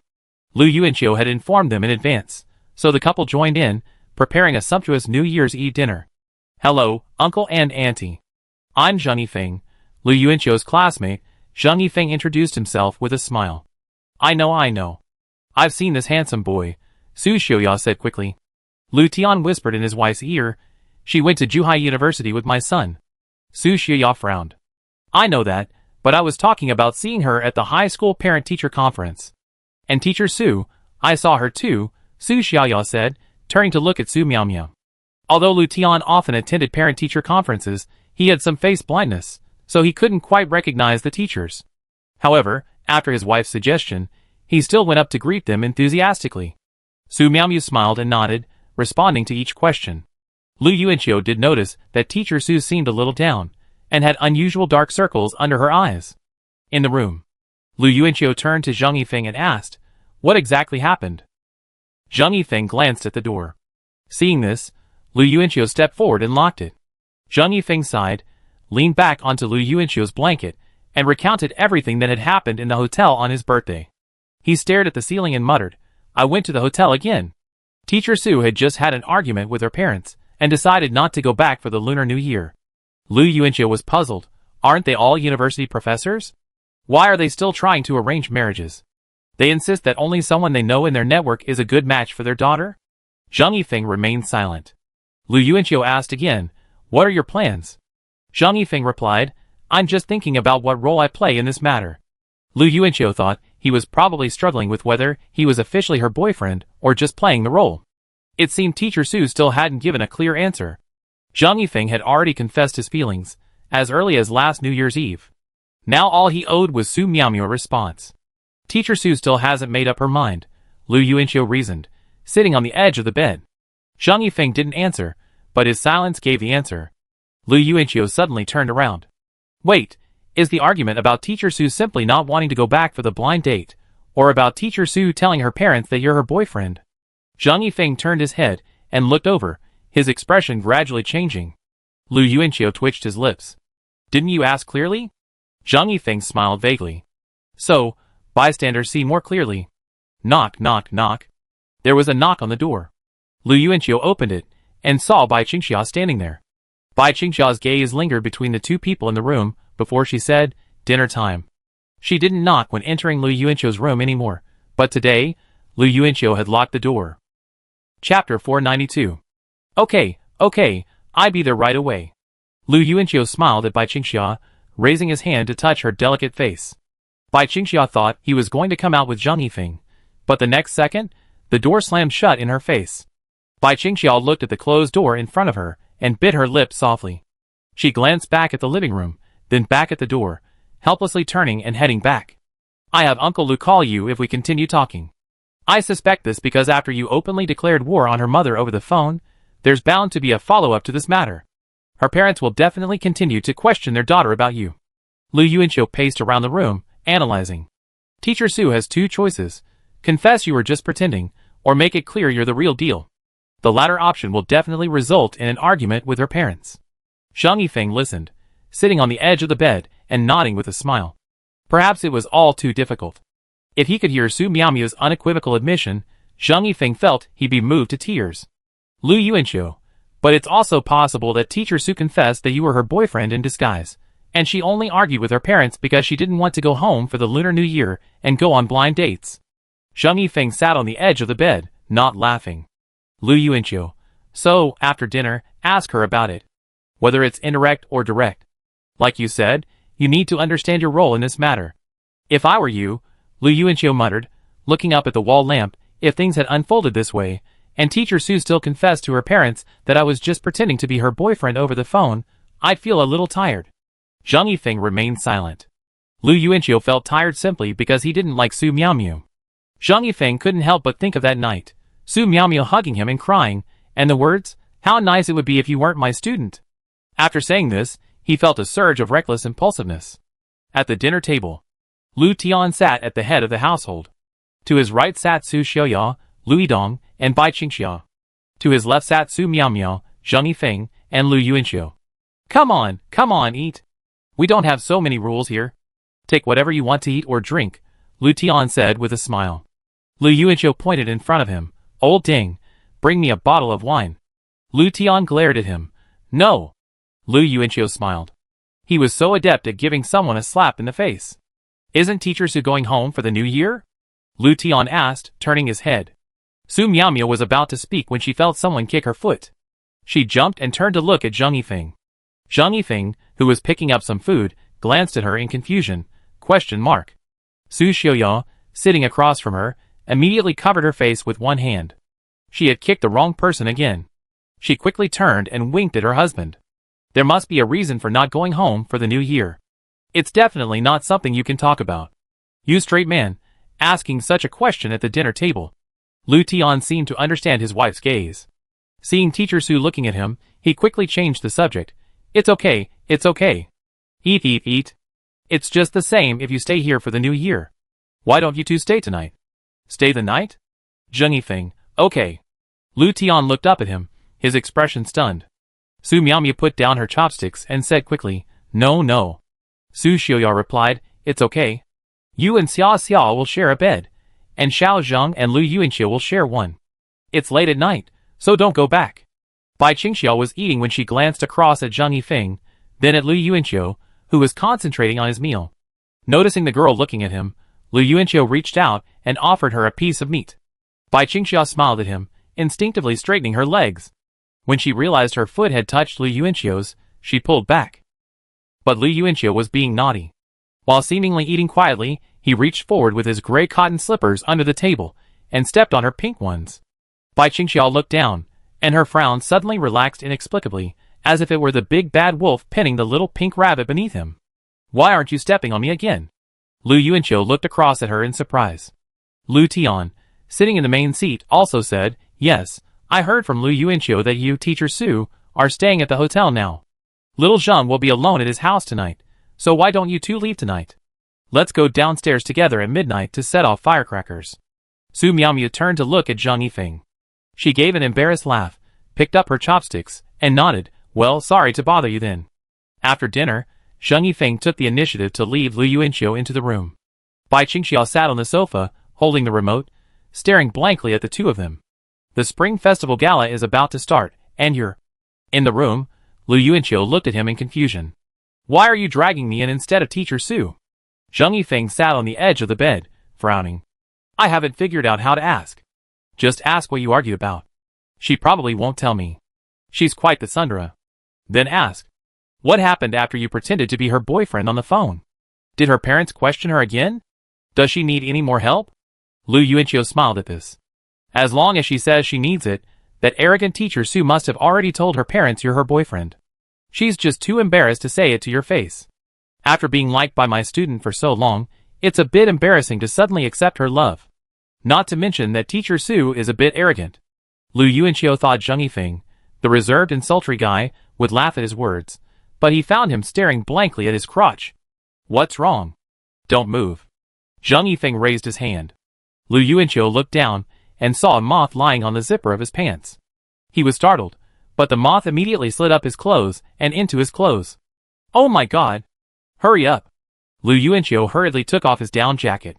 Zheng Yifeng also quickly squatted in front of him and reached out to lift his clothes.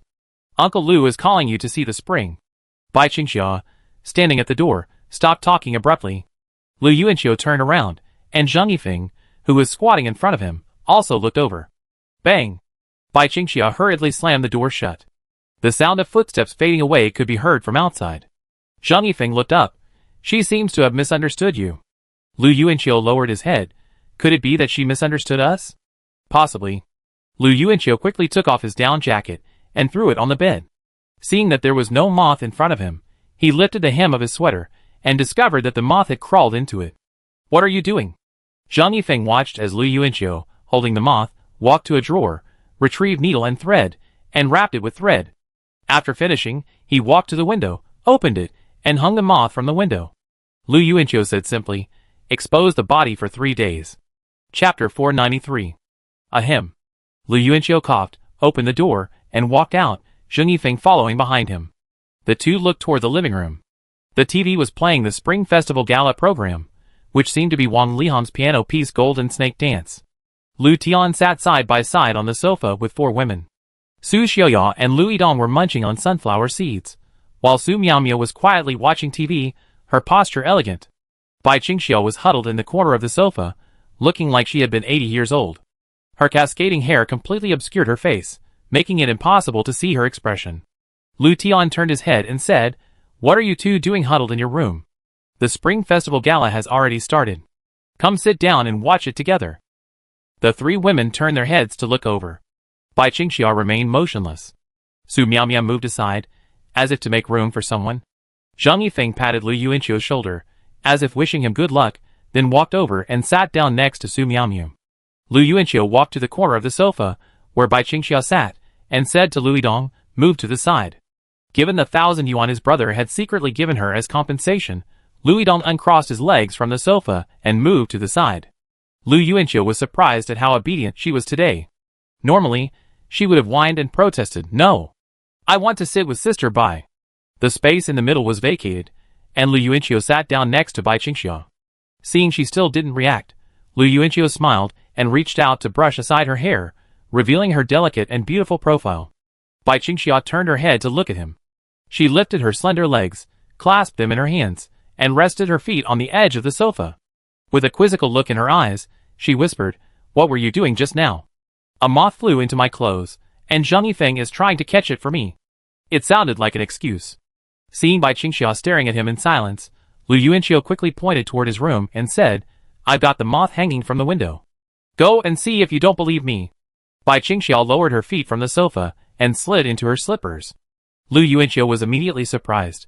"Are you really going to see it?" The girl was startled, then frowned in displeasure. She lifted her legs and hugged them. Lu Yuanqiu, feeling both amused and helpless, quickly pushed her legs down again. "Okay, I take you to see it." The 2 of them walked towards Lu Yuanqiu's room. Zheng Yifeng glanced at them, then peeled an orange and handed it to Su Miaomia, who was standing next to him. Su Miaomia hesitated, noticing Su Xiaoya observing them curiously. "Give it to Auntie," Su Miaomia said to Zheng Yifeng. Su Xiaoya quickly shook her head. "I'm not eating." "You eat it." Su Miaomia smiled and nodded, taking the orange from Zheng Yifeng's hand. Zheng Yifeng continued to watch TV with a normal expression.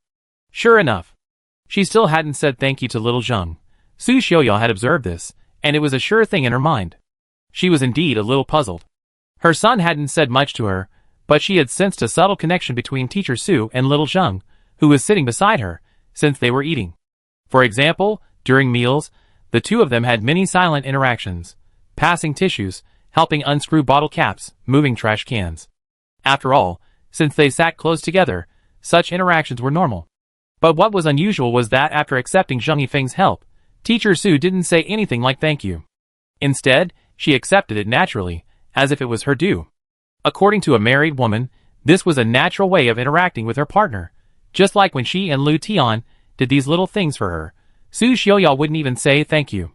But a normal teacher-student relationship should maintain a certain distance, yet this pair acted like an old married couple. In the room, Bai Qingxiao was observing the moth swaying in the cold breeze when they heard a sudden noise behind them. They turned and saw Su Xiaoya entering. "What's going on?" Lu Yuanqiu asked. Su Xiaoya tiptoed over like a thief and asked curiously, "Are those 2 talking?"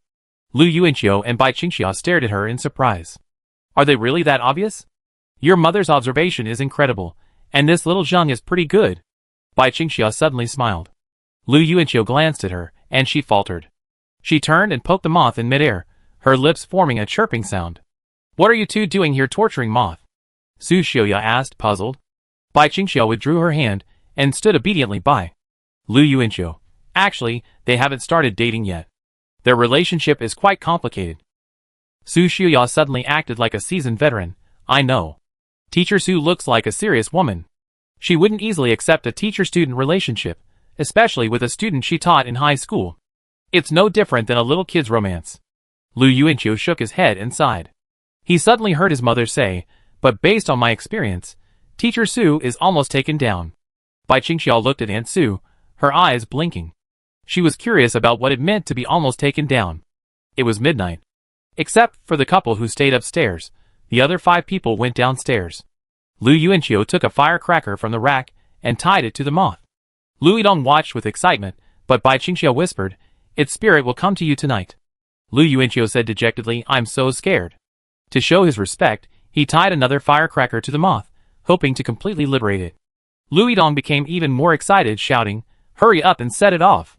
While the 3 of them were busy setting off fireworks, Zheng Yifeng and Su Miaomiu strolled downstairs, thinking about Lu Yuanqiu's earlier instructions. Zheng Yifeng asked nearby, "What's the follow-up to that last phone call? Your parents must have asked about it again, right?" Su Miaomiu paused, turned, and looked at Zheng Yifeng. She lowered her head for a moment, then raised her head and said, "They want to see you." Zheng Yifeng looked at the woman's beautiful face, illuminated by the moonlight, and pondered the meaning of his words. He felt as if he were nearing the answer to his dream. The young man suddenly lost his usual confidence and composure. He glanced around at the surroundings, uncertainly, before looking at Su Miaomiu. "Is this the decision they made after your argument?" Su Miaomiu said nothing. At that moment, she understood the look in Zheng Yifeng's eyes.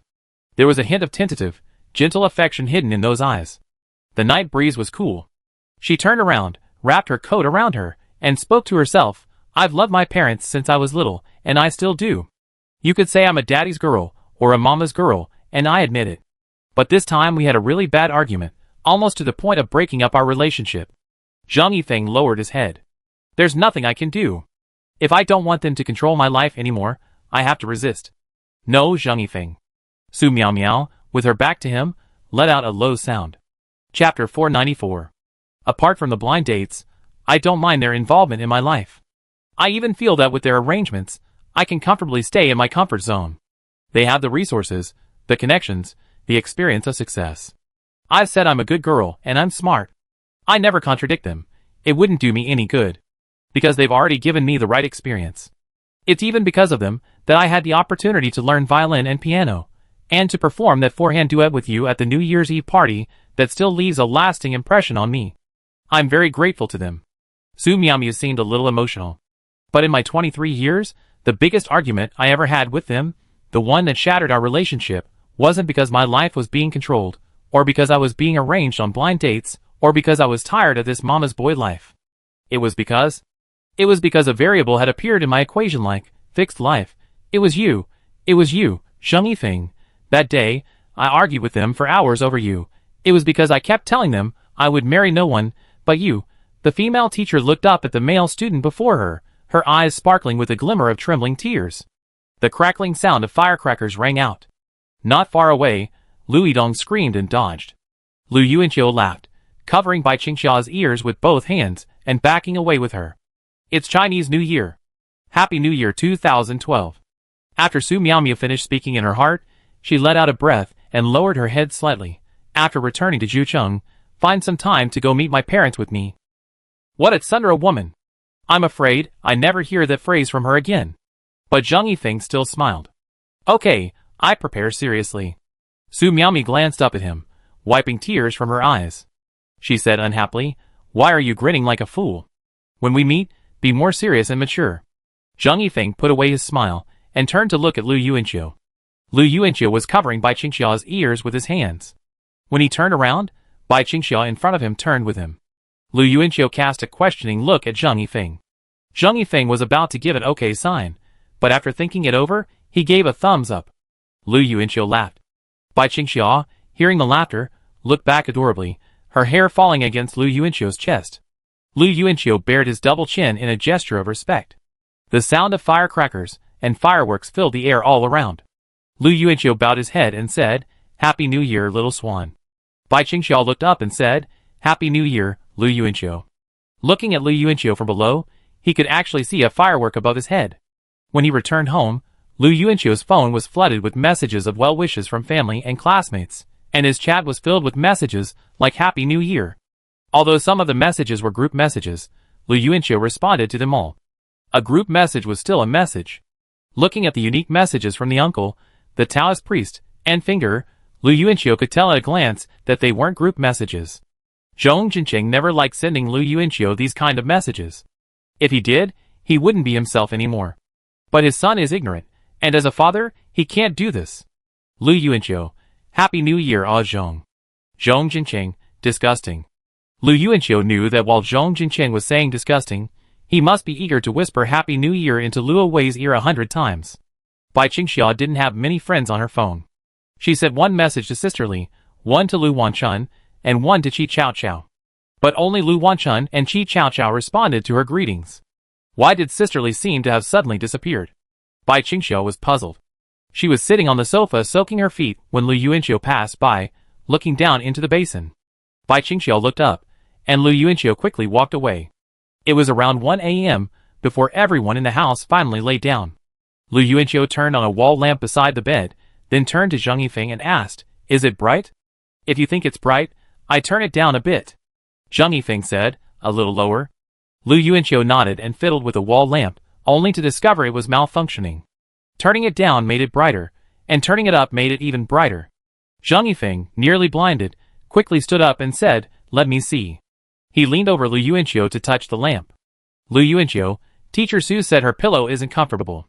Bai Qingxia pushed open the door, stunned by Zhang Yifeng's back as he knelt over Lu Yuanqiu, then quickly closed the door. Bang! Lu Yuanqiu turned to look. Zhang Yifeng, kneeling over him with his legs spread apart, also glanced back at the door. The two exchanged a silent glance. A week later, January 29th. Outside the Subject 1 examination room, after Lu Yuanqiu came out of the examination room, he found that Zhang Yifeng and others were already waiting outside. "Lu Yuanqiu, how many points?" Bai Qingxia stood up and walked over, smiling, 100 points. The others responded from their seats. Zhang Yifeng, 100 points. Zhong Jinqing, 100 points. Chao Shuang, 92 points. Gao Chong, Lu Yuanqiu glanced at Gao Chong.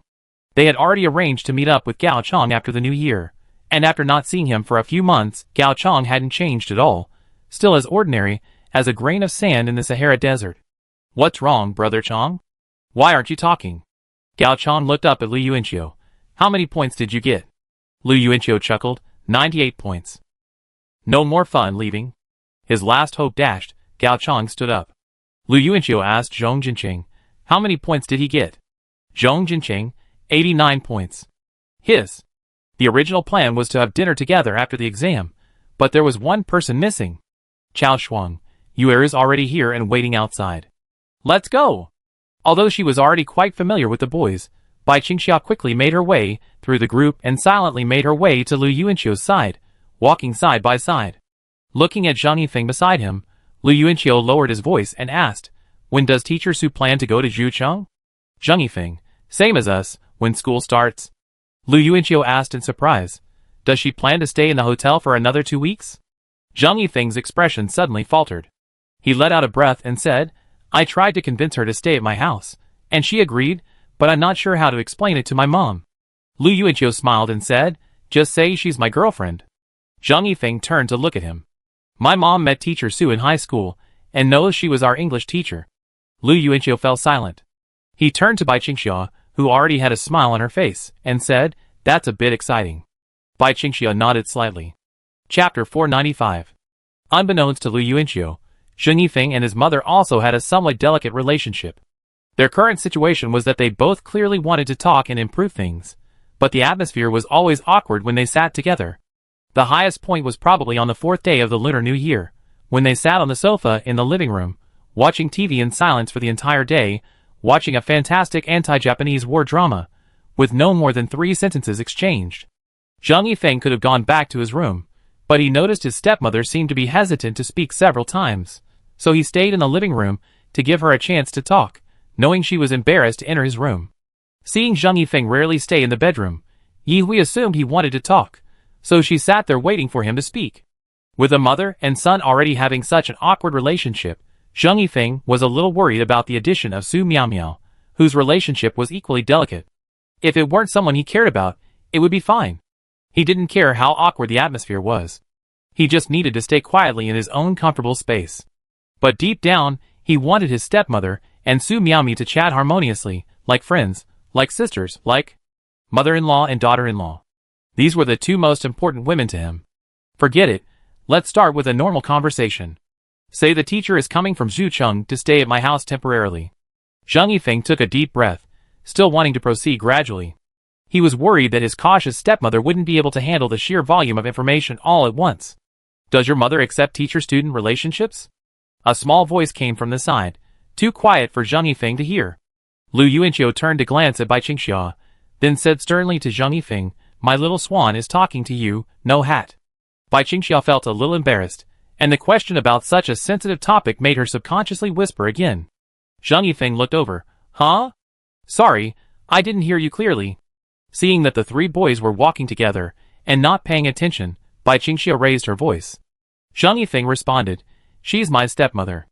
I don't know her, and I don't know if she accepts it deep down, but I know that during this period, in order to ease the relationship between us, she will definitely do many things for me unconditionally. I want to see her give me advice with a normal mother's mindset, not to see her so humble. So, don't tell her about this for now, and wait until things are more mature." Bai Qingxia nodded gently, but Lu Yuanqiu glanced at Zhang Yifeng in surprise. "Dad's phone number is no longer in service. Mom is a stepmother. He can't be the only one in this university circle with a happy family. Zhong Jinqing's parents are divorced, Chao Shuang lost his father, and his mother is in a wheelchair, not to mention Bai Qingxia. It's you who should be reborn, right? You should form a group." The six of them arrived at the entrance to the exam room, and saw a girl with short hair standing next to a stone pier. Chao Shuang was slightly startled. Wan Yuer's style today was so girly. A pink jacket, white casual pants, 6 cups of milk tea in hand, and a white hairpin in her hair. Chao Shuang had been hoping Wan Yuer would look as girlish as Bai Qingxia every day. A hairpin would be a plus. But Wan Yuer had short hair, and had never worn a hairpin before. Today was the first time she wore one, as far as he could remember. Lu Yuanqiu turned to look to the side, and noticed Chao Shuang's face flushing slightly. He leaned close to Chao Shuang's head, trying to hear what sweet little song was playing in his head. The river flows eastward. Lu Yuanqiu's eyes widened in surprise, realizing it was Gao Chang's phone ringing next to him. "Shock me. You're finally out?" Wan Yuer yelled, rushing over with milk tea in hand, her girlish charm instantly shattered. "Why isn't the space replying to me? It's not replying to me." Wan Yuer, milk tea in hand, repeatedly kicked Chao Shuang's legs as he stood there, his face dazed. Chao Shuang looked up at Lu Yuanqiu. Lu Yuanqiu averted his gaze, and reached out to pluck at the fluff on Bai Qingxia's clothes. Seeing this, Bai Qingxia also reached out to a piece of goose down that had peeked out from Lu Yuanqiu's shoulder. She had been staring at it for a long time. But she hadn't expected the goose down on Lu Yuanqiu's shoulders to become increasingly dense. Bai Qingxia's eyes widened as she quickly grasped the ball of down in her palms, clasping her hands behind her back. She raised her head, and gave Lu Yuanqiu an awkward yet polite smile. Seeing her smile, Lu Yuanqiu smiled back, and suddenly felt a weight lift off his shoulders. Was this what it felt like to be cared for by a little swan? It was so blissful. The meal took place on the pedestrian street. Gao Chang was still chatting at the table until Zhong Jinqing asked, "Have you contacted Chen Fei in the past 6 months?" Gao Chang blinked at him, his smile gradually fading. The wine glass in his hand seemed to carry 1,000 pounds. He trembled as he lifted it, brought it to his lips, and drank it all in one gulp. Gao Chang was a little drunk. "You've trapped my youth, and you haven't even looked back at me yet," he muttered to himself, his cheekbones slightly red as he shook his head and sighed. Zhang Yifeng responded, then tried to sprint ahead of her. "She actually looked forward to you instead of back." The drunk Gao Chang looked up, wondering if he'd heard him. In reality, Lu Yuanqiu hoped that this high-level NPC who had triggered the rebirth condition would eventually find his own happiness. "Why are you wearing a hairpin all of a sudden? I almost didn't recognize you when I saw you today." Chao Shuang, unusually absent from his eating, turned to Wan Yueru and asked. Wan Yueru, however, remained true to her original intention, eating until her cheeks bulged. Chao Shuang used to find this amusing, but today he found it adorable. He couldn't help but stare at her a few more times. He didn't eat much himself, but instead, smiling, he helped Wan Yueru pick up a few pieces of meat. Wan Yueru paused in her eating as she watched this, looking back with a quizzical expression. She vaguely remembered a comment from a boy in her class. If your best friend picks up food for you at the dinner table with a gentle smile on his face, and you get goosebumps, then you should seriously question his sexual orientation. Wan Yueru thought about this and glanced at the goosebumps on the back of her hand. Come to think of it, Shuang Ji's photos on his profile do tend to be with boys. Could it be that Shuang Ji's recent indifference to me is because of boys? Ruan Yueru's thoughts raced as she hesitantly answered Chao Shuang's question. My hair's a little long now, it covers my eyes, so I wear a hairpin. So cute, Chao Shuang smiled, reaching out and pinching Ruan Yueru's cheek. Boom! Ruan Yueru suddenly stood up from her seat, staring blankly at Chao Shuang. Chao Shuang also looked up at her, bewildered. Ruan Yueru suddenly shrugged and shook herself, her cheeks numb. She moved her chair to the side and squeezed in between Lu Yuanxiu and Bai Qingxia. Hey! What are you doing, little girl? Lu Yuanxiu shouted in displeasure when he saw him and Bai Qingxia being abruptly separated. Chapter 496. Bai Qingxia tilted her head, her gaze passing Ruan Yueru and looking towards Lu Yuanxiu. Lu Yuanxiu looked at her too, and suddenly, Erkong possessed him. He stretched out his right arm towards Bai Qingxia, as if across an ocean, the distance between them. Xia, how can I live without you? Bai Qingxia laughed. There was a clatter from the other side, and Zhong Jincheng moved a chair over to the empty seat next to Lu Yuanxiu. It's no big deal. Just let her sit over here. In the past, Bai Qingxia might have stood up directly, because at a table with many people, she had to sit next to Lu Yuanxiu, her social anxiety taking over. But now that they were almost familiar with each other, and social anxiety no longer dominated, she was used to considering the feelings of those she knew, so she didn't stand up. If Ruan Yueru had already sat over here seeking comfort, she would feel left out if she stood up and sat next to Lu Yuanxiu. Bai Qingxia understood that feeling. So she gently observed Ruan Yueru's expression, remaining silent. She knew Ruan Yueru might reveal what was going on later, and Lu Yuanxiu would handle it. All she had to do was quietly listen. Listening itself is a form of kindness. Seeing Chao Shuang sitting there bewildered, Lu Yuanxiu asked Ruan Yueru, feeling both amused and embarrassed, "What's wrong with you two? Did Chao Shuang suddenly move his chair over here? Did he bully you?" Chao Shuang shrugged and shook his head frantically, clearly genuinely bewildered. Nothing. Ruan Yueru lowered her head to eat. In truth, it was Shuang who was acting strangely, but she was too embarrassed to say why her relationship with him had become increasingly distorted over the past year. The girl's heart felt as if it were protected by a thick, porous barrier. She could sense goosebumps, but not the surging love beside her. When will love finally find its way through the sieve? Seeing her absorbed in her meal, Lu Yuanxiu looked up at Chao Shuang and mouthed a soothing message. It's okay, she's still young, take it easy. Chao Shuang, too anxious to understand the lip reading, kept mumbling huh? And frowning. Lu Yuanxiu lowered his head and sent him a message. Lu Dasheng, the last time I talked to her, I felt. After all, she's still young, only in her second year of high school. She's been acting like a boy since she was little, a straight-laced woman. It's normal for her to be slow to think straight. Don't push yourself too hard. Take it easy. Chao Shuang, I just pinched her cheek and said she was cute. Brother Chiu, don't you always do that to Bai Qingxia? Isn't that perfectly normal, Lu Yuanxiu? Bai Qingxia isn't a straight-laced woman. Ruan Yueru is made of titanium, enough to be used in aerospace. You say you're attracted to a normal person, okay? Lu Yuanxiu muttered inwardly. Bang! Gao Chong suddenly slammed his wine glass on the table. Everyone looked up at him. Gao Chong pointed drunkenly ahead and said, Zhang Yifeng, you're right. But I just don't like you. I've been for a long time. I wish the water Chen Fei bought at the sports meet was for me. Zhang Yifeng calmly picked up some food and smiled. It's true that only when you're drunk can you speak your mind. It feels better when you get it out.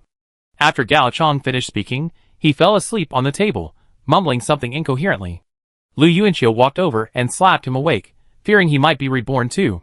After returning from the pedestrian street, Zhang Yifeng first went to the hotel where Su Miaomiao was staying. They had agreed to move in that day. When he arrived at the first floor of the hotel, Zhang Yifeng saw Su Miaomiao checking out at the counter with her suitcase. Turning to see the young man, Su Miaomiao sighed and muttered, the more I think about it, the more inappropriate it seems. Zhang Yifeng smiled as he took her suitcase and bag, saying, You checked out? Or maybe you want to stay at Zhong Jincheng's? Why can't it be Lu Yuanxiu? Su Miaomiao retorted as they walked. Bai Qingxia lives in his room. Su Miaomiao didn't argue any further. She'd been feeling irritated lately, constantly looking for someone to pick a fight with. But she was also a little tired, probably because of the last argument with her parents. She let out a breath, paused at the door, then turned and, without warning, punched Zhang Yifeng's arm several times. The noise drew everyone at the counter toward the door. Does it hurt? Su Miaomiao asked after the punch, her eyes raised with resentment. All of this was because of this hateful person before him. Zheng Yifeng suddenly understood why Lu Yuanqiu liked to be mean to Bai Qingxia. So this was what it felt like to be hit by a girl you liked.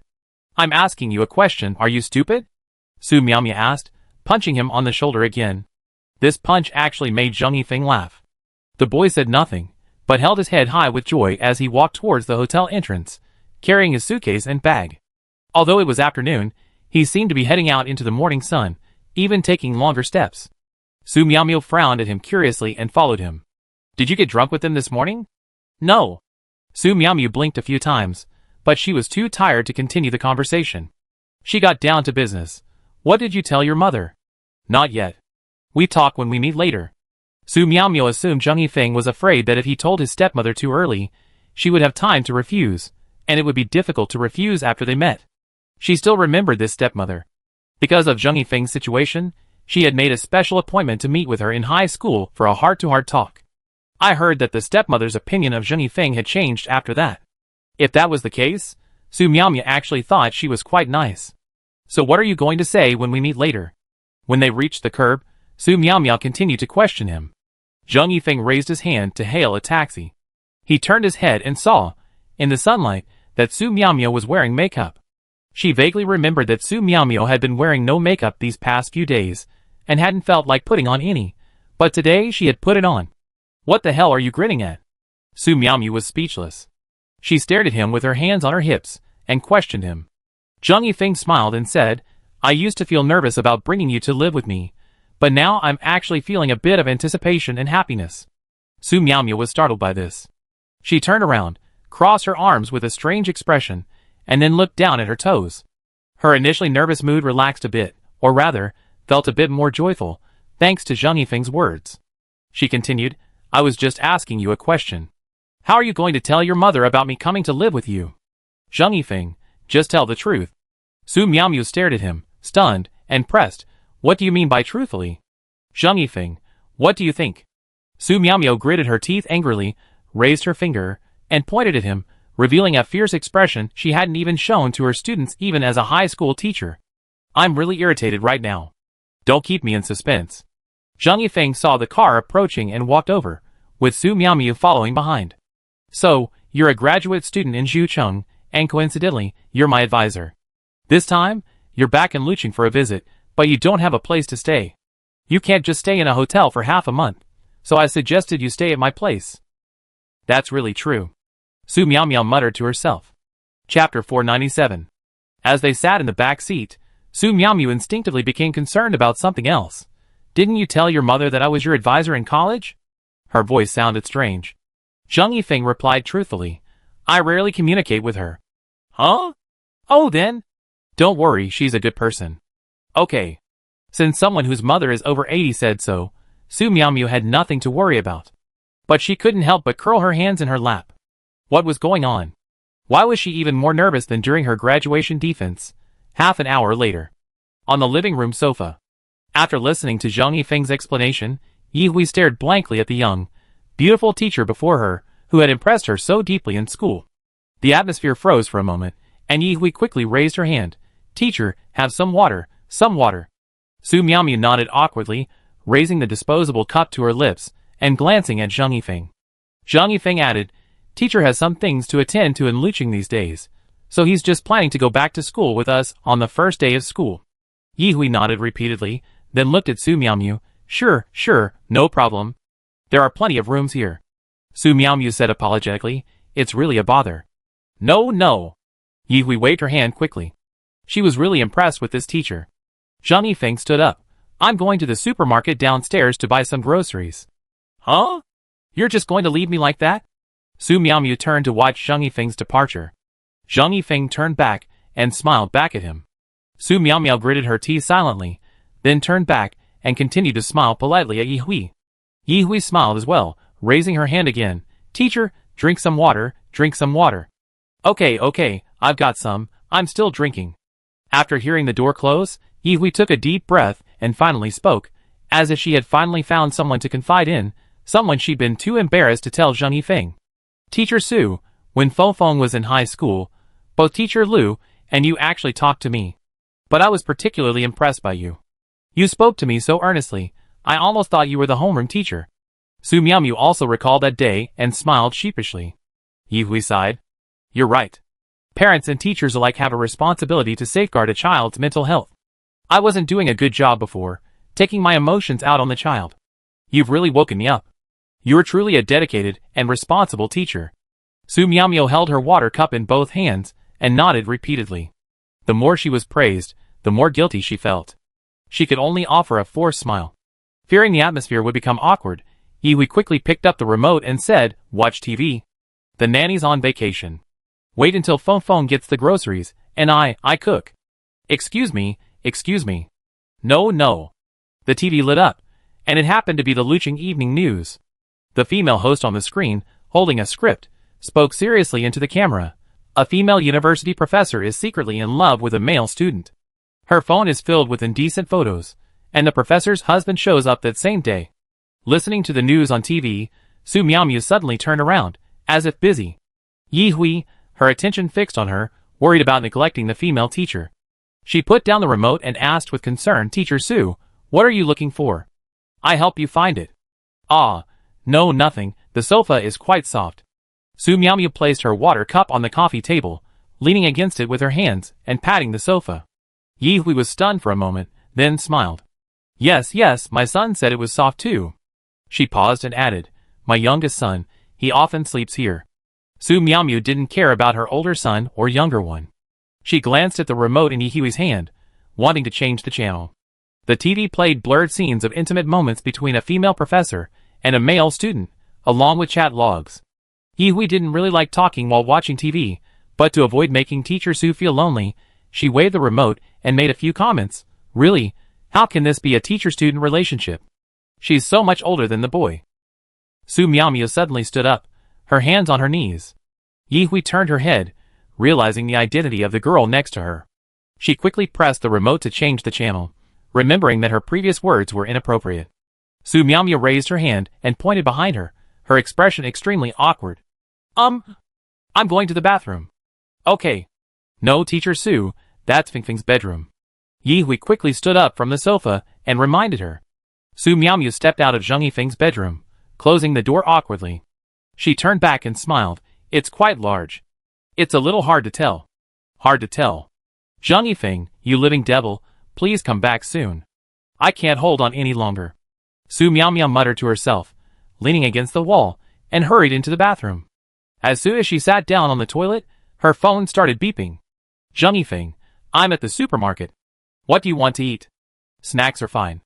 Su Miaomiu's eyebrows shot up, as if she was about to crush the phone keyboard. Su Miaomiu, eat you, Su Miaomiu, come back quickly. She put the phone down, looked up, and took a deep breath. Ding ding ding. Zheng Yifeng, gritting his teeth, Su Miaomiu, ? The next day, Baoyuan driving school. Today was the first day of driving test 2. Lu Yuanqiu and Bai Qingxiao got up early and arrived. They thought they'd be the first to arrive, but Zheng Yifeng had already arrived, and Lu Yuanqiu and Bai Qingxiao turned their heads to look in the same direction. There was Teacher Su, crouched in a corner, silently drawing circles on the ground with a branch. She seemed quite withdrawn.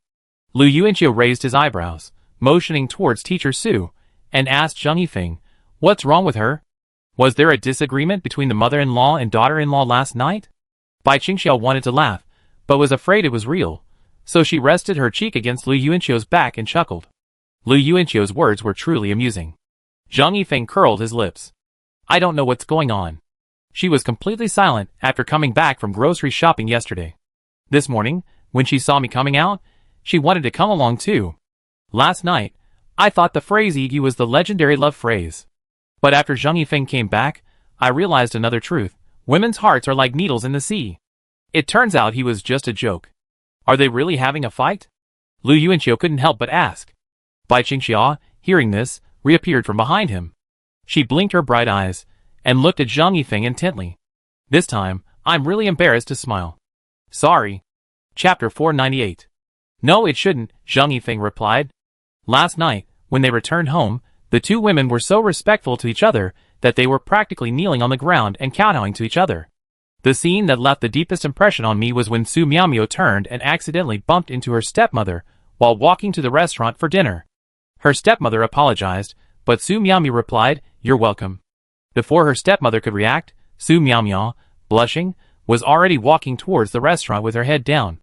Zheng Yifeng was clearly just a bystander, yet he still wanted to find a hole to hide in. "Will Teacher Su accompany us for driving lessons today? If nothing unexpected happens, she'd be here every day from now on." Lu Yuanqiu patted Zheng Yifeng on the shoulder and said solemnly, "Go for it." He walked towards Su Miaomiao. Bai Qingxia took a few steps forward and approached Zheng Yifeng, her head held high, then repeated, "Go for it." With that, she twisted her body and jogged after Lu Yuanqiu. "Go for it, of course. Just stop suspecting anything's going on between Lu Yuanqiu and me." Zheng Yifeng looked at Bai Qingxia's back and chuckled inwardly. "Good morning, Teacher Su." Hearing Lu Yuanqiu's voice, Su Miaomiao raised her head. Looking at Lu Yuanqiu and Bai Qingxia approaching, she gave a bitter smile. "Good morning." Bai Qingxia noticed that Teacher Su's dark circles seemed even darker. Shortly after Gao Cheng, Zhong Jincheng, and Chao Shuang arrived, the instructor for the second part of the driving test also arrived. Lu Yuanqiu took a quick look and was surprised to discover that this was the same instructor from before his reincarnation. He was in his 40s, wearing a baseball cap, a glass, and a heavy smoker. He had a heavy accent and a rather menacing look. After all, this driving school was close to home, so I chose the same school as in my previous life, though I took the test at 20. Being taught twice by the same instructor at different ages was fate. Coach Lu glanced at his students. Seeing no one offered him a cigarette, he dug into his pocket and took one out. "Let's get started." Several of them followed him toward a white Santana. Bai Qingxiu walked beside Lu Yuanqiu. At that moment, she hadn't yet realized that the second driving test would be the only test in her life where she would learn slower than others. An hour or so later, Lu Yuanqiu and a few other boys finished their task. He stood aside, watching Bai Qingxiu practice backing into a parking space over and over again. Bai Qingxiu seemed to be competing with him, her face stern in the rearview mirror. She remembered all the steps, but made many mistakes. Coach Lu smoked a cigarette on the floor, scowling as he watched the Santana in front of him, its tires repeatedly hitting the line. The girl was the most beautiful and charming student he had ever seen, and he felt he didn't want to say anything harsh. He also felt like a few words might bring her to tears, since she looked so delicate. Lu Yuanqiu, seeing this, smiled and said, "Don't worry, coach. She scored over 680 on the Gaokao. She's not stupid. Maybe she just happened to hit a weak spot." Coach Lu turned his head in surprise, and his expression changed as he looked at the girl in the driver's seat. 680? With such good grades, is she going to Peking University or Tsinghua University? "Zhuhai University," Lu Yuanqiu said, gesturing to the boys behind him. "We're all classmates at Zhuhai University." "Really? Why would I lie to you?" Lu Yuanqiu pulled out his phone and found a photo of his admissions letter. Coach Lu squinted at it and believed it. Lu Yuanqiu felt a strange sense of relief when he used his school to show off for the first time. Women are naturally slower than men when learning to drive. Seeing a woman in the first class gives me a headache, especially one who's older. She's relatively good. Coach Lu raised his cigarette hand and tapped his head. Lu Yuanqiu smiled beside him. After chatting, Lu Yuanqiu learned that Coach Lu's son had just entered his senior year of high school, which was why he naturally treated the top 985 university students with a certain amount of respect. One student might have been fine, but then 4 of them suddenly showed up, all from Zhuhai University. Perhaps because of the school's buff, Coach Lu's attitude towards Bai Qingxiu was a little gentler, which relieved Lu Yuanqiu. Seeing Bai Qingxiu frustrated in the car just now because of his constant mistakes had, to be honest, been heartbreaking. After getting off the car, Bai Qingxiu seemed to have a negative 100 vitality label hanging over her head. This time, she didn't jog over. Instead, she lowered her head and slowly walked over to Lu Yuanqiu. She forced a smile as she lifted her face. "It's okay. Just practice more and it'd be fine." Lu Yuanqiu rubbed her head. Feeling it was a bit tangled, he tried to smooth it out, but it only made it even more tangled. Bai Qingxiu's shaking head would have been more effective. "Can I borrow Uncle Lu's car?" she suddenly asked Lu Yuanqiu. Lu Yuanqiu smiled and nodded, a flicker of unyielding spirit flashing across her face. Xingfuli Community. It was already 11 o'clock in the evening. Lu Tian's snoring could be heard through 2 doors. Lu Yuanqiu was about to adjust the wall lamp and go to sleep when a soft knock sounded on the door. The sound was so quiet that Lu Yuanqiu didn't pay much attention. He lay there for 3 minutes before realizing that perhaps his auditory hallucination was actually someone with social anxiety knocking on the door. The door opened, and as expected, an innocent face came into view. Who knocked so quietly and then, instead of knocking a second time, was punished by standing at the door for 3 minutes. What's wrong? Why aren't you sleeping at this hour? Lu Yuanqiu asked. Bai Qingxiao was wearing a thick, plush panda one-piece pajamas, prepared for her by Su Xiaoya. Su Xiaoya was truly generous in raising her like her eldest daughter. After hearing Lu Yuanqiu's words, Bai Qingxiao remained silent, staring at him with piercing eyes. Then, she leaned over, took Lu Yuanqiu's hand, turned on the light, and led him to the living room. Approaching the coffee table, Bai Qingxiao silently pointed to the Audi keys lying there. Lu Tian had left them there the night before, and hadn't taken them away. After pointing, she turned back, continuing to gaze at Lu Yuanqiu with her bright eyes. Lu Yuanqiu understood her meaning and asked, "Haven't you been practicing all afternoon? I see you've done it, too." Bai Qingxiao pursed her lips slightly, her bright eyes still fixed on Lu Yuanqiu. Unable to bear her gaze, Lu Yuanqiu quickly compromised, saying, Okay. I practice with you for a while longer, but you have to go to bed before midnight. Be good." The girl nodded quickly. But she seemed hesitant to reach for the car keys on the coffee table. Only when Lu Yuanqiu walked over and took them did she finally smile. Downstairs in the residential complex, Lu Yuanqiu drove into an open parking space and got out to sit in the passenger seat. He yawned, and after Bai Qingxiao settled into her seat, she quickly stood up and pulled a blanket from the back of the car, covering Lu Yuanqiu with it lovingly like a mother. Go to sleep. She seemed to regard secretly practicing driving at night as a heinous crime, and only dared to speak after she went downstairs. I'm not going to sleep. What if I wake up and find it's already daylight? Lu Yuanqiu teased. Bai Qingxiao smiled. No, I just familiarize myself with it a few more times. Once I'm confident, I go back to sleep. Chapter 499. Lu Yuanqiu couldn't help but laugh when he thought of how she hadn't dared to reach for her keys at home just now. Hearing the laughter next to him, Bai Qingxiao turned her head and looked over, and Lu Yuanqiu immediately resumed his serious and deep demeanor. He looked down at his panda pajamas, which his mother had also prepared for him. They were identical to the ones Bai Qingxiao was wearing, with a men's and women's version. Su Xiaoya was quite calculating in this regard. Bai Qingxiao quickly got into the driving seat. She raised her hands in front of her, counting on her fingers as she recalled all the steps to get into the car. Lu Yuanqiu noticed that she had changed into sneakers. The instructor had said that she had to wear sneakers for driving practice, and she was still adhering to this rule in the middle of the night. Lu Yuanqiu took his feet out of his slippers and propped them up in front of the car.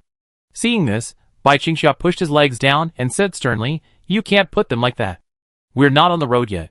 No, you have to take it seriously at all times. That's how you develop good habits. And you're blocking my spot." Lu Yuanqiu put his feet down with an apologetic look. Everything ready, Bai Qingxiao began to reverse into the parking space. Lu Yuanqiu observed her earnest profile in the dim light from the car and couldn't help but ask, "When you learn to drive, where do you want to go?" "But I don't have a car." "Suppose I did? Let's go see the giant pandas." "How many times have these giant pandas appeared?" "Such an obsession. I really need to take her to see them sometime." Lu Yuanqiu looked down at his pajamas and pointed at himself, saying, "Hey, there's the giant panda." A smile played across Bai Qingxiao's profile, but she didn't look over. She remained absorbed in her own work. "Lu Yuanqiu, I don't have time this holiday, maybe I take you there on May Day." Bai Qingxiao didn't respond.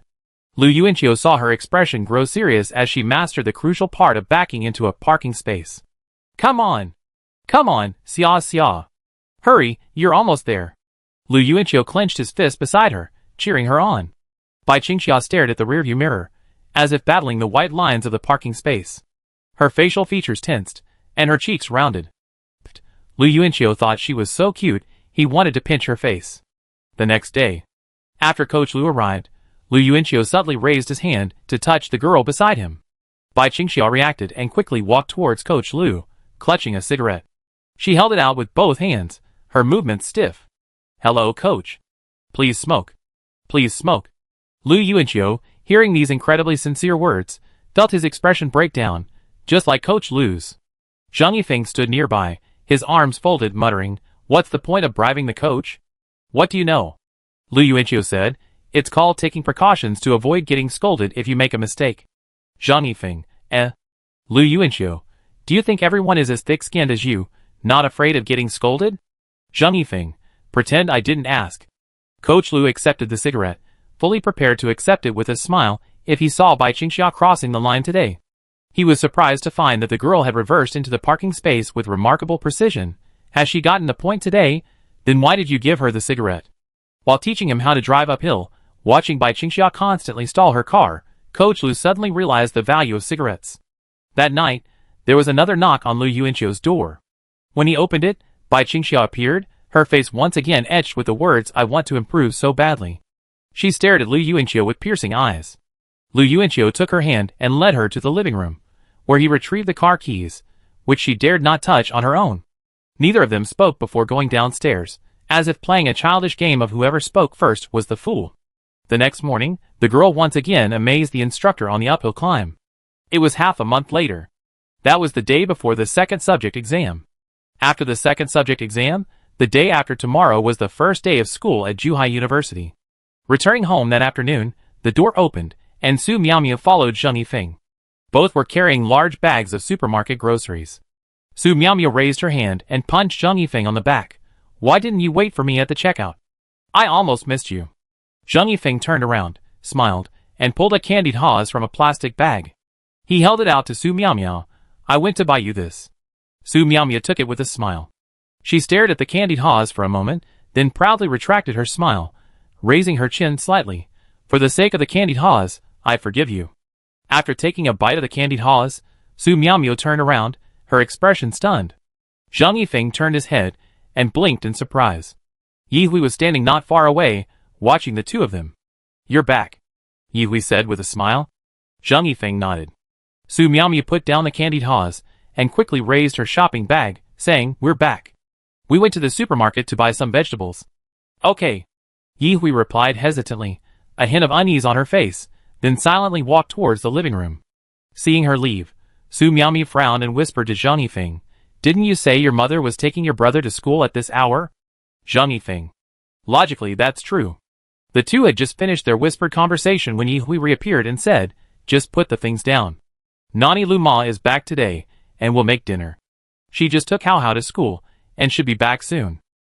Zheng Yifeng and Su Miaomiao nodded blankly. They suddenly wondered if they had spoken too loudly earlier. After Yi Hui sat back on the sofa, she heard the two people approaching the living room. She cleared her throat, quickly picked up the remote, turned on the TV, and pretended to watch. Zheng Yifeng and Su Miaomiao also sat on the sofa. Whether out of guilt or eager to prove something, even though Yi Hui had made enough room for them by sitting on the side, Zheng Yifeng and Su Miaomiao still sat on either side of her. Caught in the middle, Yi Hui felt a little awkward and quickly moved to the middle of the sofa. In fact, over the past 2 weeks, the atmosphere between the three of them had gradually normalized, becoming less awkward than at the beginning. Yi Hui had also gradually become familiar with Teacher Su's interactions. Perhaps because of this familiarity, Yi Hui began to observe her eldest son and Teacher Su more closely. It would have been fine if she hadn't observed them, but the more she observed, the stranger it seemed, the more confused she became, and the more alarmed she became. Their physical interactions and eye contact were somewhat ambiguous.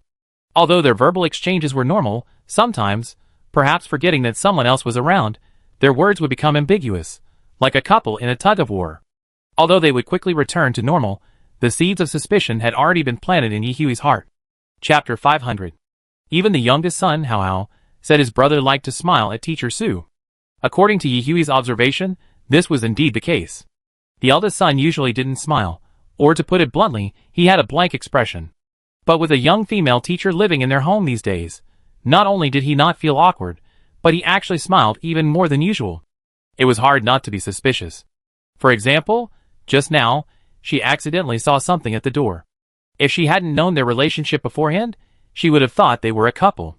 Of course, Yi Hui also wondered if she was overthinking it. After all, Teacher Su was young, had known the eldest son in high school, and had even become his college advisor. It was normal for them to be close.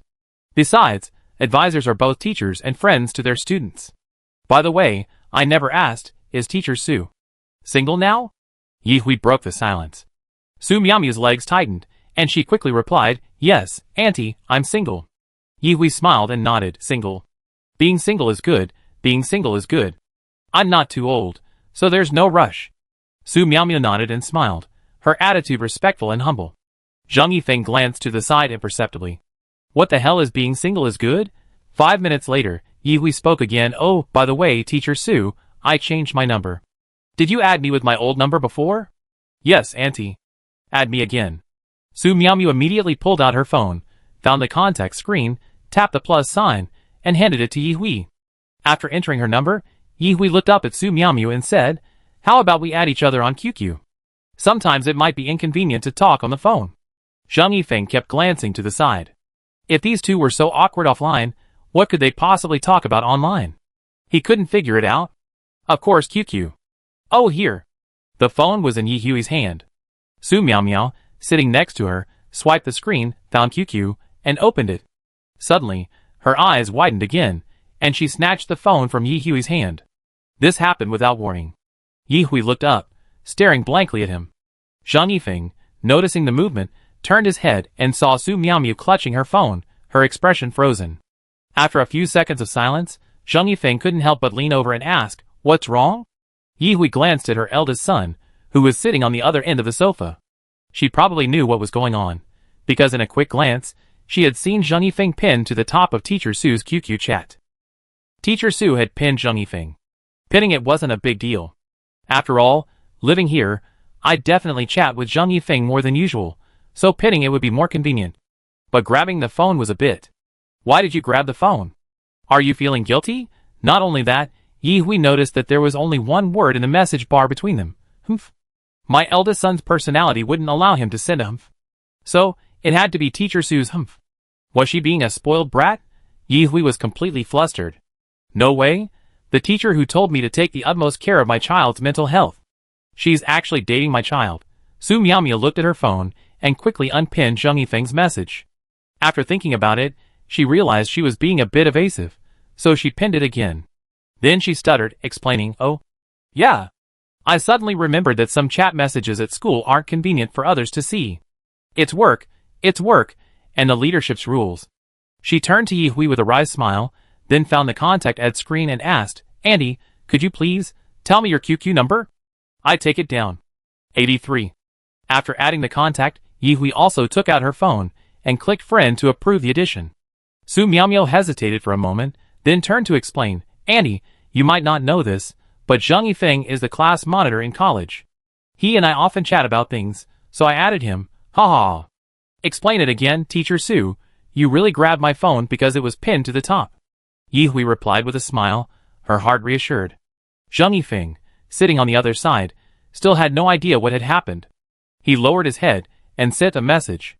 Zhang Yifeng, what's going on? Is there something you're working on at school that you can't share? Su Miaomio felt a vibration and looked down at her phone. She crossed her legs, one hand tucking her hair, the other furtively typing a response. Su Miaomio, idiot, I pinned your contact, and your mom saw it. Zhang Yifeng, huh? You pinned me? Su Miaomio, yeah, what's wrong? Zhang Yifeng, grinned Su Miaomio, eh. She turned her head to the side, and saw Zhang Yifeng leaning against the sofa, his arms folded, chuckling, his hand covering his mouth. Su Miaomio was initially a little embarrassed, but seeing this, perhaps because Zhang Yifeng's smirk was too contagious, she averted her gaze, also briefly covering her mouth, then brushed her hair over one cheek. What an idiot! It was just a pinned contact. What's there to be happy about? It was inexplicable. Yi Hui's eyes widened, becoming even more confused. Are you two chatting on your phone right in front of me? And laughing all the while? Do you think I'm blind? You're blind? Look at the calendar. The 16th is the day after tomorrow. In Osmanthus Alley, Lu Yuanqiu responded to Zhong Jincheng on the phone. Zhong Jincheng's excited voice came from the line. It's over, it's over. The day after tomorrow. I've never been so excited for school to start. What should I do? What should I do? Lu Yuanqiu smiled. He glanced back at Bai Qingxia, who was cooking, and whispered, Take precautions. Don't become a father before you graduate. Fuck you. How can it be so fast? Get lost. Hee hee, ha ha ha. Listening to the laughter on the phone, Lu Yuanqiu couldn't help but sigh at the magical thing of love. He rarely heard so many complex emotions in a single sentence from Zhong Jincheng. After hanging up, Lu Yuanqiu took a few steps forward, somewhat stunned, and raised his hand to catch a snowflake drifting down the eaves. Oh, it's snowing. He held the snowflakes before his eyes and examined them. They were hexagonal in shape. School starts the day after tomorrow. Lu Yuanqiu and Bai Qingxia came to Aunt Zhang's this afternoon, preparing to have one last meal with old Bai before leaving. Huh? Bai Qingxia, standing outside cooking, looked up at Lu Yuanqiu's words. The smoke from the cooking obscured her vision, so she covered the pot, and soon saw the falling snowflakes ahead. She smiled, turned down the heat, and walked over with a spatula, standing under the eaves with Lu Yuanqiu. Really? After also catching a snowflake in her palm, Bai Qingxia frowned. So what about tomorrow's exam? Lu Yuanqiu was stunned. Hey, you're not saying it. It snowed heavily on the day of the second part of the exam before my rebirth. What's going on? Can't I take the second part of the exam without snow? It's okay. The exam room will clear the snow. Chapter 501. Bai Qingxia nodded in relief and returned to stir-frying the food in the pot with the spatula. Lu Yuanqiu turned around and saw the little girl, Ran Ran, standing inside the door, holding onto the doorframe, afraid to come out. He walked over, picked Ran Ran up, and said softly, "It's snowing, Ran Ran." "Snow?" 4-year-old Ran Ran muttered. Lu Yuanqiu lifted her up and sat her on his neck, then held her waist and spun her around a few times in the open space outside. Little Ran Ran giggled, raised her head to the sky, blinked her clouded eyes, and seemed to feel the cool touch of snowflakes falling on her cheeks. "Ran Ran, do you know what snowflakes look like?" Lu Yuanqiu asked, looking up slightly. Ran Ran answered irrelevantly, "Snowflakes are cold." Lu Yuanqiu was slightly stunned, thinking that she probably had never seen one before. She was only 4 years old, so even if she had seen one, she probably wouldn't have any memory of it. Aunt Zhang returned with some prepared food. She glanced at Lu Yuanqiu and Ran Ran, who were playing together outside, a warm smile on her face. She then placed the food on the table, and walked over to compete with Bai Qingxia for the cooking job. Bai Qingxia ultimately lost her way, so she washed her hands and came to Lu Yuanqiu's side. Seeing how quickly he was spinning, she raised her hands to protect Ran Ran, saying tenderly, "Don't slip." "Don't worry, you won't." Lu Yuanqiu made his final, steady turn and landed in front of her. As they smiled at each other, Lu Yuanqiu suddenly let out an ouch and fell forward. Bai Qingxia's eyes widened in fear, and she quickly reached out to hug him, pressing her body against his chest, her shoulders resting on his for support. Hearing Lu Yuanqiu's laughter from above her, Bai Qingxia realized she'd been tricked. She slapped Lu Yuanqiu's chest in displeasure, her gaze rising like a cat with its brows raised, fierce and adorable. Lu Yuanqiu glanced down at her, his face a mask of exaggerated pain. "Ah, it hurts. Dad, it's time for dinner." Bai Qingxia walked into the room, leaning down and touching Bai Songjia's shoulder. Bai Songjia sat on the lower bunk, his eyes dull, as if he'd lost one of his souls. But he understood Bai Qingxia's words, and stood up obediently, letting Bai Qingxia lead them out. They walked slowly, Bai Qingxia constantly looking back to watch her father's every step, just like when she was a child, holding his hand. He was just as obedient as ever, and she had grown up quietly. The dining table was set up by the doorway. Lu Yuanqiu sat on an upside-down bucket, Aunt Zhang on a beer crate, and only Bai Qingxia, Bai Songjia, and Ran Ran sat on low stools. The table beneath the eaves radiated steam, while the heavy snow outside gradually gathered like goose feathers, fluttering down in a flurry. "It's so delicious," Lu Yuanqiu exclaimed with exaggerated admiration as he picked up the food. The two women who had helped cook also wore satisfied smiles. Bai Songjia's eating movements were somewhat mechanical, but Bai Qingxia seemed to know how to care for her father during this period. She occasionally helped him with dishes that were easier to eat, and occasionally held the bowl and fed him. Aunt Zhang ate, looking up and observing carefully, as if she was quietly learning. Lu Yuanqiu looked at Aunt Zhang, who also glanced over, smiled sheepishly, and lowered her head to continue eating. Another love-struck soul? Lu Yuanqiu blinked. He reached for his food, placing a roast duck leg into Ran Ran's small bowl, and the other leg for Bai Qingxia, while he himself began to nibble on the duck neck. "I wonder if Aunt Zhang will be able to let go once Uncle Bai fully regains consciousness." Lu Yuanqiu felt that Uncle Bai was a man of pure love, the kind who could only love one person in his lifetime. But Lu Yuanqiu also felt that Aunt Zhang probably wouldn't express anything. When Uncle Bai recovered, she would simply smile and offer her blessings, then, hiding her merit and fame, return to the alley with Ran Ran and resume their ordinary lives. They weren't the same kind of people. If Bai Songjia's life trajectory fluctuated like a trigonometric function, then Aunt Zhang was the straight line tangent to it from below. She had lived an ordinary life for over 30 years, and finally, in her 30s, she intersected with Bai Songja's falling curve. Beyond the point of tangency, the straight line could only gaze upwards at the rising curve. This was an unchanging fate. Perhaps there's only one way to change fate. Lu Yuanqiu turned to watch Bai Qingxia diligently feeding her father, a faint smile on his face. After dinner, Aunt Zhang placed a blanket over Bai Songja's legs, who was sitting outside. She raised her hand and gently brushed the few snowflakes that had fallen on his hair. "Mom, what are my brothers and sisters doing?" Ran asked, her chin resting on her hands as she sat on a small stool. She heard Lu Yuanqiu and Bai Qingxia shouting. Aunt Zhang looked back. The darkened cement floor of the alley had turned white from the snow, leaving a dark footprint wherever she stepped. Lu Yuanqiu grabbed a handful of snow in each hand and chased after Bai Qingxia. He stopped and yelled, "You've learned bad habits now, haven't you? You dare to stuff snow down my neck?" Seeing him speak, Bai Qingxia also stopped and turned around. She gently swung her arms at her sides, not daring to look at Lu Yuanqiu. Her face strained as she explained, "I didn't." Just as she was picking up a handful of snowflakes, she noticed Lu Yuanqiu was sitting on a stool with his back to her, his neck exposed. As she walked behind him, the snowflake in her hand accidentally fell into his neck. That was all, and Lu Yuanqiu suddenly stood up, ready to grab 2 more lumps for revenge. Lu Yuanqiu was so stingy. "I don't care!" Lu Yuanqiu shouted, twisting the 2 lumps of snow into a ball with his hands and continuing to chase. Bai Qingxia suddenly screamed and ran away laughing. Lu Yuanqiu chased after her and laughed. "You're still laughing. You still say you didn't mean it." "I really didn't mean it." The two chased each other in circles in the open space outside the doorway, a burst of laughter erupting. Lu Yuanqiu quickly cornered Bai Qingxia against the wall under the eaves. "Lift up your collar yourself." He braced himself against the wall with one hand, dominating her with a wall bang, cutting off her retreat. Bai Qingxia pressed her back against the wall, pouting softly, then finally yielding and raising her hands to pull down the collar of her sweater, revealing her fair neck. Seeing that Lu Yuanqiu's snowballs were getting bigger, she anxiously raised her thumb and index finger in front of him, making a heart-shaped gesture. "I only pinched a little bit, just a little bit." Okay, I pinch a little bit too," Lu Yuanqiu smiled. Chapter 502. Bai Qingxia then pulled her collar down again, and Lu Yuanqiu tossed a finger-sized piece of snow into it. Her neck felt cold, and she tried to reach out to retrieve it, but Lu Yuanqiu let out a "huh?" and immediately grabbed both of her wrists and pinned them against the wall. "You want more?" "No."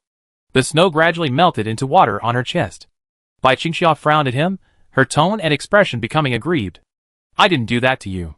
"Then who made me a cheapskate?" Lu Yuanqiu chuckled. Okay. Sorry, open your collar and let me blow on it."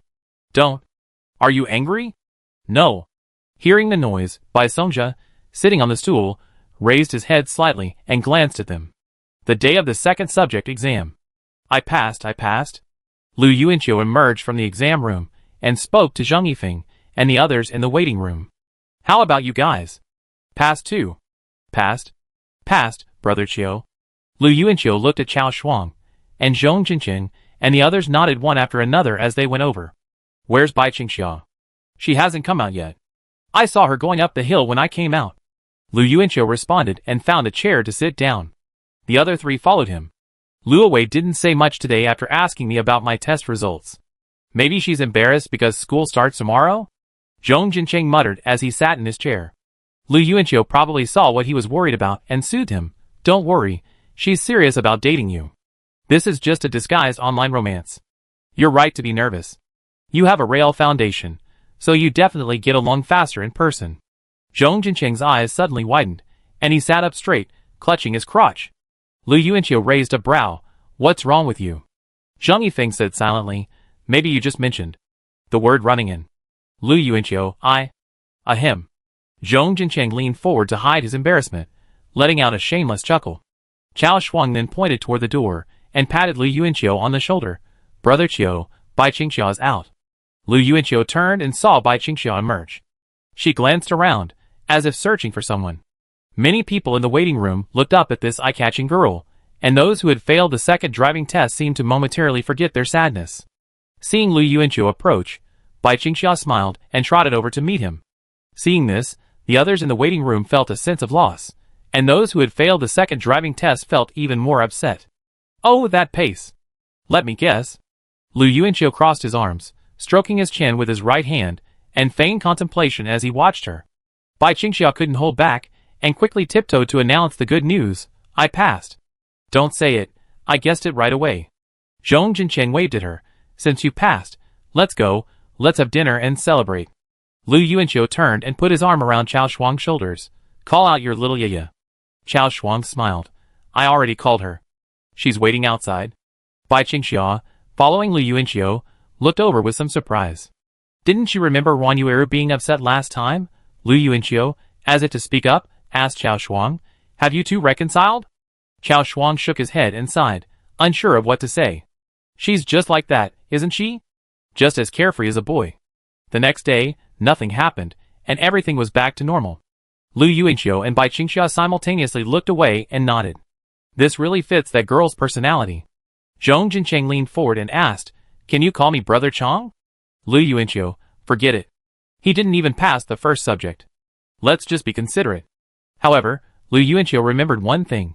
2 weeks ago, Gao Chong posted a message on his social media account titled returning to his alma mater to visit his teachers. Below it was a photo of the playground at number 7 middle school. Lu Yuanqiu had found it strange at the time, because Zhong Jincheng had said Gao Chong didn't really want to go back to school, feeling ashamed to do poorly on the college entrance exam. But this time he did. After carefully examining the photo, Lu Yuanqiu understood everything. In the lower right corner, a girl turned her head and smiled as she spoke to someone nearby. Although it was a little blurry, Lu Yuanqiu could still tell it was Chen Fei. Brother Chong, pretending to take a photo of the scenery, still accidentally caught someone in the photo. That's what secret love is like. Your heart always hides in every corner, whether it's the corner of the classroom or the corner of a photo. 11 o'clock in the evening. Su Miaomiu packed her luggage and was about to go to bed when she received a message on QQ. Auntie Yi, Teacher Su, are you asleep? If not, would it be convenient for me to come to your room? Su Miaomiu replied to the message and immediately had a bad feeling. She got out of bed and opened the door, only to find Yi Hui standing at her door in her pajamas. Auntie Yi? Sure. Yi Hui raised her index finger to her lips, signaling Su Miaomiu to keep her voice down so as not to wake Zheng Yifeng next door. She pointed inside the room, and Su Miaomiu immediately stood up and made way. After closing the door, the two of them nodded respectfully and sat on either side of the bed. Yi Hui looked at her, finally asking the question she had been holding back all day. Teacher Su, I've actually been wondering why you chose to stay at my house temporarily. Now, I think I know the reason. Su Miaomiu lowered her head in silence. The 16th, homecoming day. Arriving at Luqingsao Station, as they got out of the taxi, Lu Yuanqiu noticed a t-shirt fall out of Zhong Jincheng's pocket. Zhong Jincheng pounced on the fallen item, like a tiger pouncing on its prey. Then he quickly looked up, scanning for anyone else who had witnessed the scene. He caught Lu Yuanqiu's gaze, looking down at him. The two stared at each other in silence for half a minute. It was Bai Qingxia who finally looked over. She glanced at the two men's expressions, confused as to what was happening. Zhong Jincheng awkwardly put his hands in his pockets, stood up, and closed the taxi door. Lu Yuanqiu chuckled at Bai Qingxia, but said nothing. After the taxi drove away, the three of them stood at the high-speed rail station entrance, waiting for the others. Chao Shuang was also going to Jucheng today, so Zhong Jincheng finally had a seatmate. But he probably didn't care anymore.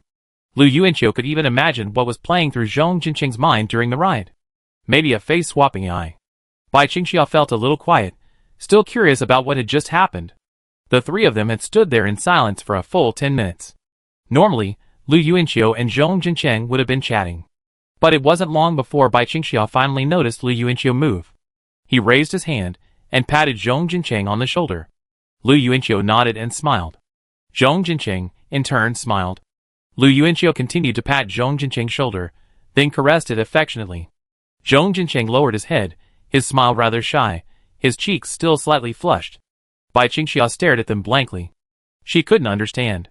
Chapter 503. Young man, can you please stop being such a handsome man in the wind? There's snow in the wind. The taxi driver said from the driver's seat, turning the steering wheel. Oh, sorry, Zheng Yifeng replied. He rolled down the back window, then glanced down at his thighs, and brushed off the thin layer of snowflakes. Zheng Yifeng had a habit of driving with the windows open, whether it was winter or summer. He turned to look to the side and was stunned.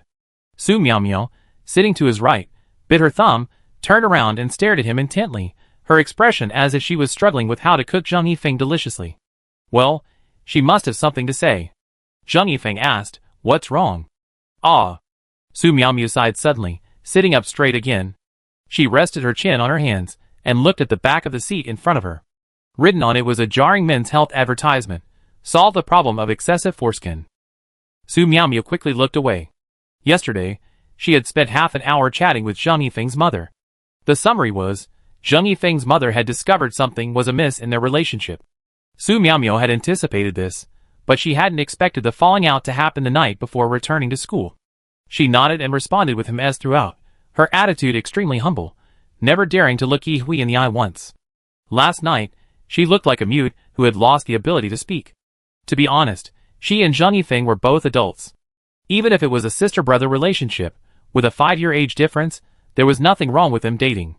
There were many such cases in the real world, and parents were much more open-minded than they used to be. But that's not the point. The point is that their past relationship was incredibly disturbing.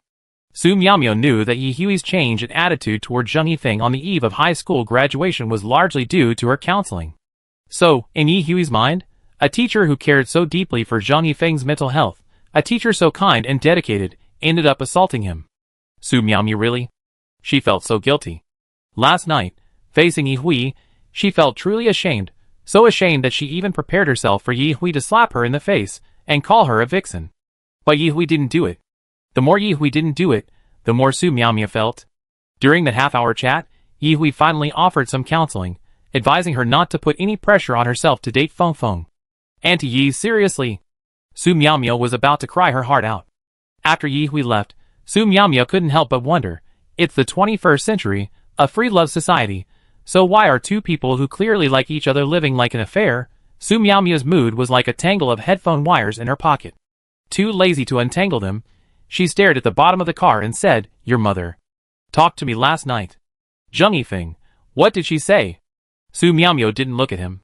She lowered her head, biting her lip, and mumbled, "Anyway, she said that our relationship wasn't normal.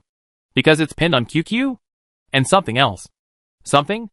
Do you also think we're acting quite normal?" Su Miaomiao suddenly looked up at him, as if seeking approval. Zhang Yifeng shook his head and confessed, "No, I've instinctively treated you like my girlfriend these days." Watching Su Miaomiao's face gradually redden, Zhang Yifeng explained awkwardly, "I'm sorry, I couldn't help myself." Su Miaomiao retorted, "So it's all your fault." Zhang Yifeng looked at her and said, "But I feel like you've been treating me very differently these days than before. As the saying goes, it takes two to tango. Wang Ping taught you Chinese, didn't he? Is that how you use it?" Su Miaomiao patted Zhang Yifeng on the shoulder. She then muttered, "I don't treat you like a boyfriend. I just get along with you normally. Living together inevitably creates a false sense of intimacy." "Such a tsundere," Zhang Yifeng snorted inwardly, then asked, "So what's my mother's stance?" Su Miaomiao replied, "She said she supports you in everything you do." Su Miaomiao couldn't help but wonder why Aunt Yi had taken her anger out on Zhang Yifeng in the first place. She was such a considerate mother. Just as I thought. If I'd known she could see it, I should have told her. Zhang Yifeng suddenly felt a little guilty, perhaps remembering what he'd said to Yi Hui right after his holiday break. "Mom, I tell you when I get a girlfriend." "See what?" Su Miaomiao suddenly crossed her arms and looked out the window. "I've been completely normal to you. It's you who's treating me like your girlfriend." Zhang Yifeng, who pinned the contact? "It wasn't me." Su Miaomiao turned to look at him, then burst into laughter. She nodded and praised, "Not bad, Zhang Yifeng. You're really talented." Zhang Yifeng smiled. "Thank you for the compliment." Su Miaomiao raised her hand and punched Zhang Yifeng hard on the shoulder. "Why are you hitting someone?" "I'm hitting you." She no longer worried about so many things. No longer did she have to endure the pain of Zhang Yifeng's rage, like she had during her first semester of freshman year. Now she could strike when she wanted to, hitting when she was upset. The driver glanced in the rearview mirror. Su Miaomiao raised her small, white fist toward Zhang Yifeng. "You dare to talk back to me again?" Zhang Yifeng looked at her fist and hesitated for a moment.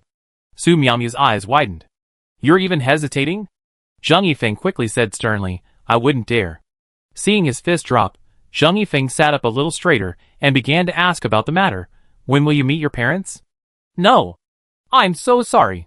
I was so wrong." Su Miaomiao glanced to the side, her lips curled up in satisfaction. May Day, maybe? Zhang Yifeng was surprised. So late? Su Miao Miao, they're mad right now. It's useless to talk to them. Have you ever fished? What do you mean? Once you catch a fish, you can't pull it up right away. You have to play it first, wait until it's exhausted, and then pull it up. That way, your chances of success will be much higher. Zhang Yifeng pondered for a moment, and couldn't help but mutter, use the indirect approach to achieve the direct approach, and seize the opportunity. He looked at Su Miaomiao in surprise. You're also studying the art of war? Su Miaomiao was a little confused. What the hell? It's okay. Zhang Yifeng sat back down, his throat moving. 2 taxis arrived at the high-speed rail station and stopped one after another. Lu Yuanqiu waved at them hurriedly. After boarding the high-speed train, Lu Yuanqiu found his and Bai Qingxia's seats. He lifted Bai Qingxia's suitcase and placed it on top, then led her into the window seat. Liang Jingfeng said, we're in Zucheng, and we're having Western food at Lu's house tonight. Do the 2 dormitories want to share? He treat. Zhang Yifeng stood up from the back row and patted Lu Yuanqiu on the shoulder. Lu Yuanqiu turned and smiled. Young Master Liang is so generous. Okay, Teacher Su, are you coming? Chapter 504. Su Miaomiao sat in her seat, her head held high. I'm a counselor, so I won't go. Besides, you're all boys. Lu Yuanqiu responded. Just invite Bai Qingxia's roommates. Mr. Liang is so rich, he can definitely afford it. Bai Qingxia, who was sitting by the window, turned her head and looked over. When there were many people around, she preferred to listen quietly and not express her opinions. Su Miaomiao nodded hesitantly. Okay then. Don't let Liang Jingfeng get too loud and say anything in the class group. After all, this isn't a class-building event, and it wouldn't be good if other students knew. Okay. Lu Yuanqiu notified his roommates on his phone and asked Bai Qingxia to notify hers as well. Ah? Dinner tonight? Zhong Jinqing, who was sitting in the other row with Chao Shuang, belatedly asked, leaning back in his chair, seemingly lost in thought. Lu Yuanqiu responded while typing, Yeah, are you having your coming-of-age ceremony tonight? He smiled after his response, then suddenly remembered something and leaned over to Chao Shuang, saying, Shuangzi, come too. I call you when the time comes. Chao Shuang sat in his seat, a little surprised. Ah, is it appropriate, Brother Chiu? What's the point of it? We're brothers, I have the final say. Okay, Brother Chiu, hee. Chao Shuang chuckled as he sat. The Western restaurant at Lijiajio sounded quite expensive. Chao Shuang felt a little embarrassed since he wasn't close to Liang Jingfeng and wasn't even a classmate. This was quite different from the last party. But since Brother Chiu had spoken, it was all right. Zhong Jinqing returned to his seat. He had indeed planned to meet Lu Wei first when he arrived at school. After all, they were a confirmed couple and had been chatting animatedly for a month and a half in which they had become almost in each other's minds. He pulled out his phone and texted Lu Wei, saying they had to go out for dinner that evening and might not be able to see each other today. I'd expected Lu Wei to say we could meet after dinner, or maybe even book a hotel together for the night, but she didn't say that. She just replied okay. Perhaps Lu Wei was nervous too. Zhong Jinqing took a deep breath and sent a message to Lu Yuanqiu. Zhong Jinqing, alas, actually Lu Wei and I haven't gotten to that point yet. I prepared that thing myself. I just thought, just in case I need it, I don't need to buy it last minute. She doesn't know I prepared it. Lu Yuanqiu, ? What the hell are you explaining to me? Zhong Jinqing, just to clarify for Lu Wei. One more thing. Sigh, I've been anxious for a long time. I think I might die early. What should I do? I have a strong feeling. Lu Yuanqiu, Lu Yuanqiu looked at his phone, wanting to laugh, but the thought of Zhong Jinqing typing these words with such seriousness suppressed his sarcasm. Being able to share this with him, Zhong Jinqing still considered him a close friend. Lu Yuanqiu, she should understand after the first time, right? And in your case, I think the possibility is very high. Zhong Jinqing, what should I do then? Shit. It's embarrassing just thinking about it. Lu Yuanqiu, don't worry too much. She'd probably understand. Didn't you say you haven't reached that stage yet? Will it happen so soon? Zhong Jinqing, I'm planning ahead. Oh, I'm both looking forward to this day and dreading it. I really care what she thinks of me. Lu Yuanqiu suddenly didn't know how to comfort him. Should he say, if I had known this would happen, I wouldn't have done it in the first place? Bai Qingxia suddenly reached out, startling Lu Yuanqiu. He instinctively tilted his phone and looked at her with wide eyes. Bai Qingxiao stared blankly at Lu Yuanqiu. Lu Yuanqiu looked away, cleared his throat, and rubbed the back of his neck with his phone in one hand. He saw that Bai Qingxiao had simply reached out and put down the small table in front of his seat. "Oh, thank you," Lu Yuanqiu said hurriedly. Ever since she learned that high-speed train seats could accommodate a small table behind them, Bai Qingxiao had put it down every time she boarded the train. She put water, bags, hands, and head on it. There was always something to put down. And every time, not only would she put down the table in front of her, she would rush to help Lu Yuanqiu put down his as well. She was incredibly considerate, as if unscrewing a knob in front of Lu Yuanqiu gave her an inexplicable sense of accomplishment. "Who are you chatting with?" Bai Qingxiao asked curiously. Lu Yuanqiu rarely avoided her when talking, and if he did, he was probably chatting with Long Liandong. Thinking of this, her cheeks puffed up slightly again. Seeing the girl's cheeks about to round out, Lu Yuanqiu explained solemnly, "It's with boys, and the content is extremely sexual, not suitable for you." "Oh, all right then." Bai Qingxiao laid back on the table with a reassuring smile. "So easy to fool," Lu Yuanqiu chuckled, "even though I was telling the truth. There's no point worrying. Take your time. At worst, I can take some Chinese medicine. You have experience?" "I don't know. I'm so ferocious, I could definitely do it for an hour." "Zhong Jinqing, I'm envious." Lu Yuanqiu chuckled. Glancing to the side, he saw Bai Qingxiao resting her chin on the small table, bobbing her head back and forth in boredom. Alas, naive little swan, still young, unable to grasp the pain of being a woman in the future. Bai Qingxiao turned to look over, but Lu Yuanqiu averted his gaze in time, his expression grave. The high-speed train started, and the scenery outside the window was past. Bai Qingxiao turned her head again, her bright eyes reflecting the sight of snowflakes shattering against the glass. "Are you Chu Nan?" Zhong Jinqing turned and asked Chao Shuang. Chao Shuang glared at him. "Are you sick?" Arriving at Zhuhai University, after checking in, Lu Yuanqiu first helped Bai Qingxiao carry her suitcase to the women's dormitory, Block F. Then he followed Zheng Yifeng and Zhong Jinqing back to the men's dormitory, Block A. As soon as they reached the fourth-floor corridor, Lu Yuanqiu heard a boy's voice, the kind that was just beginning to change. He passed by the restroom and noticed two boys, who looked to be in junior high school, standing by the sink. They were just beginning to develop, dark and thin, but their eyes, reflected in the mirror, were particularly bright and lively. The two boys also noticed Lu Yuanqiu. Upon noticing Lu Yuanqiu enter dormitory 401, their laughter and chatter suddenly fell silent, and they followed him shyly. Lu Yuanqiu entered, and saw an older man making his bed, and a middle-aged woman diligently mopping the dormitory floor. Chapter 505. "Hello, uncle, you're here," Lu Yuanqiu greeted. The uncle, kneeling on the bed making it, turned around and quickly replied with a smile, "I'm here, Xiuqiu. This is my wife, and those two are my sons." He introduced them enthusiastically, then introduced Lu Yuanqiu to his wife and children. Lu Yuanqiu nodded, "Hello, auntie, and my two brothers. Oh, by the way, I brought some snacks in my bag." The uncle's wife and two sons looked like real people. His wife even smiled innocently, but the two brothers just shyly touched their cheeks and looked away, not daring to look Lu Yuanqiu in the eye or say hello. Lu Yuanqiu knew this wasn't impolite. The two children were just reserved. If Lu Yidong, a white, wealthy, and beautiful woman of the same age, were around, the two brothers might not even dare to come in. When the snacks were handed over, the two children were too embarrassed to reach for them, but Lu Yuanqiu had to force them into their hands. Only then did they blush and say, "Thank you, brother." Auntie refused to take the snacks, simply concentrating on mopping the floor. Lu Yuanqiu could tell she was an honest family. He actually respected this auntie. She was truly remarkable, supporting 3 people through their studies alone. Thankfully, uncle didn't let her down in the end. After chatting for a while, Lu Yuanqiu learned that a relative of his uncle's was in Zhucheng on business, which was why his wife and children had a ride. Otherwise, with his uncle's frugal family, they wouldn't have been able to afford the extra fare for 3 people. "Want to have dinner together tonight? Bring auntie and brother with you, and don't leave Liang Jingfeng and the others. I'm planning a separate dinner for our dormitory and the girls," Lu Yuanqiu said. The uncle quickly waved his hand and said with a smile, No, my second brother's car will be back in an hour, and the 3 of them won't be able to stay until then.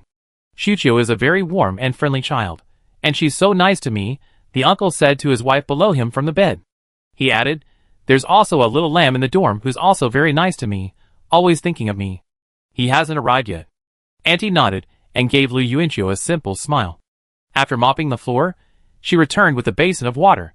Lu Yuanqiu touched his desk, then looked around. He saw that the beds and tables for the 4 dormitories had been wiped clean by Auntie. They looked pristine, not a speck of dust.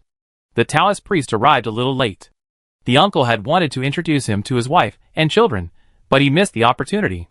He was filled with regret and sighed several times, but the Taoist priest just smiled. Lu Yuanqiu was kind to everyone in dormitory 401, but the Taoist priest was especially kind to the uncle, and the uncle knew it well. When the evening dinner arrived, the 3 dormitories packed up and left their respective buildings together. The students from dorms 401 and 402 walked towards the school gate. The sycamore trees lining the road had become bare, but it hadn't snowed in Zhucheng, so the temperature was slightly higher than in Lucheng. Aren't Lu Wanchun and Long Liandong coming? Liang Jingfeng asked as they walked. Lu Yuanqiu, Lu Wanchun hasn't returned to school yet, and Long Liandong. I don't know. Liang Jingfeng smacked his lips. Only you can arrange an appointment with Long Liandong, and why didn't you ask? Lu Yuanqiu, I don't know her well, so asking her out like this would be a bit abrupt. Zhong Jincheng grumbled, if you want to pursue her, go ahead. Why does the dignified young master Liang have to go through Lu Yuanqiu? Liang Jingfeng scratched his head. He wouldn't say he couldn't even add Long Liandong's contact information. Lu Yuanqiu noticed a number of students casting glances at the 2 dormmates. He was a little surprised at first, but then realized there was an annual meeting before the break last semester. That matter had been brewing for over a month. How popular are we? I forgot to follow you during the break, Lu Yuanqiu asked, opening the Tieba forum on his phone. Zhong Jincheng was the first to shout out in surprise. 96,883. He'd been so busy chatting with Luo Wei during the break that he hadn't paid attention. Zhang Yifeng's expression was equally surprised, but he didn't pay attention either. Lu Yuanqiu smiled as he noticed the numbers behind the Yangdu string band. Although they ranked second in overall popularity, Yuluo also had over 90,000 views, currently 2,000 or 3,000 more than them. Liang Jingfeng said proudly, you guys really don't care. Our growth rate was over 10 times that of Yuluo in the first few days. Although it's slowed down a lot now, we're still growing by 100 or 2 more per day, and it's stabilized. After all, the videos online have been trending, so they're definitely the most popular campus band. Zhong Jincheng chuckled, wouldn't the 5 women in Yuluo be pissed off? Liang Jingfeng turned his head away. You have to ask Lu Yuanqiu.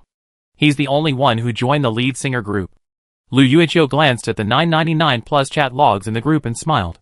I'm too lazy to read them. Let's start preparing for the city arts competition in the next half year or so. When we actually win first place in a few days, I go back and send a boomerang in the group and see how they react. Finkel laughed, mimicking their likely expressions. Really? Just saying he's the most popular person makes him the most popular person? You guys are just saying what you mean? Ha ha. Except for Zhang Yifeng, the other 4 laughed out loud, immediately drawing a lot of attention. Lu Yuanqiu coughed quickly, pretending to be deep in thought as he lowered his head, his hand covering his forehead. Damn, can you please not be a bit overly idol-conscious? Zhang Yifeng then turned and poured cold water on the floor. It seems you need an original song to participate in the city art competition. I've looked through the old rules. What? The other 4 were stunned. Because no one knows how to write a song. While chatting, the 2 dormitories arrived at the entrance of Building F and reunited with the 4 girls. Lu Yuanqiu noticed that Chi Chao Chao seemed to have gained some weight since the new year. Actually, she wasn't fat, but her limbs were no longer as slender as corn stalks. She was still clinging to Bai Qingxia. Seeing Lu Yuanqiu, Bai Qingxia and her little followers immediately joined him. After waiting for Su Miao Miao, they reunited with Chao Xuan outside the school. The group of 14 boarded 4 taxis and headed to Lujijiu. The Western restaurant was grand and upscale, and Liang Jingfeng had indeed spent a fortune. Lu Yuanqiu had initially thought that Liang Jingfeng would be unhappy with the absence of Lu Wanchun and Long Liandong, but throughout the meal, he found Liang Jingfeng to be quite enthusiastic. After a vacation, this guy seemed to have gradually changed. Most people at the table were having Western food for the first time and were initially reserved. But as the wine flowed, and a few cheeky guys livened up the atmosphere, everyone gradually relaxed. The people sitting at the long table no longer remained rigidly fixed in their seats. As the atmosphere deepened, they began to move freely around the private room. Bai Qingxia's eyes sparkled as she imitated Lu Yuanqiu's knife and fork, slicing the steak in front of her into small pieces. After she finished her own, She fixed her gaze on Lu Yuanqiu's steak. She held her knife and fork upright in front of her, her wide eyes fixed on Lu Yuanqiu, like a surgeon on his way to the operating room. "Go ahead and cut," Lu Yuanqiu said fondly. "I'm going to the restroom." "Okay." Bai Qingxia smiled and placed Lu Yuanqiu's steak in front of her. The restaurant was large. After asking the waiter for directions, Lu Yuanqiu headed for the restroom. At a table he passed, a man in a white suit turned and stared at him from behind. Chapter 506. The Lu family kid? Zhang Yibin narrowed his eyes slightly, turning in his seat to look in the direction Lu Yuanqiu had just walked from. It was a private room. They had met once before, at Mrs. Lu's birthday party. Although he had a buzz cut then, and looked quite different now, Zhang Yibin's ability to judge people was still quite good. Furthermore, this kid had left a deep impression on him. Zhang Yibin had politely raised his glass to him that day, but the look he gave him was filled with ruffianism and provocation. He was clearly the heir to a large corporation, but he looked like a street thug with no manners. It left him feeling baffled and uncomfortable. But speaking of that day, Zhang Yibin also had a girl in his mind, a girl who made him gasp. Thinking of this, he couldn't help but glance in the direction Lu Yuanqiu had just walked from. In the private room, Liang Jingfeng's cheekbones flushed from the wine. He and Finger, each holding a bottle, coquettishly rubbed shoulders back to back. Zhang Yang, also a little tipsy, quickly joined in with his own goblet. The three of them laughed and sang their own songs, each enjoying the extravagance of life. Chao Shuang put down his knife and fork. He wasn't used to Western food, it always seemed less delicious than stir-fried dishes. But if it weren't for Brother Chiu, he might never have eaten at such a high-end place in his life. Looking at Liang Jingfeng and the other two playing together up ahead, he couldn't help but think of his good friends from high school. Unbeknownst to Lu Yuanqiu, Chao Shuang was still in touch with them, a fact Chao Shuang didn't dare tell him. Most of these former good friends were no longer in school. They were either hanging out in internet cafes, hanging out on the streets, working as apprentices in various shops, or preparing to join factories. After inquiring about these people, Chao Shuang sometimes couldn't help but wonder, if he hadn't followed Brother Chiu's guidance, and instead continued to hang out with this group, neglecting his studies, would he have eventually become one of them? Probably. Chao Shuang didn't look down on these good brothers. In fact, they were even more sincere than the friends he'd met in college. When they met during the holidays, even if none of them had 100 or 80 yuan in their pockets, they would still insist on treating Chao Shuang to a meal at a roadside barbecue stall. They were very loyal, and Chao Shuang would always remember their decisive chopstick throwing in the high school cafeteria. Chao Shuang's greatest pride was seeing his brothers also throw their chopsticks for Brother Chiu. Seeing them do so, he truly felt that his friendship was worth it. But Chao Shuang knew he couldn't follow the same path as them. He should follow the path Brother Chiu had shown him. "You're not eating?" Zhong Jinqing, sitting next to Chao Shuang, asked curiously, noticing the barely touched steak on his plate. Chao Shuang frowned and poked the steak with his knife. "Too much blood. Who told you to order it medium rare? I saw it ordered like that on TV. I never thought it would be medium rare. I might as well just hold the beef and chew it. Then give it to me. I need some protein for an emergency." Zhong Jinqing chuckled, handing it over. Here, here." Chao Shuang waved his hand. He raised his gaze and looked toward the private room door. Su Miaomiao wiped her mouth and said to Zhang Yifeng, "I'm planning to go back home in a few days. Otherwise, I'm afraid my parents will come looking for me. We haven't seen each other since Chinese New Year, and their anger is probably at its peak." Zhang Yifeng was stunned and looked at her. "Is it easy to handle?" Su Miaomiao shrugged. "At worst, I just get scolded. And they have a habit of calling all my aunts and uncles and getting them to denounce me together. The middle-aged people in Zhucheng are the most aggressive." Zhang Yifeng knew Su Miaomiao was making it sound light, but she knew she would have to endure more than he imagined when she got home. "You've worked hard." "It's not hard, it's just a tough life." Su Miaomiao expressionlessly stuffed a broccoli stalk into her mouth and glanced to the side.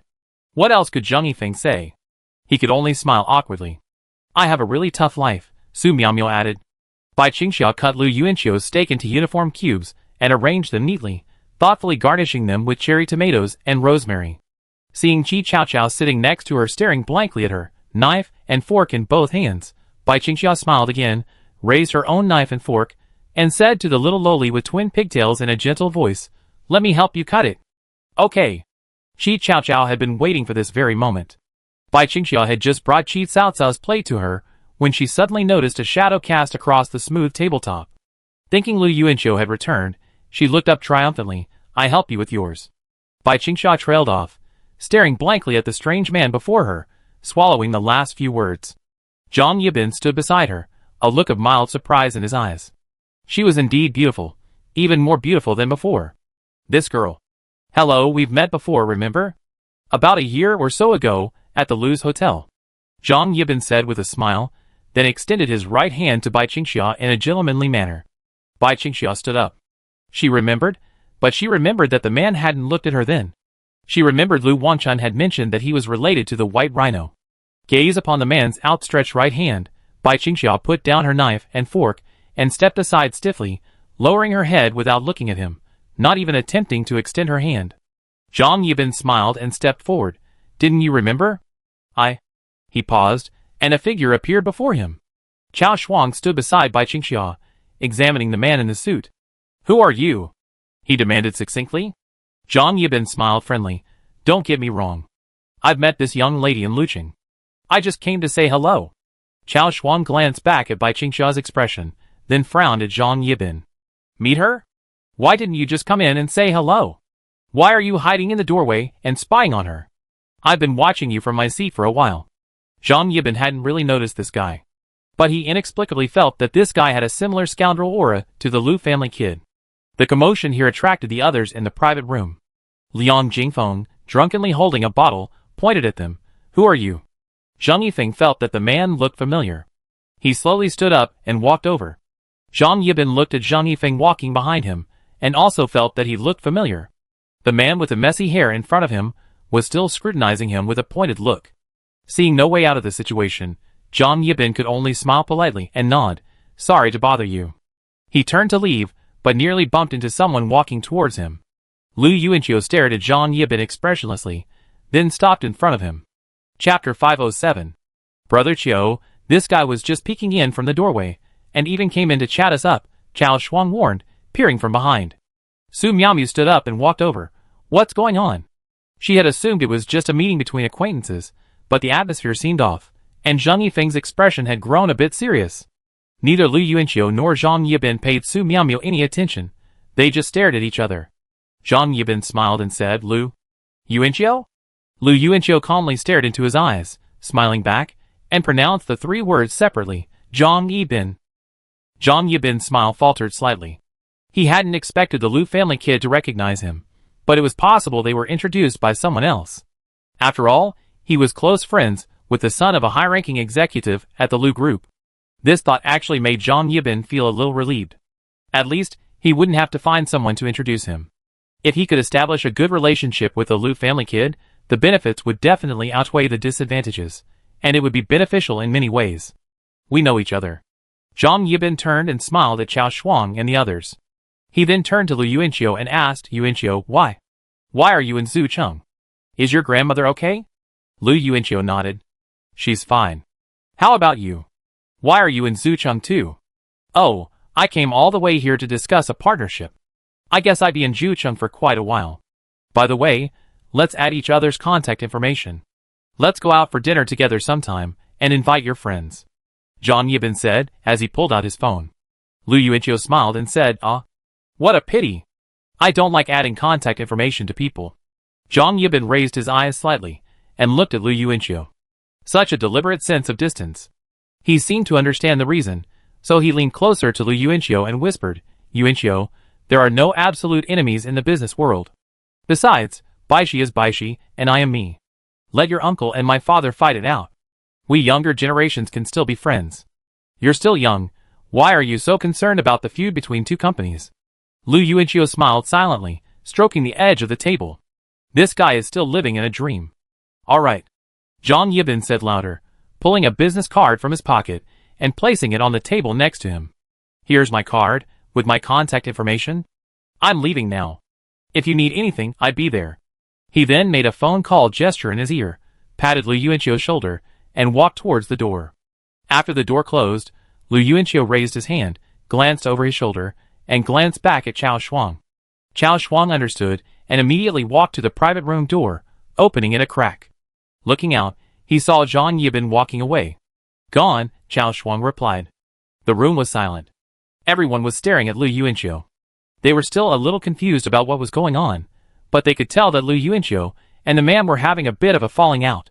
Lu Yuanqiu looked at the business card placed by the table. Binwen Media Company? He remembered Lu Wanchun saying that Zhang Yibin had started his own company, and that Uncle Lu had spoken highly of him. Su Miao Miao broke the silence. What's wrong? Who is he? A scumbag, Lu Yuanqiu said, throwing the business card on the table. He looked at everyone in the room and warned them sternly. His name is Zhang Yibin, a complete bastard. Stay away from him from now on, especially from women. Su Miao Miao hugged herself with an odd expression, as if she had thought of something. Many men who appear polite are actually beasts behind the scenes. How do you know him? Su Miao Miao asked again. My uncle is a businessman, and he knows his elders. Zhang Yifeng looked at Lu Yuanqiu and guessed that Zhang Yibin was Baishi's man. The drunken finger frowned as he held his bottle. Hearing the name, he inexplicably thought of Zhang Yichuan, the man who had hurt his former classmate. But the drunk finger clearly didn't have the brainpower to think about his classmate's space. He didn't touch you, did he? Lu Yuanqiu sat down next to Bai Qingxia. He took the girl's hands, raised her arm, and looked her over. Bai Qingxia quickly shook her head and replied, he wanted to shake my hand, but I didn't. Lu Yuanqiu, well done. He already felt Zhang Yibin's hands were dirty, so how could he bear to let the beast's hands touch Bai Qingxia's clean skin? Hurry up and eat. I've already cut it for you. Seeing Lu Yuanqiu speechless and dazed, Bai Qingxia pointed to the beef on his table. After returning from Lu's house, Liang Jingfeng and Feng Ge went straight back to their respective dormitories and lay down on their bare beds to sleep. The uncle opened his closet, took out a thick blanket, climbed up Feng Ge's bed ladder, and carefully covered Feng Ge with it. He then went to dormitory 402 and saw Zhong Jincheng lying on the bed covered with the quilt. He pointed to Zhang Yifeng, who was sleeping with his head tilted back on the bed, and said, cover Liang with something. Don't catch a cold. Zhang Yifeng replied, okay. As the uncle walked out of room 402, he suddenly noticed Zhong Jincheng trembling violently on the bed. Xiao Dong, are you okay? The uncle asked from beneath the bed, his face filled with concern. He suspected Zhong Jincheng wasn't feeling well from the Western food. The meat was too raw. Under the covers, Zhong Jincheng seemed dead, not responding. Seeing the uncle trying to pull at the covers, Zhang Yifeng quickly said, don't worry, he's fine. Oh, the uncle nodded blankly before returning to the adjacent dorm. Lu Yuanqiu finished washing up in the bathroom and ran downstairs to the dormitory in the dark, bringing back the quilt that had been drying outside all afternoon. The quilt emanated a pleasant, lingering scent of sunlight. As he walked down the street, Lu Yuanqiu turned his head and looked around. He noticed many couples walking hand in hand under the bare sycamore trees. Downstairs in Block A of the men's dormitory, there were also couples hugging, a few more than last semester.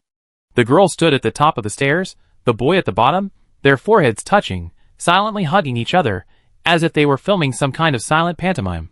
Lu Yuanqiu, clutching a blanket, moved closer to one of the couples and stared closely at them. The girl suddenly turned her head, startled, and the boy, pulling his girlfriend aside, immediately looked at Lu Yuanqiu curiously. What are you doing? The boy asked, blinking. Nothing. Lu Yuanqiu smiled and, under the couple's seemingly insane stares, held the blanket as he walked into the dormitory. College life had begun all over again. College life wouldn't be complete without seeing a couple hugging in the dorms.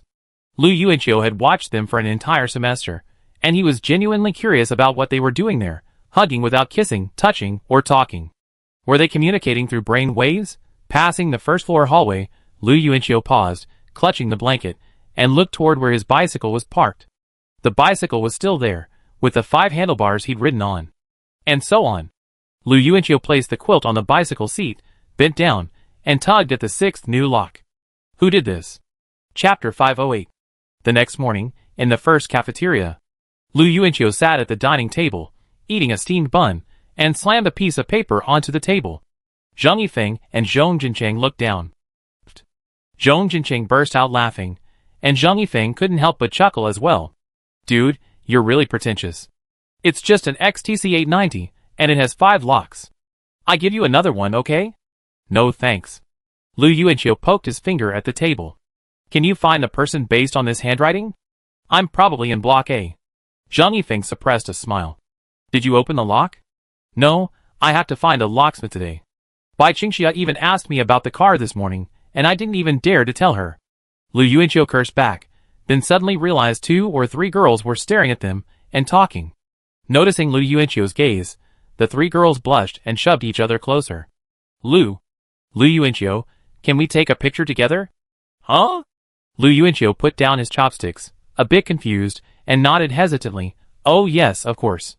Zhang Yifeng and Zhong Jincheng silently looked in Lu Yuanchio's direction.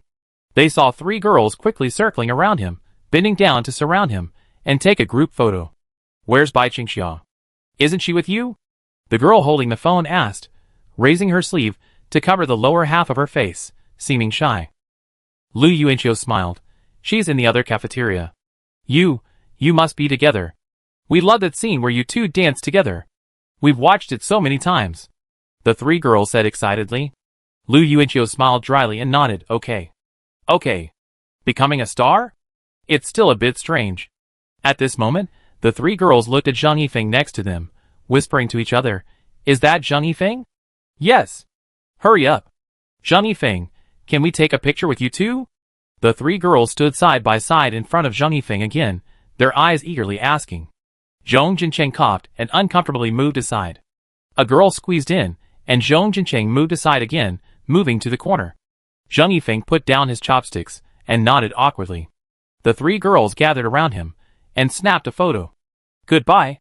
They waved sweetly, and Lu Yuanchio and Zhang Yifeng smiled back. Zhong Jincheng watched this scene silently. Actually, he'd gotten used to it since the last truck show. He wasn't as handsome as Zhang Yifeng, nor as talented as Lu Yuanchio, so it was normal for these girls to ignore him. Thinking of this, Zhong Jincheng returned to his usual position and continued eating his breakfast with his head lowered. Just then, Lu Yuanchio and Zhang Yifeng both looked up, looking behind Zhong Jincheng. Zhong Jincheng? Can I take a picture with you? A tap on his shoulder arrived, and before Zhong Jincheng could turn around, the girl behind him leaned down and placed her pretty face close to his head.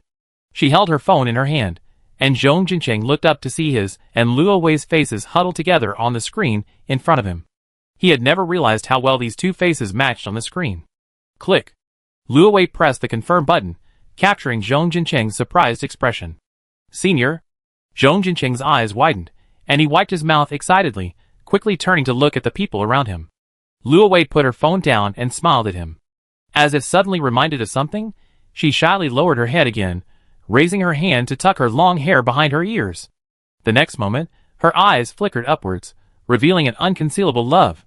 Finally we meet, she whispered softly. Zhong Jincheng nodded quickly, responding yes. The person who had been calling him baby on the phone was now standing right before him, and Zhong Jincheng didn't know what to do. Come on, let's eat somewhere else, Lu Yuanchio nudged Zhang Yifeng. Zhang Yifeng quickly picked up his plate and stood up. Sitting at the next table, Lu Yuanchio turned his head and looked over there. Luo Wei's recent attire has been very ladylike, enhanced by her makeup, giving her a gentle, graceful look. Lu Yuanchio still remembers the first time they met her. She was bundled up, looking like a socially anxious person who only dared to walk down the drain. Her style has changed significantly now. In short, she's become much more cheerful. It's true that love changes a person. Sit. Zhong Jincheng raised his hand and gestured across from him. Luo Wei sat down across from him, smiling at him. Zhong Jincheng shyly smiled back, but then he noticed that Lu Yuanchio and Zhang Yifeng, who were sitting next to him, were staring at him with Andy smiles. Zhong Jincheng frowned and quickly waved them away from under the table. Lu Yuanchio and Zhang Yifeng stood up again and moved further away. Have you eaten? Zhong Jincheng asked hurriedly. Luo Wei shook her head. Zhong Jincheng didn't dare stare at her for long, because he had never felt Luo Wei look so beautiful up close. Her eyes, nose, and mouth all made him drool. Then I buy you some. No thanks. I just have yours. I don't eat much. Luo Wei reached out and picked up a bun from Zhong Jincheng's plate. She took a small nibble. Zhong Jincheng looked up at her chewing and suddenly smiled. Luo Wei couldn't help but smile too, shyly saying, What are you laughing at? It's okay. I missed you so much. Me too. As if to quickly change the subject, Luo Wei reached out and took Zhong Jincheng's cup of soy milk. She asked, Can I have some? Of course, as long as you don't mind. Watching Luo Wei open her mouth and take his used straw, Zhong Jincheng couldn't hide the smile on his face. For a moment, he felt a strange sense of happiness.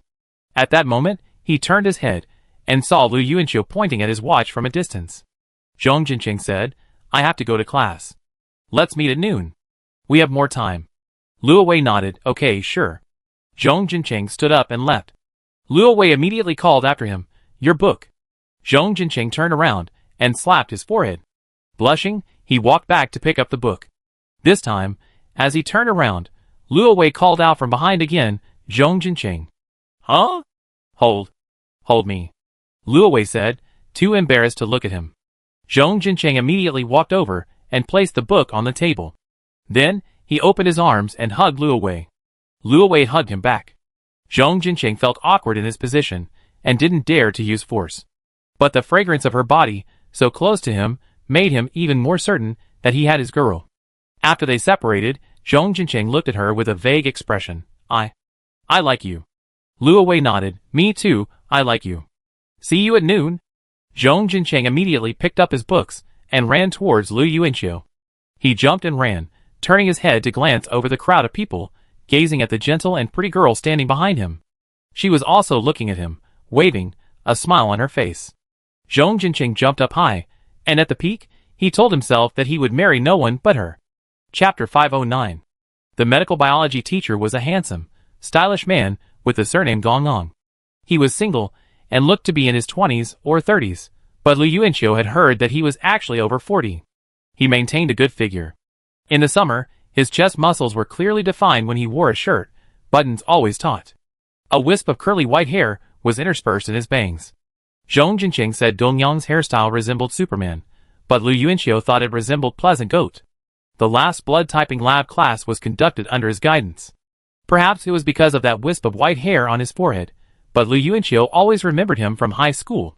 Both had white hair and were single, but compared to Gongong, Su was like the difference between a passerby and the protagonist of a novel.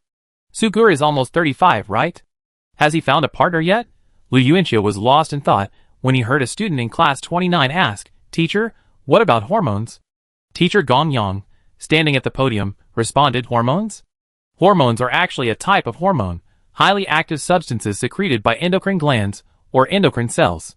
Following this question, the charming teacher Gongyang suddenly rested her hands on the podium, smiled, and said to the crowd, when you like someone, you secrete a love hormone called oxytocin.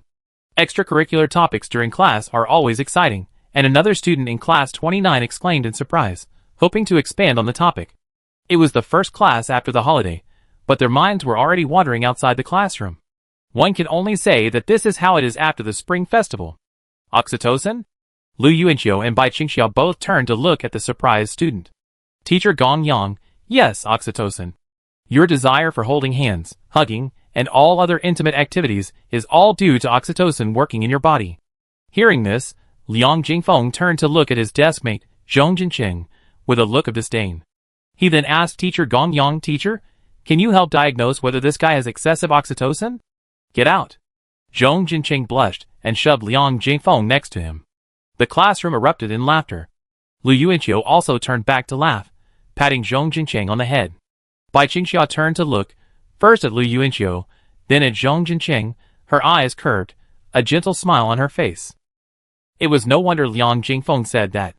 From the moment he entered the classroom, Zhong Jinqing had been staring at his phone wallpaper with a silly grin, a photo of him and Luo Wei in the cafeteria.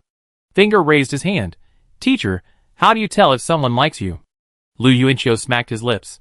Do you think I'm a relationship expert? The uncle chuckled innocently. Teacher Gongyang pondered for a long moment, then frowned, as if he'd been asked a century-old question by a student. He suddenly smiled and pointed a finger. You've really stumped me. I can't tell you that. But I can tell you how to tell if you like someone. Huh? Finger was stunned. Teacher Gongyang. The hormones secreted by the human body affect the scent we emit. If you find someone's body odor particularly pleasant, to the point of becoming completely absorbed in it, then you definitely like them. Of course, I'm talking about body odor, not some concocted scent from cosmetics or perfume. Bai Qingxiao placed her hands under her chin and glanced to the side, seeing Wei Zhiyu and Ajin sniffing each other. The classroom was mostly filled with men and women, and aside from a few couples, there were almost no boys or girls sniffing each other. Teacher Gongyang stood at the podium, watching the men sniffing men and women sniffing women, and smiled helplessly. But he was also quite envious. Being young is like that. They're so shy. Even if given the opportunity, they wouldn't dare sniff someone they like. Bai Qingxia smiled, glancing to her left at Wei Jiyu. She looked for a moment, then turned to look at Lu Yuanqiu, but her eyes suddenly fluttered. Lu Yuanqiu's face had unknowingly moved closer to her. Lu Yuanqiu's nose seemed to have just left her neck. He raised his gaze to look at Bai Qingxia, who stared blankly back at him. Lu Yuanqiu smiled at her, then turned back to sniff the Taoist priest. Lu Yuanqiu, let me smell it. The Taoist priest, I won't. Let me smell it. I won't. Bai Qingxia's eyes wandered as she scratched her cheek with her hand.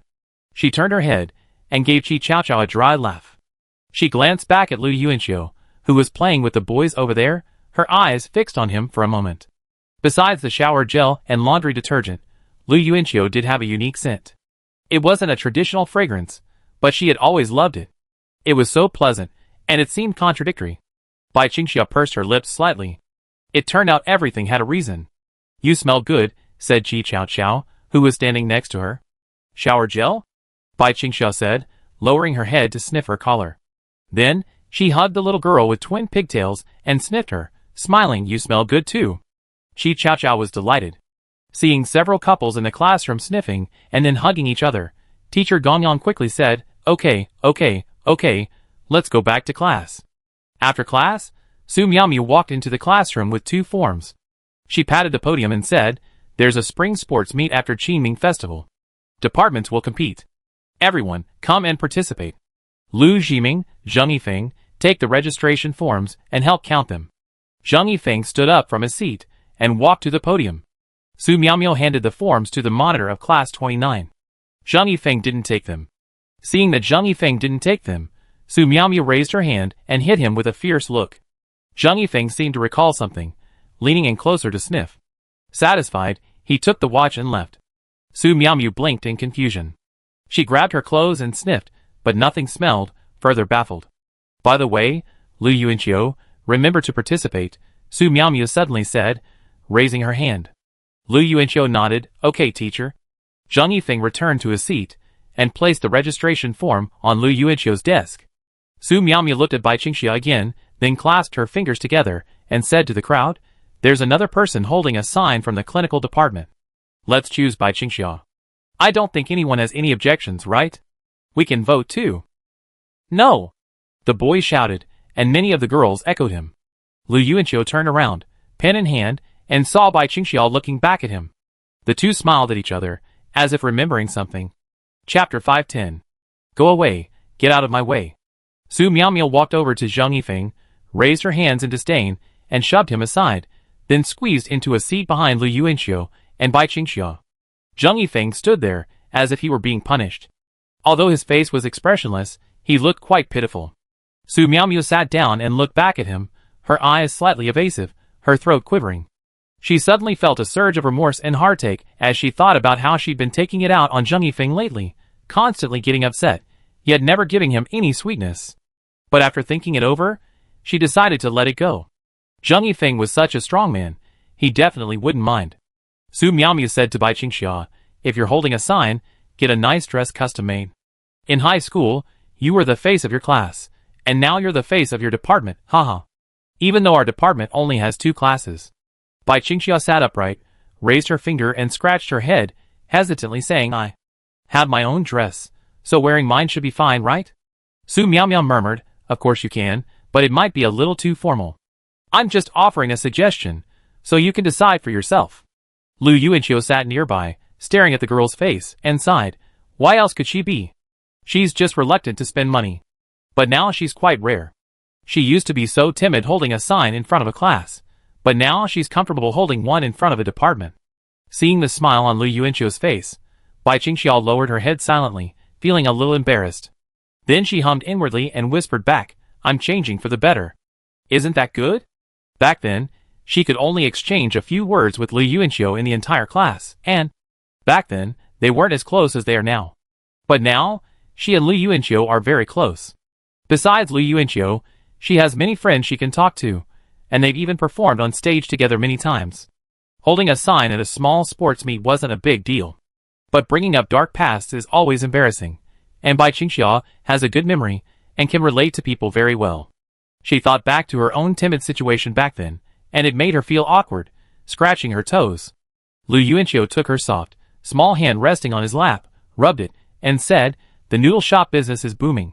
We're richer than most of the class now. Ordering a dress isn't expensive, it just needs to be pretty." Seeing Bai Qingxia hesitate, Lu Yuanqiu suddenly chuckled again, remembering Bai Qingxia's vanity and competitive nature. He looked at Su Miaomiu and asked, "Teacher Su, the person holding the sign for the business administration department must be Lu Wanchun, right?" Su Miaomiu hadn't known that Bai Qingxia's sensei was Long Liandong, but her answer surprisingly hit the nail on the head. "I don't know about that. Each department definitely chooses the most attractive woman in their department. For our clinical department, that's definitely Xia Xia.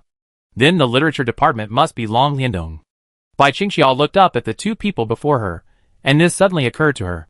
Lu Yuanqiu continued, "That's probably Lu Wanchun. Long Liandong might also hold up a sign. Oh, when they're all dressed up beautifully, my Xia Xia will be wearing an ordinary skirt. Will she look a little pale in comparison?" "I book it," Bai Qingxia said, glancing quietly in Lu Yuanqiu's direction. This was the second time Lu Yuanqiu had brought it up, the same thing he'd done on the team building bus. "Is this provocation?" Su Miaomiu looked at the two people before her and said with a smile, "Okay." She then addressed the others, "Please actively participate in the sports events." Su Miaomiu stood up and walked over to Zhang Yifeng, grumbling, "You two, you're so weak, your back isn't strong enough, try some exercise." Lu Yuanqiu turned back with a strange expression. Su Miaomiu looked at him, her face suddenly flushed for a moment. She raised her hand and fumbled to explain, I mean, he gets tired so quickly from shopping, and he keeps complaining about back pain." Lu Yuanqiu suppressed a laugh. Su Miaomiu rolled her eyes at him and walked off, swinging her arm. "What do I need to explain to you? Let's go." After Su Miaomiu left, Finkel and Liang Jingfeng looked at Zhang Yifeng in confusion. "You went shopping with Teacher Su?" Zhang Yifeng, I'm the class monitor." He brushed it off casually, then pointed at the form in front of Lu Yuanqiu. "Fill it out quickly." Lu Yuanqiu, as usual, selected 400, 800, and 3000, then looked at Zhang Yifeng with a questioning look. Zhang Yifeng watched Su Miaomiu's retreating figure and said, "Pick 3000 for me." "So harsh? Then I won't choose." Lu Yuanqiu smiled and helped him choose. Then he turned to look at Zhong Jincheng, who was still gazing at the wallpaper with arousal. "Brother Dandan, do you want to pick a few?" Zhong Jincheng looked up. "I have nothing better to do than choose a few." Lu Yuanqiu said, "You can ask Lu Wei to bring you water, to wipe your sweat, to rest on her lap when you're tired, and to give her a hug and comfort you if you lose. You're such a blockhead." Bai Qingxia sat blinking, staring blankly at Lu Yuanqiu. Zhong Jincheng excitedly exclaimed, "Holy crap! Choose, choose, choose! Which ones?" "Whatever you choose, I choose." Zhong Jincheng seemed to be in a frenzy. Lu Yuanqiu gave him a deep look and filled in the blanks for him. He wouldn't blame him if he collapsed from exhaustion. Liang Jingfeng yelled, "Hack you! I want one too! You have legs to lie on?" Zhong Jincheng glanced at him with a sly grin. Liang Jingfeng's expression was serious. "I'm just trying to contribute to the department. Unlike you, who only think about women." 400? 800. Lu Yuanqiu, writing alone, filled in the blanks and then looked at his three roommates. With the exception of Finger, who chose 400, the uncle and the Taoist priest all shook their heads like rattles. Sensing the gazes from the side, Lu Yuanqiu turned to look at Bai Qingxia and asked with a smile, "Little Swan, do you want to come too?" To Lu Yuanqiu's surprise, Bai Qingxia actually poked her head over. "What are you looking for? Are you really choosing?" Lu Yuanqiu lifted Bai Qingxia's arm and waved it in midair. "Look at your skinny arms and legs. Can you move them?" Bai Qingxia had no intention of winning. She glanced at Lu Yuanqiu and reached for the form. Lu Yuanqiu held it up, and Bai Qingxia reached out, but couldn't. She pouted softly and snorted at Lu Yuanqiu, then wrapped her arms around his sturdy arms and pulled them downwards, pulling so hard that her eyebrows knitted together. Their bodies slid ever closer, and Bai Qingxia's triumphant voice was even closer, carrying a warm, fragrant aroma. "I am stronger than you." In reality, Lu Yuanqiu was deliberately lowering his arms, but this only served to undermine the girl's confidence. Chapter 511. Lu Yuanqiu watched her smile, and quickly lowered his arm with a whoosh. Bai Qingxia uttered an ah, and out of inertia, her forehead tumbled lightly against his chest, ruffling her hair. However, she was good-tempered and didn't get angry. She simply shook her head in front of Lu Yuanqiu, and the messy hair returned to normal. What are you choosing? Lu Yuanqiu placed the form on the table and turned to ask her. Bai Qingxiu raised her hands to brush her hair, looking over. The same as yours, right? Lu Yuanqiu was stunned and raised his hand to pinch her soft little face. What are you thinking about? Bai Qingxiu let him pinch her face, but she didn't look at him. She stared at the form and replied, I just want to exercise and stay healthy. Lu Yuanqiu knew she wanted to exercise, and he supported her. However, the intensity of the exercise was too high, and he was a little worried. I just picked two for you, one 400 and one 800? Lu Yuanqiu looked embarrassed, tapping his pen on the table. Bai Qingxiu shook her head. No, I want the same as yours. You be good, can you change 3,000 to 1,500? Running 3,000 meters would kill you, and your feet would be broken. Then 1,500 meters will do. Lu Yuanqiu's hands were shaking as he wrote the words Bai Qingxiu after the women's 1,500 meter column. He couldn't help but laugh, and turned to look at Bai Qingxiu. What if you come in last? Wouldn't that be embarrassing? Why do you look down on me so much? Bai Qingxiu's question left Lu Yuanqiu speechless for a moment. Perhaps he'd become accustomed to protecting her. A single cut on a girl would distress him, let alone a 1,500 meter run that would leave a man exhausted. Okay, I don't look down on you. I just feel sorry for you. How could you possibly be wronging me? Lu Yuanqiu pouted, giving her a faintly cute look. Bai Qingxiu smiled at him, then glanced back at the spreadsheet.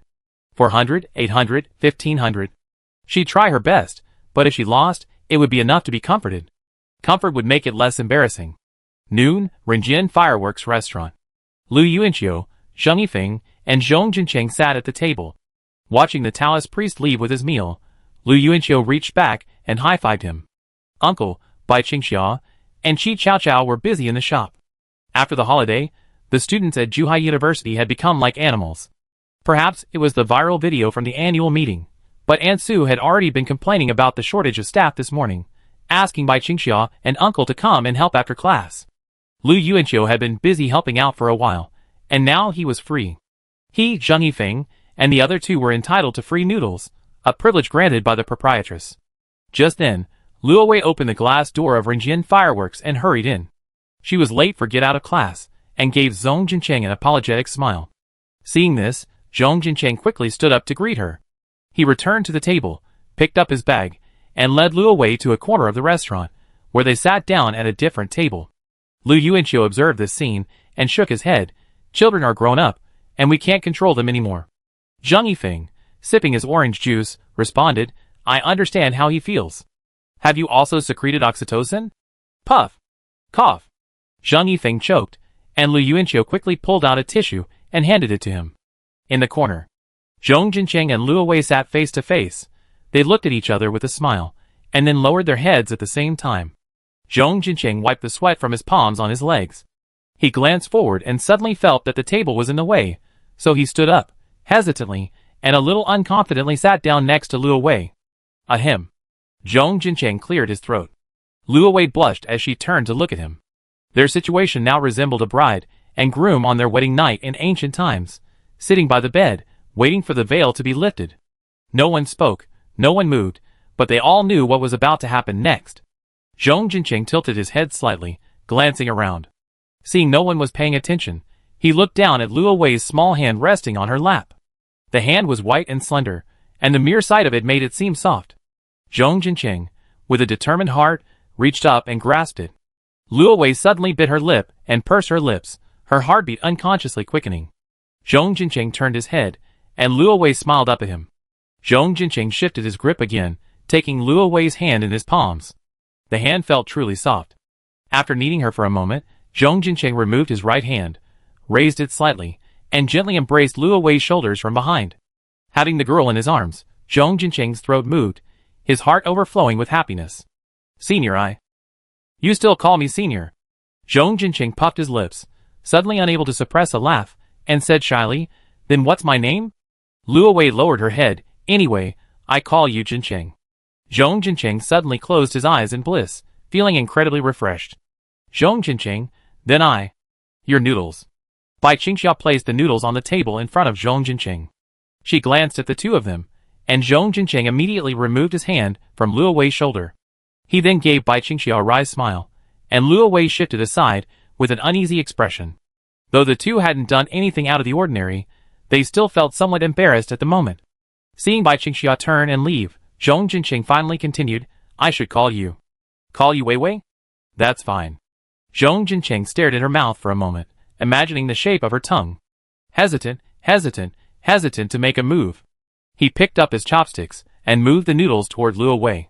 You can eat this first. Let's eat together. We order another bowl later. Okay. Lu Yuanqiu stood up and walked to the counter of Xia Yi1 noodles to get his bowl. As he walked back, he instinctively looked in Zhong Jinqing's direction and was suddenly stunned. The two men were staring at each other, biting a noodle, as if neither was willing to break it first. Fuck. Lu Yuanqiu quickly turned his head away, regretting his glance. The noodles grew shorter and shorter, and Luo Wei bit off awkwardly. Zhong Jinqing turned his head away, chuckling awkwardly, what a coincidence. We're eating the same one. Puss. Suddenly, his body stiffened, and he felt a kiss on his cheek. Zhong Jinqing turned to look, but Luo Wei had quickly stood up, not forgetting to say, I go get another. Okay, Zhong Jinqing quickly replied, looking up. He clenched his fists tightly under the table, and shook them excitedly. Lu Yuanqiu placed his noodles on the table, and noticed a familiar figure walking into the restaurant. The moment she appeared, everyone in the restaurant turned their attention to her. Long Liandong approached and placed her bag on the table where Lu Yuanqiu and his friend sat, her voice as cold as before. Good afternoon. Lu Yuanqiu turned to look at her. Good afternoon. Long Liandong walked briskly towards Xia Yiwen noodles. After a grueling vacation, she actually missed Bai Qingxia a little, all because of those damn noodles. Chapter 512. In addition to Bai Qingxia's original classic flavor, Xia Yiwen noodles, at Lu Yuanqiu's suggestion, added two new flavors, spicy and sour. Essentially, they retained the classic flavor with the addition of vinegar and chili peppers, satisfying the needs of the majority of students, who both lingered on the classic flavor and also liked spicy food. Many girls were already clamoring for her to make a sour and hot flavor. After Aunt Sue's suggestion, Bai Qingxia also imitated other shops and tried making other noodle flavors, displaying them on her sign. However, after only a few days, sales were mediocre.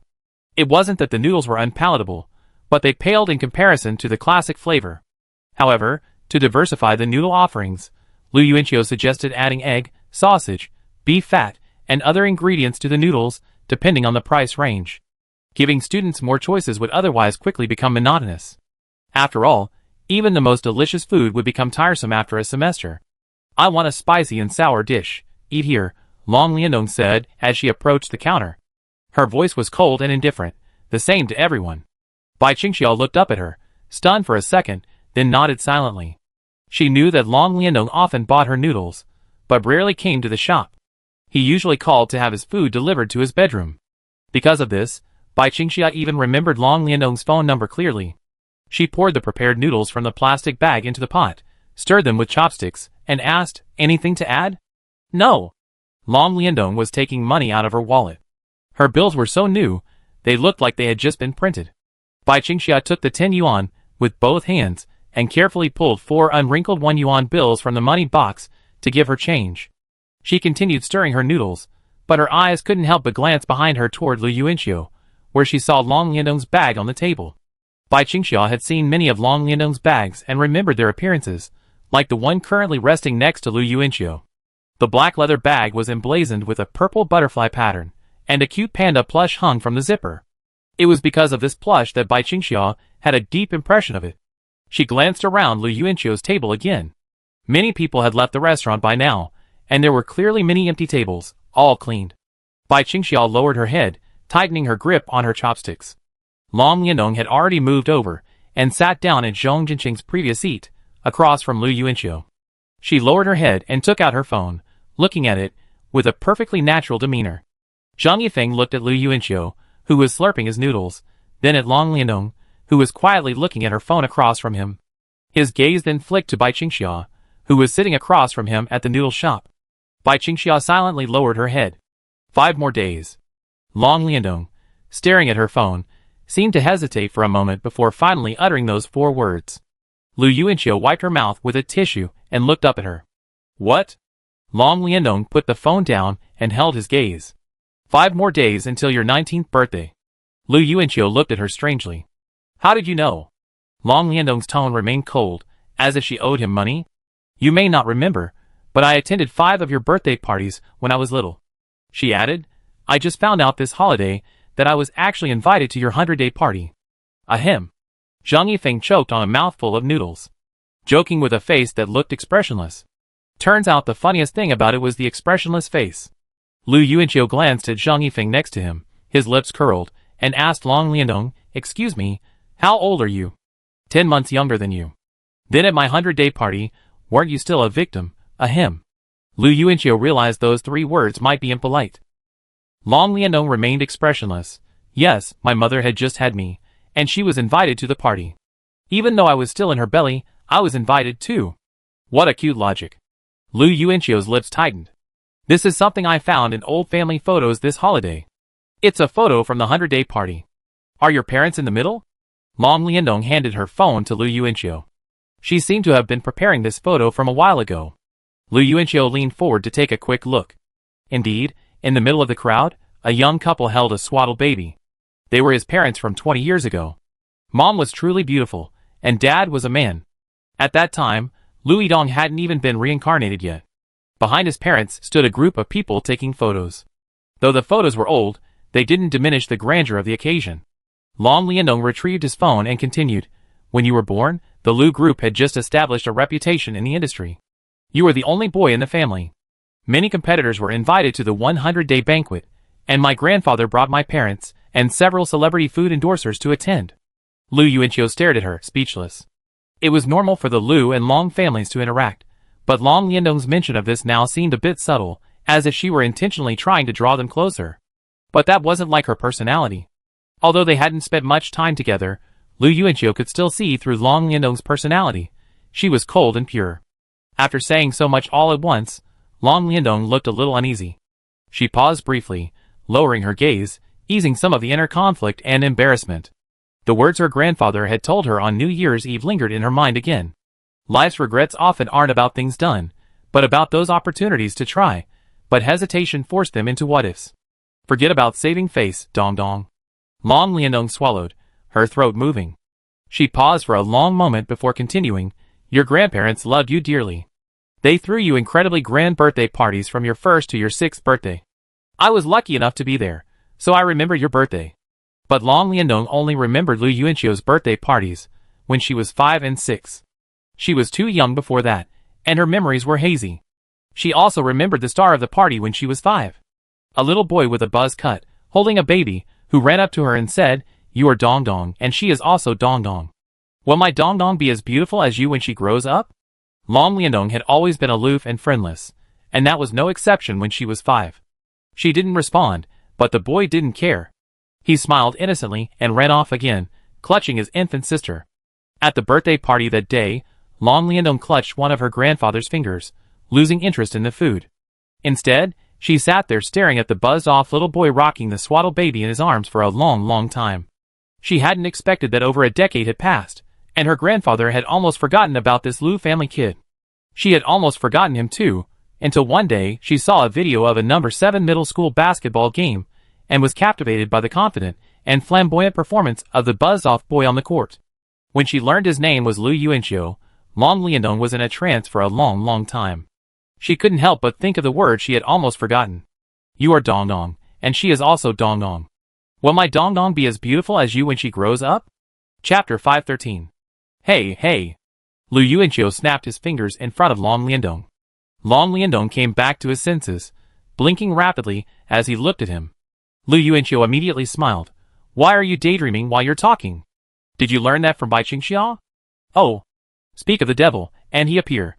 Lu Yuanqiu looked up at Bai Qingxia approaching with noodles. He coughed and sat up slightly. Your noodles. Bai Qingxia placed the noodles in front of Long Liandong. She looked at Lu Yuanqiu, her eyes calm, so calm that there was no emotion at all. As she turned to leave, Lu Yuanqiu grabbed her hand. Long Liandong quickly glanced at their touching hands, then with a click, separated the disposable chopsticks and, pretending to ignore the scene, lowered his head to pick up his noodles. Bai Qingxia turned back to Lu Yuanqiu, her calm eyes slightly rippled. What's up? Lu Yuanqiu smiled and said, Nothing, I just wanted to help you. Bai Qingxia, oh. Although her face remained expressionless, the ripples in her eyes widened slightly, turning into a splash. Finally, she couldn't hide her inner satisfaction. She popped her lips slightly and glanced at Long Liandong, but without further ado, she only saw his reaction before quickly turning and leaving. Long Liandong didn't react, but Bai Qingxia's steps were still brisk. Lu Yuanqiu asked the girl before him, "So you mentioned my birthday. Are you planning on giving me a birthday present?" Long Liandong, absorbed in his noodles, asked silently, "Will you accept it?" "It depends on the nature of the gift. If it's a blessing between friends, I'm fine with it. But if it carries some other meaning, I might be reluctant to accept it." Previously, he'd assumed Long Liandong's approach was orchestrated by her grandfather. Now, Lu Yuanqiu seemed certain that Long Liandong had some feelings for him. But he couldn't understand it, absolutely couldn't. Why would this beautiful, wealthy, child star, with plenty of money and handsome men, be attracted to him? They hadn't really had anything in common. Besides, she was so arrogant, her attitude was cold and arrogant. Even if she was expressing her affection, she should at least put on a different front, right? Long Liandong was silent for a moment, then looked up and snorted, "Of course it's just a blessing between friends. What else do you think it means?" Lu Yuanqiu suddenly laughed, unsure if she was being arrogant or just overthinking it. He shrugged and replied, "Nothing. Thank you in advance. I look forward to your birthday present." The gift was finally delivered, but Long Liandong wasn't happy. She sighed imperceptibly, the hair she gathered around her ears constantly falling. Long Liandong, tired of holding it, simply pulled a string from her bag and tied it into a single ponytail. Lu Yuanqiu asked, "Are you the literature department sign holder for this spring sports meet?" Long Liandong nodded yes. Lu Yuanqiu asked, "Have you registered for an event?"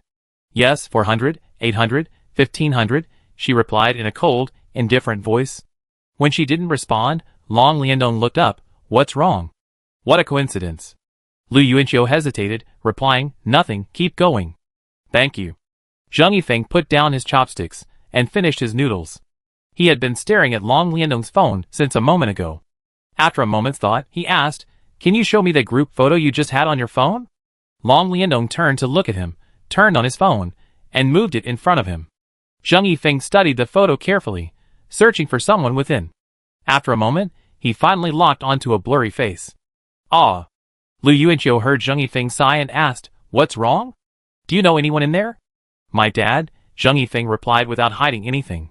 Just as he was about to return the phone to Long Liandong, he suddenly took it back, zoomed in on the photo, and fixed his gaze on the other man his father was hugging. "Strange," Zheng Yifeng muttered, frowning suddenly. "Lu Yuanqiu, what's wrong?" Zheng Yifeng handed the phone over and asked, "Why does this person look a bit like Bai Qingxia's father?" Long Liandong raised his head, a little puzzled. "Is Bai Qingxia's father also in the photo?" Lu Yuanqiu took the phone and carefully observed the person Zheng Yifeng was pointing at. His eyes widened as he confirmed, "Yes, it's Uncle Bai." He couldn't help but shake his head and sigh, "Uncle Bai actually attended my 100-day celebration? That's hard to believe. Aunt Luoran would have been 4 months pregnant by then, and 3 years later, this family's fate would have changed." Zheng Yifeng was puzzled. "Bai Qingxia's father was invited to your 100-day celebration?" Lu Yuanqiu knew Zheng Yifeng didn't know Bai Qingxia's background. He glanced at Long Liandong and said, "I tell you when I have the chance." "Long Liandong, if you mind my presence, you can communicate via text." Lu Yuanqiu chuckled dryly, "That's not the case. A few words on the phone wouldn't explain it clearly." Zheng Yifeng, "Then why is Bai Qingxia's father standing with my father? They're hugging each other's shoulders. Did you see that?" "Huh?" Lu Yuanqiu looked at his phone again. The photo was blurry, but there was definitely someone hugging Bai Songjia's shoulders. Lu Yuanqiu looked up in surprise. "Is that person your father?" Zheng Yifeng nodded. "Yes." The words old Zheng lingered in Lu Yuanqiu's mind. This was the person Bai Songjia had mentioned in his hazy state. Lu Yuanqiu had a clear impression of him. He glanced at Long Liandong, then finally pulled out his phone to send a message to Zheng Yifeng. "Long Liandong, Lu Yuanqiu, I remember your father's number was disconnected. What's going on? Zheng Yifeng, he's been missing for years." Lu Yuanqiu stared at the screen, feeling the overwhelming amount of information he was taking in. Could the old Zheng Bai Songjia mentioned be Zheng Yifeng's father? Lu Yuanqiu, did your father ever mention his relationship with someone named Bai Songjia? Zheng Yifeng, no, or maybe I just don't remember. Lu Yuanqiu, then did he ever mention his relationship with Baishi Foods? Zheng Yifeng, Yes, my second uncle said that for some reason, my father left Baishi Foods and started his own business, founding Daohe Foods with a group of partners.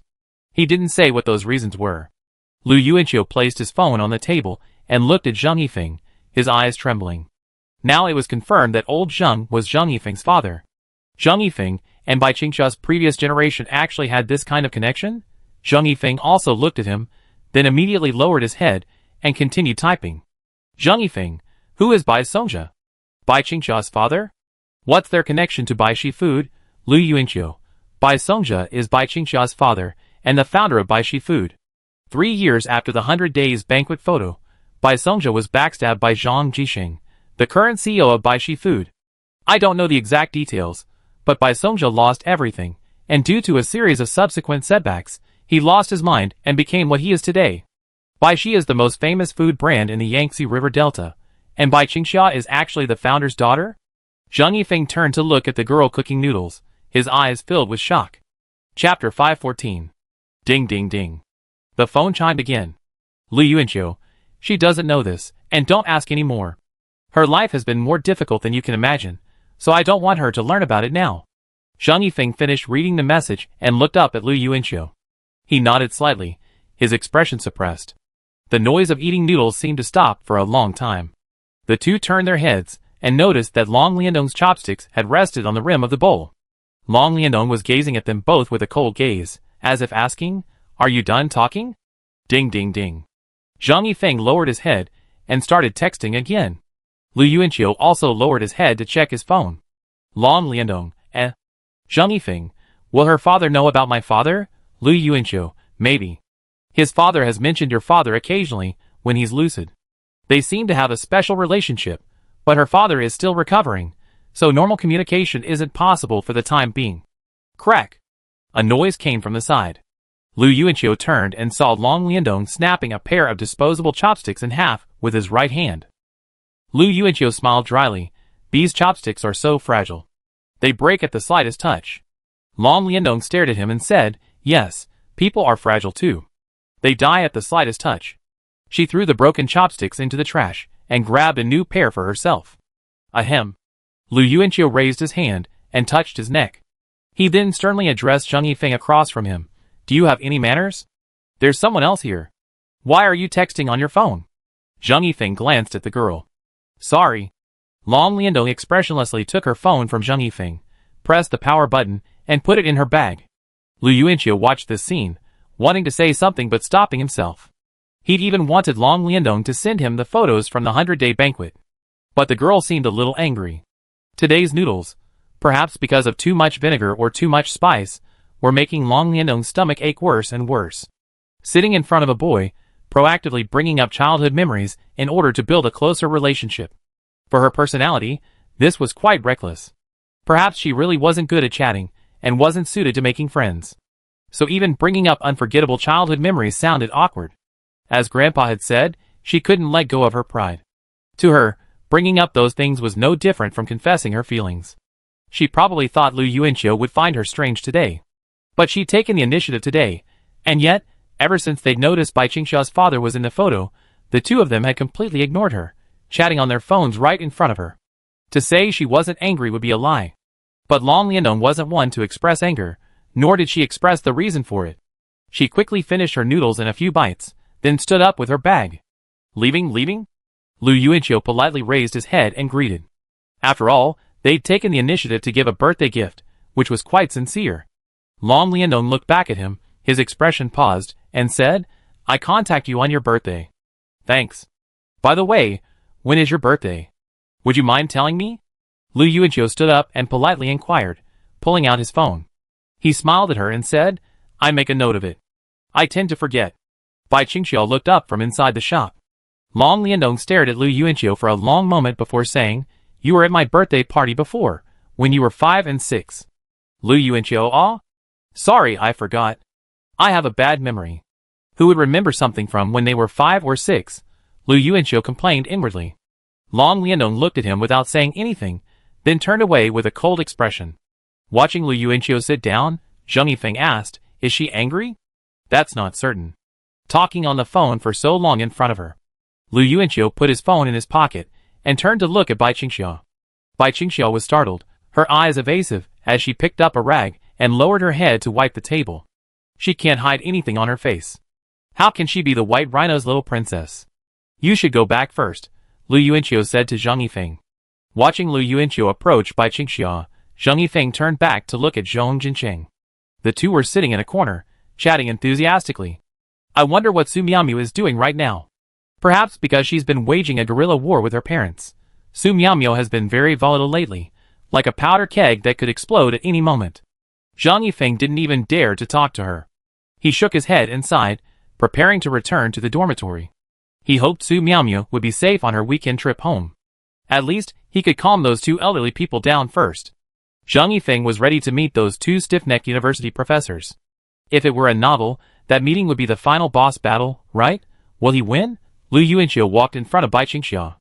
Bai Qingxia glanced up at him and put down the rag. Then, seeing a student approaching from behind Lu Yuanqiu, she raised her hand and ruthlessly pushed Lu Yuanqiu away. Lu Yuanqiu? ?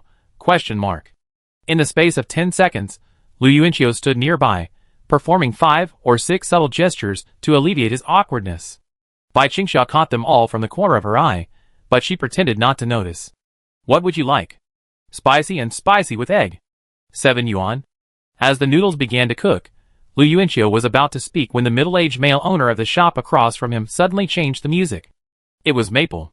Bai Qingxia listened calmly, as if the owner had played this song many times in the restaurant before. Lu Yuanqiu asked the shop owner in surprise, Uncle, aren't you a fan of Junjie? Why is there a Jay Cho song on your playlist?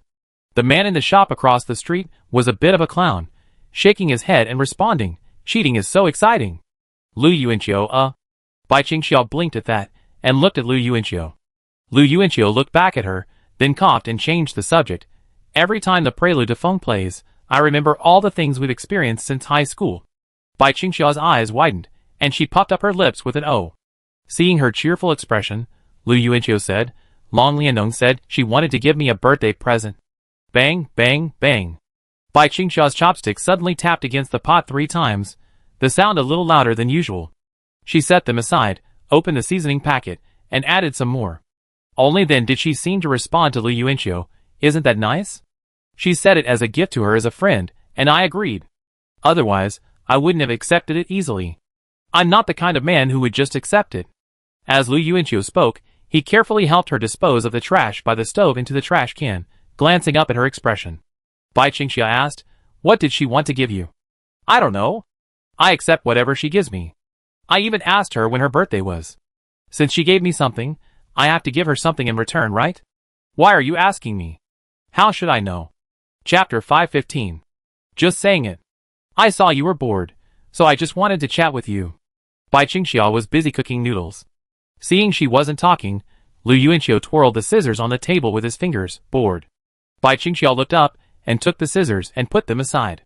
Lu Yuanqiu pressed his fingers against the spoon on the table, making a series of snapping sounds. Bai Qingxia picked up the spoon again, deliberately placing it farther away so Lu Yuanqiu wouldn't touch it. Lu Yuanqiu reached for the kitchen knife, but Bai Qingxia picked up a pair of chopsticks and tapped the back of his hand. Looking up at him, Lu Yuanqiu withdrew his hand. So stingy. What are you doing? It's okay, it's okay. Lu Yuanqiu smiled and shrugged, then put his hands in his pockets. I go back to the dorm first. Okay, you can go back. He walked to the restaurant door and looked back at Bai Qingxia in the shop. Seeing her cooking noodles with a normal expression, he figured everything was fine. This was the first time he'd been so frank with a woman. Lu Yuanqiu shook his head and laughed, but he also breathed a sigh of relief. He turned and headed towards the dormitory building. The moment he turned, Bai Qingxia raised her head and glanced toward the door, her clear eyes reflecting Lu Yuanqiu's departing figure. At that moment, the middle-aged owner of the shop across the street also saw Lu Yuanqiu leave and suddenly leaned over to whisper to her, Xia Xia, that kid just said the same thing you said last semester. Bai Qingxia smiled sheepishly, her lips curled up, and she nodded. She couldn't help but glance back at Lu Yuanqiu's back, but he was no longer in sight. She didn't know if Lu Yuanqiu was joking, but when she heard the prelude to Feng, she thought of their story from the beginning until now. February 22nd, Wednesday night. The lake on the Wanfeng campus had no name, but Zhong Jincheng liked to call it Lover's Lake. Every time he walked to the lake with Lu Yuanqiu, Zhang Yifeng, and the others, Zhong Jincheng would deliberately stop and peek at the couples making out by the lake. These couples were completely open about their affection. A kiss was considered a nice touch, and some men would even go for it. If he was lucky, Zhong Jincheng could even hide behind Lu Yuanqiu and Zheng Yifeng and feast his eyes. But now, he didn't have to watch the other couples. The feeling of holding hands was truly wonderful. It was the best experience Zhong Jincheng had had in 18 years. He turned to look at Luo Wei beside him. The breeze from the lake blew her hair against her cheek. Luo Wei didn't look at Zhong Jincheng. Instead, she was looking at the couples sitting on the benches by the lake. Zhong Jincheng wasn't the only one who would stop and watch when he passed by. Luo Wei did too. At least Zhong Jincheng had friends, but she was alone. She had never imagined she'd one day sit on a lakeside bench with her boyfriend. She'd only ever sat there with her electric boyfriend. Watching other couples in love, Luo Wei felt envious, her body comfortable, and a pang of guilt. She thought other girls had truly been blessed, untainted by the world, meeting new people, and doing new things. Perhaps they even had a handsome childhood sweetheart who loved them and grew up with them, and they could have a normal relationship, hold hands, kiss, and so on. For any girl with acceptable looks, these things seemed to come naturally. But Luo Wei felt it was impossible for her. It wasn't because she wasn't good-looking, but because she had closed herself off in another, darker way. Lu Doqing once asked her why she didn't confess her feelings to the boy she had a crush on. Luo Wei didn't answer because she felt she wasn't worthy of him. The boy was fair-skinned and sunny, and many beautiful girls, like princesses, were attracted to him. But Luo Wei felt insecure, worried that her hands would get dirty, and that she would smell strange. She was terrified until Lu Doqing's roommate took a photo of her dark side and sent it to the boy. Luo Wei completely huddled herself in a dark corner. From that day on, she felt like a ghost. When she realized this, she laughed to herself. She might as well vent her anger like a ghost. "Senior, I'm still more comfortable calling you Senior." Zhong Jincheng spoke, and before they knew it, they were sitting on a bench by the lake. Luo Wei smiled softly. "It's okay. Anything's fine. I call you Jincheng anyway." Their hands clasped tightly. Zhong Jincheng looked at the other couples and said, "Do you know what I'm thinking right now?" "What?" "I'm wondering if my mother, if she knew I had a girlfriend, would be happy for me and call me to ask about you, where you're from, what you look like, what your personality is like." Luo Wei said nothing. She knew Zhong Jincheng came from a divorced family. His mother had started a new family outside, and her thoughts were already on their new home and their new son. Luo Wei comforted him, of course. Zhong Jincheng laughed heartily, looked back at the calm lake, and nodded gently. "By the way, Senior, let me smell you." Zhong Jincheng suddenly remembered the class a few days ago. Luo Wei shrugged awkwardly. "I smell something." She recalled what Zhong Jincheng had said when they first met, and suddenly felt a little embarrassed. She also felt that she had a strange smell from somewhere, so she used to dress tightly most of the time. Zhong Jincheng moved closer and sniffed Luo Wei. Seeing her awkward expression, he quickly explained, "Our medical biology teacher said that the way to tell if you like someone is to smell if they have a particularly attractive scent." Luo Wei twitched her lips. "Seafood?" Zhong Jincheng was stunned and shook his head seriously. "Of course not. I didn't like you back then. Why don't you smell me? What does it smell like now?" Luo Wei leaned forward and sniffed, suddenly surprised. She had indeed smelled heather when she first met Zhong Jincheng, but now it was gone. Instead, she felt a familiar, friendly, and pleasant scent about him. It made her feel safe, as if even the temperature of the scent was warm. Thinking carefully, Zhong Jincheng hadn't had that heather scent for a long time, and she hadn't noticed it until now. "Is it different? The old scent on us is gone." Zhong Jincheng met her eyes. Luo Wei smiled and nodded. Zhong Jincheng also smiled. "Now it's the taste I like." Luo Wei's throat moved. She saw Zhong Jincheng's face getting closer and closer. Her heartbeat suddenly accelerated, and she slowly moved closer to him. With their mouths slightly open, they kissed. The wet, warm touch between their lips was like a dream. This lake is called Lover's Lake. Chapter 516. Lu Yuanqiu rode his bicycle to the express delivery station and picked up all the packages that had accumulated over the past 4 days. There were more than 10 packages, and he even borrowed 2 large plastic bags from the delivery station owner to carry them. Parking his bicycle in the dormitory hallway, Lu Yuanqiu simply locked it. Carrying the 2 large plastic bags, he turned back and carefully checked his bicycle's position again, making sure it wasn't blocking anyone before ascending the stairs. Passing dormitory 402, Lu Yuanqiu smelled a strong odor of type 84 disinfectant. He turned around with his bag in hand, and saw Liang Jingfeng mopping the floor. Why are you spreading disinfectant? Liang Jingfeng looked up, his eyes bloodshot. The floor's all sticky. What do you think? Lu Yuanqiu, ? Can you imagine getting out of bed early, and having nowhere to put your feet? Can you imagine? Lu Yuanqiu pursed his lips. He looked up at Zhang Yifeng, who lay in bed. Zhang Yifeng said nothing, silently raising his hand to pluck a ball of paper from the inside of his bed, and toss it onto the floor. Afterward, he held his hand in midair and shook it, as if to shake off the smell. His movements were as skillful as the Flame Dragon Warrior on TV. Why are there still balls of paper on your bed? When was this from? Liang Jingfeng quickly stepped back. Zhang Yifeng's voice was numb and emotionless. I don't know. It was from the day before yesterday. I just saw it. War correspondent Zhang Yifeng. Lu Yuanqiu pursed his lips sympathetically. I just want to ask, is this person still human? Damn, I can't even collect this much in a month. Liang Jingfeng looked puzzled.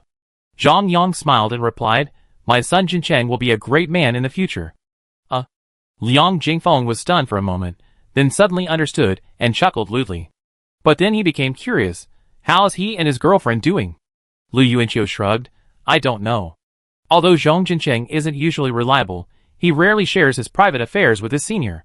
So we can joke with him, but never with her. He's very serious about that. Zhang Yang, lying on the bed, kept his mouth shut and nodded. Okay, sorry, I definitely pay attention. Zhang Yifeng said, talk to him when you have time.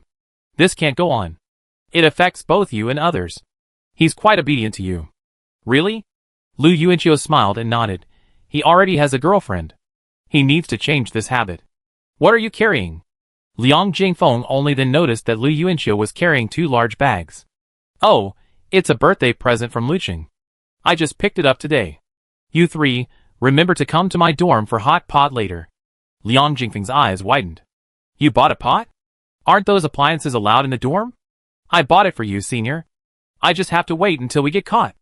Lu Yuanqiu gave him a look that said, you know what I mean? Come over later, he called out. The 3 people in 402 all gave him an okay sign. Lu Yuanqiu, carrying his bag, walked towards 401. Bai Qingxia had also given him a birthday present that afternoon, saying she'd open it tonight. Lu Yuanqiu had planned to take her out for dinner tonight, but Bai Qingxia declined, saying the store only had a small amount of sauce left, and she had to make some new sauce. After all, every day, a group of hungry college students waited outside her shop. She couldn't afford to run out of food tomorrow. This wasn't just basic food. Some people even jokingly called Xia Yuan noodles their daily spiritual food on the forums, garnering over 100 likes. There were even posts directly tagging Bai Qingxia's mom, which garnered even more likes. Lu Yuanqiu only then realized how many Sun fans Bai Qingxia had at school. What a bunch of idiots! Don't they have their own mothers? Calling an 18-year-old girl mom, what perverts! They've lost all their dignity. Xia is clearly my mom. Lu Yuanqiu stabbed his finger in frustration. In the dorm, Finger had already set up the pot. Since there were no communal tables, he dragged his own suitcase over to cushion it. Where are the uncle and the Taoist priest? Lu Yuanqiu asked, putting down the plastic bag. Finger replied, fiddling with the ingredients I called. I'm still at the store. I'll be back soon. Lu Yuanqiu unpacked the packages from the plastic bag and also took down an exquisite gift box from the bookshelf. It was from Bai Qingxia, so they could open it all at once. These 4 birthday gifts included gifts from my parents, Luidong, my 3 uncles, and my sisters. Grandma, though it wasn't convenient to send packages back home, called every year. Second master, being a bit of a tsundere, never sent one. As for my 3rd sister, Lu Yuanqiu probably wouldn't receive her gift until next month. She never remembered the date, and sometimes, when she simply forgot, she'd act silly and cute, saying she was the best gift God had given her brother. As expected, my parents sent clothes and Lu Yuanqiu's favorite snacks. Lu Yuanqiu hadn't expected Luidong to give a gift. He used scissors to tear open the cardboard box Luidong had sent him, only to find another box inside, quite exquisite on the outside. Lu Yuanqiu opened the box, and a spring suddenly leaped out. With a clang, his eyes widened, and the chair and the man shuddered simultaneously. The noise even drew Finger's attention, thinking it was the senior inspector checking the electrical appliances making a surprise appearance. Looking at the clown head with a neck half a meter long, and its head dangling below, Lu Yuanchio's face darkened as he pulled out his phone and sent a message to his mother. Son, Mom, Lu Yidong keeps his money in a white plastic box under the bed to the left. Why seek death? Putting the box away, Lu Yuanchio prepared to scare Bai Qingxia tomorrow. The gifts from his eldest and second uncles were ordinary, but his third uncle gave Lu Yuanchio a book titled Learn to Stay True to Your Intentions. It seems my third uncle is encouraging me to continue my foot fetish. Lu Yuanchio opened his two sisters' gifts one after another, then gathered the bags and cardboard trash together, and took the gift box Bai Qingxia had sent him. It was a red box, tightly tied with a red ribbon in a bow. Thinking of the gift Bai Qingxia had once given her grandmother, made from a repurposed shoebox, Lu Yuanchio couldn't help but sigh. Now that she had money, her gifts had become more refined. Just as he was about to unwrap the box, his phone suddenly rang. Long Liandong, are you in the dorm? I'm downstairs in Building A. Lu Yuanchio set Bai Qingxia's gift aside and turned to Fangel. I'm going downstairs to get something. Okay. He went downstairs in his slippers and saw Long Liandong standing downstairs in Building A, holding a blue gift box. Chapter 517. Seeing Lu Yuanchio, Long Liandong looked up. The girl with long, straight black hair had a cold, aloof appearance, and a chilling aura seemed to emanate from her. The male students entering and leaving the dormitory building couldn't help but turn their heads to look at her, but they consciously avoided her. When a girl radiates brilliance, her gaze can cause a boy's skin to sting. For a beauty like Long Liandong, the sting is probably even more pronounced. However, seeing Long Liandong at the entrance to the men's dormitory was truly rare. Oh, you're here to see Lu Yuanchio? That's all right. The male students entering and leaving the dormitory building only then noticed Lu Yuanchio standing at the entrance. What exactly was Lu Yuanchio's background? Three beauties, Xia, Chun, and Dong, constantly surrounded him. Was it because he had the word autumn in his name? This question had long lingered in the minds of many boys. Long Liandong took a few steps forward, and Lu Yuanchio suddenly noticed she was wearing headphones. As expected of a celebrity, she looked so cool. Lu Yuanchio had the impression that many of the most aloof girls wore headphones while walking. Is it out yet? An elderly voice spoke expectantly through the headphones, its tone hinting at a few decades of youth. Long Liandong's voice was unnaturally low. Give the gift away. Hold both hands up high. Listening to the voice in the headphones, Long Liandong raised her hands straight out. Her eyes didn't meet Lu Yuanchio's, and her cold voice was unnatural. Your birthday gift. Lu Yuanchio smiled and held out his hands. Thank you. He took the gift box, and at that moment, something suddenly occurred to him. Was it when he was 6?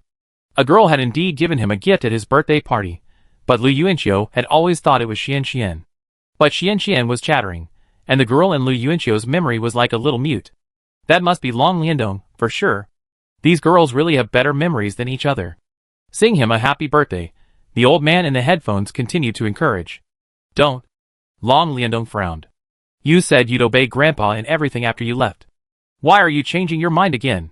That's how Grandpa pursued your grandmother, and he got her instantly. If you learn from me, you definitely get Lu Yuanchio too. Long Liandong glanced away, her cheeks cold. She parted her mouth slightly, uttering a familiar syllable. Happy birthday to you. Happy birthday to you. Lu Yuanchio's eyes slowly widened. He stared at the scene in surprise, then looked around bewilderedly. Is abstraction still popular in 2012? Long Liandong's voice was soft and melodious, like the sound of ice colliding, but the emotion she conveyed was obscure. Lu Yuanchio didn't feel any blessing, but instead felt a touch of sadness, like the soft, melancholic a cappella singing in movies and TV dramas. She paused after the second line, her eyes, which had never been directed at Lu Yuanchio, finally lifted and looked towards him. The voice in the headphones kept asking why she had stopped, but seeing Lu Yuanchio's puzzled expression, Long Liandong hesitated to answer. Blushing, she turned and walked away, walking very quickly, forcefully removing her headphones. Finally, she ran away, disappearing under the bare sycamore tree. Lu Yuanchio, the earphones just now. Wasn't she forced into that? No. Which military advisor came up with this idea? Lu Yuanchio considered taking out his phone and explaining it more clearly. But this guy's meaning was so ambiguous. Would being too direct be embarrassing? Long Liandong was a nice girl, and had helped him a lot. If Bai Qingxia hadn't disliked her, Lu Yuanchio felt they could have become good friends. He looked at the gift box in his hand. He had clearly stated that he wouldn't accept a gift if it had any hidden meaning. He'd been subtle because Long Liandong was also subtle, but if she truly liked him, she'd definitely have heard the rejection. Lu Yuanqiu opened the gift and saw a brand new watch inside. It looked like an Omega Seamaster watch, probably around 30,000 or 40,000 yuan for that period. Not particularly expensive, but a decent birthday gift.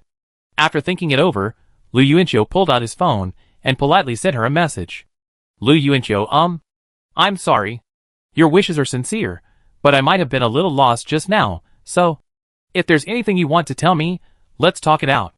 Long Liandong, it's just a birthday present. Don't overthink it. Lu Yuanqiu glared and put down his phone. Now that you've said that, there's really nothing more to talk about. He glanced at his watch, hesitated for a moment, then closed the box again. Just as he was about to turn around and return to the dormitory, Lu Yuanqiu shuddered. He suddenly saw a man and a woman standing next to the dormitory building. Zhong Jincheng and Luo Wei were staring at him blankly. Whether it was an illusion or something else, Lu Yuanqiu felt that the two looked a bit alike. Looking at their holding hands, Lu Yuanqiu looked up again, suddenly squinting his eyes, and saw Zhong Jincheng's red mouth and Luo Wei's messy lipstick. These two kissed? The kiss seemed a bit rough. Lu Yuanqiu couldn't help but laugh, but without exposing him, he quickly said, "You're back. Come to my dorm right now for hot pot." As he spoke, Lu Yuanqiu turned to see the uncle and the Taoist priest also returning from a distance. Because the men's dorms were a bit scattered, the Taoist priest had a heavier workload delivering meals, so Aunt Sue had lent him her electric scooter. However, the scooter's brakes seemed to be faulty. Every time it stopped, it emitted a series of sharp bangs, requiring the Taoist priest to extend his leg to apply the foot brake to finally stop. Lu Yuanqiu could sometimes hear the rasping sound from the fourth floor. For the men's dorm, this sound signaled that Mother Xia's meal had arrived.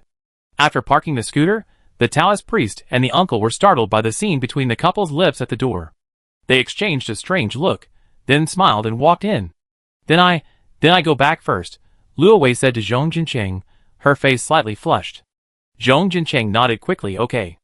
Luo Wei waved to him, looking back every few steps, a persistent smile plastered on her face. She even jumped a few times as she turned, then lowered her head, and walked along the roadside. The sycamore tree above her seemed to witness much of what was happening below. Zhong Jincheng stared at her back, his gaze forming a thread even longer than the one that had clung to his lips by the river. Snap! Lu Yuanqiu snapped his fingers beside his head, still looking. Zhong Jincheng wiped his mouth with his hand, and smiled at Lu Yuanqiu, hee. Lu Yuanqiu pouted and imitated him, hee.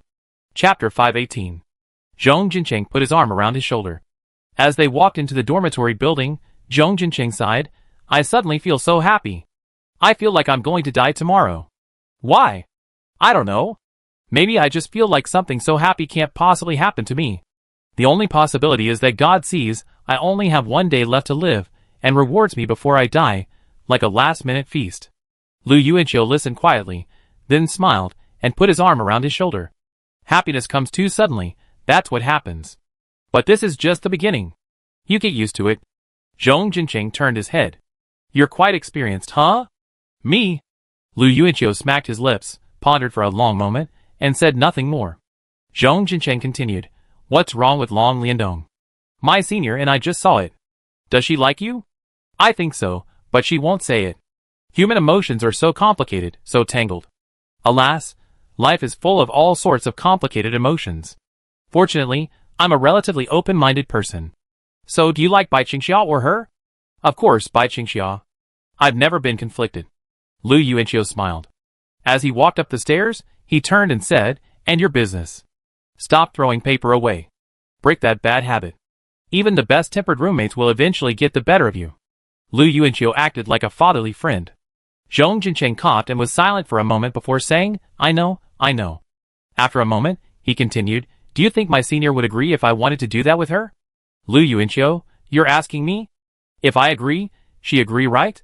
Zhong Jincheng, The two of them arrived at dormitory 401 and found that, aside from the two of them, the other 6 people were already seated around a dining table made of 4 suitcases. Finger waved hurriedly, alert, quick, close the door. After all, he had bought the illegal appliance, and it was clear that Finger understood the potential trouble if it were discovered. Lu Yuanqiu nudged Zhong Jincheng, asking him to find a seat. He then immediately turned and walked to the door, peeking out several times before closing it. Make room, for today's star player. Lu Yuanqiu smiled, squeezing into the crowd. Happy 19th birthday, Lu Yuanqiu. Thank you guys. 7 people held up bottles, all clinking together with a jagged ding-ding sound. With the exception of Zhong Jincheng, who is allergic to alcohol, everyone else was drinking beer. The Taoist priest, who normally didn't drink, gave him a courtesy today. Zhang Yifeng took a sip and put the bottle down, suddenly noticing a red rim of Zhong Jincheng's lips. Why are you looking at me? Zhong Jincheng glanced at him, reached out, picked up a fish ball, and popped it into his mouth. Suddenly, it was too hot, so he slurred it a few times before chewing it, his expression a bit surly. Zhang Yifeng seemed to have guessed something, and smiled faintly without saying anything. Do you think we all go our separate ways after graduation, never seeing each other again? Finger suddenly asked. The atmosphere darkened, and the people around the suitcase stared at each other. Lu Yuanqiu inexplicably recalled the conversation on the playground after their night run before their high school basketball game. Wang Haoran had almost completely lost contact, Gao Chong had only partially, but that separation was only a small part of the many he'd experienced. It seemed insignificant, but it still brought up a pang of sadness, even with his 2 best buddies still by his side. Lu Yuanqiu looked at Zhang Yifeng and Zhong Jincheng and noticed they were staring back at him, their gazes fixed. Lu Yuanqiu smiled softly. He was the only one at the dinner table looking down at his food. Zhong Jincheng frowned. You're only a freshman, why are you talking about such a sad topic? Because I've been cooking for 2 classes, and we don't keep in touch much anymore. You're the 3rd. After saying this, Thinkle took a sip of his drink and glanced at the others. Liang Jifeng always got drunk the fastest. He raised his glass and said, No, we keep in touch. The uncle nodded seriously and decisively raised his glass. Keep in touch. When you kids get married, I go, no matter how much the travel expenses are. The Taoist priest laughed heartily and looked at him. Uncle, are you going to support me too? We seem quite far apart. The uncle nodded again, his brow furrowed. Xiangs must go. The 2 men clinked their bottles and drank from each other. After eating and drinking, the Taoist priest, drunk, once again slumped over the uncle's shoulder. The uncle carried him on his back, carefully climbing the ladder, set him on the bed, and tucked him in. The people in 402 had gone home, and Lu Yuanqiu was sorting the leftovers from the suitcase. As he was carrying the trash can out, he realized Bai Qingxia's gift was still on his desk, unopened. After emptying the trash can, Lu Yuanqiu washed his hands and returned to his seat. He untied the ribbon slowly, opened the gift box, and discovered a thick book inside. No, not a book, but a thick photo album. Lu Yuanqiu took out the album, flipped open the cover, and found a line of words written on the inside in Bai Qingxia's beautiful handwriting. Our story begins the moment the prelude to Maple sounded. Happy 19th birthday, Lu Yuanqiu. Feeling it a thoughtful gift, Lu Yuanqiu smiled as he flipped open the first photo, stunned for a moment. In the photo, Bai Qingxia held a note, a gift box filled with stockings in the background. The note read, Wings for you, fly bravely. On the back of the photo were words, September 19th, 2011, Lu Yuanqiu's 18th birthday gift to me. Lu Yuanqiu flipped over the second photo, which was noticeably clearer. It showed him standing in front of the mobile phone store. There was another line of words on the back of the photo. September 20th, 2011, Lu Yuanqiu took me to buy a new phone.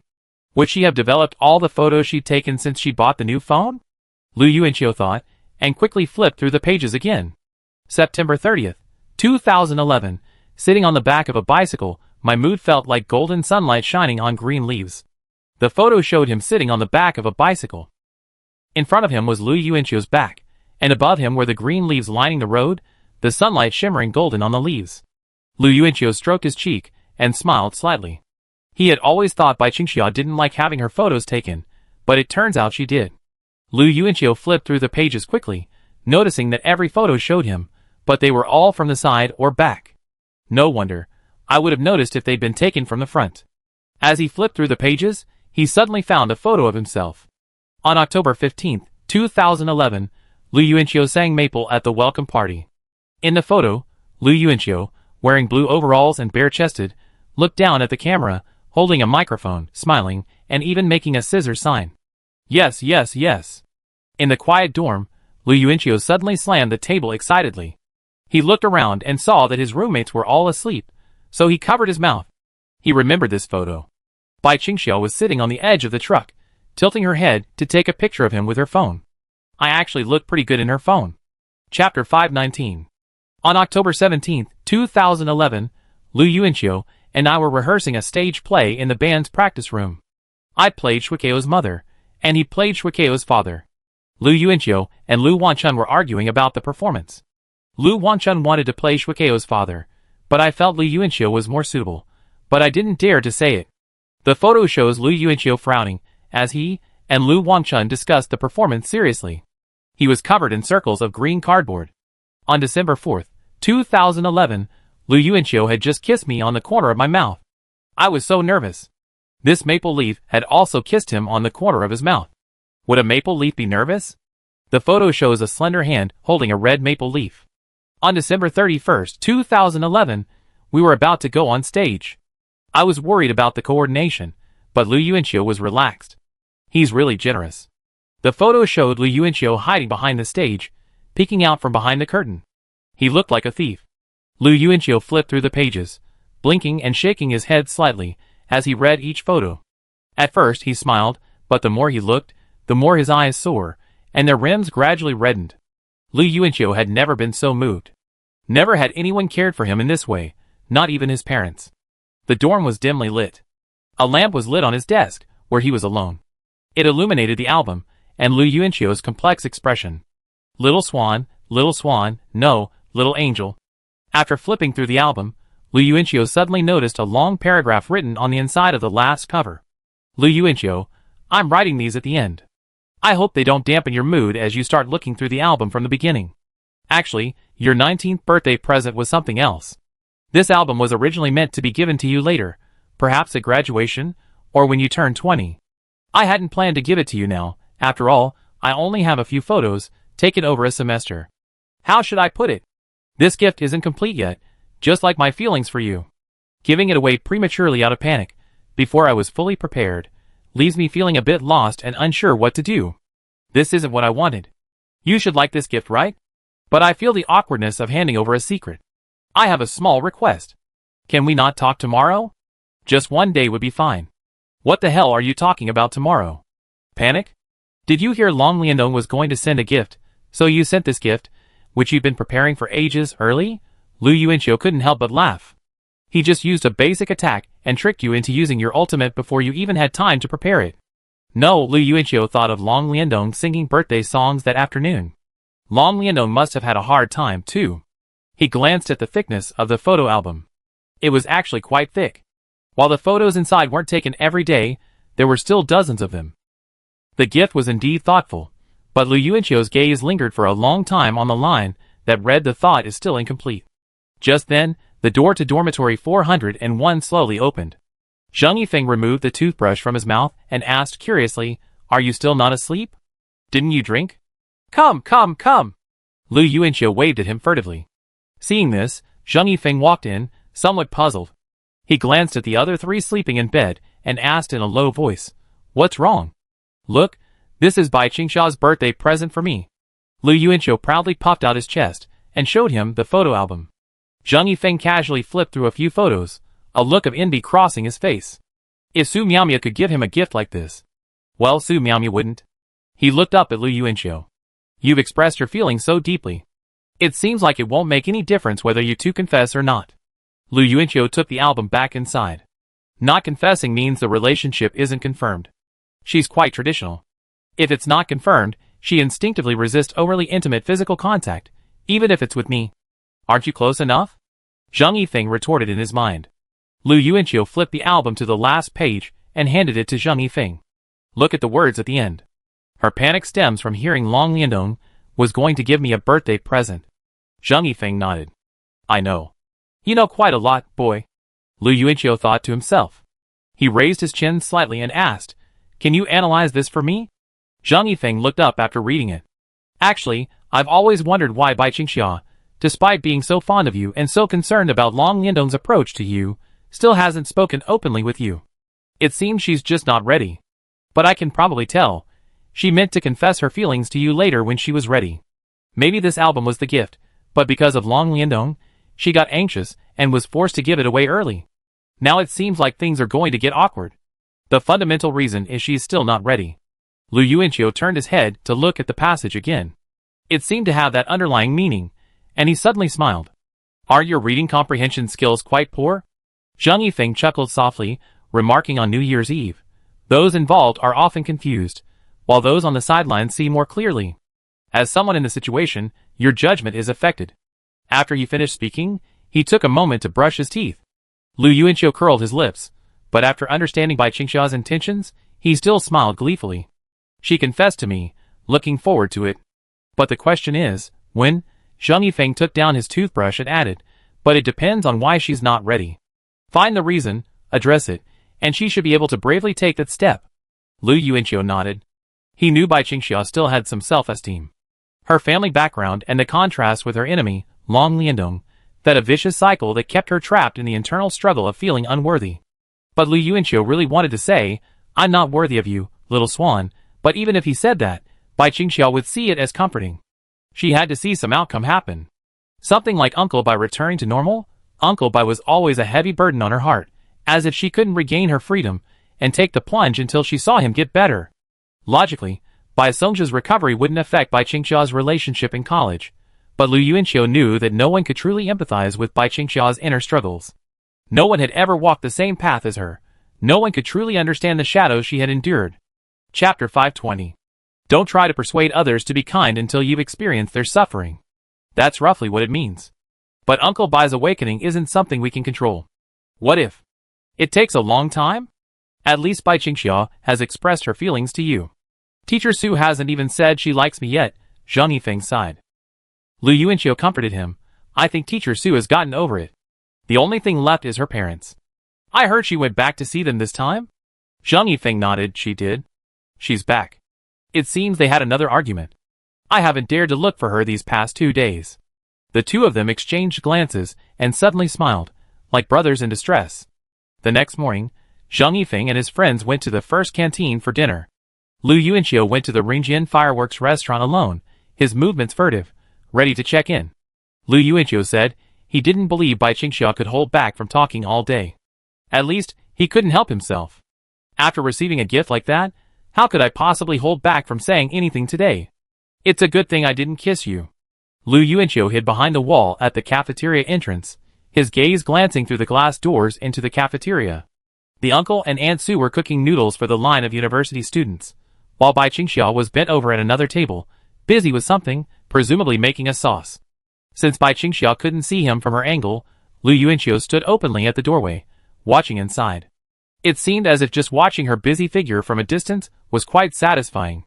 Just then, Aunt Su suddenly emerged, clutching her electric bike keys and carrying a bag of noodles. Seeing Lu Yuanqiu at the door, she froze for a moment and asked, Xiuqiu, what are you doing here? Why don't you come in? I just had breakfast and stopped by to take a look, Lu Yuanqiu replied, swinging his arms like he was doing morning exercises. Aunt Su smiled and pointed back at Bai Qingxia in the shop. The boss was making sauce until 2 in the morning last night. She couldn't get into the dormitory, so she rested in the shop. She woke up this morning and got back to work, saying there were so many customers that she had to prepare more sauce. She didn't go back to the dormitory last night? Yeah. Lu Yuanqiu felt the urge to open the door and lecture her, but then she remembered that this shop was her life's work. This stubborn girl probably wouldn't listen, and because of yesterday's gift, she might be incredibly embarrassed to see him. Okay, Aunt Su, you go ahead and get busy. Lu Yuanqiu smacked his lips and spoke helplessly. Aunt Su nodded silently and glanced at Lu Yuanqiu for a moment longer. She'd expected Lu Yuanqiu to come into the cafeteria and reprimand Bai Qingxia, but he didn't. After riding her electric scooter for a while, Aunt Su looked back and saw that Lu Yuanqiu had already left. After returning to the first canteen and finishing breakfast with Zhang Yifeng and the others, Lu Yuanqiu and the others went to the teaching building and entered classroom 303. Zhang Yifeng glanced in Bai Qingxia's direction and reached out to touch Lu Yuanqiu's arm. Lu Yuanqiu was stunned. Bai Qingxia had actually switched seats with Qi Chaoqiao. Not only that, she had even held her textbook high up in front of her face. This girl. Lu Yuanqiu took a deep breath and squeezed into his seat. Seeing Lu Yuanqiu take a seat, Bai Qingxia gently put her book down. She propped her head up with one hand, twisted her neck, and turned her face toward Wei Zhiyu, refusing to look at Lu Yuanqiu. Seeing the scenes on both sides, Qi Chaoqiao, caught in the middle, had a bewildered expression on her face. She looked at Lu Yuanqiu and silently raised her finger to point at Bai Qingxia. Lu Yuanqiu mouthed, "It's okay, just a little fuss." Qi Chaoqiao also softly said, "Oh," and Lu Yuanqiu raised his hand, sign language and mouthing, "Can we switch seats?" Qi Chaoqiao frowned, then immediately shook her head, leaning closer to Bai Qingxia and wrapping her arms around her slender waist. Lu Yuanqiu gritted his teeth and pointed at her, "You're naive." The little girl pouted and snorted, continuing to hug Bai Qingxia. The teacher entered the classroom to begin the lesson. Lu Yuanqiu turned his head to the side. Bai Qingxia had already opened her textbook, but her drooping hair obscured most of her face, leaving only the faint tip of her upturned nose visible. Lu Yuanqiu pulled out a notebook, tore off a piece of paper, and wrote a line on it. He then moved it over to Qi Chaoqiao, asking her to pass it to Bai Qingxia. Qi Chaoqiao placed the paper on Bai Qingxia's textbook. "And Sue said you were busy until the early hours. Sleep in this class, and don't listen." Bai Qingxia lowered her eyes to study the contents of the note. She placed her hand on it, and moved it aside, returning to Qi Caocao's presence. Seeing the girl didn't fall down, Lu Yuanqiu took the note again and wrote on it, "I received the gift and am deeply moved. I also read what you wrote. I understand your feelings and your thoughts. Everyone knows we like each other, including ourselves. As for when you are ready to express your feelings, I can wait, even for 100 years. Let's start talking, okay? I'm so anxious. Hurry up, hurry up." Lu Yuanqiu passed the piece of paper to Qi Chaoqiao again. She stared at the contents, her eyes widening in surprise. She turned to look at Lu Yuanqiu, who stared and mouthed, "Why are you standing there? Give it to her." Qi Chaoqiao uttered an "oh" and nodded quickly, placing the paper on Bai Qingxia's textbook. Bai Qingxia smiled expectantly, her legs dangling under the desk. Bai Qingxia rested her head on her hand, shifting her gaze towards the paper. She stared at it for a long moment, her lips moving, then pursing them slightly. Tears suddenly streamed down her cheeks, landing on the paper with a plop. Lu Yuanqiu heard a sniffle. Wei Zhiyu and Ajin looked over, first in surprise, then with concern. Bai Qingxia raised her hand to wipe her tears, finally lowering it from her face. She tucked her hair behind her ear, wiped the tear marks from the paper with her arm, and picked up a pen to write. "What gift did Long Liandong give you?" Lu Yuanqiu looked at the paper Qi Chaoqiao handed him and replied, "A men's watch, a few hundred yuan, not worth much." Qi Chaoqiao passed the paper back to Bai Qingxia like a messenger. The little girl's eyebrows drooped at the sight of Bai Qingxia crying, heartbroken, and she stopped smiling at her older siblings' conversation. Why is love such a heavy topic? This time, Bai Qingxia didn't reply after reading the note. She closed her textbook, slowly wiped the tears from her cheeks with her fingers, and then fell asleep on the table. Lu Yuanqiu breathed a sigh of relief. It was heartbreaking, and it was heartbreaking. Chapter 521. Every time Bai Qingxia cried, Lu Yuanqiu felt as if a knife was stabbed into his heart. He folded the paper, put it away, and put it in his pocket. After a moment's thought, Lu Yuanqiu pulled his phone from his pocket again, muting the shutter sound. He then turned and took a picture of Bai Qingxia, who was sleeping on the table. Qi Caocao's dazed little face was also in the frame. After taking the picture, Lu Yuanqiu raised his hand to rub Qi Caocao's head, then looked down at the photo, enlarging it. "Since you haven't finished collecting your album, I take over. However, if I take the pictures, I probably have to change the subject." Putting his phone away, Lu Yuanqiu looked at Bai Qingxia again, his eyes gentle yet cautious. He had never expressed his love to Bai Qingxia, fearing that she would feel pressured. Lu Yuanqiu had just made his affection clear to her on paper, because Bai Qingxia had already bravely taken a half-step forward. However, the trigger for Bai Qingxia's half-step was simply panic, not a final, decisive initiative. So Lu Yuanqiu had expressed his affection in a relatively subtle way, yet still achieved a level of clarity that made it completely understood. His goal was to reassure Bai Qingxia and ease her fears, to let her know that Lu Yuanqiu loved only her, and that she shouldn't worry about Long Liandong. But he also didn't want to let this affection put her under pressure and continue to sink into self-denial. If being together still made him worried, Lu Yuanqiu would rather maintain his current situation with her. More than once, he hoped that Bai Qingxia would be happy, hoped that she would laugh, and hoped that every step she would take in the future would be without worries. What he wanted was a Bai Qingxia who was at peace with herself and free, not a Bai Qingxia whose mind was still trapped in the shackles of inferiority, and who would fall back into the shadow of inferiority as soon as she compared herself with Long Liandong. Redemption must be complete. Bai Qingxia shouldn't care so much about Long Liandong. What she truly wants to become is someone who doesn't take Long Liandong seriously. Whether it was last night's photo album or Liu Yuanchio's recent note, both of them tacitly avoided expressing their affection too strongly, yet both made their feelings clear to the other. This is a good thing. Liu Yuanchio has done what he should do for now. The rest is entirely by Qingxia's self-healing.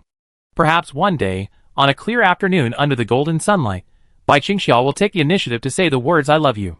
It's uncertain what kind of inner reconciliation she experienced before she can say these words.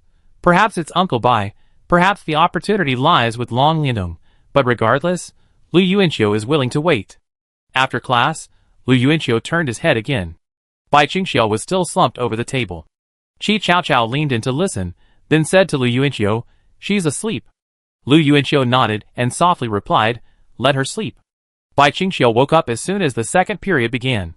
She shook her head gently, brushed her hair from her face, opened her book, and listened intently, as if nothing had happened. Qi Chaoqiao carefully counted during class.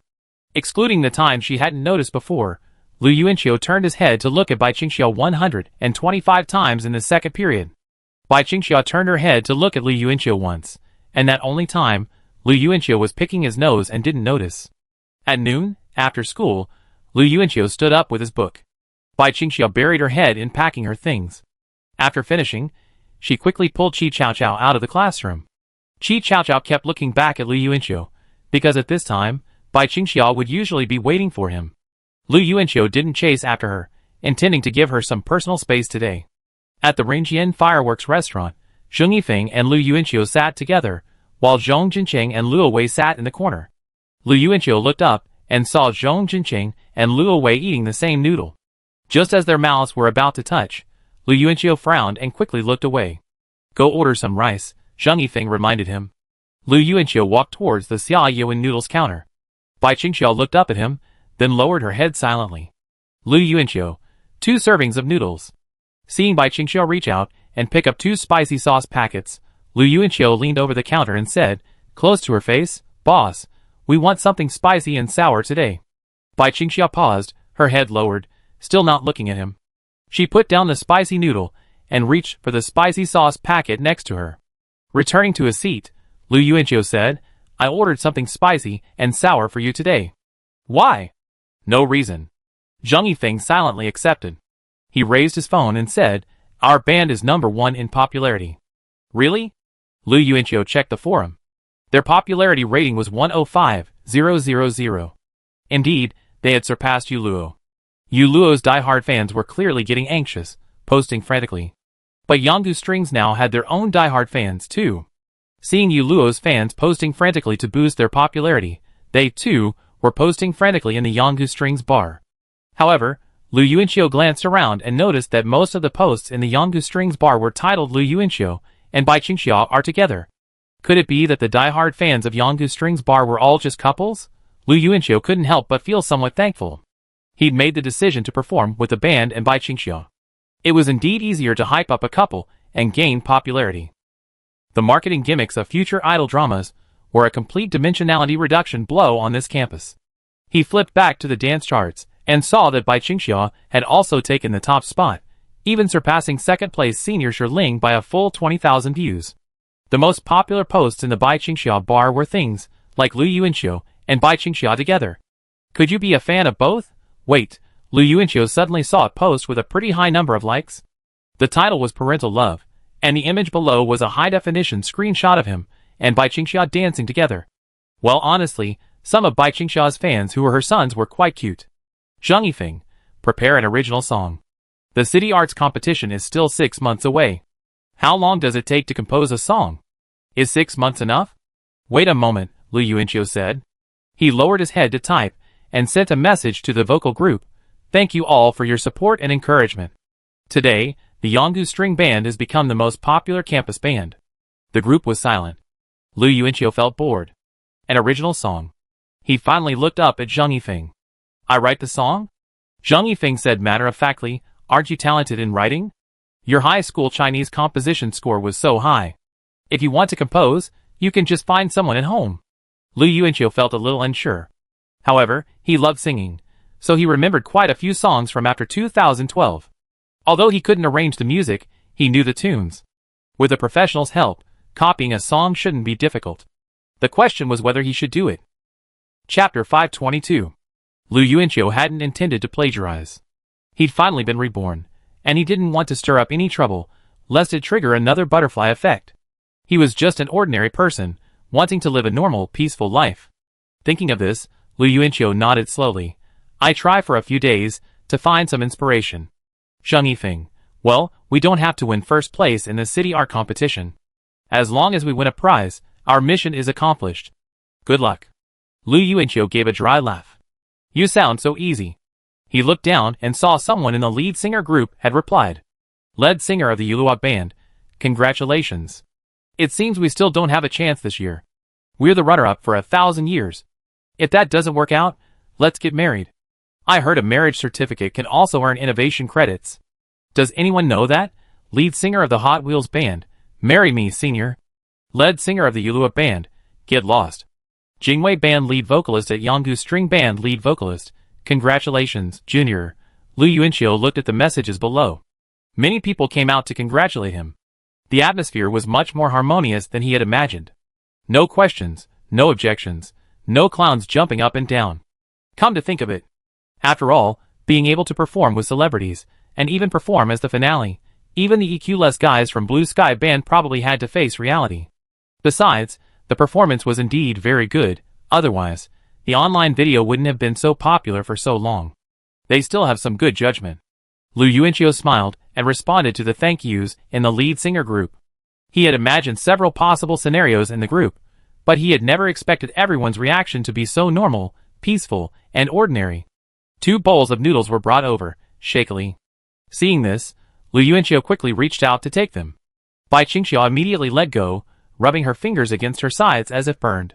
She was about to turn back when Lu Yuanqiu grabbed her wrist and held her hand up to him for a look. Bai Qingxiao lowered her head, her hand held tight, but she didn't resist. Lu Yuanqiu looked at her hand, then looked up at her expression of being bullied, and then lowered his hand. Bai Qingxiao folded her hands in front of her, lowered her head, and turned to walk towards the counter. I'm a little uncomfortable with you two not talking. Zheng Yifeng snapped the disposable chopsticks apart. Lu Yuanqiu also cracked his chopsticks. I'm not used to it either. By the way, isn't there a gym class this afternoon? I pretend to be injured, so don't help me. Zheng Yifeng was stunned by this, then suddenly couldn't help but laugh. Okay.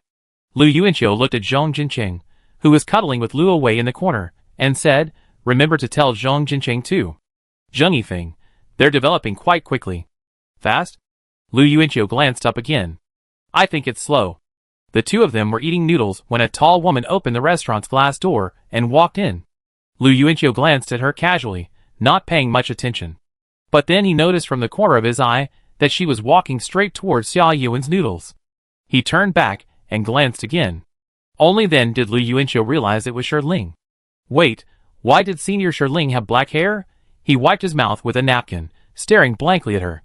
I have to say that the black-haired senior sister Shirling seemed to have become much more ordinary all of a sudden, as if her halo was shattered. She used to be as beautiful as an elf and an angel with her long golden hair, but now she just looked like an ordinary beautiful mixed-race girl, except that her skin was whiter and her facial features were deeper. She could no longer compare to Bai Qingxia's brilliance. Was it because the top spot was taken?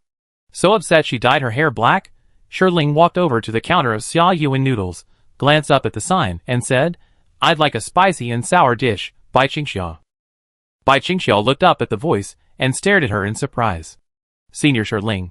Senior Shirling lowered her gaze, but to Bai Qingxia's surprise, the next moment, this usually aloof senior gave a self-deprecating laugh, then reached out and picked up a lock of her black hair. Surprised, huh? My hair?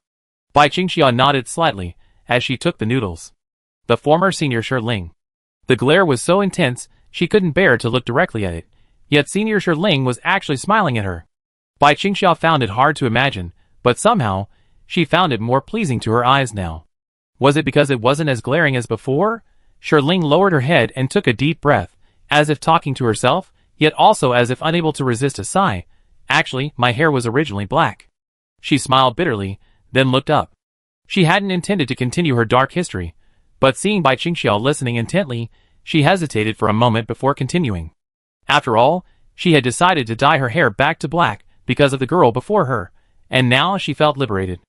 I dyed my hair blonde on my first day of high school because my classmates in junior high all thought a mixed-race kid like me was supposed to have beautiful blonde hair, like a cartoon character.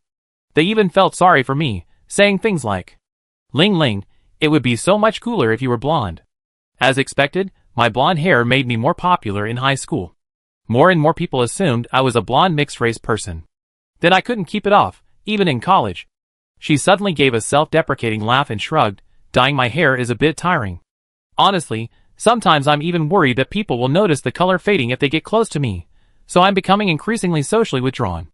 Actually, I'm not aloof at all. Ling smiled at Bai Qingxia as he spoke. Bai Qingxia listened quietly, suddenly remembering how Senior Ling always sat alone during breaks and dance practice, with no one talking to her. It turned out her aloofness was just because of her hair. Then why did you dye it back? I've wanted to do it for a long time. It's too tiring, but since my dance is so popular, I was afraid of any repercussions, so I held back. Now I can't compete with you, and I'm completely relieved. Ling smiled at this, paused, and continued, I've thought about it for a long time. Rather than earning innovation credits, I'd rather live a more authentic and ordinary life in college, like an ordinary college student. I'm almost graduating. If I don't make any friends in college, and don't experience the youth that a normal student should have, my student days will be meaningless. Do you understand me, Bai Xuemei? Bai Qingxia didn't respond. She glanced at Lu Yuanqiu and found him staring at her, chopsticks in his mouth. Chapter 523. Lu Yuanqiu couldn't hear what they were saying. He was simply afraid that Senior Ling, angry at losing first place, would pull Bai Qingxia's hair. He was ready to rescue Bai Qingxia, but Lu Yuanqiu noticed Bai Qingxia had taken out her phone, seemingly adding Senior Ling as a friend. After adding them, Senior Ling raised her head and asked, Are you going to cook noodles for me or not? Bai Qingxia smiled sheepishly, quickly opened the bag of noodles, and poured them into the pot. Senior Ling observed the scene with a gentle expression, saying, You're still young, and it's still early for graduation. Don't be like me, realizing I didn't enjoy my student days until I was about to graduate. Bai Qingxia looked up and asked, Senior, do you have enough credits for innovation? Ling, don't worry, I have other ways. That's good. Bai Qingxia smiled at her with ease. Afternoon physical education class. The content of university physical education classes was unexpected for Lu Yuanqiu, like the Tai Chi sword technique they were currently learning. On the playground, about 30 people stood in 2 rows, one for girls and one for boys. Lu Yuanqiu, as usual, stood behind Bai Qingxia. The physical education teacher's name was Wang. He was a 30-something man with a beer belly who liked to wear a baseball cap and put his hands behind his back when talking. Lu Yuanqiu had never imagined that a university physical education teacher could have a beer belly. The physical education committee member came over with a pile of equipment and placed a pile of reflective swords on the ground. Lu Yuanqiu followed the others forward to grab a sword. Zhong Jincheng glanced over his shoulder, then leaned over and whispered, Why are you pretending to be injured? It seemed Zhang Yifeng had told him about it at noon, but didn't explain why. Lu Yuanqiu, just pretend you didn't see it. Zhong Jincheng gave him a strange look. Start. The physical education teacher shouted, his voice as shrill as a eunuch's. 2 rows of students began practicing swordplay in sync. Lu Yuanqiu glanced at Bai Qingxia in front of him, figuring he'd wait until Tai Chi swordplay was finished. Bow stance, straight thrust. End. After Tai Chi swordplay, there was usually free time. Because there were exams later, everyone would find a place to practice swordplay with friends. Lu Yuanqiu saw Bai Qingxia teaching Qi Chao Chao the moves. He seized the opportunity and suddenly cried out, clutching his right calf, and sat down on the ground, his face agonized. The classmates around him all looked over, including Bai Qingxia and Qi Chao Chao, who were practicing swordplay nearby. Zhang Yifeng silently turned his head away, pretending to ignore him. Zhong Jincheng did the same. One of them continued practicing swordplay, while the other picked up his phone and spoke. Lu Yuanqiu's acting was excellent, if a bit exaggerated. He kept yelling ah ah ah. Out of the corner of his eye, he caught sight of Bai Qingxia nervously walking toward him. He'd been fooled. What's wrong? The physical education teacher asked as they approached. Lu Yuanqiu frowned. I twisted my ankle. It hurts like hell. A minute later, Lu Yuanqiu was sprawled, somewhat bewildered, on the older man's back as he charged towards the school infirmary, with the Taoist priest and Finger following concernedly on either side. It seemed like I hadn't told my 3 roommates about this beforehand. Lu Yuanqiu thought to himself, bewildered. He'd planned for Bai Qingxiao and him to support each other as they walked to the infirmary together, just like when he carried Bai Qingxiao on his back in high school. Even if they didn't speak, at least the relationship between them would ease somewhat. After all, Lu Yuanqiu wasn't sure if Bai Qingxiao would still be like this tomorrow, because something unexpected had happened today. Lu Yuanqiu's expression of his feelings on paper was something Bai Qingxiao probably hadn't anticipated. But who would have thought his three roommates, as if they were about to die, immediately carried him here? Lu Yuanqiu didn't even have time to register Bai Qingxiao's subsequent reaction. Sitting on a stool in the infirmary, the uncle hurriedly called to the doctor, "He's twisted his foot. It hurts a lot. Please help take a look." Fingal and the Taoist priest stood on either side, also looking down. Lu Yuanqiu watched the doctor lift up his trouser legs, debating whether to say he was faking it, when suddenly, out of the corner of his eye, he saw Bai Qingxiao standing at the infirmary door. She held onto the doorframe, breathing heavily, and peered in with concern. It seemed she had also been running after him. Lu Yuanqiu's heart instantly surged with joy, and he immediately cried out in pain. Every time the doctor touched him, he jerked back in pain on the stool, causing the older man to wince in agony. Bai Qingxiao's eyes trembled in the doorway. She finally couldn't help herself and walked in. She stood beside Finkel, looking down at Lu Yuanqiu's ankle. The doctor, squatting beside him, pinched it and asked, "Where? Here?" "Yes, yes, yes." Lu Yuanqiu nodded immediately. The doctor frowned and smacked his lips, unable to discern anything wrong. He continued to pinch, but Lu Yuanqiu continued to cry out in pain. Finally, the doctor had no choice but to apply some safflower oil and let him sit there for a while to see if it would swell. Lu Yuanqiu looked up and glanced at Finger. Initially puzzled, Finger glanced at Bai Qingxiao, finally understanding. He quickly found an excuse to practice swordplay and pushed the Taoist priest and the old man out. The old man, still hesitant, turned back and asked, "Is Shichio's leg okay?" It's okay. Let's go first. The doctor's here." Bai Qingxiao turned back to watch the three of them leave. She gathered her pleated skirt between her legs, squatted down in front of Lu Yuanqiu, and reached out to touch the spot on Lu Yuanqiu's ankle where she'd applied safflower oil. "Does it hurt?" she asked, her voice soft, just like the first time she'd spoken to Lu Yuanqiu in high school. Lu Yuanqiu glanced at the clock in the infirmary. Since Bai Qingxiao's gift yesterday, they hadn't spoken for 21 hours and 40 minutes. "It hurt just now, but it's a little better now," Lu Yuanqiu said. The doctor at the desk turned to look. He'd watched the entire process, and as if he guessed something, he chuckled softly and said, "Girl, give him a massage." Bai Qingxiao nodded quickly. She reached out and gently massaged Lu Yuanqiu's ankle. Lu Yuanqiu looked at the doctor, who only shook his head with a chuckle, then looked back at the computer screen. While massaging, Bai Qingxiao suddenly spoke, "After deducting staff costs, shop rental, utilities, and food costs, I should be able to earn almost 20,000 yuan a month. I work hard. I have 40,000 yuan in savings now, and my savings will continue to grow. I can handle many financial matters myself." Lu Yuanqiu looked at her in confusion, confused as to why she suddenly brought this up. Bai Qingxiu rubbed her ankle as she continued, her voice tinged with tears. "My father will succeed in the negotiations. He definitely will. I think it's almost there very soon. He was in this state before he went crazy, so it means he'd be well soon." She raised her head as she spoke, her red eyes and red nose adorable against her delicate, small face. Lu Yuanqiu frowned as he watched Bai Qingxiu raise her arm to wipe away her tears, then, head held high, continued sobbing into him, "I'm getting better too. Very soon, very soon. Give me a little more time, very soon, I'll be able to live for myself." This small, tearful plea made Lu Yuanqiu want to comfort her, but his words were stuck in his throat. Chapter 524. So Lu Yuanqiu twisted his ankle just to get Bai Qingxiao to care about him? On the playground, Zhong Jincheng looked at Qi Chao Chao, who had been abandoned by Bai Qingxiao, and asked Zhang Yifeng.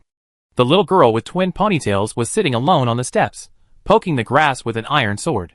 She looked bored, unaccompanied. Zhang Yifeng nodded, "I guess so." The two of them walked towards Qi Chao Chao while talking. Zhong Jincheng was puzzled. Why? Does he need to resort to this method to get Bai Qingxiao to care about him? At this point, Zhong Jincheng suddenly laughed again, as if remembering Lu Yuanqiu's usual behavior. He continued, "Lu Yuanqiu, that shameless fellow, wouldn't it be better to just cling to him?" Zhong Jincheng didn't know what had happened, and Zhang Yifeng didn't explain it for him. He simply spoke his mind, Every couple who loves each other and can't be together has their own unspeakable secrets. Zhang Yifeng, we're lucky, Zhong Jinqing, because we're both simple and kind people, and the people we meet are also simple and kind. Zhong Jinqing turned his head to look at Zhang Yifeng in surprise, confused as to why he suddenly brought this up, but somewhat flattered by the compliment. He chuckled, I'm fine. But in my heart, Senior Luo Wei is truly the best girl in the world. His steps quickened when he mentioned Luo Wei. Zhang Yifeng nodded, not denying it. He continued, Teacher Su too. She and I clearly like each other. She doesn't need to worry about it so much. She can just throw away worldly notions and her parents' objections, and be with me boldly. After all, we're only in school. Who cares if we're dating? Zhong Jinqing walked aside, listening quietly. Zhang Yifeng shook his head. But Teacher Su didn't, because she's just a simple, kind, ordinary person. She struggles, reflects, and cares about whether others will talk about me, and she also cares about whether others will talk about her. She also loves her parents, so she cares about their feelings. Zhang Yifeng continued, Bai Qingxia is actually just a simple, kind, ordinary person. Because this was a private matter between Li Yuanqiu and Bai Qingxia, Zhang Yifeng didn't address Zhong Jinqing. But he could see something. Bai Qingxia was not only simple and kind, but also self-respecting and strong. She could have been completely unscrupulous in being with Li Yuanqiu, a wealthy second-generation man, and someone they liked. Confirming their relationship would not only resolve most of their current difficulties, but also allow them to have a passionate romance in college, and no one would comment on it. But deep down, Bai Qingxia still has her own concerns. Perhaps no one could understand her rigid nature, but perhaps this is precisely why there's only one Bai Qingxia, and only one Su Miaomiu. No one is perfect. Everyone has their own concerns, strengths, and weaknesses. Everyone is unique, a complex tapestry of emotions. Lu Yuanqiu certainly understands Bai Qingxia best, just as he understands Su Miaomiu's current state of mind. Zhang Yifeng couldn't help but laugh. It was bizarre that such eccentric people could get together. Zhong Jinqing replied, half comprehendingly, well, there's nothing to worry about between me and Senior Luo Wei. We're very happy right now. Zhang Yifeng smiled and turned his head. It wasn't like that in the first place. Your confirmation of your relationship is the best medicine for both of you. Zhong Jinqing seemed to understand. But Teacher Su and Bai Qingxia still have things to resolve before they can confirm their relationship with you and Lu Yuanqiu, right? Seeing Zhang Yifeng nod, Zhong Jinqing suddenly realized. No wonder those two are so close, yet they haven't gotten together. I wondered why. I almost thought Lu Yuanqiu was a jerk. He held my hand for no apparent reason last time, and just stared at me without saying anything. Zhang Yifeng, huh? The two of them had already walked over to sit down next to Qi Chao Chao. Qi Chao Chao turned her head to look at the two people beside her, a puzzled expression on her face. Zhong Jinqing smiled and said, your sister Bai is busy, so let's go teach you sword skills. Qi Chao Chao felt a strange sense of unease towards Zhong Jinqing, and he moved slightly closer to the handsome Mr. Frog. Seeing this, Zhang Yifeng said gently, it's okay. I teach you. Zhong Jinqing sat on the steps, legs crossed, watching Qi Chao Chao below him clumsily mimicking Zhang Yifeng's movements. He leaned back and said cheerfully, tomorrow is Friday. My senior and I are going out to see a movie tonight. Zhang Yifeng, still dancing with his sword, responded, will you be back tonight? Zhong Jinqing suddenly didn't react. Zhang Yifeng, observing his dazed expression, paused. Suddenly, he felt a poke on his butt. Looking back, he saw Qi Chao Chao had just removed the sword tip from his butt. Mr. Frog, why did you stop so suddenly? Qi Chao Chao whispered timidly. Zhang Yifeng said, wait a minute, to Qi Chao Chao, then looked at Zhong Jinqing. You were planning on coming back, weren't you? Zhong Jinqing suddenly stood up, his smile barely suppressed. Yes, but I'm not planning on that now. Zhang Yifeng, isn't that too soon? Or maybe you should manage it yourself. Zhang Yifeng then distanced himself slightly from Qi Chao Chao, and continued practicing Tai Chi's sword. Zhong Jinqing rubbed his neck, blushing slightly. He pulled out his phone, hesitated for a moment, then couldn't help himself and began typing. Zhong Bao, Senior, remember to bring your ID tomorrow. Wei Bao, do you need your ID to see the movie? Wei Bao, oh, I see. Wei Bao, Wei Bao, okay, I get it. Zhong Jinqing looked at the flurry of messages from the other side. He suddenly gritted his teeth and stamped his foot excitedly. The commotion on the stairs drew Zhang Yifeng and Qi Cao Cao's gazes. Qi Chao Chao didn't understand, but Zhang Yifeng twitched his lips. Senior really dotes on Zhong Jinqing. If it were Teacher Sue, Zhang Yifeng couldn't even think about it. He even thought he'd get slapped if he even tried to hold Teacher Sue's hand. A few minutes later, Zhang Yifeng suddenly heard Qi Chaoqiao running away from behind him. He looked back and saw that it was Lu Yuanqiu and the others who had returned. Qi Chaoqiao happily rushed toward Bai Qingxia. The iron sword in her hand swung in the air, making a metallic clang. Lu Yuanqiu, holding Bai Qingxia's hand, stopped on the playground lawn. He raised his hand to wipe the corner of Bai Qingxia's eyes, and said to her gently, "We do whatever you say. We do whatever you say. As for love, we're not in a rush." He tugged at Bai Qingxia's hands and swung them in the air, trying to cheer her up. It was just that they couldn't kiss and hug like a couple, and other than that, they were no different from a couple. Seeing Bai Qingxia bit her lip and lowered her head with a look of remorse, Lu Yuanqiu quickly said, "Okay, I won't mention it." Chapter 525. Bai Qingxia shook her head vigorously, suddenly bursting into tears again. "I'm sorry, Lu Yuanqiu. Hu Kaowei told you she wasn't ready back then, and kept you waiting. I'm telling you the same thing now, making you wait too. You must be so sad, so sad. It's all my fault. I wish I could be a normal girl. I really envy those with ordinary families, but I can't even meet ordinary expectations." She had just finished crying, but now she burst into tears again, her choked voice heartbreaking. Lu Yuanqiu looked at her snow-white face, her nose red from crying, and felt a pang of pain. At this moment, Bai Qingxia's biggest concern was his feelings. There may be thousands of kind girls in the world, but none can compare to the one beside me. She is so precious. Lu Yuanqiu would give his life for her. He embraced Bai Qingxia with open arms, rubbing her back and soothingly saying, "I'm not upset. You think I'm too fragile. And how can Hu Kaiwei compare to you? You're 1,000 times better than her. You're responsible for me. You just want to present a better version of yourself to me. I'm not that good. I'm stubborn. Hey, stubbornness is what I like." Bai Qingxia blinked her tearful eyes, her panic slightly eased by Lu Yuanqiu's words. Seeing that her classmates were all looking at them, their gazes seemingly unanimous, she reached out to separate herself from Lu Yuanqiu. Qi Chaoqiao had already run over, sword in hand, smiling happily at Bai Qingxia, but her smile faltered as she saw Bai Qingxia's tear-stained face.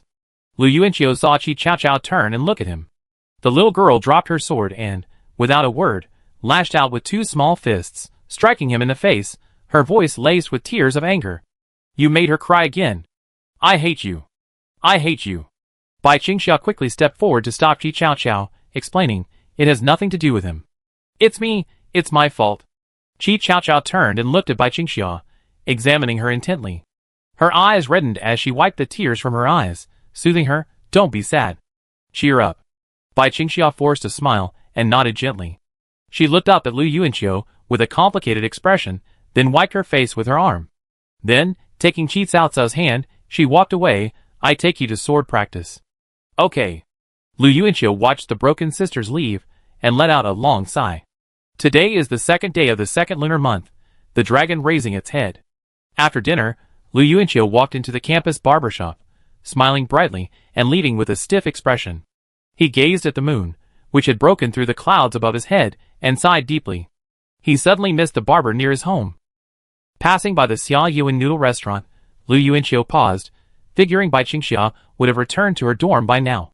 He didn't go in, but went straight back to his own dorm.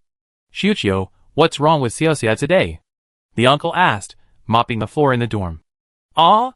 She's fine, pretty normal," Lu Yuanqiu replied evasively, sitting on a stool. The uncle raised his head, his hands resting on the mop. "She worked incredibly hard today. We were all gone, but she was still busy. I guess she's still cooking noodles in the restaurant." Lu Yuanqiu recalled the moment he'd paused at the restaurant entrance. "Was Bai Qingxia there then?" the uncle continued, "and tonight she was talking about printing more flyers and expanding the food delivery business to 3 more campuses. Isn't that a bit much?" "She said that?" Lu Yuanqiu was a little surprised. The uncle nodded. "Well, is she in trouble at home and needs money? I saw her crying today." Lu Yuanqiu shook his head. "No, no, no." He thought for a moment, then added, "Uncle, keep an eye on her for me. Tell me everything she's planning. Aren't you two on good terms? Why do you need me to pass on messages?" Lu Yuanqiu looked away, a bitter smile on his face. "This girl has an endless amount of energy to endure hardship. She won't tell me because I'd feel bad and try to stop her." The Taoist priest, reading a book, peeked out from the bed and said, "Uncle, Why are you so nosy? Just do whatever Lu Yuanqiu tells you to do. We all have our own way of getting along. Okay, the uncle nodded quickly. He gave Lu Yuanqiu a strange look and resumed mopping. From the next day on, aside from class time, Lu Yuanqiu noticed that Bai Qingxiu was almost always seen in the bustling restaurant. This girl was working like crazy. Lu Yuanqiu felt distressed, but he didn't try to dissuade her. Anyone could persuade Bai Qingxiu at this moment, but it definitely wouldn't be him.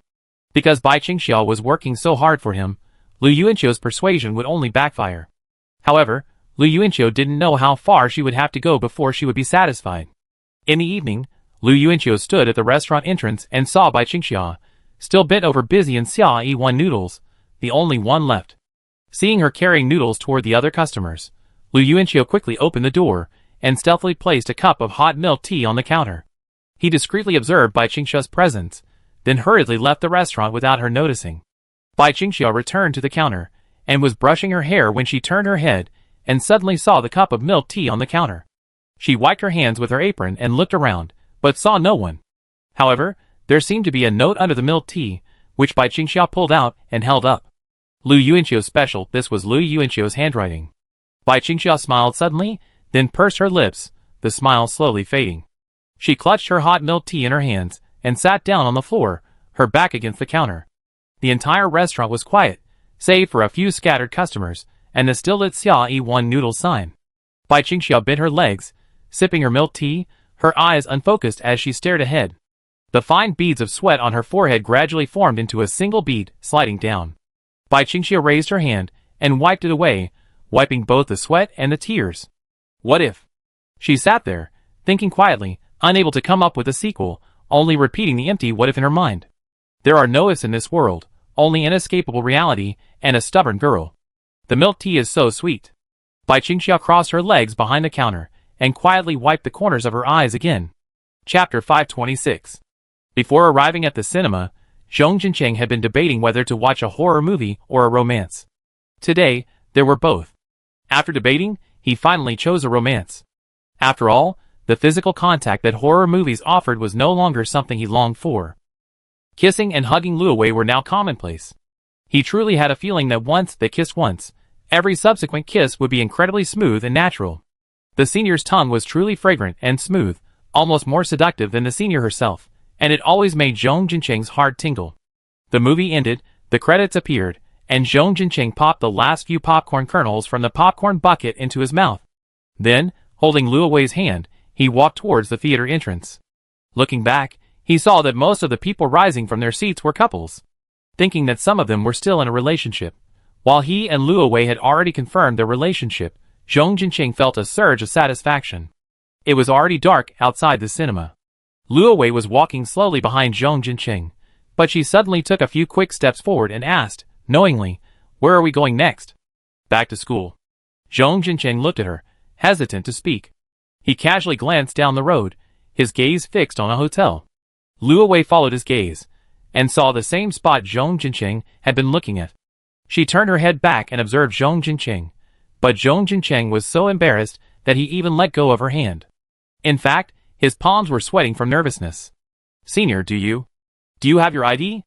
Luowei whispered yes. Suddenly, with an awkward expression, she covered her bag at her side, which contained her ID. Blushing, she asked Zhong Jincheng, "Tell me the truth, are you taking me to a hotel?" Zhong Jincheng gave a dry laugh and coughed, not daring to look at Luowei again. He lowered his head and answered honestly yes. "I do." He laughed dryly because he noticed that the expression on his senior's face didn't seem particularly willing. Luowei still clutched her bag, her fingers tapping the surface repeatedly. After a moment of hesitation, she said, "Isn't it too fast? Should we take it slow?" Although she wasn't resisting and even had a hint of anticipation, Luowei, as the older sister, or rather, the older one, maintained a basic level of rationality. Kissing and hugging are all normal aspects of a relationship, but when it's dominated by sex, it feels like the relationship has changed. Or maybe she's just prone to feeling guilty about doing things like that. Doing that would make her and Zhong Jincheng's relationship seem too casual. Luowei originally wanted to cherish their relationship. "Okay, no problem. I can do it." Zhong Jincheng nodded quickly.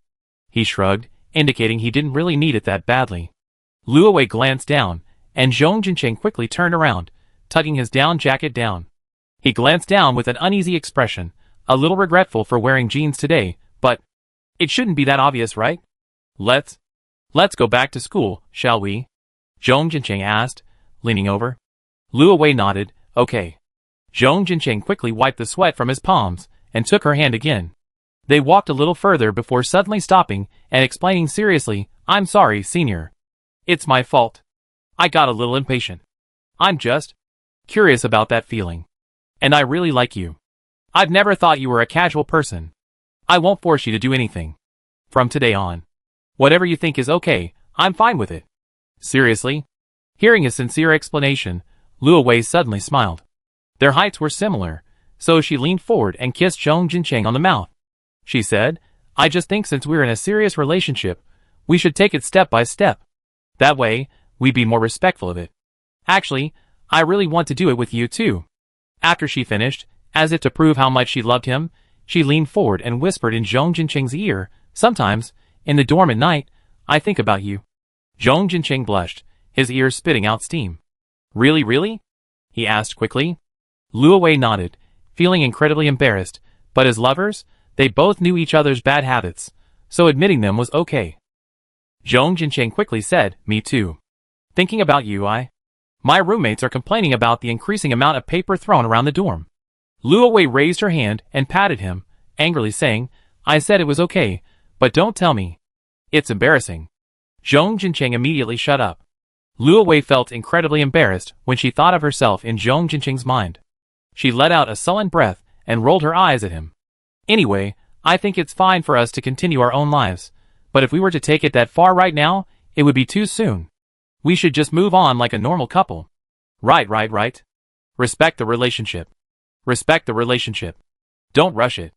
Zhong Jincheng quickly agreed with a smile. The two of them discussed the matter gently and openly.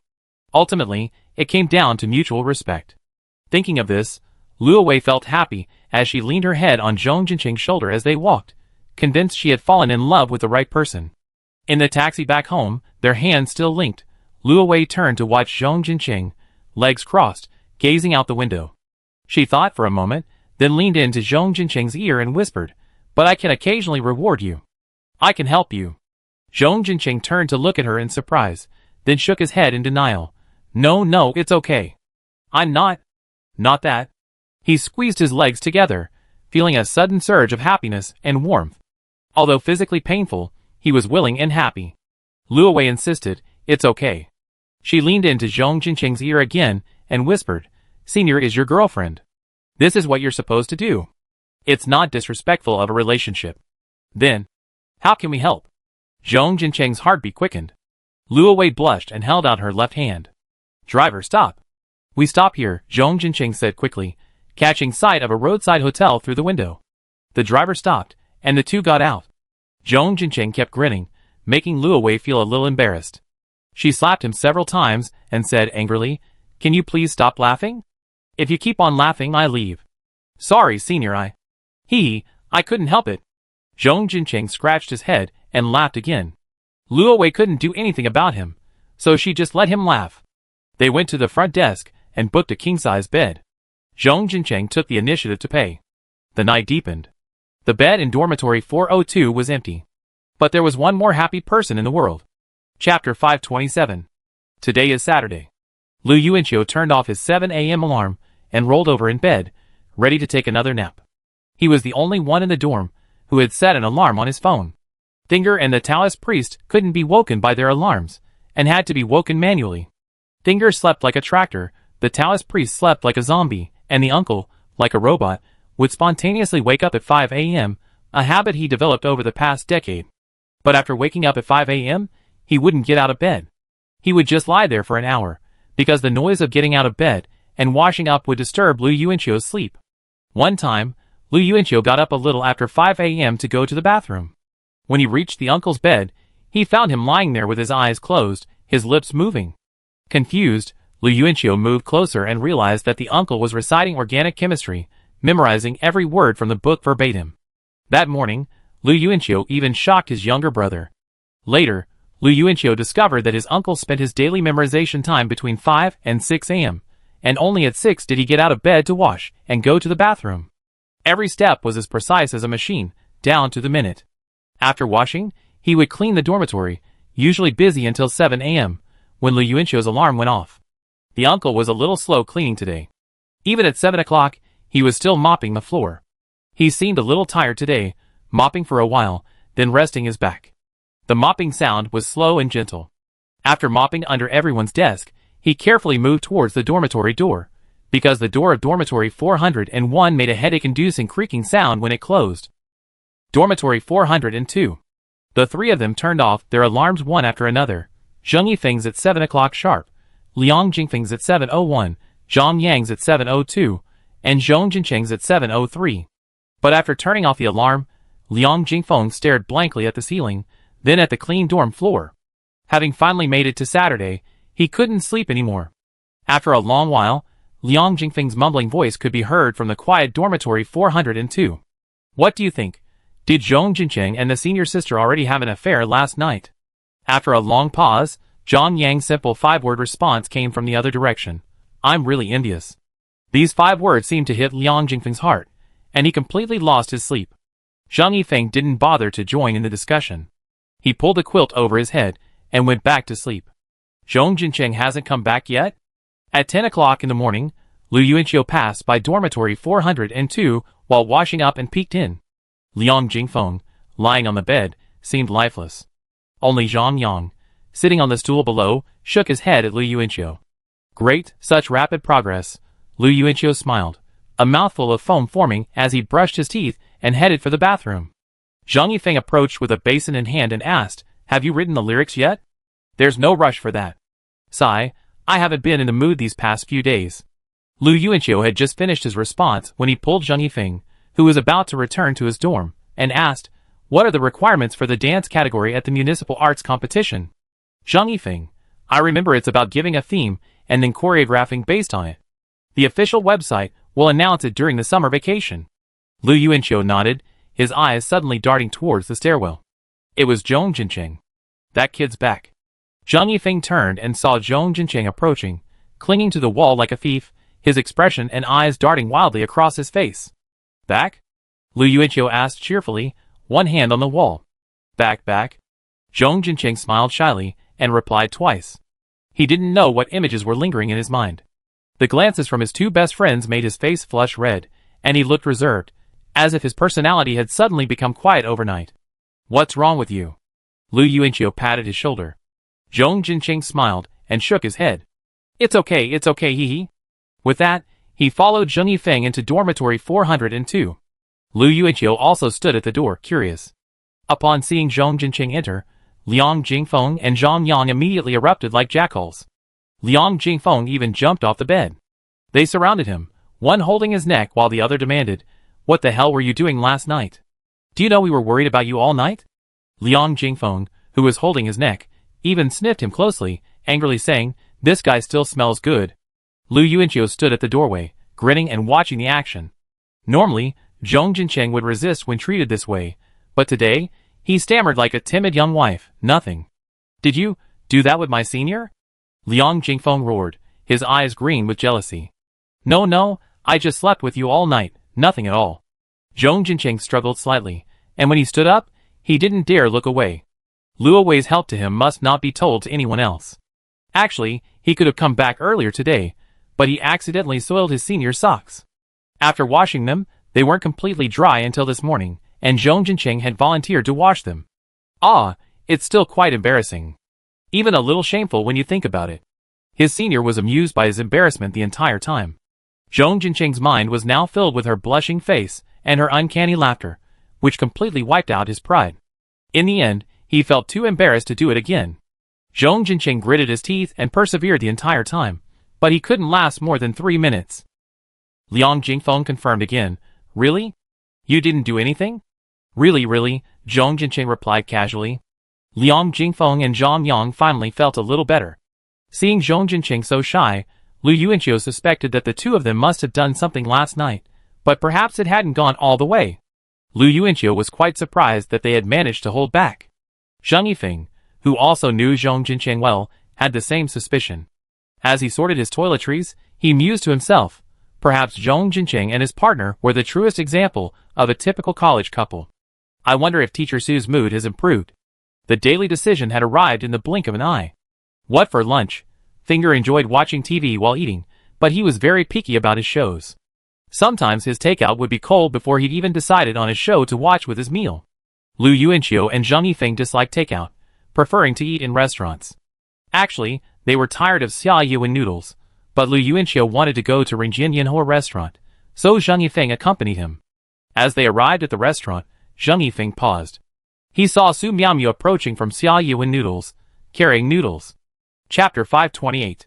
Su Miaomiao had noticeably lost some weight these days, but she was in good spirits. Seeing Lu Yuanqiu and Zhang Yifeng enter the restaurant, she explained, "What a coincidence." Lu Yuanqiu asked, "Is Teacher Su alone?" "No, my friend and I brought her to Xiaxia's noodle shop. You two can eat by yourselves." Su Miaomiao responded to Lu Yuanqiu, then glanced at Zhang Yifeng with a slightly complicated expression, saying nothing. The two hadn't spoken much lately, due to family matters and graduate school exams. Su Miaomiao actually missed Zhang Yifeng, and she'd assumed he'd approach her, but he hadn't. But Su Miaomiao understood Zhang Yifeng. He probably thought she was in a bad mood, so he didn't bother her. She was indeed in a mess, but you, Zhang Yifeng, are a fool. You're not bothering me just because I'm in a bad mood. What kind of logic is that? Can't you comfort me when I'm in a bad mood, straight man? Su Miaomiao could only hope that the May Day meeting would go smoothly. If her parents relented, the burden on her heart would be greatly eased. Would the cuffs on her feet be removed by then? Su Miaomiao couldn't imagine what she would be like completely free. After all, by then, the world would surely be full of spring flowers. Zhang Yifeng looked at where she sat. Across from her sat a girl. She simply glanced back and didn't say anything to Su Miaomiao. Su Miaomiao hadn't mentioned Zhang Yifeng a single word to even her best friend. There was a door in her heart, and she instinctively kept the story between her and Zhang Yifeng hidden. "I want the spicy one," Zhang Yifeng said to Lu Yuanqiu, then sat down. His gaze was initially fixed on his phone, but the next moment, he couldn't help but glance towards Su Miaomiao. Su Miaomiao was facing this direction, chatting with her roommate with a smile, but as they spoke, her eyes gradually shifted towards Zhang Yifeng. The two of them used to feel awkward even looking at each other, but now, from a distance, it was as if they had grown accustomed to each other, to the point of becoming lost in thought just by looking at each other. The roommate called out, and Su Miaomiao finally snapped back to her senses, continuing her conversation with him, smiling. "2 bowls of spicy noodles. What are you planning to do this afternoon?" Lu Yuanqiu asked, standing at the counter at Xia Yuan Noodles. He saw the milk tea he delivered the night before on the table inside. Through the translucent cup's walls, he could clearly see it had been completely consumed. The note was gone. Lu Yuanqiu looked up and realized that Bai Qingxia had taped the note, Lu Yuanqiu special, to the edge of the shelf. A prominent spot where it could be seen with just a turn. Bai Qingxia turned around, reached out to toss the milk tea cup into the trash, then quickly peeled the note off the shelf and quietly placed it on the corner of the table. Lu Yuanqiu pretended not to notice. Bai Qingxia picked up 2 plastic bags of noodles from the table, turned back, and replied to Lu Yuanqiu, "Go to the Qinxia campus to distribute flyers." She poured the noodles into the pot, her long, curly eyelashes blinking rapidly. "Are you going yourself?" "Uncle and the Taoist priest are going to the other 2 campuses, and I'm going to Qinxia." Bai Qingxia looked up. She was used to using Lu Yuanqiu's address for her roommate. Lu Yuanqiu looked at her hair, sticking to her cheek with sweat, and raised his hand to push it back. Bai Qingxia's eyes returned the boy's gaze earnestly, reflecting Lu Yuanqiu's image. As he had said, Lu Yuanqiu had never seen such pure eyes before, eyes he couldn't bear to taint in any way. He withdrew his hand and said with a smile, "I take you there this afternoon, on my bike?" Bai Qingxia hesitated for a second or two, then nodded in concession behind the counter, "Okay. Okay. 4 o'clock in the afternoon." The sunlight at this time was most comfortable. It wouldn't be unpleasant, just warm. However, Bai Qingxia chose this time because she was worried that if she went earlier, many people would still be asleep from their Saturday naps, and handing out flyers in the dorms would anger them. Lu Yuanqiu actually wanted to say, "You're already the dance queen with over 40,000 followers on the Zhuhai University forum. Even if some girls don't know you, who would have the heart to get angry at you when they see someone as beautiful as you standing outside the dormitory door handing out flyers?" He pedaled ahead, all the flyers hanging from the front of his bicycle. Bai Qingxia sat sideways on the back seat, one hand clutching Lu Yuanqiu's shirt, the other resting on her thigh. Her slender legs, clad in jeans, tilted slightly in midair, seemingly swaying in the wind. The scenery slowly drifted by. Lu Yuanqiu looked up at the trees lining the road. Only a few scattered dead leaves clung to them, but their branches were bathed in golden sunlight and shadows. He suddenly smiled and spoke from the front. "How are you feeling right now? Do you feel like golden sunlight shining on green leaves?" Bai Qingxiao was startled by his words, then silently lowered her head, whispering awkwardly, "There's no green leaf right now." "So, are you feeling good?" "Fairly. Even if you're feeling good, you should hug me. I've told you so many times." Lu Yuanqiu looked back. Perhaps embarrassed by his teasing, Bai Qingxiao remained silent, seemingly sullen. Lu Yuanqiu continued, "Just because you're not together doesn't mean you can't hug the person you love while riding a bike." Bai Qingxiao was incredibly stubborn and refused to embrace him, but she clutched Lu Yuanqiu's clothes tightly. Lu Yuanqiu didn't dare ride too fast to scare her, in case she fell. Arriving at Qinxia campus, the two split up, one heading towards the girls' dormitory, the other towards the boys', agreeing to meet at the east gate of Qinxia campus. As Lu Yuanqiu walked, he paused at a roadside notice board. He saw a photo of Fu Yimeng posted inside. In it, Fu Yimeng stood in the middle of a group of children, smiling with her arms outstretched. The children, smiling, ran toward her. It looked like they were at an orphanage. Regardless of whether or not she went to the orphanage to fulfill some academic assignment, at least the smile Fu Yimeng wore when she saw the children in the photo seemed genuine, not fake, in Lu Yuanqiu's eyes. Thinking of the last time their band, Yu Luo, performed for free for the senior choir, Lu Yuanqiu momentarily thought that this Yu Luo senior might be quite kind. He had also heard Bai Qingxiao talk about senior Shi Ling. These two women, who should have been number one, but whose thrones were snatched away by unknown forces, might have a long-term relationship. If they have trouble finding jobs after graduation, or if they can't find satisfying jobs, why not offer them high salaries and recruit them to the Lu group? Lu Yuanqiu mused jokingly. A small act of reparation? Chapter 529. He continued walking along the campus path, and noticed how many posters featuring the band Yu Luo were displayed on the Qinxia campus. Could Yu Luo be more famous than the principal here? Lu Yuanqiu looked at the students approaching, and suddenly noticed that many of them were glancing at him, seemingly intently or unintentionally. It seemed as if they were also. If Yu Luo was so famous on the Qinxia campus, then wouldn't I, having defeated them, be even more famous here? Lu Yuanqiu gave a wry smile and hurriedly headed for the nearest men's dormitory, clutching the stack of flyers in his arms. If nothing else, the die-hard fans of Yu Luo would surely recognize him, so to avoid any trouble, Lu Yuanqiu simply put the hood of his jacket on his head. He had handed out flyers before, but only on the streets. This was his first time distributing them in student dormitories. Forgetting to check the dormitory building numbers, he walked straight into the first floor, quickly passing the dormitory manager's duty room at the entrance, and began distributing flyers along the first floor dormitory. Thinking of how Bai Qingxiao must have been cautious in the girls' dormitory, Lu Yuanqiu suddenly felt quite amused. The door to the first dormitory on the first floor was open, so Lu Yuanqiu walked right in.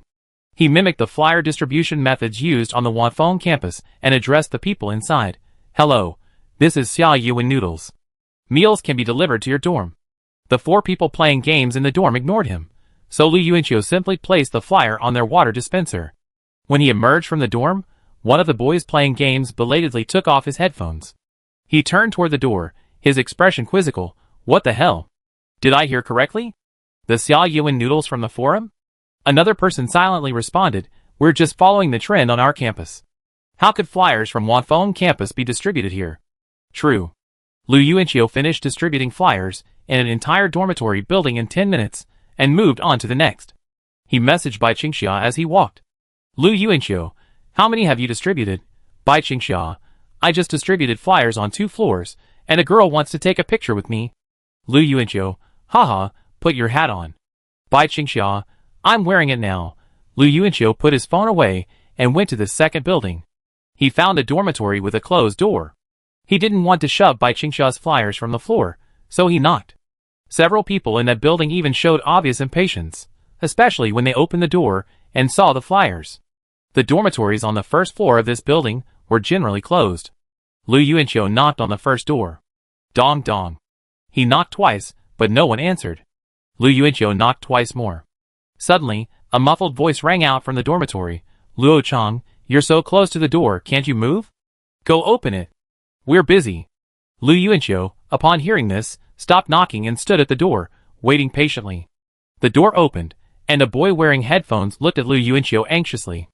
Lu Yuanqiu glanced inside, and saw a chubby boy wearing black-framed glasses, buried in a book, sitting under a bunk near the door. It must have been Luo Chong. "Hello, Xia Yuan Noodles," delivering to the dormitory. Lu Yuanqiu smiled and handed over a flyer. The boy with headphones rolled his eyes speechlessly at the flyer. He took it forcefully and said impatiently, "I give up." He slammed the door shut, and his muffled voice echoed from inside, "Hurry, hurry, hurry! Am I still alive? Where am I?" "You're gone," Lu Yuanqiu replied in his mind. On the way back, Bai Qingxia took the initiative to hug Lu Yuanqiu's waist. The familiar scent of Lu Yuanqiu reassured her. The tense mood of the past few days seemed to relax a little at this moment, thanks to the wind blowing from the bicycle. What a magical wind! "Lu Yuanqiu, I heard from Qi Chao Chao that you came home late again last night? What were you doing? The shop was empty then, so who were you making money from?" Bai Qingxia whispered back, "I was researching a new flavor yesterday." "Speak louder, I'm on my bike, I can't hear you." Bai Qingxia shouted, "I was researching a new flavor yesterday. I tried it, and it seems to work. It has the same base as the original sauce." Lu Yuanqiu, unconcerned, also raised his voice, "Do you know you've looked a lot more haggard these past couple of days?" He didn't hear a response, but lowered his head, noticing the arm tightening around his waist. "Speak." Bai Qingxia was silent for a moment, then replied, "You were the same way in the second semester of your senior year." Lu Yuanqiu paused, then tilted his head slightly. "But I changed after you reminded me. I'm not a big believer in listening to you, am I? What about you?" Bai Qingxia fell silent again. Lu Yuanqiu continued to persuade her, "Take your time and don't rush things. You're so smart, you'd definitely be able to think of a way to slowly get better without hurting your body. If you get tired, I'd be so distressed. Do you think I'd be happy? Do you want me to be sad?" Lu Yuanqiu just loves to use moral blackmail. The person in the back seat remained silent. "Lu Yuanqiu, speak." Bai Qingxia whispered back, "I know." Louder. "I know." February flew by, and by mid-March, Lu Yuanqiu's hairstyle had finally become somewhat more normal. After distributing flyers twice at 3 other campuses, Xia Yuan Noodles had officially expanded into meal delivery. However, the workload across 3 campuses was immense. Bai Qingxia even considered riding her electric scooter off campus, but Lu Yuanqiu sternly refused. She tried to argue, but Lu Yuanqiu said, "If you deliver, I hang myself at your dormitory door." Lu Yuanqiu rolled his eyes and stuck out his tongue. He just loved to use moral blackmail, and Bai Qingxia decided not to do it again. With no other options, the uncle had to switch his noodle cooking to a part-time job, while his main job remained delivering food. The Taoist priest delivered on campus, while he delivered off-campus. Bai Qingxia would give him an extra 2 yuan per order for off-campus deliveries, which the uncle was very happy to do. But after a few days of trying, one day, while talking to Bai Qingxia at the counter, the uncle suddenly started bleeding from the nose. Frightened, Bai Qingxia refused to let the uncle deliver food, forcing him to continue cooking noodles in the shop. Lu Yuanqiu offered to help deliver off-campus, but Bai Qingxia vehemently refused. Lu Yuanqiu still tried to argue, but Bai Qingxia, she didn't threaten him with hanging herself. After all, she was the boss, so she could simply ignore Lu Yuanqiu. After much deliberation, Lu Yuanqiu called Chao Shuang. Chao Shuang had a wide network of contacts and had acquaintances outside the university. Through Chao Shuang's connections and communication, Xia Yuan Noodles' delivery business eventually expanded to all 4 campuses. On March 15th, Lu Yuanqiu accompanied Bai Qingxia at the counter, counting the bills. The girl scribbled on a piece of paper for a moment, then raised her face with a joyful expression. Lu Yuanqiu pretended to ask casually, "Hey, how's the income?" Chapter 530. After deducting the daily costs from yesterday's sales, I have 1,500 yuan. Bai Qingxia clutched the account book, speaking like a money grubber. Lu Yuanqiu was about to exclaim in surprise, but she suddenly lowered her head and bit her thumb, then continued to calculate on the paper with a pen. Lu Yuanqiu forced a pause, swallowing the wow back as she watched her continue calculating. "It's 1,400. I forgot there are several people who get free noodles every day." Bai Qingxia said this, quietly glancing at Zhang Yifeng standing nearby. Zhang Yifeng turned away with an embarrassed expression. Not only Zhang Yifeng got free noodles, but also Zhong Jincheng, Lu Yuanqiu, the store staff, and even the delivery staff from outside the Huafeng campus. Bai Qingxia generously covered lunch and dinner for everyone, which cost a total of 100 yuan. Lu Yuanqiu folded his arms, like a little fanboy, praising, "Wow, wouldn't you make over 40,000 a month with that?" "Sure." Bai Qingxia quickly raised her slender index finger to her lips, this time looking at the other shop owners in Ringjian Fireworks Restaurant. Currently, in the entire Ringjian Fireworks Restaurant, only the middle-aged male owner of the shop across the street, a fan of JJ Lin, had a good relationship with Bai Qingxia.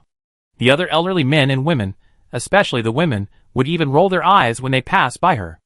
After all, most of the students who walked into Ringjian Fireworks Restaurant these days were there for Bai Qingxia's shop. To win back tired old customers, Bai Qingxia had introduced several flavors since last month, including pepper and sesame, chicken soup, and seafood. These flavors cleverly retain the ingredients of classic flavors.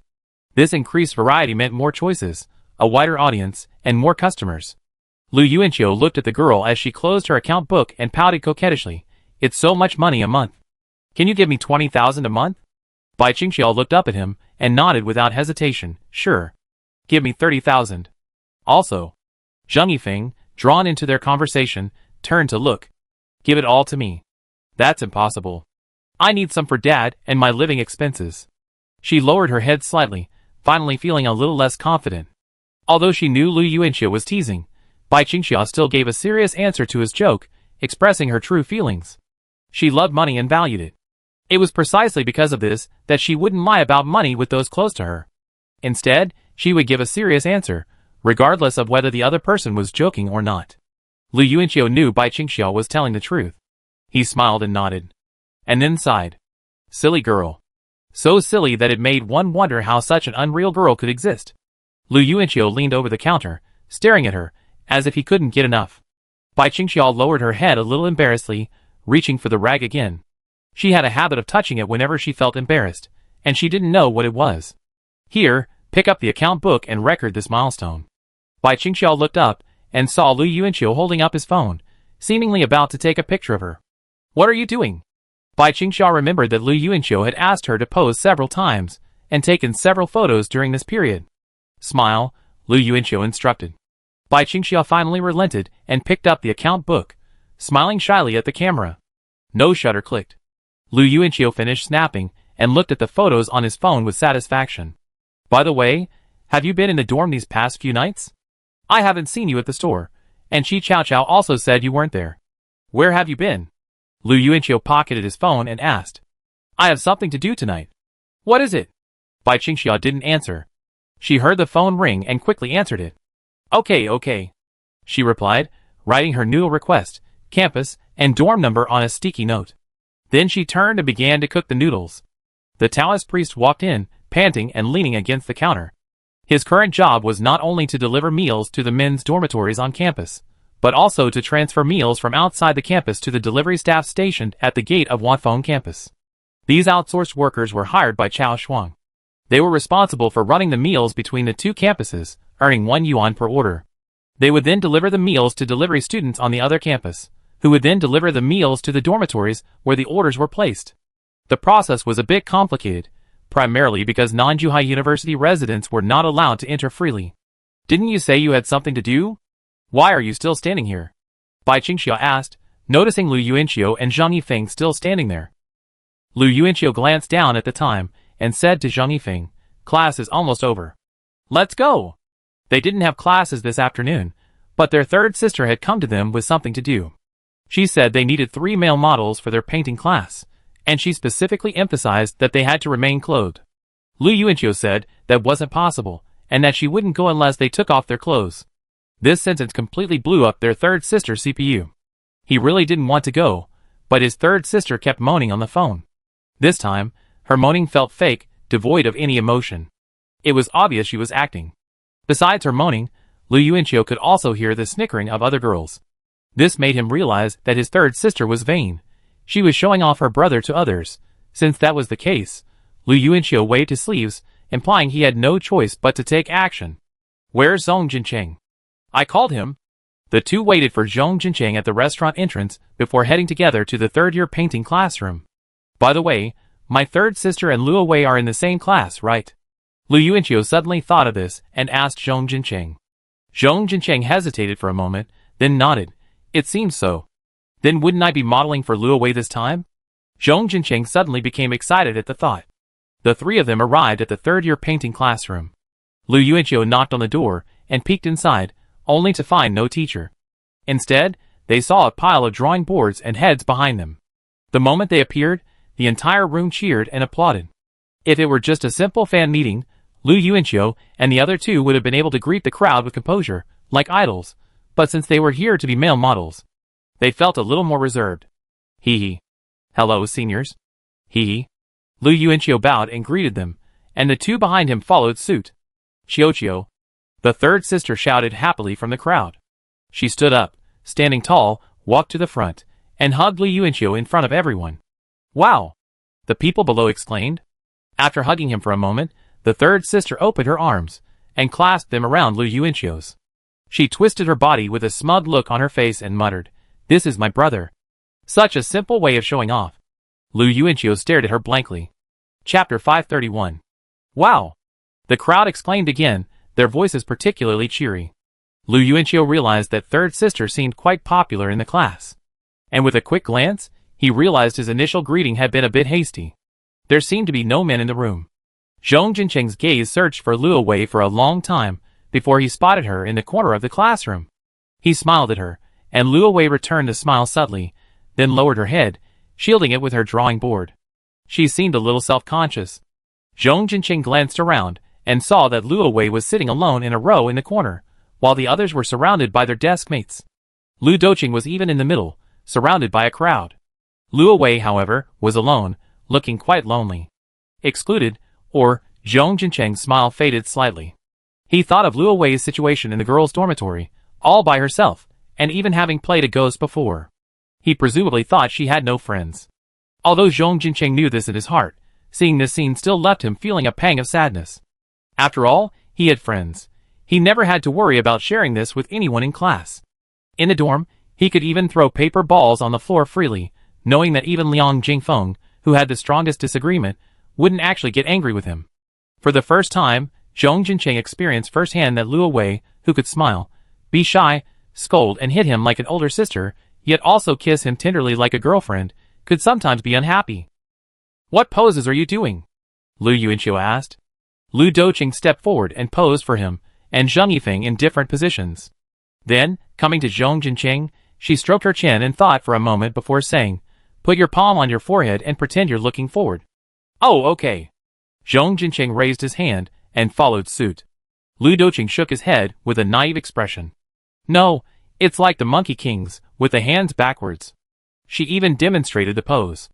"Zhong Jincheng, eh?" He changed the direction of his hand.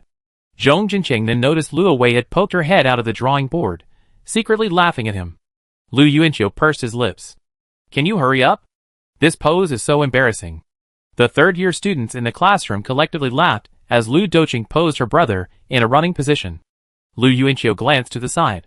He actually thought Zheng Yifeng's pose was even more embarrassing. Zheng Yifeng half knelt on the ground, both arms raised to the right at a 45-degree angle, his eyes looking in the direction of his outstretched hands. Zheng Yifeng no longer wanted to speak. He even regretted why he had come. Lu Yuanqiu was doing it for his third sister. Zhong Jincheng might have been doing it for Luo Wei, but he was simply humiliating himself. Lu Doqing stepped back, looking at the 3 toys she'd finished arranging before her. She clapped her hands in satisfaction, and quickly returned to her seat. The classroom soon rang with the scraping sound of pencils on paper. Lu Yuanqiu, bored, whispered to Zheng Yifeng, who was half kneeling on the ground, "Zheng Yifeng. Zheng Yifeng, eh?" Seeing him as if dead, Lu Yuanqiu felt incredibly happy. "Hey, what should I do? Refusing is difficult, but if you dare, third sister will cry for you." Just 3 minutes later, Lu Yuanqiu noticed that many girls had gathered around third sister, all of them examining her sketchpad in amazement, their voices emitting surprise. It's over. Qingqing, you truly are a human camera." Some girls began to exclaim in surprise. The third sister shook her head. No, just a little more." She deliberately added more detail to Lu Yuanqiu's face, but it only took a dozen seconds longer. After finishing, Lu Doqing easily put her pencil down. Her sketchpad once again attracted a lot of attention. Lu Yuanqiu didn't really think anything of it. The third sister had always been a talented painter. After finishing her own, Lu Doqing walked out to give instructions to the others. This scene seemed to happen frequently. Like a substitute teacher, she paused for a moment at each sketchpad, including Luo Wei, who was sitting in the back corner. Lu Doqing even helped Luo Wei with a few strokes. Seeing this, a smile crossed the face of Monkey King Zhong Jinqing. A quarter of an hour later, everyone gradually finished, and Lu Yuanqiu and the other two finally freed themselves. Lu Doqing adorably jumped in front of Lu Yuanqiu and massaged his arms and shoulders, saying, "Qiuqiu, you've worked so hard. Not enough, not enough. You need to massage your legs too." Lu Yuanqiu sat on a chair and stretched out his legs. Lu Doqing obediently knelt on the sponge mat beside him and reached out to massage his entire leg with meticulous care. This was a treatment even his uncle had probably never experienced. "Senior," Zhong Jinqing called out to the back and walked over. The girls in the classroom turned around and saw that Zhong Jinqing was greeting Luo Wei. They were all a little surprised, and a few even whispered to each other. Luo Wei didn't look up from her seat. Seeing Zhong Jinqing approach, she simply smiled at him. "Senior, what's wrong with you?" Zhong Jinqing asked. He had noticed that Luo Wei seemed a little lonely, so he approached her. He then glanced at the drawing board in front of Luo Wei and noticed that, of the three people, Luo Wei had drawn him in the most detail. Zhong Jinqing smiled, feeling relieved, but then he heard Luo Wei whisper, "Jinqing, let's talk after school." "Why? Aren't your assignments for this class over?" Do you know each other?" A curious question came from a senior student in the front row. Luo Wei lowered her head, remaining silent. Zhong Jinqing readily admitted, "Of course, she's my girlfriend." Luo Wei raised her head and looked at Zhong Jinqing, her expression a touch touched, yet also a complex one. "No way. You're dating her?" A questioning voice rang out from the front row. Zhong Jinqing looked over and saw a senior student with heavy eyeliner. Hearing this voice, Luo Wei frowned, quickly stood up, and grabbed Zhong Jinqing's arm, whispering, let's go first." Seeing Luo Wei's reaction, the senior with heavy eyeliner smiled and said, "Luo Wei, why are you feeling guilty?" He. Luo Wei ignored her and continued to urge Zhong Jinqing, "Let's get out first." "Ignore her." Zhong Jinqing stared at the girl, a suspicion forming in his mind. He asked, "Are you the senior Luo Wei who had an argument with?" The girl was a little surprised. "You know about this, but then again, most of the class knows. If you knew, why are you still dating her?" "I'm a little confused." Luo Wei shouted, "Is this funny? Lu Nanan, you can't stand others doing well, can you?" The girl named Lu Nanan shrugged. "Of course I do want others to do well. I hope you can be more discerning and not assume every senior you meet is a good girl just because you have the senior filter."